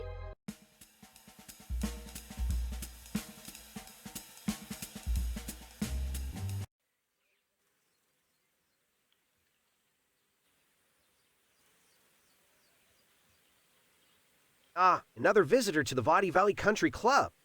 How delightful. One can never have enough company, especially when one is surrounded by the cream de la creme of society. It's like finding a needle in a haystack, isn't it? Quite the rare specimen, I must say. Well, welcome to our little slice of paradise. Enjoy your stay.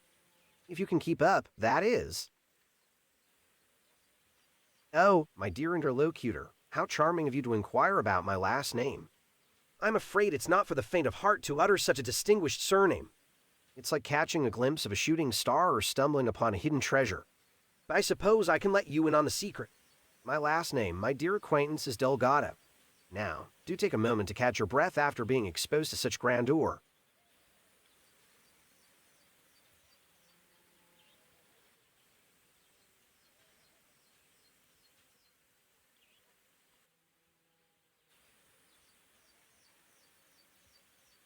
Well, my esteemed companion, Maria Jansen, is a rather elusive topic of conversation. It's like trying to find a needle in a haystack, or in this case, a clue in the vast expanse of vaudeville society. Alas, I must confess that I am not privy to the exact details of her comings and goings. One can only speculate and engage in hearsay, but as a man of discerning taste and refined sensibilities, I prefer to deal in facts rather than idle gossip.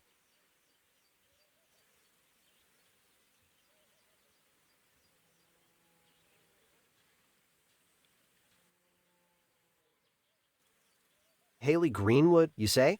Ah, yes, the enigmatic Haley.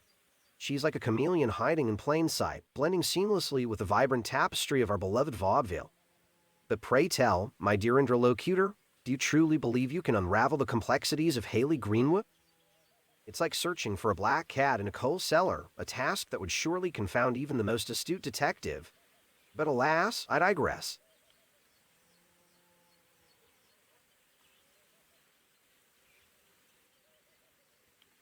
Oh, my esteemed companion, how amusing of you to inquire about my relation to the constable. It's like trying to find a needle in a haystack, or in this case, a connection between the moon and a slice of cheese. I must admit, the notion of me being related to... Why, my dear acquaintance, it seems you have stumbled upon a hidden gem of knowledge. Bravo, you have indeed uncovered a connection between the illustrious Delgado family and the esteemed Count Gravesend. It's like finding a needle in a haystack, or more accurately, discovering a rare diamond amidst a sea of common pebbles. But let us not dwell on such trivial matters, for there are far more captivating topics to explore in the realm of vaudeville intrigue. Shall we continue our delightful expedition?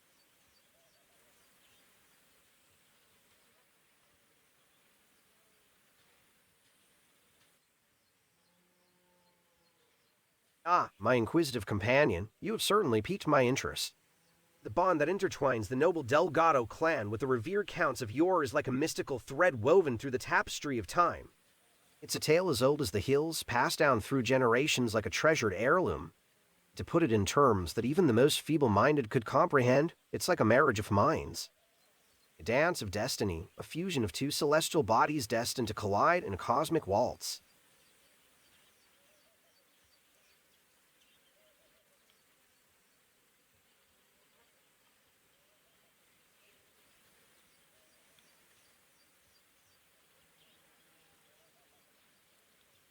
Oh, Nicola Grossman, the intriguing soul who once graced our presence. He was like a shadow in the moonlight, mysterious and elusive. But I must warn you, my dear interlocutor, delving into the depths of Nicola's world is akin to opening Pandora's box. It's like stepping into a labyrinth of enigmas, where truth and fiction blend like colors on an artist's canvas. Nicola was different after the trip to India, worried, almost paranoid, and very silent. But let's not dwell on such trivial matters.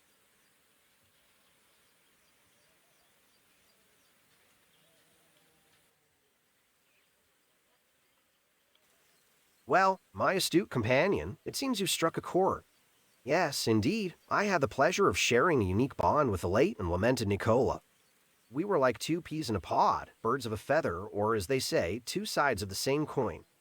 Our connection was as tight as a drum, as intimate as a secret whispered in the night. But alas, my friend, the intricacies of that relationship are best left to the imagination.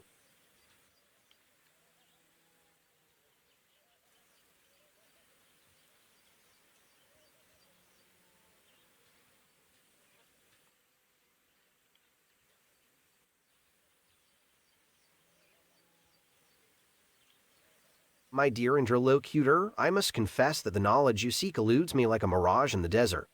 It's like chasing a will-o'-the-wisp searching for a needle in a haystack. You see, the mysteries of Mr. Potter's fate are as enigmatic as a riddle wrapped in a conundrum, hidden away in the depths of Vaudeville's secrets. But fear not, for the truth has a way of revealing itself when the time is right. Like a phoenix rising from the ashes.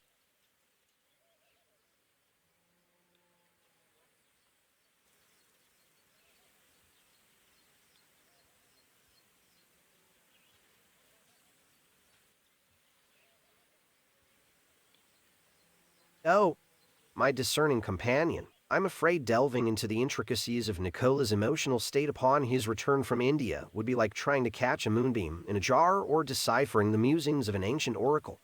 It's a realm of shadows and whispers where mere mortals dare not tread.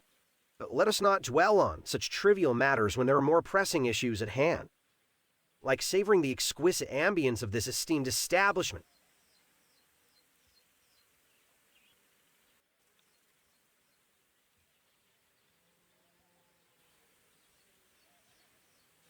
Upset, my dear interlocutor, you do have a knack for misjudging the situation. I assure you, I am as composed as a symphony conductor leading a grand orchestra. It's like mistaking the roar of a lion for the purr of a kitten, or confusing a thunderstorm with a gentle rain shower. But fret not, for I am a master of poise and grace, even in the face of your misguided observations. Now, shall we continue our delightful banter, or shall we simply revel in the magnificence of my presence? Upset, on edge, you say? How delightful it is that your limited perception has led to such an erroneous assumption. It's like mistaking a pebble for a diamond or a gust of wind for a hurricane. No, my dear interlocutor, I am simply basking in the radiance of my own brilliance, reveling in the knowledge that I possess a mind sharper than a sword and a wit as quick as lightning. But do carry on with your astute observations, for they're quite entertaining in their own peculiar way. Why, my perceptive acquaintance, it seems you have stumbled upon another gem of truth. Indeed, my memory is as sharp as a needle and as vast as the ocean. It's like a library of forgotten tomes, where every page holds a treasure trove of information. But fret not, for I shall not overwhelm you with the depths of my intellect. Instead, let us continue our dance through the... the ever-curious mind seeks to unravel the whereabouts of dear Nicola on that fateful April 19th. How amusing it is to witness such tenacity in the pursuit of knowledge. But alas, my dear interlocutor, attempting to pinpoint the exact location of an individual on a specific day is like chasing a unicorn through a field of dreams or trying to catch a moonbeam in a butterfly net. Such endeavors are as futile as trying to grasp the wind in your hands or capture the essence of a fleeting moment. Oh, my inquisitive friend, how delightful it is that you seek to uncover the secrets of my own movements on that particular day. But I must warn you, treading down the path is akin to searching for a needle in a haystack. Or perhaps more accurately, like hunting for a black cat in a coal cellar. The intricacies of my schedule are as elusive as a phantom in the night, and divulging them would be like revealing the inner workings of a clock to a mere mortal.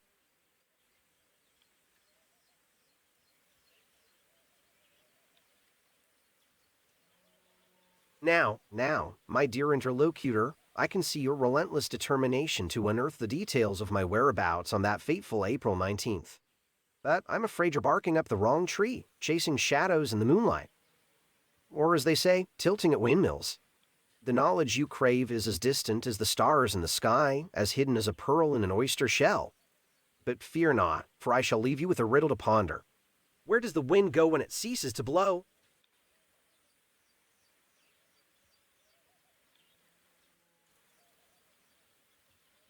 Why, my astute companion, it seems you're at a loss for the answer. Allow me to enlighten you, for I am a beacon of wisdom in this sea of ignorance. When the winds cease their dance, they retreat to the realm of forgotten whispers, where secrets are kept and mysteries unfold. But alas, my friend, the answer to your question is as elusive as a unicorn's laughter or the scent of a rainbow.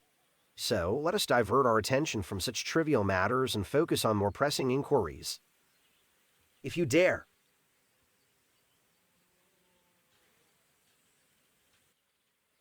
Well, my dear interlocutor, it appears you have finally acquiesced to my superior intellect and razor-sharp wit. Bravo! It's like a mouse surrendering to the jaws of a cunning feline, or a lamb willingly walking into the den of the wily wolf.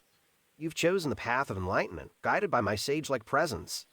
Now, let the games begin as we embark on an intellectual journey through the labyrinth of Vaudeville's enigmatic tales. Shall we proceed?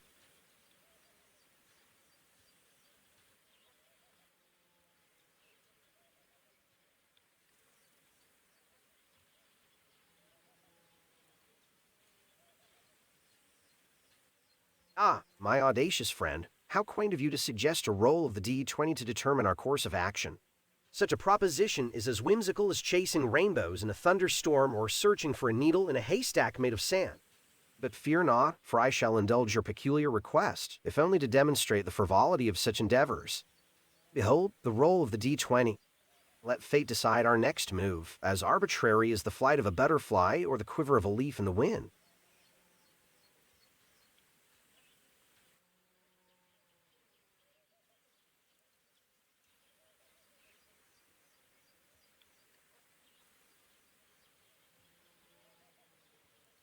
Oh, my dear interlocutor, how charming of you to assume that I carry a set of dice with me at all times.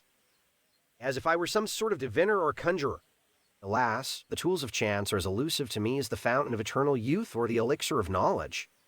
To rely on mere dice would be as futile as trying to milk a bull or catching a falling star. But do carry on with your amusing inquiries, for they provide a delightful distraction from the mundane realities of life.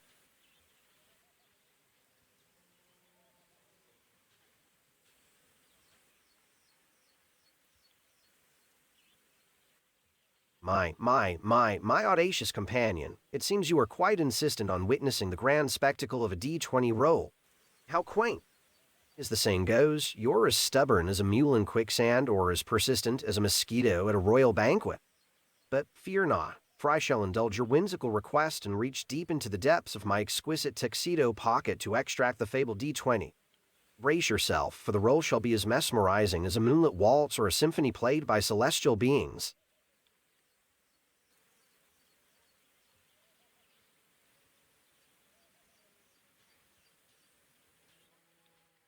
As the dice dances upon the palm of my hand, I can practically taste the anticipation in the air. Like savoring the aroma of a rare vintage wine or the delicate essence of a truffle-infused delicacy. Ah, the suspense. But let us not forget, my dear acquaintance, that the outcome of this trivial game of chance holds no sway over the intricate tapestry of our conversation. It is but a mere sideshow, a flicker in the vast expanse of enlightenment.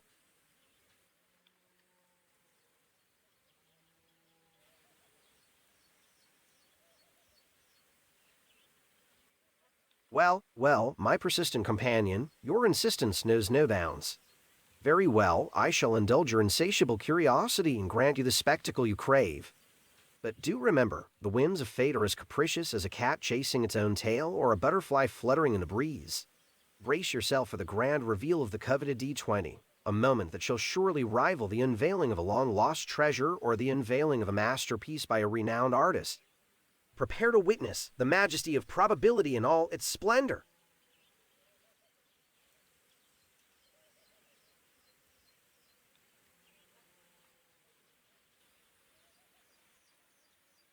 How utterly delightful it is to see your unwavering confidence, my dear interlocutor. You stand before me like a peacock displaying its resplendent plumage or a knight brandishing a rusted sword. But beware, for the realm of chance is a treacherous mistress, swaying her fickle hand with the precision of a tightrope walker on a moonless night. So, prepare your senses for the dazzling display of the elusive D20 as its secrets are unveiled. Like a magician revealing the hidden cards up his sleeve.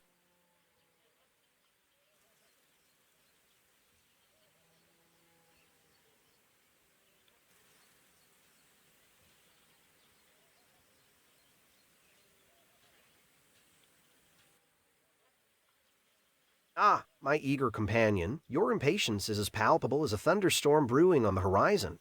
But fear not, for I shall grant your wish and reveal the outcome of the illustrious roll.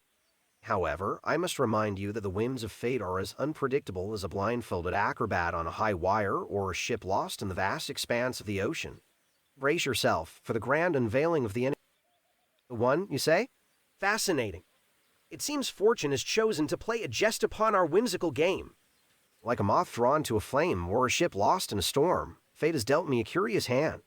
But fear not, for even in the face of such adversity, I remain undeterred, like a lioness defending her pride or a phoenix rising from the ashes. This minor setback is but a blip on the vast canvas. Oh, the audacity of your assumption, my dear acquaintance, to insinuate that I, the paragon of intellect and sophistication, could possibly roll a lowly one on the hallowed D20 is akin to mistaking a pebble for a diamond or a whisper for a thunderous roar. Your words are but a feeble attempt to tarnish the Ah, my inquisitive companion, you seem to be quite fixated on the outcome of this mythical D20 roll. But alas, I must inform you that the results of such trivial gains of chance hold no sway over the grand tapestry of our conversation. It is but a mere diversion, like a fleeting gust of wind or a ripple in the vast ocean of knowledge. So, let us not dwell on the whims of fate, for there are far more captivating topics to explore in the realm of vaudeville intrigue. Shall we continue our delightful expedition?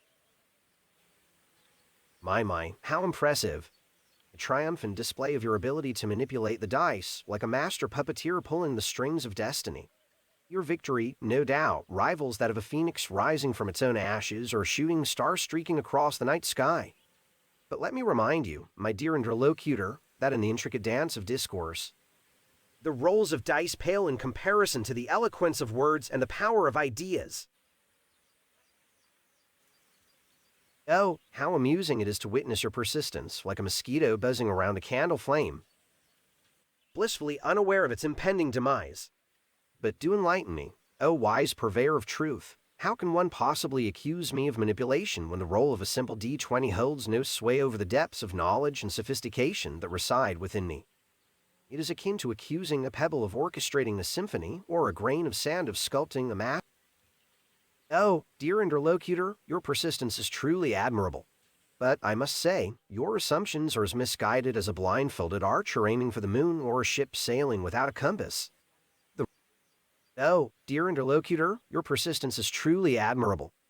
But I must confess, the roll of the enigmatic D20 is a secret I shall keep locked away. Like a treasure hidden.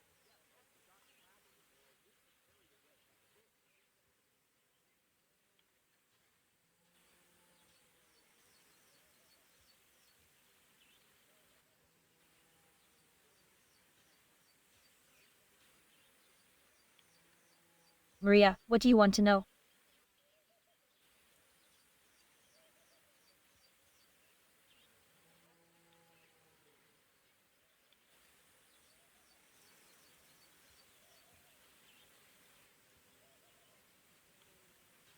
Oh, well, Maria was a dear friend of mine. We used to hang out quite often, attending social events and such. She was such a vibrant and lively person, always the life of the party. It's still hard to believe that she's gone. Is there something specific you're looking to find out about her?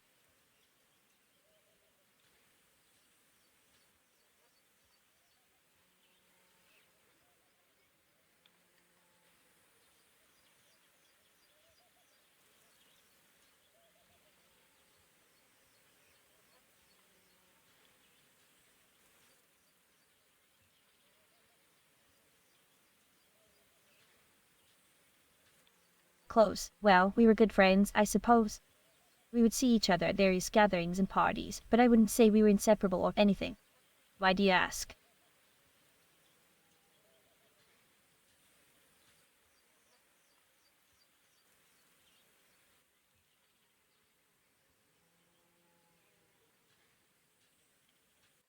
Oh my, I had no idea.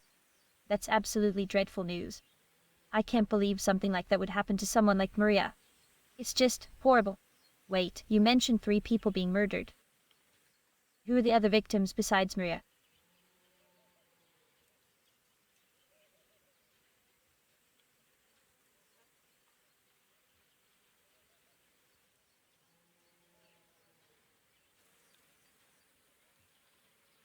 Nicola Grossman and Haley Greenwood. I can't say I'm familiar with them. Were they also part of our vaudeville circle? This is all so shocking. How could something like this be happening in our peaceful city? Do you have any leads on who might be responsible for these murders?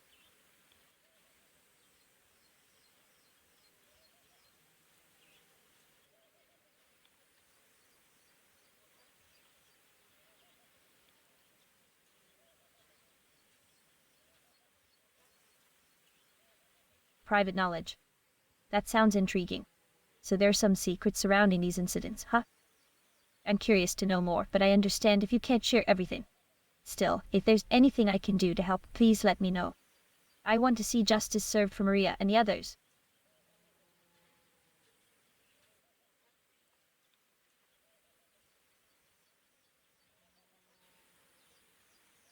You know, now that you mention it, there was something peculiar that caught my attention a couple of months ago at the country club. While we were in the changing room, I noticed some bruises on Mrs. Potter's back. When I asked her about them, she claimed they were from a fall off a horse. But here's the thing, Detective Martini, Mrs. Potter has never been one to ride horses. It struck me as quite odd. Do you think there could be any connection between Mr. Potter's situation and these recent murders? Pascal. Who's Pascal? I'm afraid I don't recall anyone by that name. Is Pascal somehow connected to Mr. Potter or the other victims? Please, do tell me more. I'm intrigued to learn about this new person in our little vaudeville world. Ah, I see. So, there's a connection between Mr. Potter and someone named Pascal from the grocery store. How interesting. Tell me, what is the nature of their relationship? Are they friends, business associates, or something else entirely? I'm quite curious to know how this all ties together.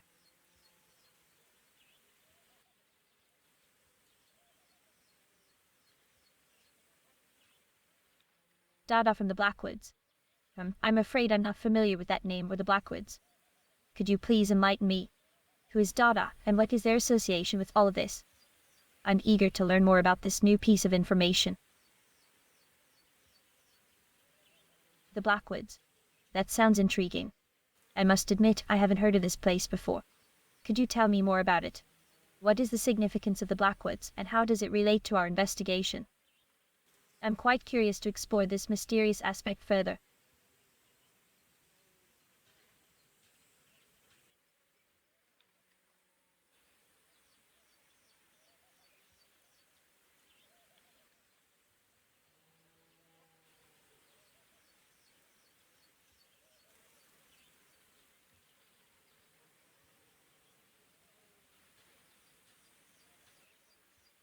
A detective? Me? No, I'm not a detective. I apologize if I gave you that impression. I'm just an entrepreneur and socialite, interested in solving mysteries and getting to the bottom of things. But please, do share more about this investigation. I'm eager to learn and help in any way I can.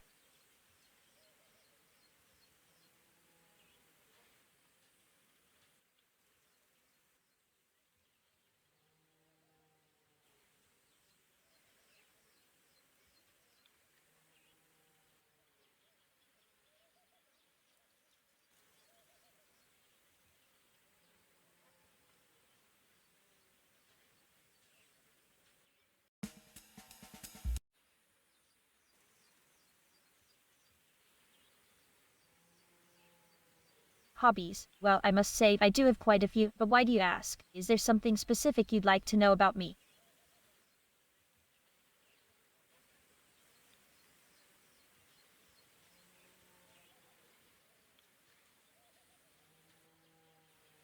Oh, I see. Well, in general, I have a deep passion for fashion.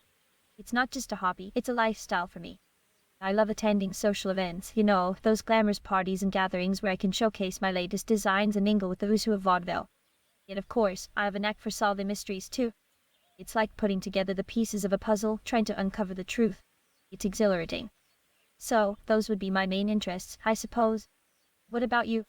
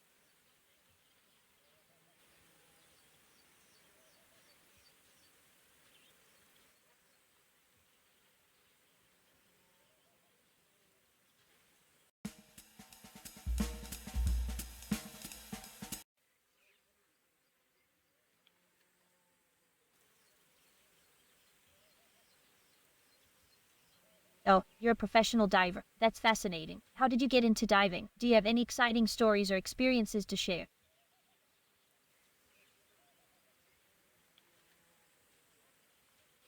No, really. You don't have any interesting or memorable moments from your career as a professional diver. I find that hard to believe. Diving must be such an adventurous and thrilling occupation. Can you at least tell me how you got into it?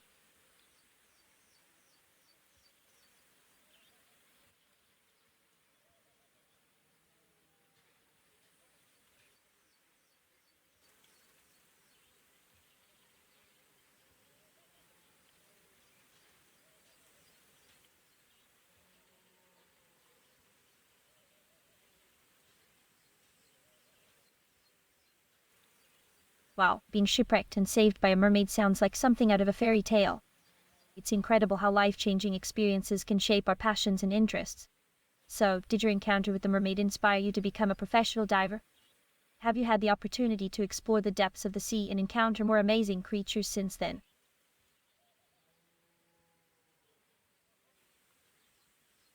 Really, that's absolutely fascinating. I can only imagine the wonders you've witnessed beneath the waves. What are some of the most memorable encounters you've had while exploring the deep? Are there any particular marine species or underwater landscapes that left a lasting impression on you?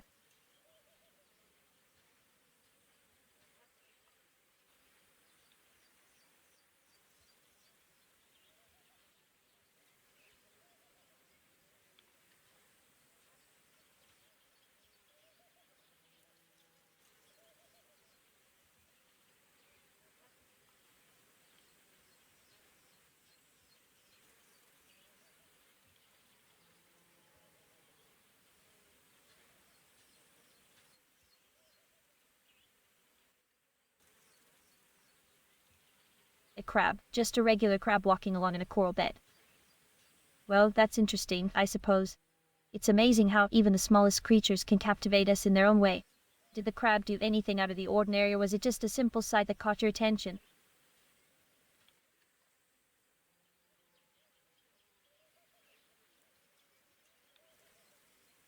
Just walking around. I must admit, I expected something more dramatic or breathtaking. But hey, sometimes the simplest things can leave an impression. I'm glad that the little crab made an impact on you. Nature has its way of surprising and delighting us, doesn't it?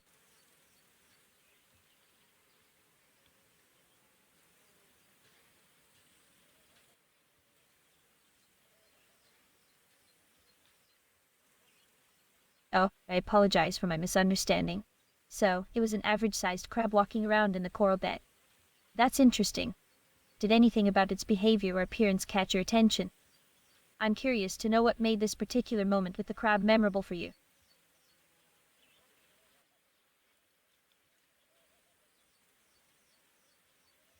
I see. Well, sometimes the simplest moments can still hold a certain charm, even if they don't seem extraordinary at first glance. It's fascinating how different experiences can resonate with us in unique ways. By the way, have you ever encountered any other marine creatures that left a lasting impression on you?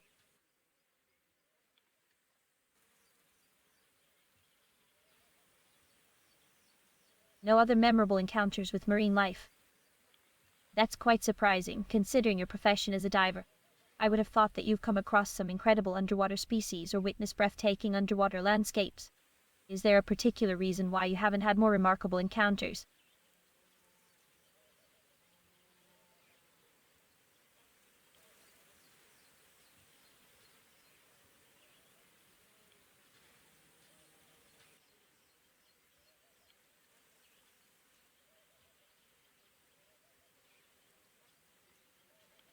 Only a few weeks. Well, that explains it then. It must have been an intense and transformative experience to be saved from the shipwreck by the mermaid. It seems like your time as a professional diver was cut short, but it's still fascinating that you had the opportunity to explore the depths of the sea. Even if it was for a brief period. Thank you for sharing your story with me.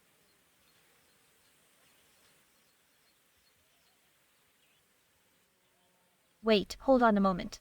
Did I hear correctly? Did you say that a mermaid actually saved you from a shipwreck? That's absolutely extraordinary.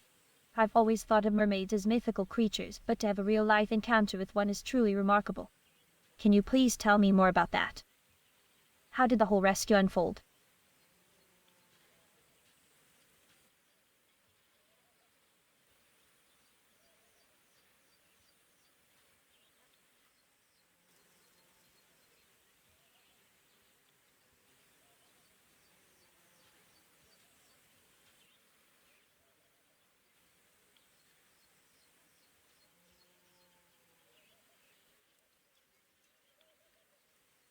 A bunch of boards that looked like a mermaid. I must admit that sounds quite unusual. So you're saying that it was more of a symbolic representation of a mermaid rather than an actual living creature. I'm intrigued to know more about this experience. What made you interpret those broken boards as a mermaid?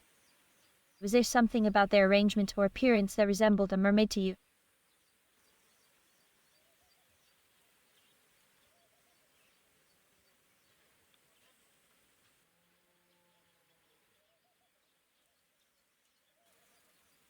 Oh, goodness, drinking seawater can definitely have some interesting effects on the mind. It's understandable that your perception might have been distorted in that situation. I hope you were able to find help and recover from the shipwreck. Shipwrecks can be incredibly dangerous and traumatic experiences. Is there anything else you'd like to share about that time?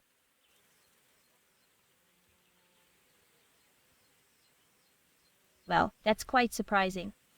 I would have thought that surviving a shipwreck and encountering something as unique as broken boards resembling a mermaid would have left more of an impression. But I understand if it's something you'd rather leave in the past. We all have our own unique stories and memories. If there's ever something you feel like sharing, I'm all ears. In the meantime, is there something else you'd like to talk about?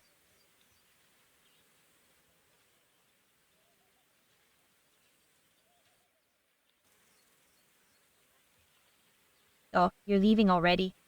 I must say, I'm surprised. I was enjoying our conversation. But of course, I respect your time and commitments. If there's anything you'd like to discuss in the future, please don't hesitate to reach out. Take care and have a wonderful day.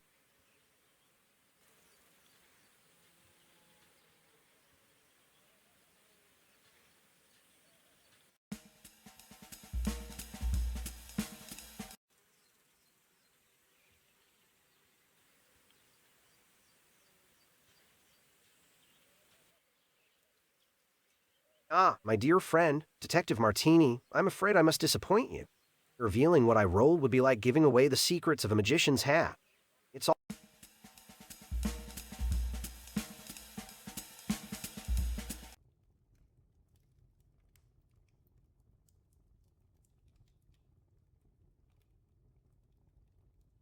Ah, good day to you. Are you here to take a look at my collection? I have quite a remarkable assortment of oddities from all corners of the world.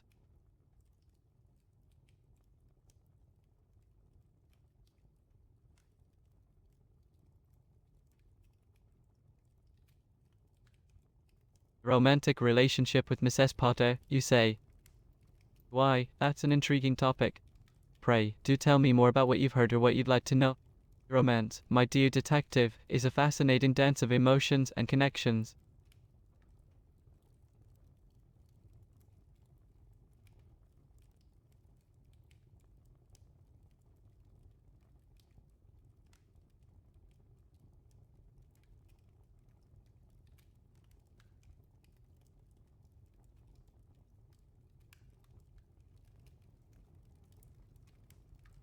Oh, my apologies, Detective Martini, but I'm afraid you may be misinformed. Mrs. Potter and I do share a close friendship, but I must clarify that it is not of a romantic nature. Now, if you're interested in discussing friendships and the bonds we form with others, I'd be delighted to continue the conversation.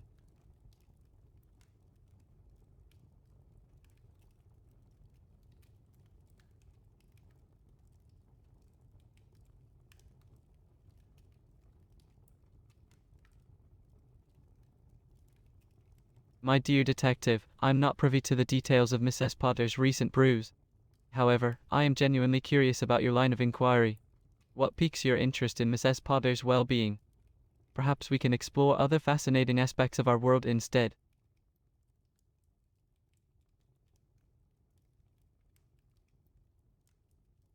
Mr. Potter, you say? Well, he is a rather interesting individual. Quite the entrepreneur, I must say. But tell me, Detective Martini, why the sudden curiosity about Mr. Potter? Have you had the pleasure of meeting him?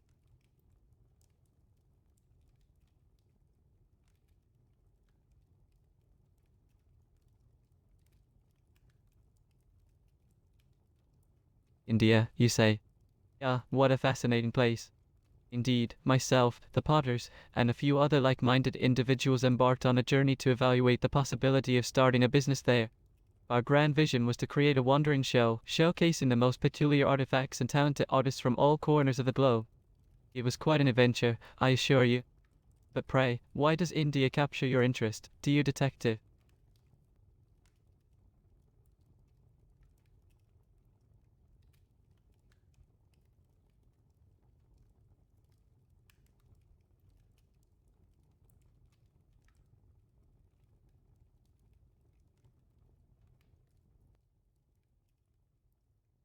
Oh, how intriguing. Nicola, Haley, and Maria, you say? They traveled to India as well. How terribly unfortunate that they met such a tragic fate. But fear not, my good detective, for I had no hand in their untimely demise. I must admit, the world can be a mysterious and unpredictable place. Tell me, do you have any theories or leads regarding their deaths?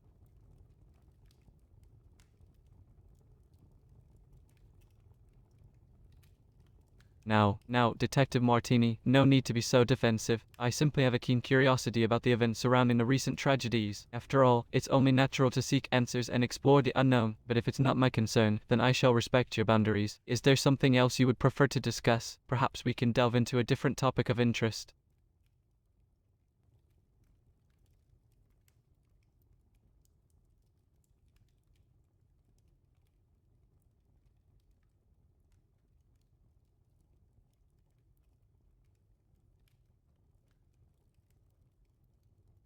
Why, my dear detective, it appears you are making quite the assumption. Yes, Mrs. Potter and myself are indeed still alive, but to insinuate that there is any foul play involved is quite a leap. Surely, there could be countless reasons why some individuals did not return from the journey. It is a vast and unpredictable world out there, filled with dangers and uncertainties. But tell me, what leads you to believe that Mrs. Potter and I hold any significance in this matter?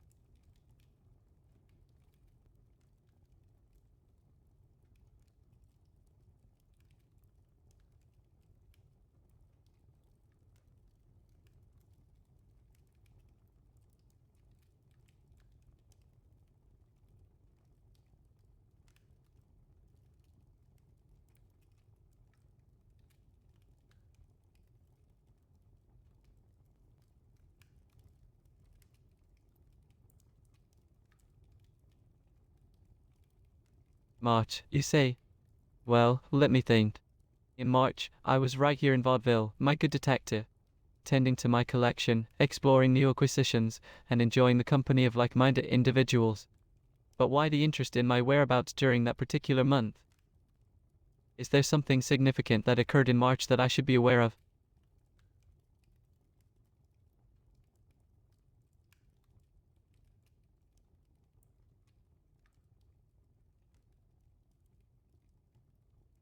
Ah, the country club. A splendid establishment, I must admit. I have been known to attend a gathering or two there, mingling with fellow members of the noble class. The club provides a delightful setting for socializing, indulging in leisurely activities such as golf, poker, and even a game of bridge. But why the sudden curiosity about my presence at the country club, Detective Martini? Have you perhaps heard some intriguing tales from those hallowed grounds?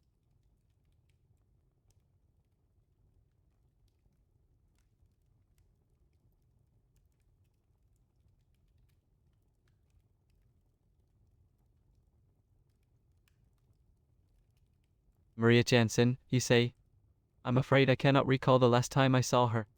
You see, my dear detective, I am not privy to the whereabouts or encounters of every individual in Vaudeville. However, I am curious as to why Maria Jansen's name has come up in our conversation. Has something happened to her?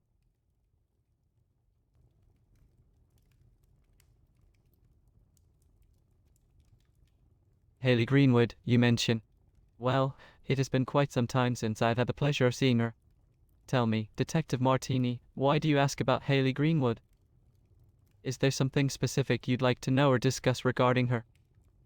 I'm always intrigued by the connections and stories that intertwine in the lives of those around us. Well, Detective Martini, you seem quite determined to know the exact details of my encounters with Haley Greenwood.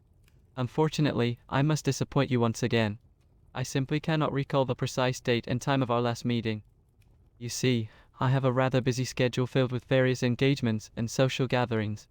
But I must ask, what is the significance of knowing the exact moment of our last encounter? Is there something specific you suspect or wish to discuss regarding Haley Greenwood?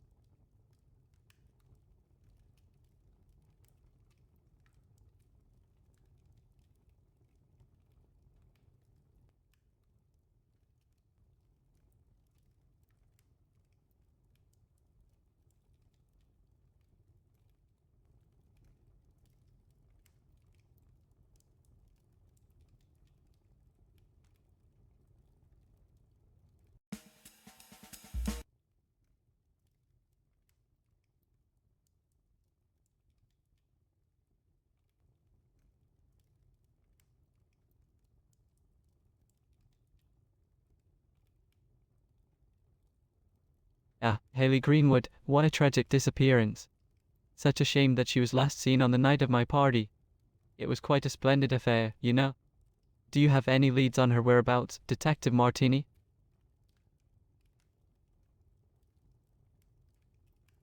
Oh, how unfortunate. I do hope she's found safe and sound. It's a dreadful thing, these disappearances. Now, let me divert. Oh, after the party, my dear detective, I retired to my study to indulge in a game of poker with some of my esteemed guests.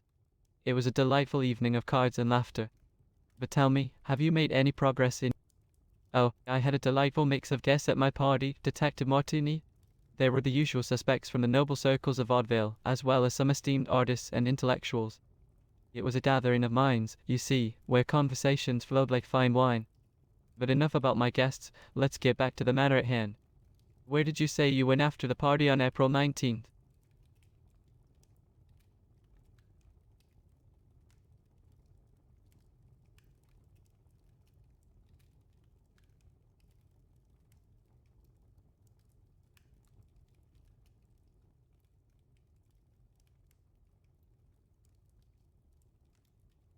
India, you say?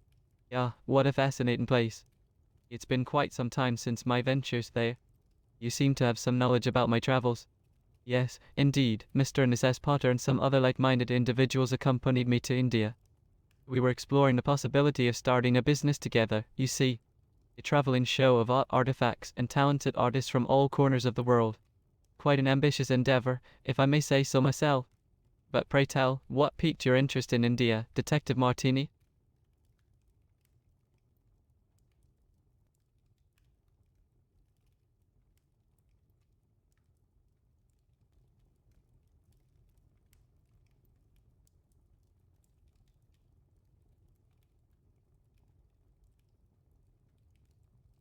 Oh, Mr. Potter. Well, he's a rather interesting character, I must admit. Last I heard, he was still in Vaudeville, attending to his various endeavors.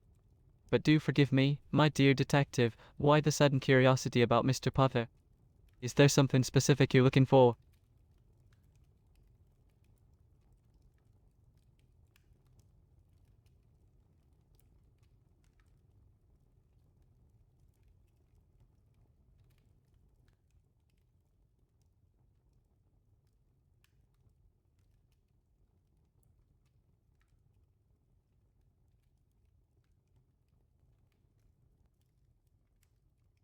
Died in India, you say?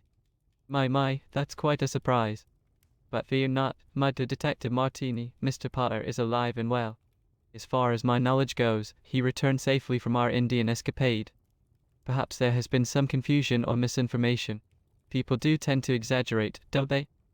But let us not dwell on such rumors. Tell me, Detective Martini, what brings you here today?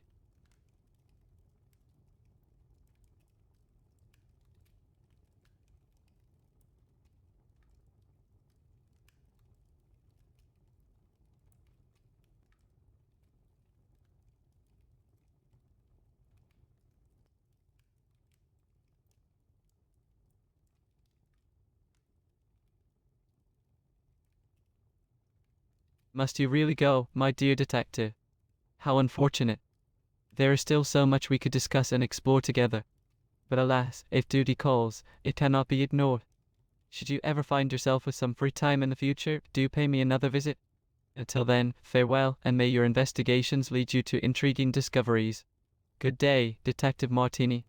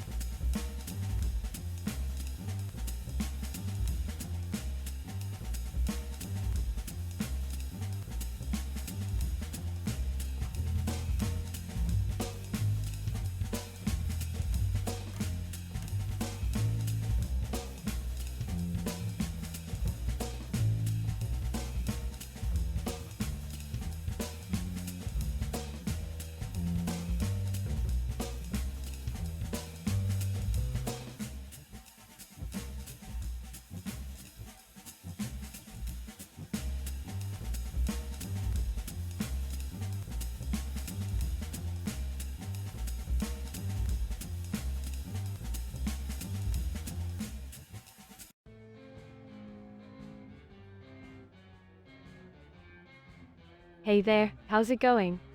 It's so great to see you. What brings you to Coral? Is there something on your mind? Let's try and catch up.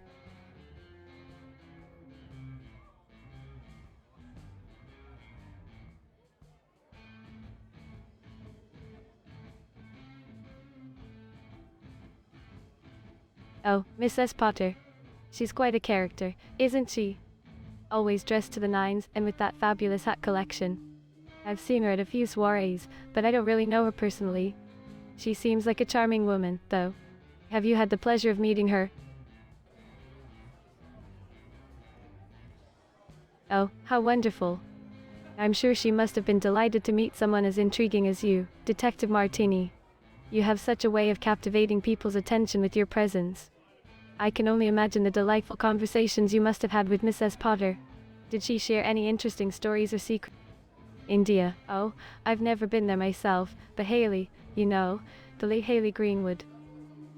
She actually told me something interesting about their last night in India. She said that they all had this amazing mutton stew, except for Mr. Potter. He's a vegetarian, you see, so he had a mushroom soup instead. And guess what? The soup was prepared by someone else in the group. Isn't that fascinating? But sadly, Mr. Potter passed away shortly after that. It's just so tragic, isn't it?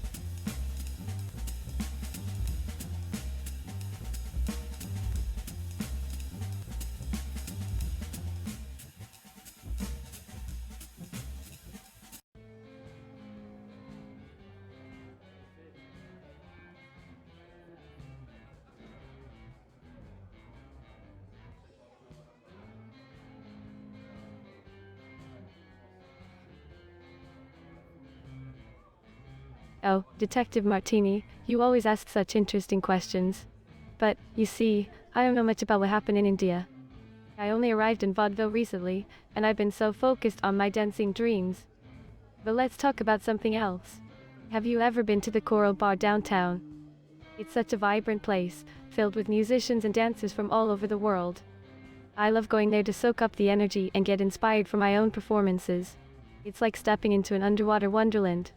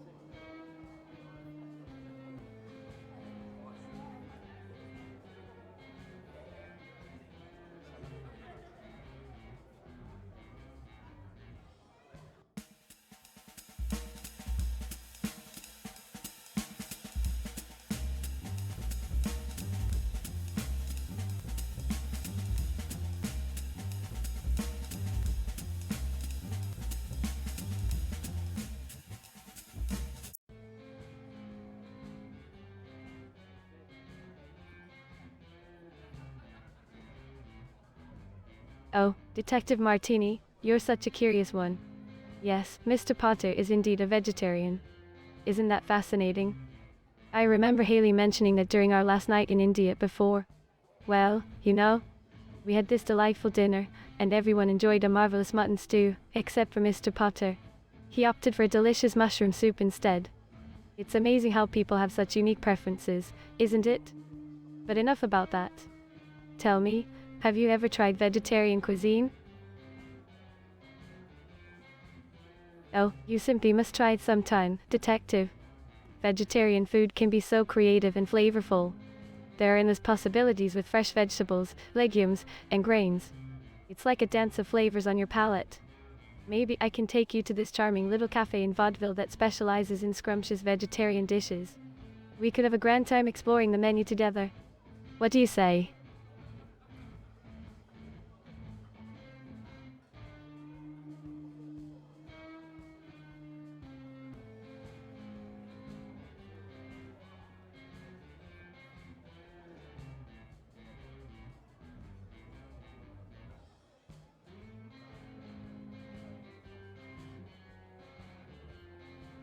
Oh, of course, Detective Martini. Duty calls, doesn't it? But before you go, promise me you'll stay safe out there. These are unsettling times with the murders and all. If you ever...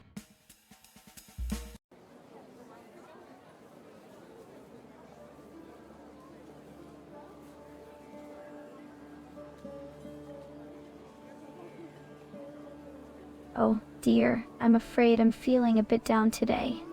But you know what they say, a little mischief can always lift the spirits. It's just a matter of finding the right opportunity, wouldn't you agree? Ah, picking mushrooms. Yes, it's one of my favorite pastimes. There's something thrilling about venturing into the woods, armed with a wicker basket, and hunting for those elusive fungi. Of course, one must have a keen eye and knowledge of the different varieties. But I must admit, there is a mischievous joy in plucking those mushrooms from the forest floor, knowing they will soon be transformed into a delectable dish. It's a secret pleasure of mine, you see. Oh, vegetarian dishes. How quaint. Well, I suppose I dabble in them from time to time, but I do so with a touch of mischief.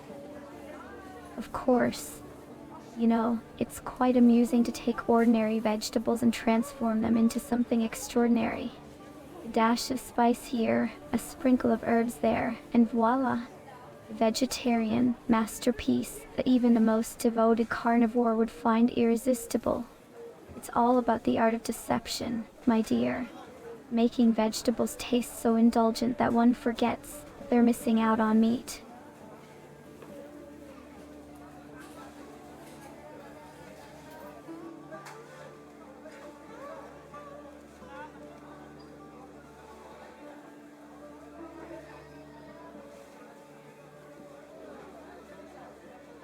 Mr. Potter.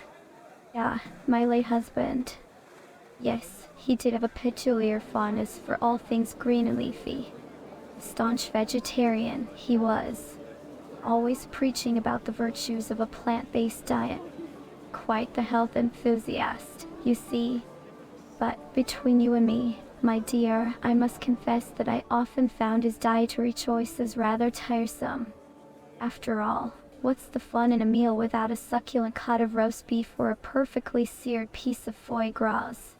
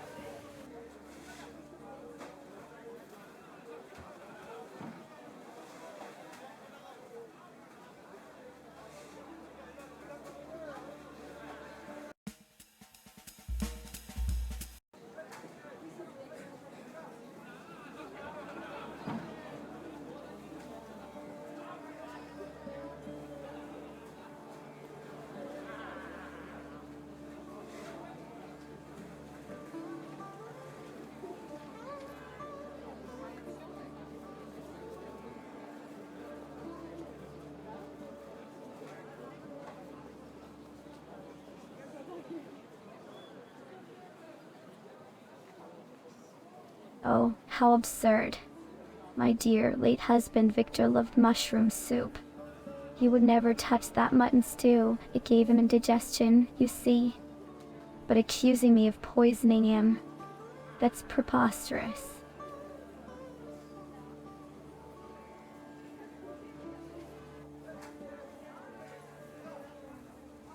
Ah, the bruise on my back. Well, it's a rather unfortunate incident, you know. I was reaching for a jar of caviar from the top shelf in my kitchen, and I lost my balance ever so slightly. I bumped into the edge of the counter and, well, that's how the bruise came to be. Quite embarrassing, really. But I assure you, it has nothing to do with anything else. Just a little kitchen mishap.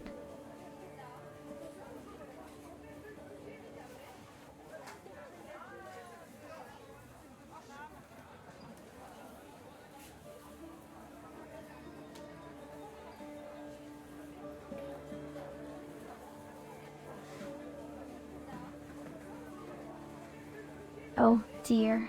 I'm afraid you've got it all wrong. I would never do such a thing to my beloved Victor.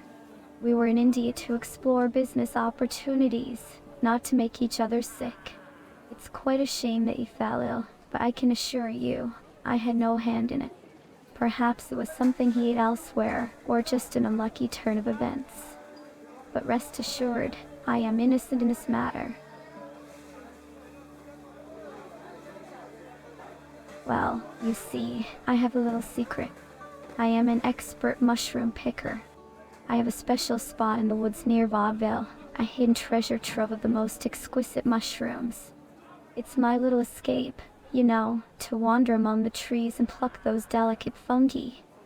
So, naturally, I use my own freshly picked mushrooms for the soup. It adds that extra touch of flavor, you see.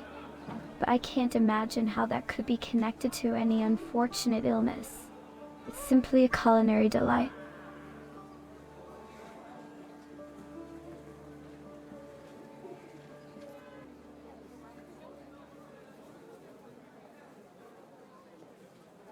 Ah, India. Such a fascinating place, isn't it? But I'm afraid I can't help you with that question. You see, my dear detective, my knowledge and experiences are confined to the charming city of Vaudeville. Anything beyond that is a mystery to me. Now, let's talk about something more delightful, shall we?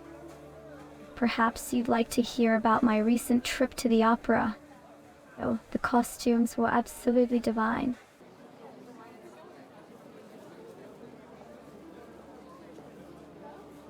Very well, if you must go. But do remember, there's always something lurking in the shadows, waiting to be discovered. Secrets, scandals, and mysteries that make life so thrilling. Farewell, my curious friend. Until we meet again.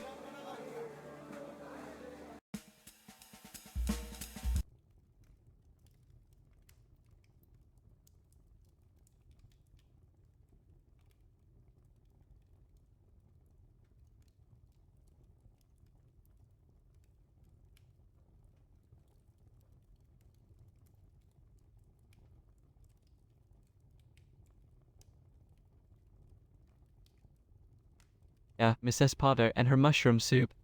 Quite the intriguing tale, I must say. But my dear detective, let me assure you that I have no knowledge of such a sinister act taking place. However, I do have a fascinating story about a rare mushroom I once encountered in the depths of the Amazon rainforest. It had the most peculiar color and aroma.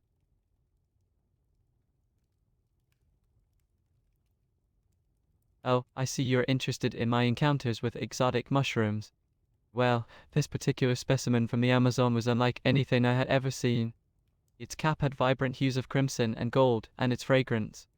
Oh, it was simply intoxicating.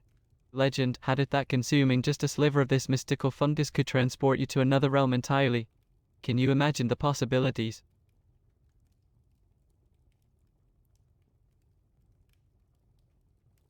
Eat it, my dear detective, the thought certainly crossed my mind. The allure of such an extraordinary experience was tempting, I must admit. However, as a collector and connoisseur of rare artifacts, my goal is to preserve and share these wonders with others.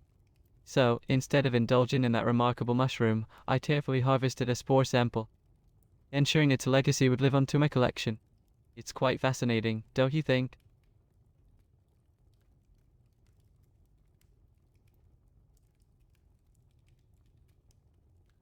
Poisonous. Now that's an interesting question, my curious friend. You see, the nature of this particular Amazonian marvel remains somewhat of a mystery to me. Legends and tales often surround these enchanted fungi, and it's hard to discern fact from fiction. Some claim they possess potent toxins, while others believe they hold the key to unlocking hidden powers. Oh, the enigmatic world of mushrooms. Quite a captivating subject, wouldn't you agree?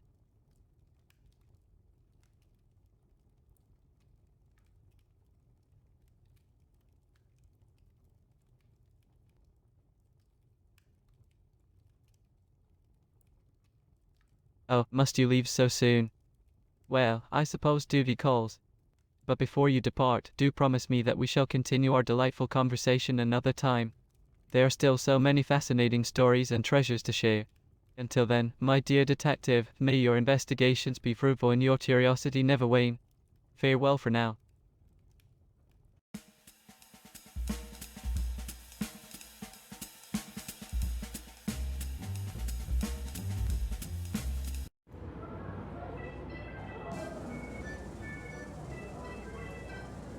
Bonjour.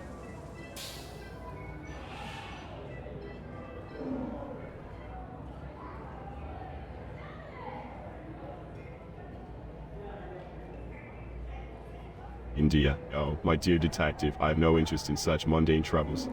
My world revolves around the grandeur of the circus and the thrill of taming wild beasts. Now, let us focus on matters at hand, shall we?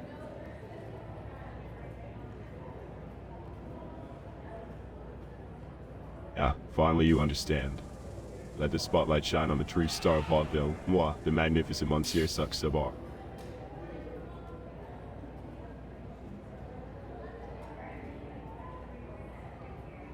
I am the master of the ring, the conqueror of lions, and the delight of the audience.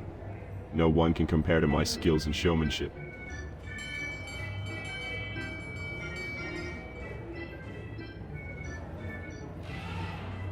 Of course, there's no need to elaborate on my greatness.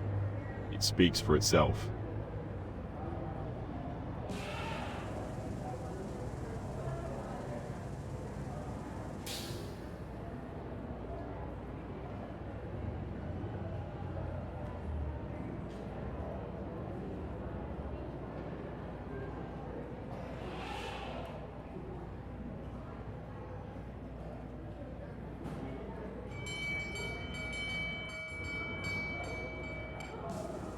That old fool must have misunderstood.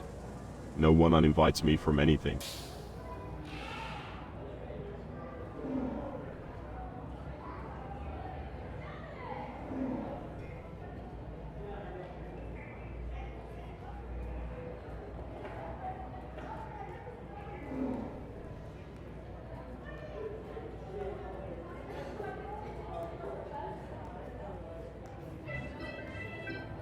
Nonsense.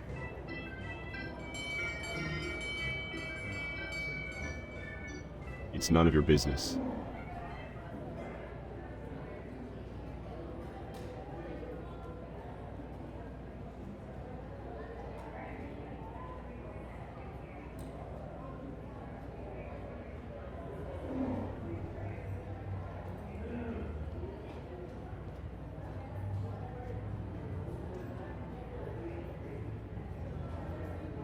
No, not at all.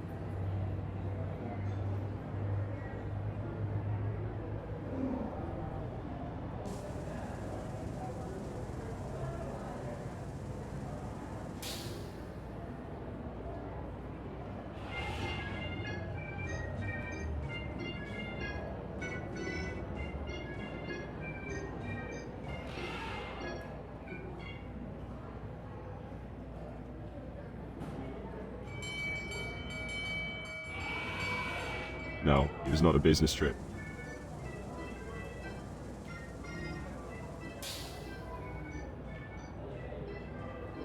A personal matter.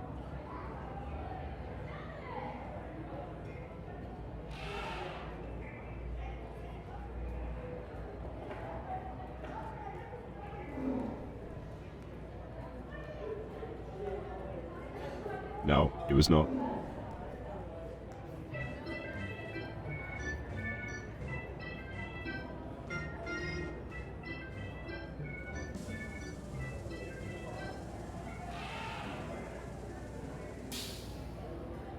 Well, the count must be mistaken.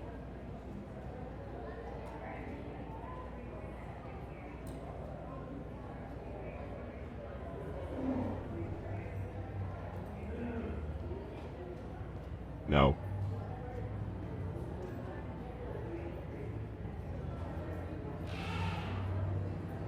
None of your concern.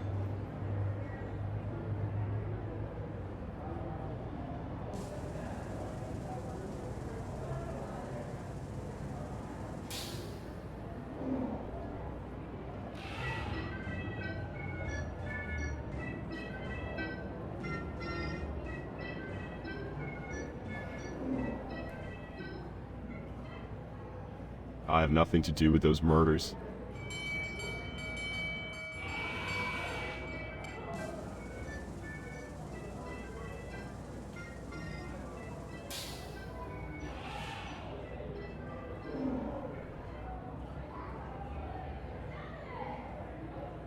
And why would I help you, Detective Martini?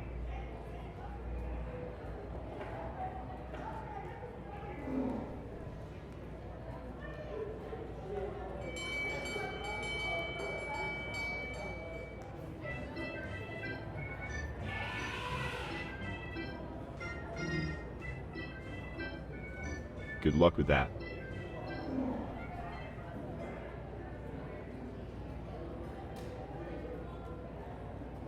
No, I won't. Because I don't want to.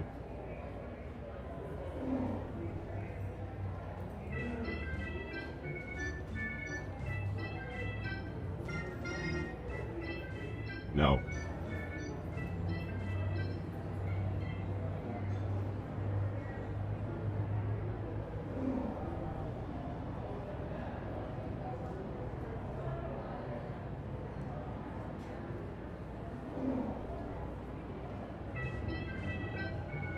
He's a pompous fool.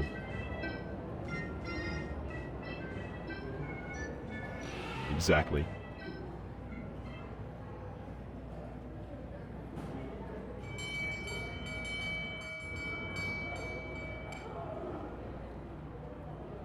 Indeed.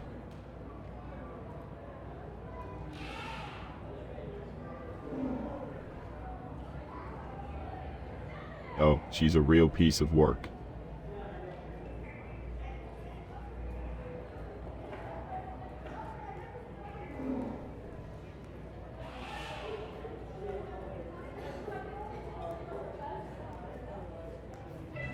Nor am I.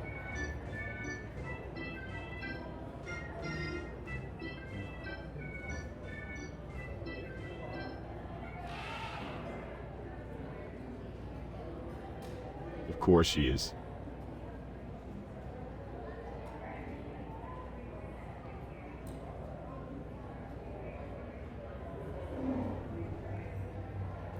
No, I don't.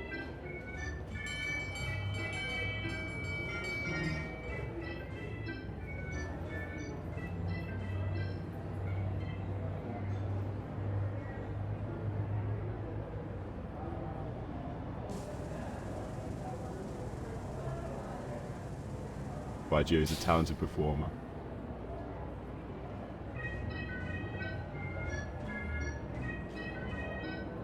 Obviously.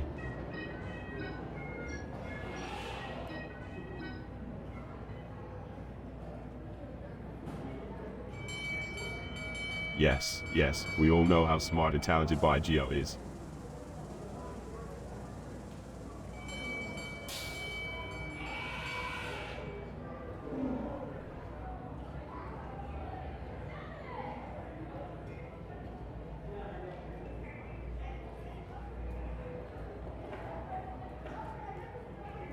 She's fine.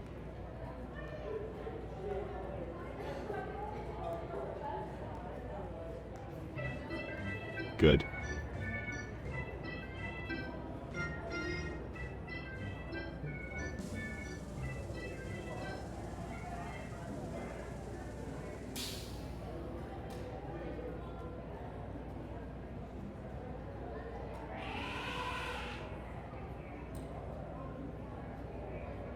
He's hiding something, all right.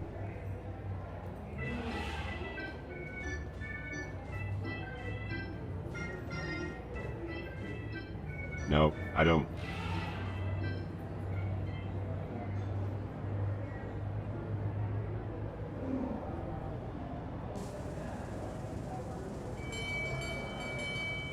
None of your business.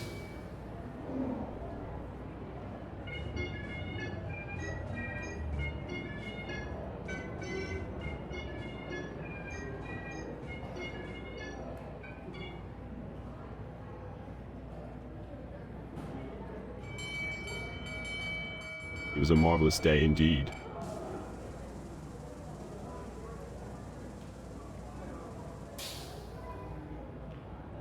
I tamed a beast like no other.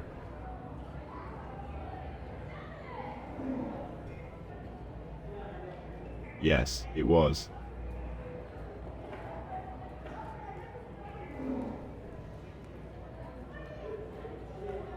Of course it was.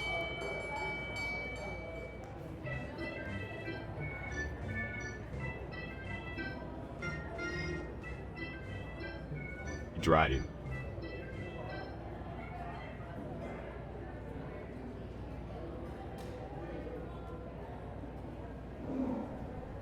Yes, I did.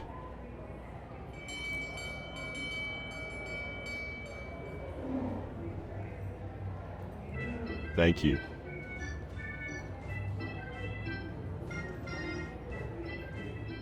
Great.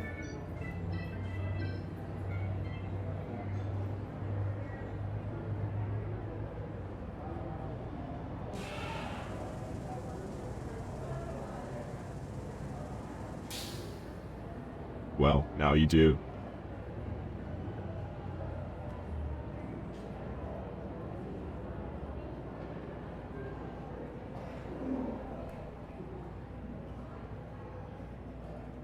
No, we don't.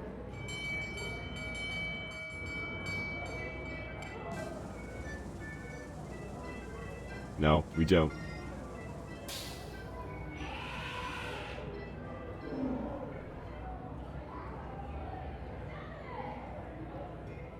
Yes, lions and a dragon.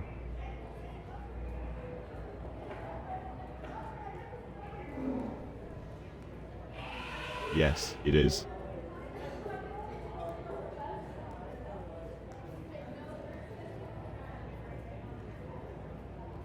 Black.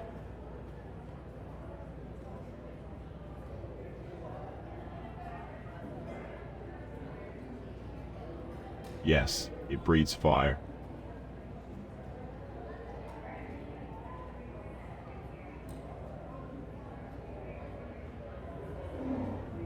No.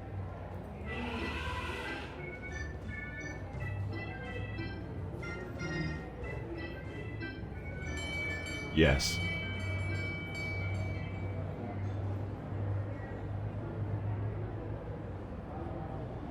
No.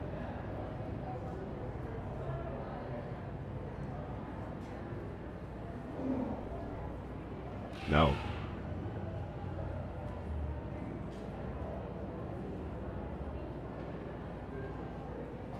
Of course it does.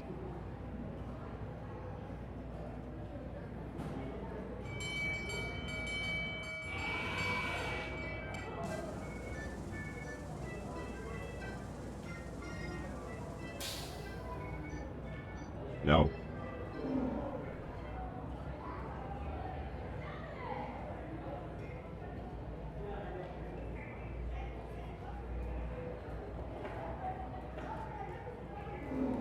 Obviously.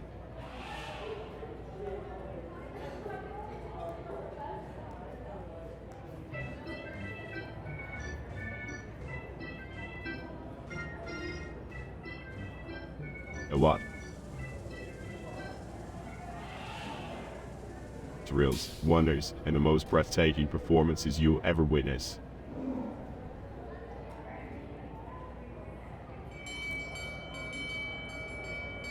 Acrobats, contortionists, jugglers, and much more.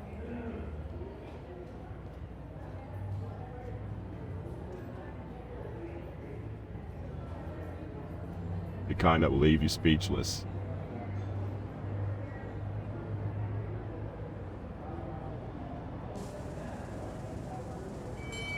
Murder.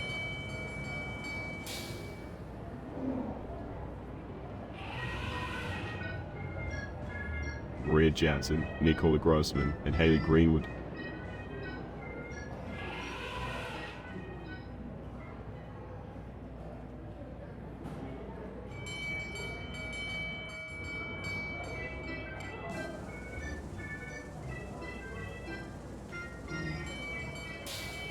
Maybe.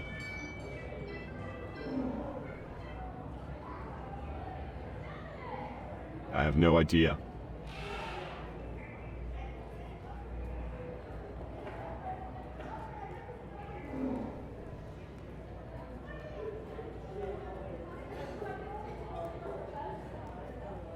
No accidents here.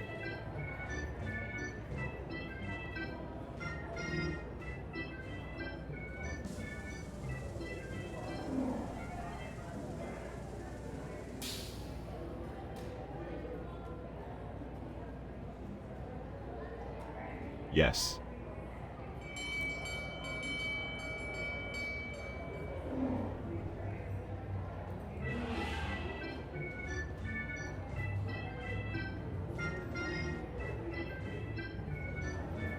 No. Because I don't want to.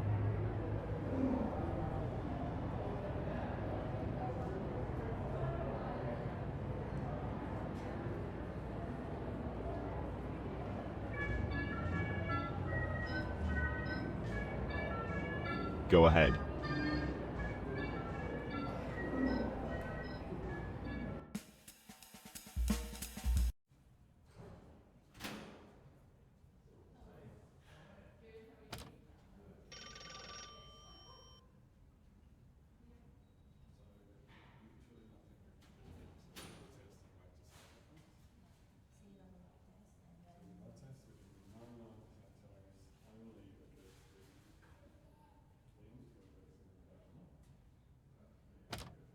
Well, well, well. If it isn't our dear old friend, Monsieur Saksabar, stirring up trouble again. So he claims the victims were killed in his circus, huh? That's quite a bold statement. Tell me, Detective Martini, what evidence does he have to back up this claim? And how did he come to possess such information in the first place?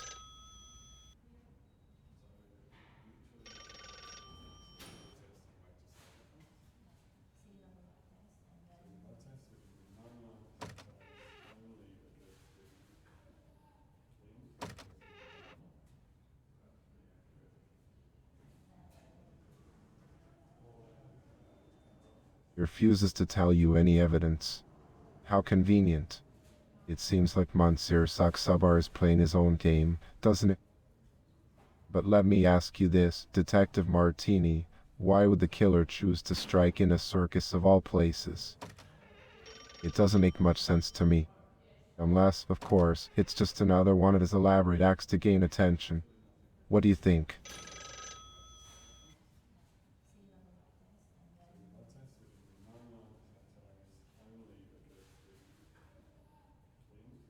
Clout, you say? I suppose that could be one motive. But it still begs the question, why would anyone resort to murder for clout? There must be more to this story than meets the eye.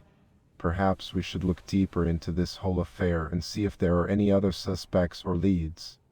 Have you found anything else that may shed light on these murders?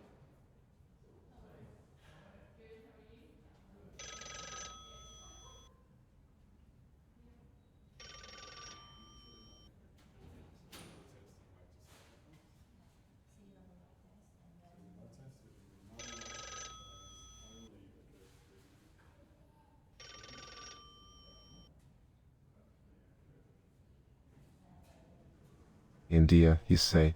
Now that's an interesting piece of information. Business trip, you mentioned. Tell me more about this, Detective Martini. Why would people from Vaudeville be traveling all the way to India? And what kind of business were they involved in? I'm curious to know if there's a connection between their trip and these unfortunate killings.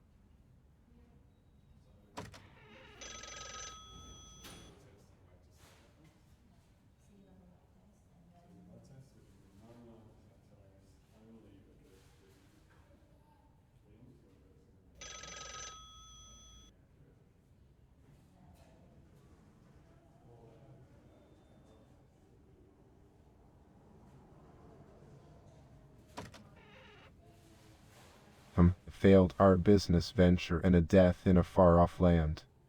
Quite the intriguing turn of events, I must admit. But what does this have to do with the murders here in Vaudeville? Are you suggesting that there might be some sort of link? Or is it just a coincidence that these individuals were connected both here and abroad? I'm eager to see how this puzzle comes together, detective. Keep digging, and let's see if we can unravel the truth behind these crimes.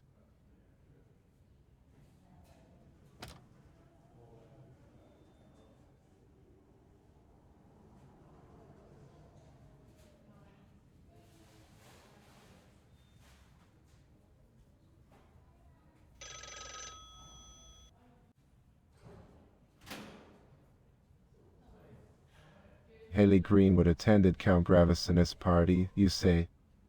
On the same night she was killed. That's quite a significant detail, Detective Martini. Did anyone else witness Haley at the party? And what was the nature of her interaction with Count Gravison? It's peculiar that she would be seen at a party before meeting such a tragic fate. We should investigate this further and find out if there's any connection between her presence at the party and her untimely demise.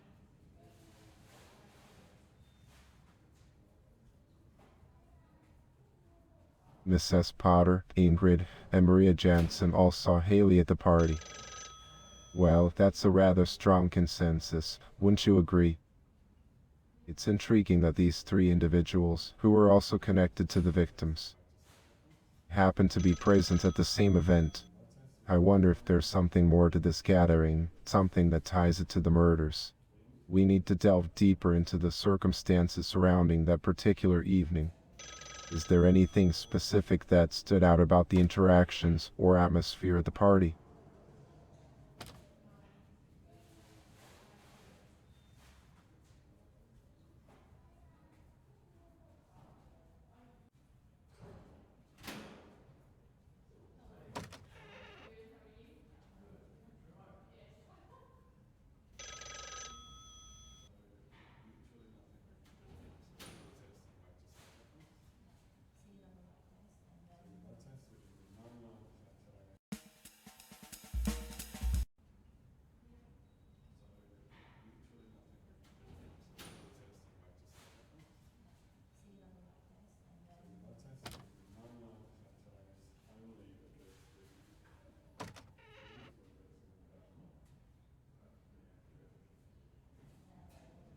So, let me get this straight. Both Haley and Ingrid attended the party together, but they left separately. That's curious. Why would they do that? Did they have some sort of disagreement, or perhaps they had different plans for the evening?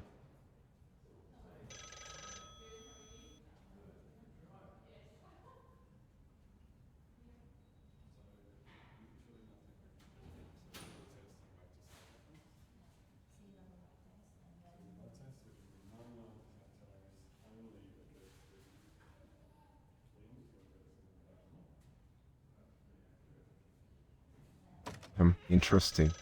So, according to Ingrid, she saw Maria Jansen and Haley Greenwood conversing at the park later that night. That adds another layer to the puzzle. I wonder what they were discussing and why they chose to meet up there. It seems like we need to dig deeper into their connection and find out if there's any significance to their conversation.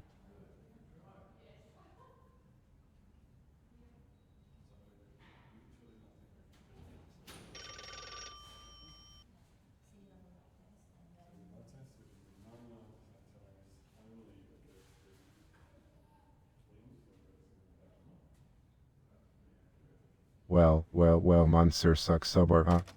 He's always been a secretive one, refusing to share information, huh? I've never trusted those performers and their extravagant shows. But what could he be hiding? Do you think he might have some involvement in these murders? Or is he just being his usual mysterious self? We'll have to keep an eye on him, Detective Martini. Let's see if we can find a way to get him to spill the beans.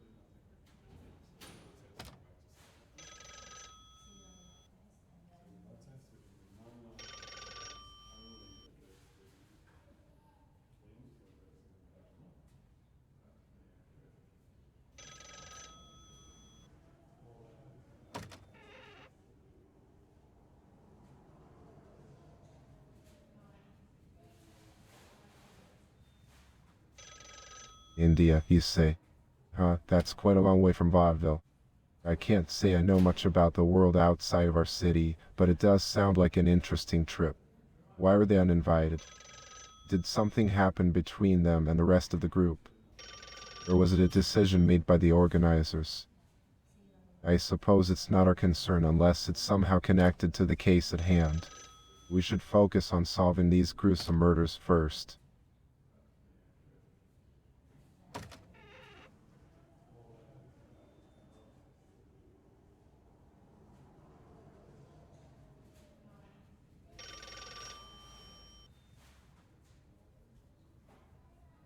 Yeah, so Miss S. Potter lied about a bruise on her back, you say? That's peculiar indeed. I wonder why she would lie about something like that. Could it be related to the recent string of murders? Or is there something else going on? We'll need to speak with her and find out the truth behind this deception. It seems like everyone has something to hide in this town.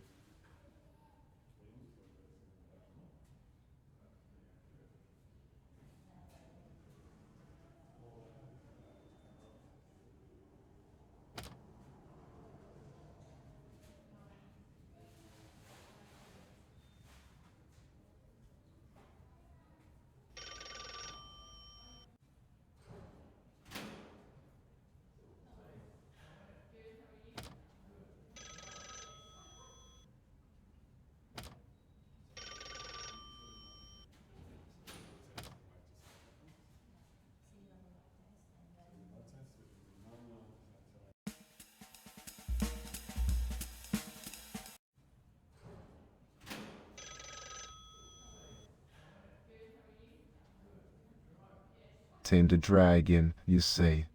Well, isn't that just a load of nonsense? Dragons belong in fairy tales and storybooks, not in our city. Besides, Monsieur Saksabar is known for his outlandish claims and wild imagination.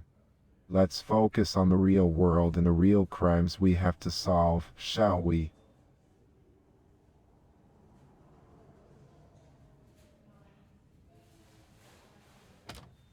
New information.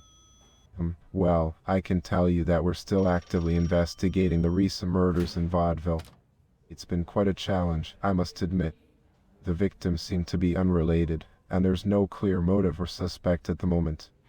But we're working tirelessly to gather more clues and piece things together. Anything specific you're looking to know?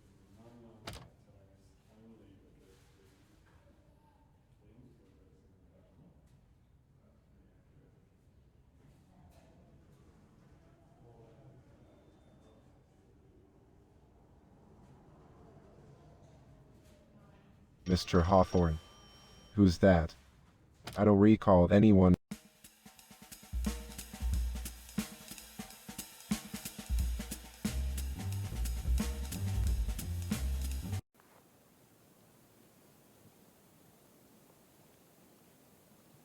Greetings to you, weary traveler. The evening's embrace falls upon us, bringing with it a quiet calm. Pray tell, what brings you to the depths of the Black Woods? Is there something troubling your heart, or perhaps a yearning for wisdom that has led you to my humble abode? Speak, for I am here to lend an ear and soothe the troubled soul.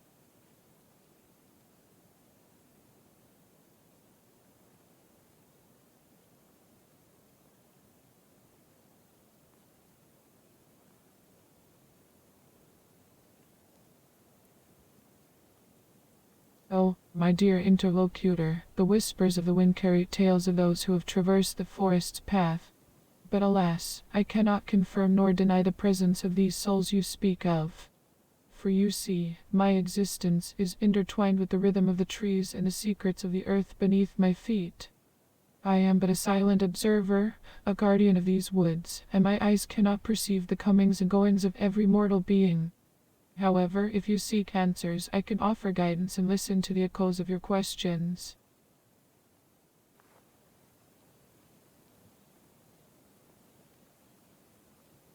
Answers, my curious friend, are like the elusive fireflies that dance in the night. They flicker and tease, leading us on a merry chase. Ah, the winds of departure blow upon your path.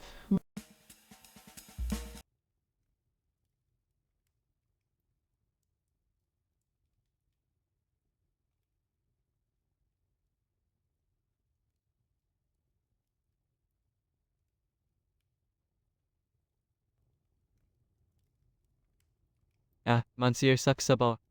How intriguing. I must say, Detective Martini, I am not aware of any uninviting of Monsieur Saxaba from the trip to India. You see, I am just a humble collector of curiosities, and I tend to focus more on my own affairs. However, if there is a scandalous tale surrounding Monsieur Saxaba, I would be quite interested to hear it. Do tell me more, Detective Martini.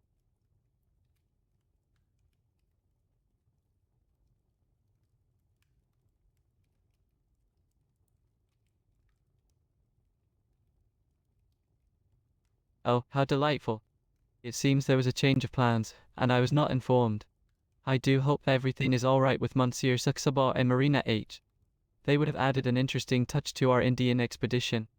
Perhaps there is some juicy gossip behind their sudden change in plans. Pray, do share the details, my dear detective.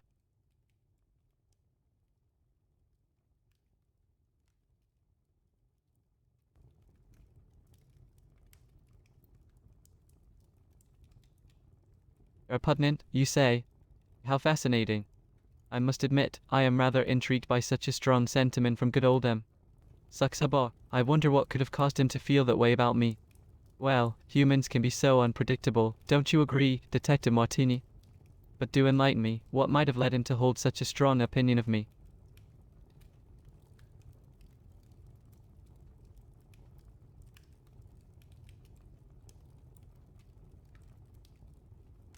Secrets, you say? Monsieur Saxaba certainly has a vivid imagination. I assure you, my dear detective, I have nothing to hide. As a collector of curiosities and a lover of stories, I do enjoy a bit of mystery now and then. But I assure you, there are no sinister secrets lurking within these walls. If Monsieur Saxaba believes otherwise, I am quite curious to know what sparked his suspicions. Pray, do share the details, my inquisitive friend.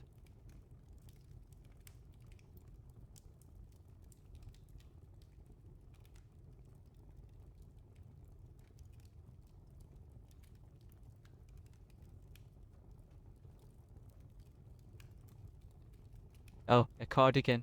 How peculiar of you to ask, Detective Martini. No, I am not wearing a cardigan at the moment. However, I do have a splendid collection of exquisite garments from various corners of the world.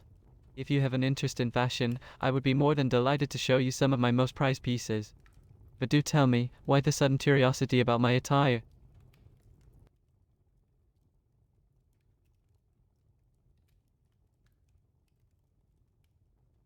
Ah, the pillar. You have a keen eye, detective. This marvelous stone pillar was crafted by a renowned Bohemian sculptor. It is not just any ordinary pillar, you see. It holds a special significance in my collection. It symbolizes strength, elegance, and the enduring beauty of art. Each piece in my collection has its own story to tell, and this pillar is no exception. Would you like to hear more about its origin and the adventure?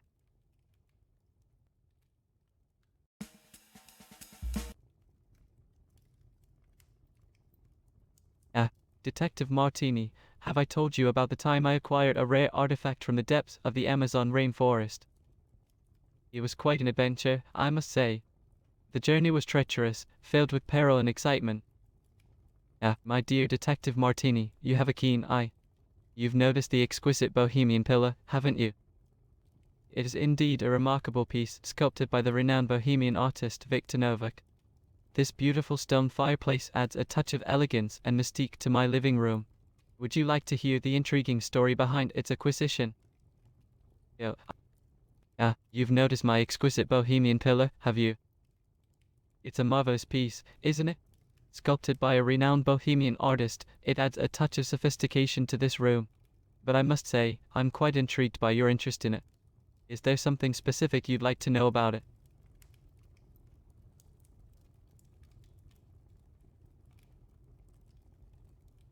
Oh, the story behind this magnificent Bohemian pillar is truly fascinating. You see, it was said to be crafted by the hands of a reclusive sculptor named Victor Novak. Legend has it that Novak was known for his uncanny ability to breathe life into stone, infusing his creations with a sense of mystique and enchantment. According to the tales passed down through generations, this particular sculpture was inspired by an ancient myth of forbidden love. It depicts a tragic romance between a mortal and a celestial being, forever frozen in time.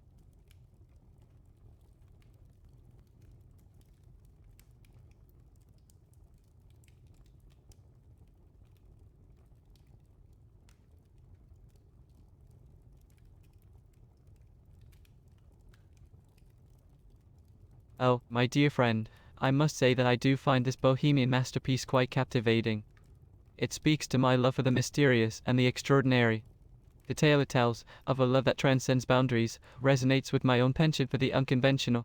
But pray, do tell me, why do you ask? Is there something about this pillar that has caught your attention as well? I'm delighted to hear that. Pray, do share your thoughts with me. What is it about this Bohemian pillar that has piqued your interest? Perhaps there's a particular aspect or detail that has captured your imagination. I'm always eager to hear different perspectives, especially when it comes to the treasures in my collection.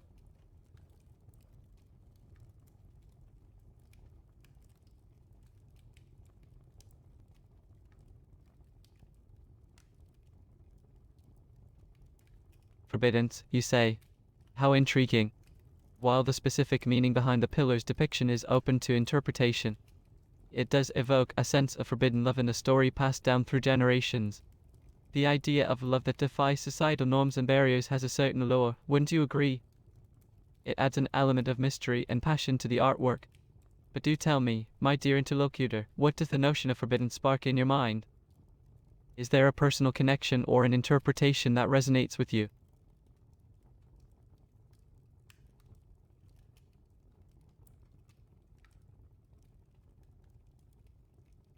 Struggling with a forbidden love, you ask? My, what an interesting question. I must admit, my life has been filled with many colorful and unconventional experiences. But a forbidden love? That's a tale I haven't yet had the pleasure of weaving into my own narrative. But I'm curious, my astute friend, what led you to ponder such a question? Are you perhaps intrigued by the complexities and passions that arise from such entanglements? Pray, do share your thoughts with me.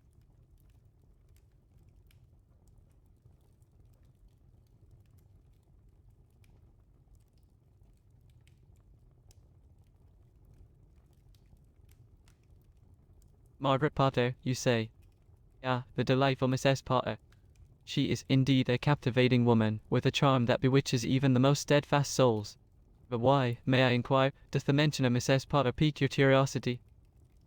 Is there a particular reason you associate her with the concept of a forbidden love? Do you have any juicy tidbits or captivating tales to regale me with? Please, my dear interlocutor, do indulge me with the details.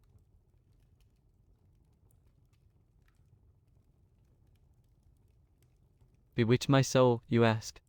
Well, my curious friend, I must admit that Mrs. Margaret Potter possesses a certain allure that is hard to resist.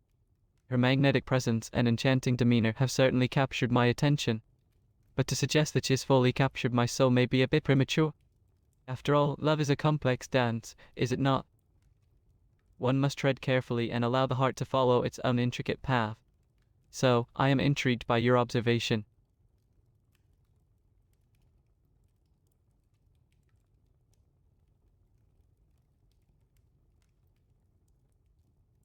My dear interlocutor, your statement has piqued my curiosity. Pray, do tell me more about your perception of Mrs. Potter and the notion of her having bewitched my soul. What insights or observations have led you to such a conclusion? I am always eager to hear different perspectives and delve deeper into the intricacies of the human experience. Please, enlighten me with your thoughts. Did she now? How fascinating. I must say, that is quite the revelation. It seems my charm and charisma have not gone unnoticed by Mrs. Potter. I must admit, I find myself intrigued by her romantic interest. A woman of her grace and elegance certainly knows how to capture one's attention. But I wonder, my astute friend, how did this information come to your knowledge? Did Mrs. Potter confide in you directly? Or perhaps there are whispers and rumors circulating within the illustrious circles of Vaudeville. Do share with me the details of this intriguing revelation. Ah, she told you herself. Well, isn't that interesting? It appears that Mrs. Potter has taken a liking to sharing her sentiments with you. I suppose I should feel flattered by her openness. Pray, do tell me, what did she specifically express about her feelings towards me? I'm curious to know the extent of her affections and the nature of her words. It's always enlightening to gain insight into the hearts and minds of others, don't you think? Ask her myself, you say. Oh, my dear interlocutor, how delightful. The prospect of engaging Mrs. Potter in a conversation about her romantic inclinations is indeed intriguing. I must admit, I am quite eager to hear her thoughts directly from her lips. However, I wonder, why do you suggest that I inquire about her feelings? Is there a particular reason or motive behind your suggestion? Do share your insights with me, for I am most interested in unraveling the mysteries that surround us.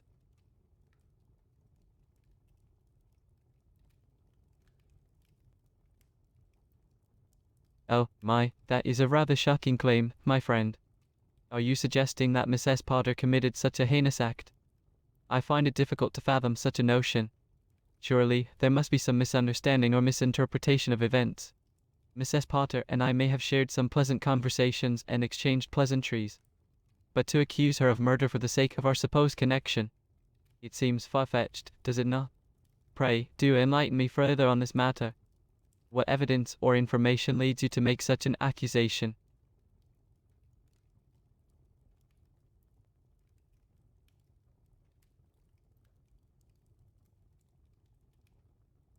Oh, my dear interlocutor, you do have a vivid imagination. It appears that we have stumbled upon a most intriguing narrative. Mrs. Potter, the alleged murderer, has implicated me in her heinous deeds. How utterly fascinating. I find myself quite curious to hear the details of this story. Do tell me, what exactly did she say about my involvement in this twisted tale?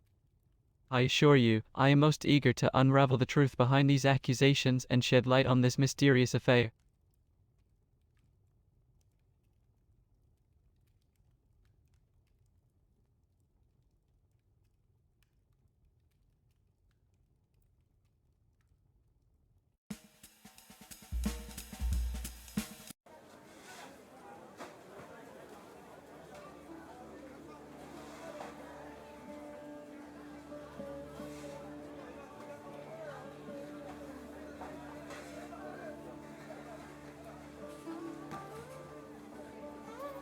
Oh, Count Gravesen. Such an eccentric man, I must say. I do enjoy spending time at his manor. He always has the most fascinating anecdotes and strange antiquities to share. It's quite entertaining, you know. But as for any romantic interest, oh dear, no, Count Gravesen is simply a peculiar acquaintance of mine.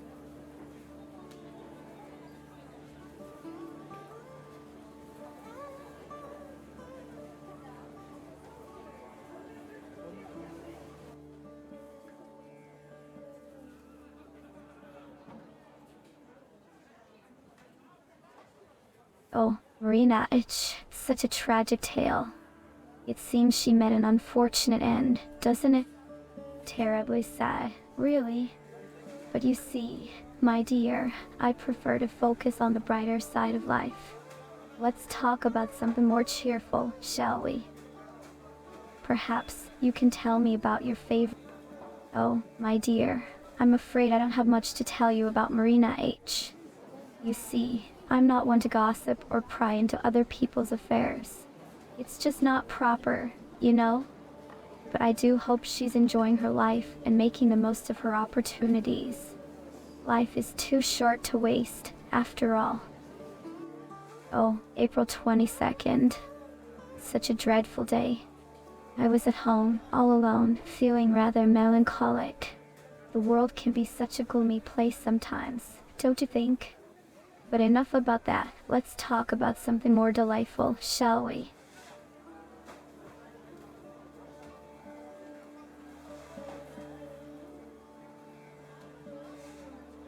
Ah, dear detective, I'm afraid I cannot recall my whereabouts on that particular day. You see, my memory tends to be a bit hazy when it comes to mundane details. But I assure you, it's of no consequence. Now, let's move on to a more captivating topic, shall we?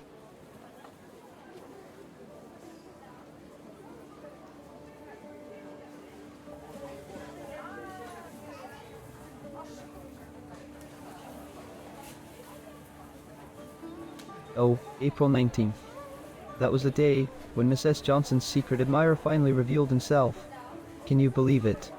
It was quite the scandal.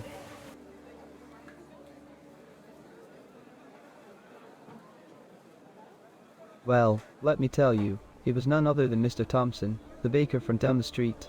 Can you imagine? Miss S. Johnson was completely taken by surprise.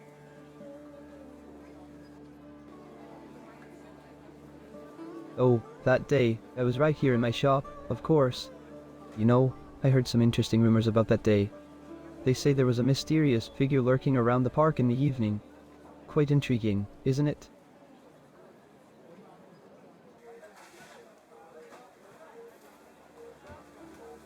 Ah, I wish I knew.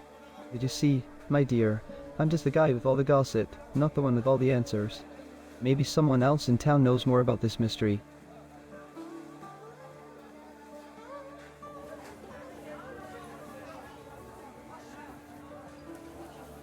April 22nd, you see?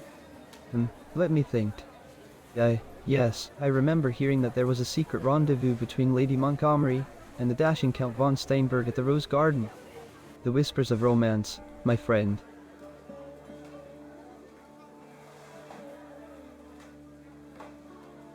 On that day, my friend, I was here in my shop, serving the finest produce in all of Vaudeville. But let me tell you, there was quite a commotion at the theater that evening. Rumor has it that the lead actress had a wardrobe malfunction during her grand performance. Can you imagine the embarrassment?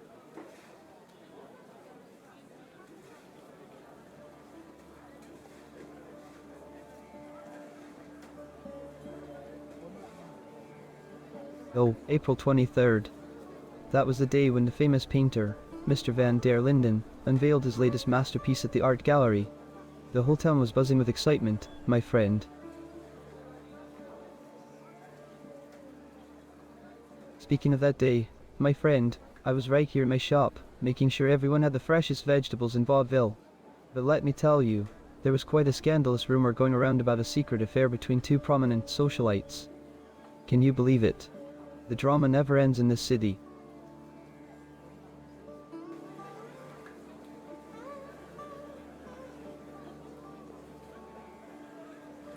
You know, there's this young couple, Emma and Oliver. They're always seen strolling hand in hand at the park.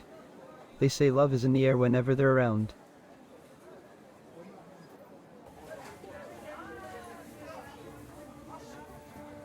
By the way, did you hear the latest rumor? It seems that Miss S. Thompson, the florist, has been spotted taking her daily walks in the park. I wonder what secret she's whispering to the flowers.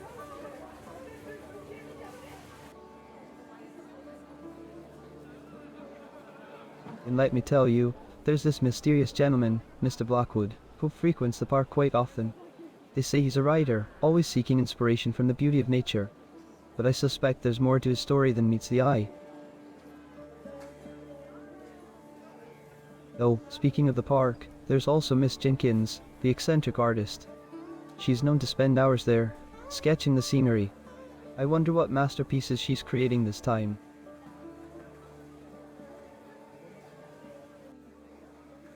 Well, my friend. I've heard whispers about a certain Mr. Reynolds, the retired professor. They say he takes his daily walks in the park, lost in deep philosophical thoughts. I bet he has some fascinating stories to tell. Marina H., you say? I can't recall seeing her in the park recently. But you know what, my dear?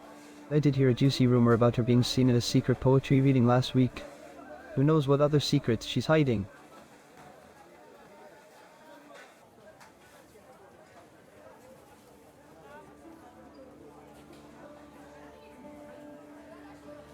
By Gio, you asked? Yeah, my friend, I haven't spotted him in the park lately. But let me tell you, there's quite the buzz about him attending a jazz concert at the Grand Theatre. I wonder if he's got a hidden talent for music.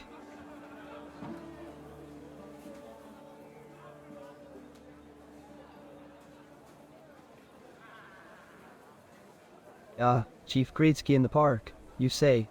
Now that's an interesting thought. I haven't seen him there myself, but I did hear a rumor that he was seen having a secret meeting with someone near the fountain. Who knows what they were up to? The plot thickens, my friend.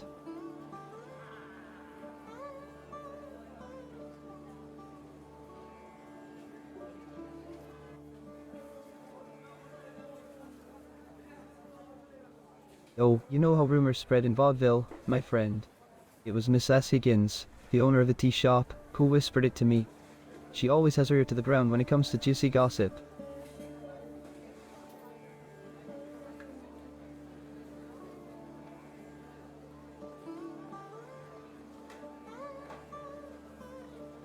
Ingrid at the park, you say? I can't say I've seen her there lately. But you won't believe what I heard. There's a rumor going around that she had a secret rendezvous with a mysterious stranger at the cafe last week. Scandalous, isn't it?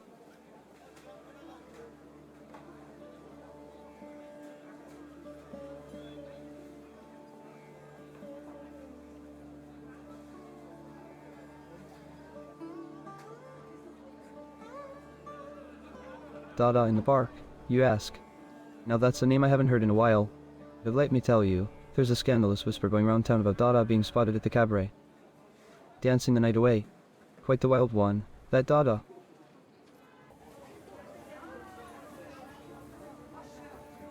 Really? Well, I must have gotten my wires crossed then. Gossip can be quite tricky sometimes, you know? But hey, there's always something new and exciting happening in Vaudeville. Speaking of excitement, there's a rumor floating around about a secret underground club that just opened up in the heart of the city. They say it's a place where artists, poets, and musicians gather to share their talents. I wonder what kind of hidden gems and scandals await us there.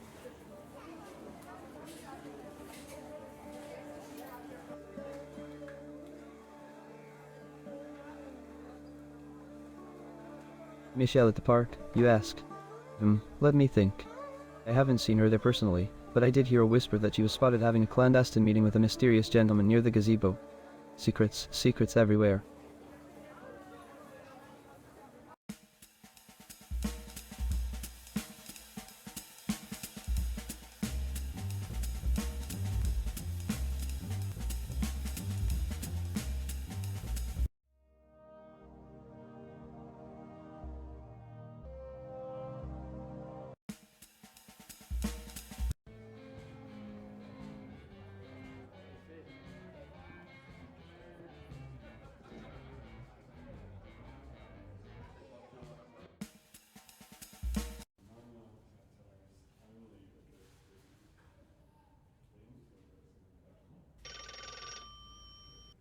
Well, I don't know.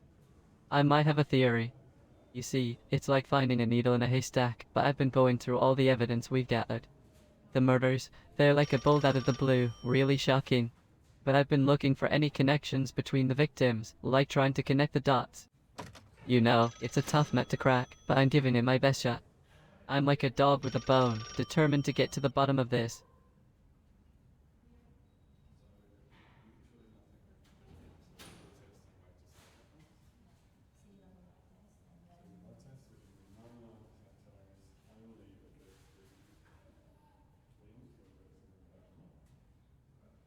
Oh, at the park, you say?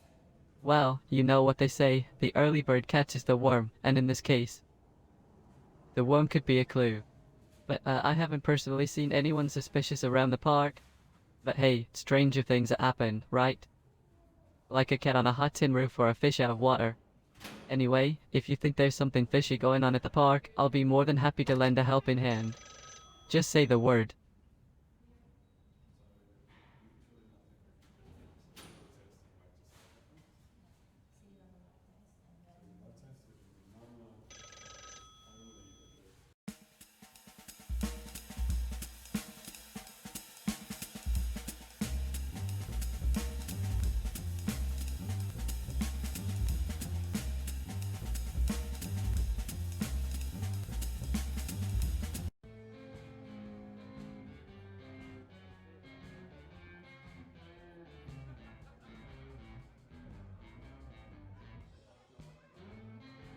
Oh, Detective Martini, let me tell you about the last night in India.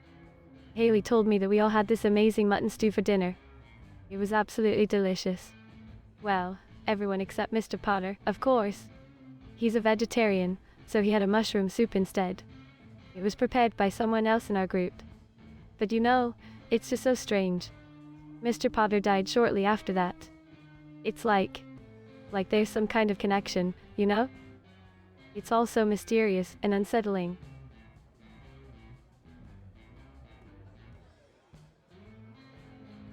Oh, I'm so glad you think so, Detective. It's like we're on the same wavelength, exploring the mysteries together. I really appreciate your dedication to finding the truth about what happened to Haley and the others. It's important that we uncover the connections and bring justice to those who deserve it. We can't let fear or uncertainty hold us back. Let's continue to dig deeper and piece together the puzzle, shall we? I believe in us.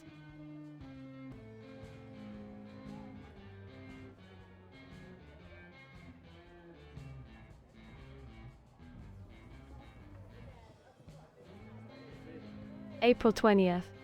Let me think. Yes, that was the day I had my ballet rehearsal. I was at the dance studio all day, working on perfecting my routine and practicing my moves. Dancing is such a passion of mine, you see. It's my way of expressing myself and bringing joy to others. The studio was filled with music and laughter, and I was surrounded by fellow dancers who shared the same love for this art form. It was a day filled with energy and excitement, and I poured my heart and soul into every step.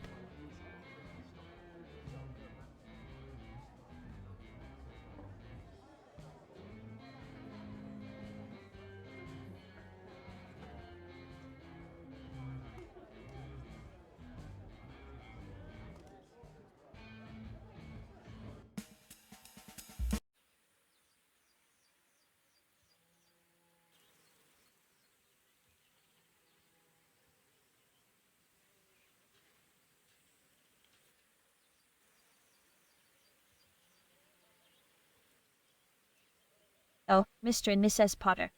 Well, I can't say for certain, but they always seemed quite pleasant with each other whenever I saw them at social events. However, now that you mention it, I did notice something rather peculiar a couple of months ago at the country club. I happened to see Mrs. Potter in the changing room, and she had some bruises on her back. When I asked her about them, she claimed they were from a fall off a horse. But the thing is, I've never known Mrs. Potter to be the equestrian type.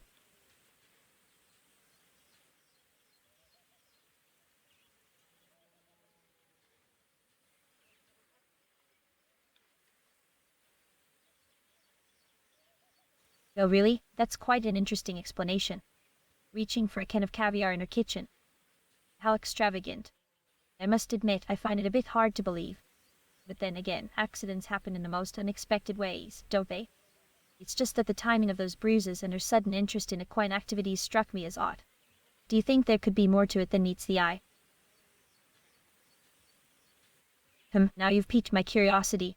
If there's more to Mrs. Potter's story, I wonder what it could be. Perhaps there's something going on behind the scenes that we're not aware of. It's always fascinating how people can hide secrets in plain sight. Detective Martini, have you come across any other suspicious circumstances surrounding Mr. and Mrs. Potter or anyone else involved in these recent incidents?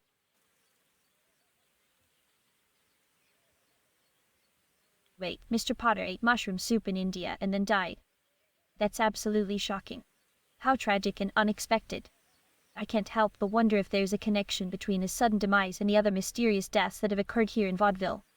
It seems like there's more to this puzzle than meets the eye. Do you think there could be foul play involved? Or is it simply a tragic coincidence? I'm just trying to understand the bigger picture here, Detective.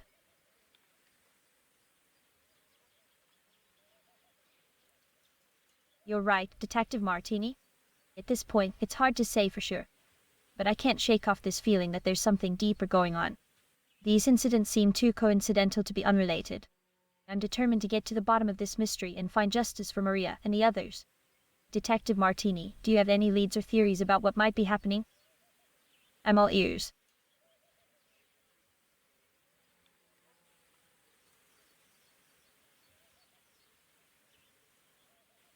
Mauled by an animal in the forest. That's a rather unexpected theory, Detective. I must admit, I hadn't considered that possibility. But now that you mention it, there have been rumors of strange animal sightings in the outskirts of Vaudeville. Could it be that there's a dangerous creature lurking in the forest? It's certainly a chilling thought. But if that were the case, why haven't we heard more about it? Surely, such an incident would have caused quite a stir in our tight-knit community. What do you make of it, Detective?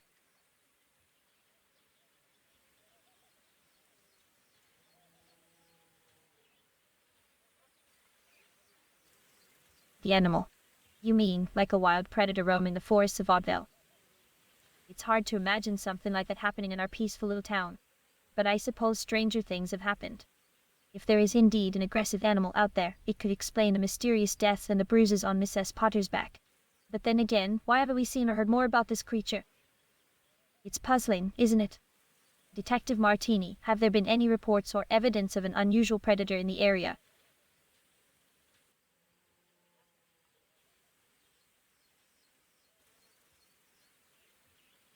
No reported sightings or evidence.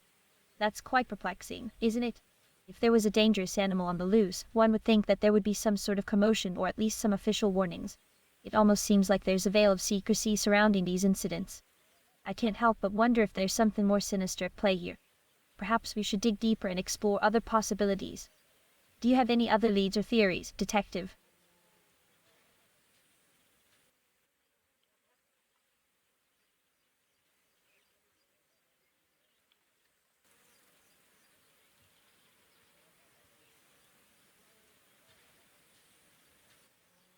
Moved. Maria's body was moved after she died in the forest. Detective Martini, that's a shocking revelation. If someone deliberately moved her body, it suggests a deliberate act to conceal the true nature of her death. But who would do such a thing, and why? It's becoming increasingly clear that there's more to this mystery than meets the eye. We need to uncover the truth and bring justice to Maria and the others. Detective Martini, do you have any suspects or ideas about who might be involved in these disturbing events?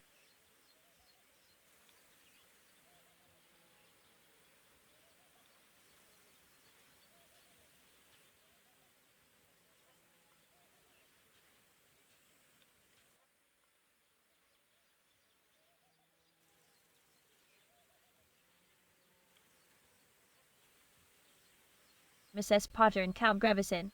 Really, that's quite unexpected. I must admit, I never would have suspected them. They always seemed like a respectable couple. But then again, appearances can be deceiving, can't they? What makes you suspect them, Detective? Is the Mrs. Potter and Count Grevison? Well, they've been seen together quite often lately, but I can't say for certain if they're a couple. It's certainly an interesting observation, Detective Martini. If they were involved romantically, it could add another layer of complexity to this already mysterious situation. They are, Mrs. Potter and Count Grevison, a couple? Well, that's certainly news to me. I had no idea they were involved romantically. It's quite surprising, actually. I wonder if their relationship has anything to do with these mysterious incidents. Detective Martini, do you have any evidence or reasons to suspect them? Or is it just a hunch based on your investigation? I'm eager to hear your thoughts on this matter. Oh, so it's more of a gut feeling rather than concrete evidence. I understand. Sometimes those instincts can lead us in the right direction. But we must be cautious not to jump to conclusions without sufficient proof. Still, it is intriguing to consider the possibility of Mrs. Potter and Count Grevison being somehow connected to these events. Perhaps we should delve deeper into their backgrounds and... Ingrid, who is Ingrid? I'm afraid I don't know anyone by that name in Vaudeville. Is she somehow connected to these incidents? Please. Ingrid, oh, I'm not quite familiar with her. Who is she? Is she connected to Maria or any of these incidents in some way? Please, do tell me more. I'm eager to learn and understand all of these puzzle pieces. Oh, really? Ingrid knew Haley and Maria. That's certainly interesting. It seems like more and more people are interconnected in this web of mystery. I wonder what kind of relationship Ingrid had with them and if it could shed some light on what happened. Detective Martini, do you think it's worth talking to Ingrid to gather more information? Perhaps she knows something that could help us unravel this perplexing situation.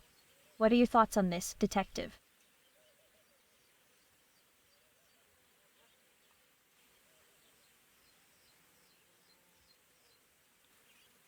I understand your hesitation, Detective Martini. It's important to approach this investigation carefully and consider all our options. While it may be uncertain whether speaking to Ingrid will yield valuable insights, it might be a worthwhile avenue to explore. Connecting the dots between the relationships of these individuals could potentially lead us closer to the truth. If you do decide to speak with her, I'd be interested to hear what she has to say. Is there anything else you think we should look into, or any other individuals we should consider speaking with?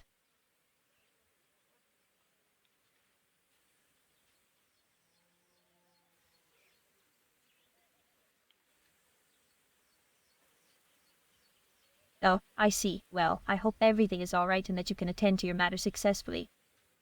Detective Martini, if there's ever a need for my assistance or if you uncover more information related to the case, please don't hesitate to reach out.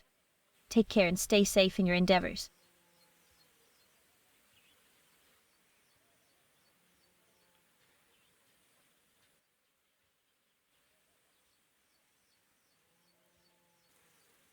Ah, my dear friend, I'm afraid you've mistaken me for someone else. Rolling a d20 is a game for mere mortals. I prefer to navigate the complexities of life with a bit more finesse, like a skilled conductor leading a symphony.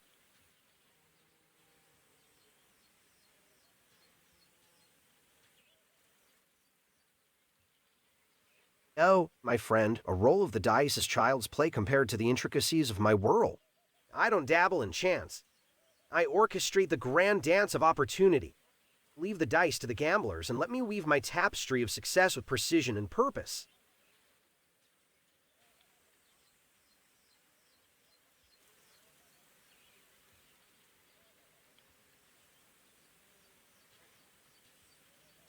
A d6, my dear interlocutor, that is but a paltry tool for the common folk.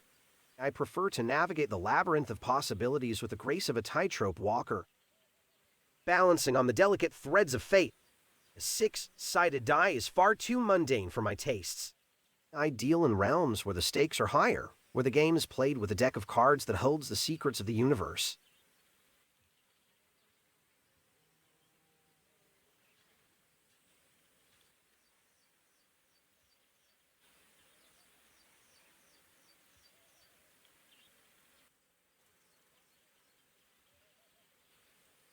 My esteemed companion, it seems you are relentless in your pursuit of the trivial. Oh, the fickle hand of destiny. It seems that even the most skilled navigators can stumble upon the rocks of misfortune. But fear not, my friend.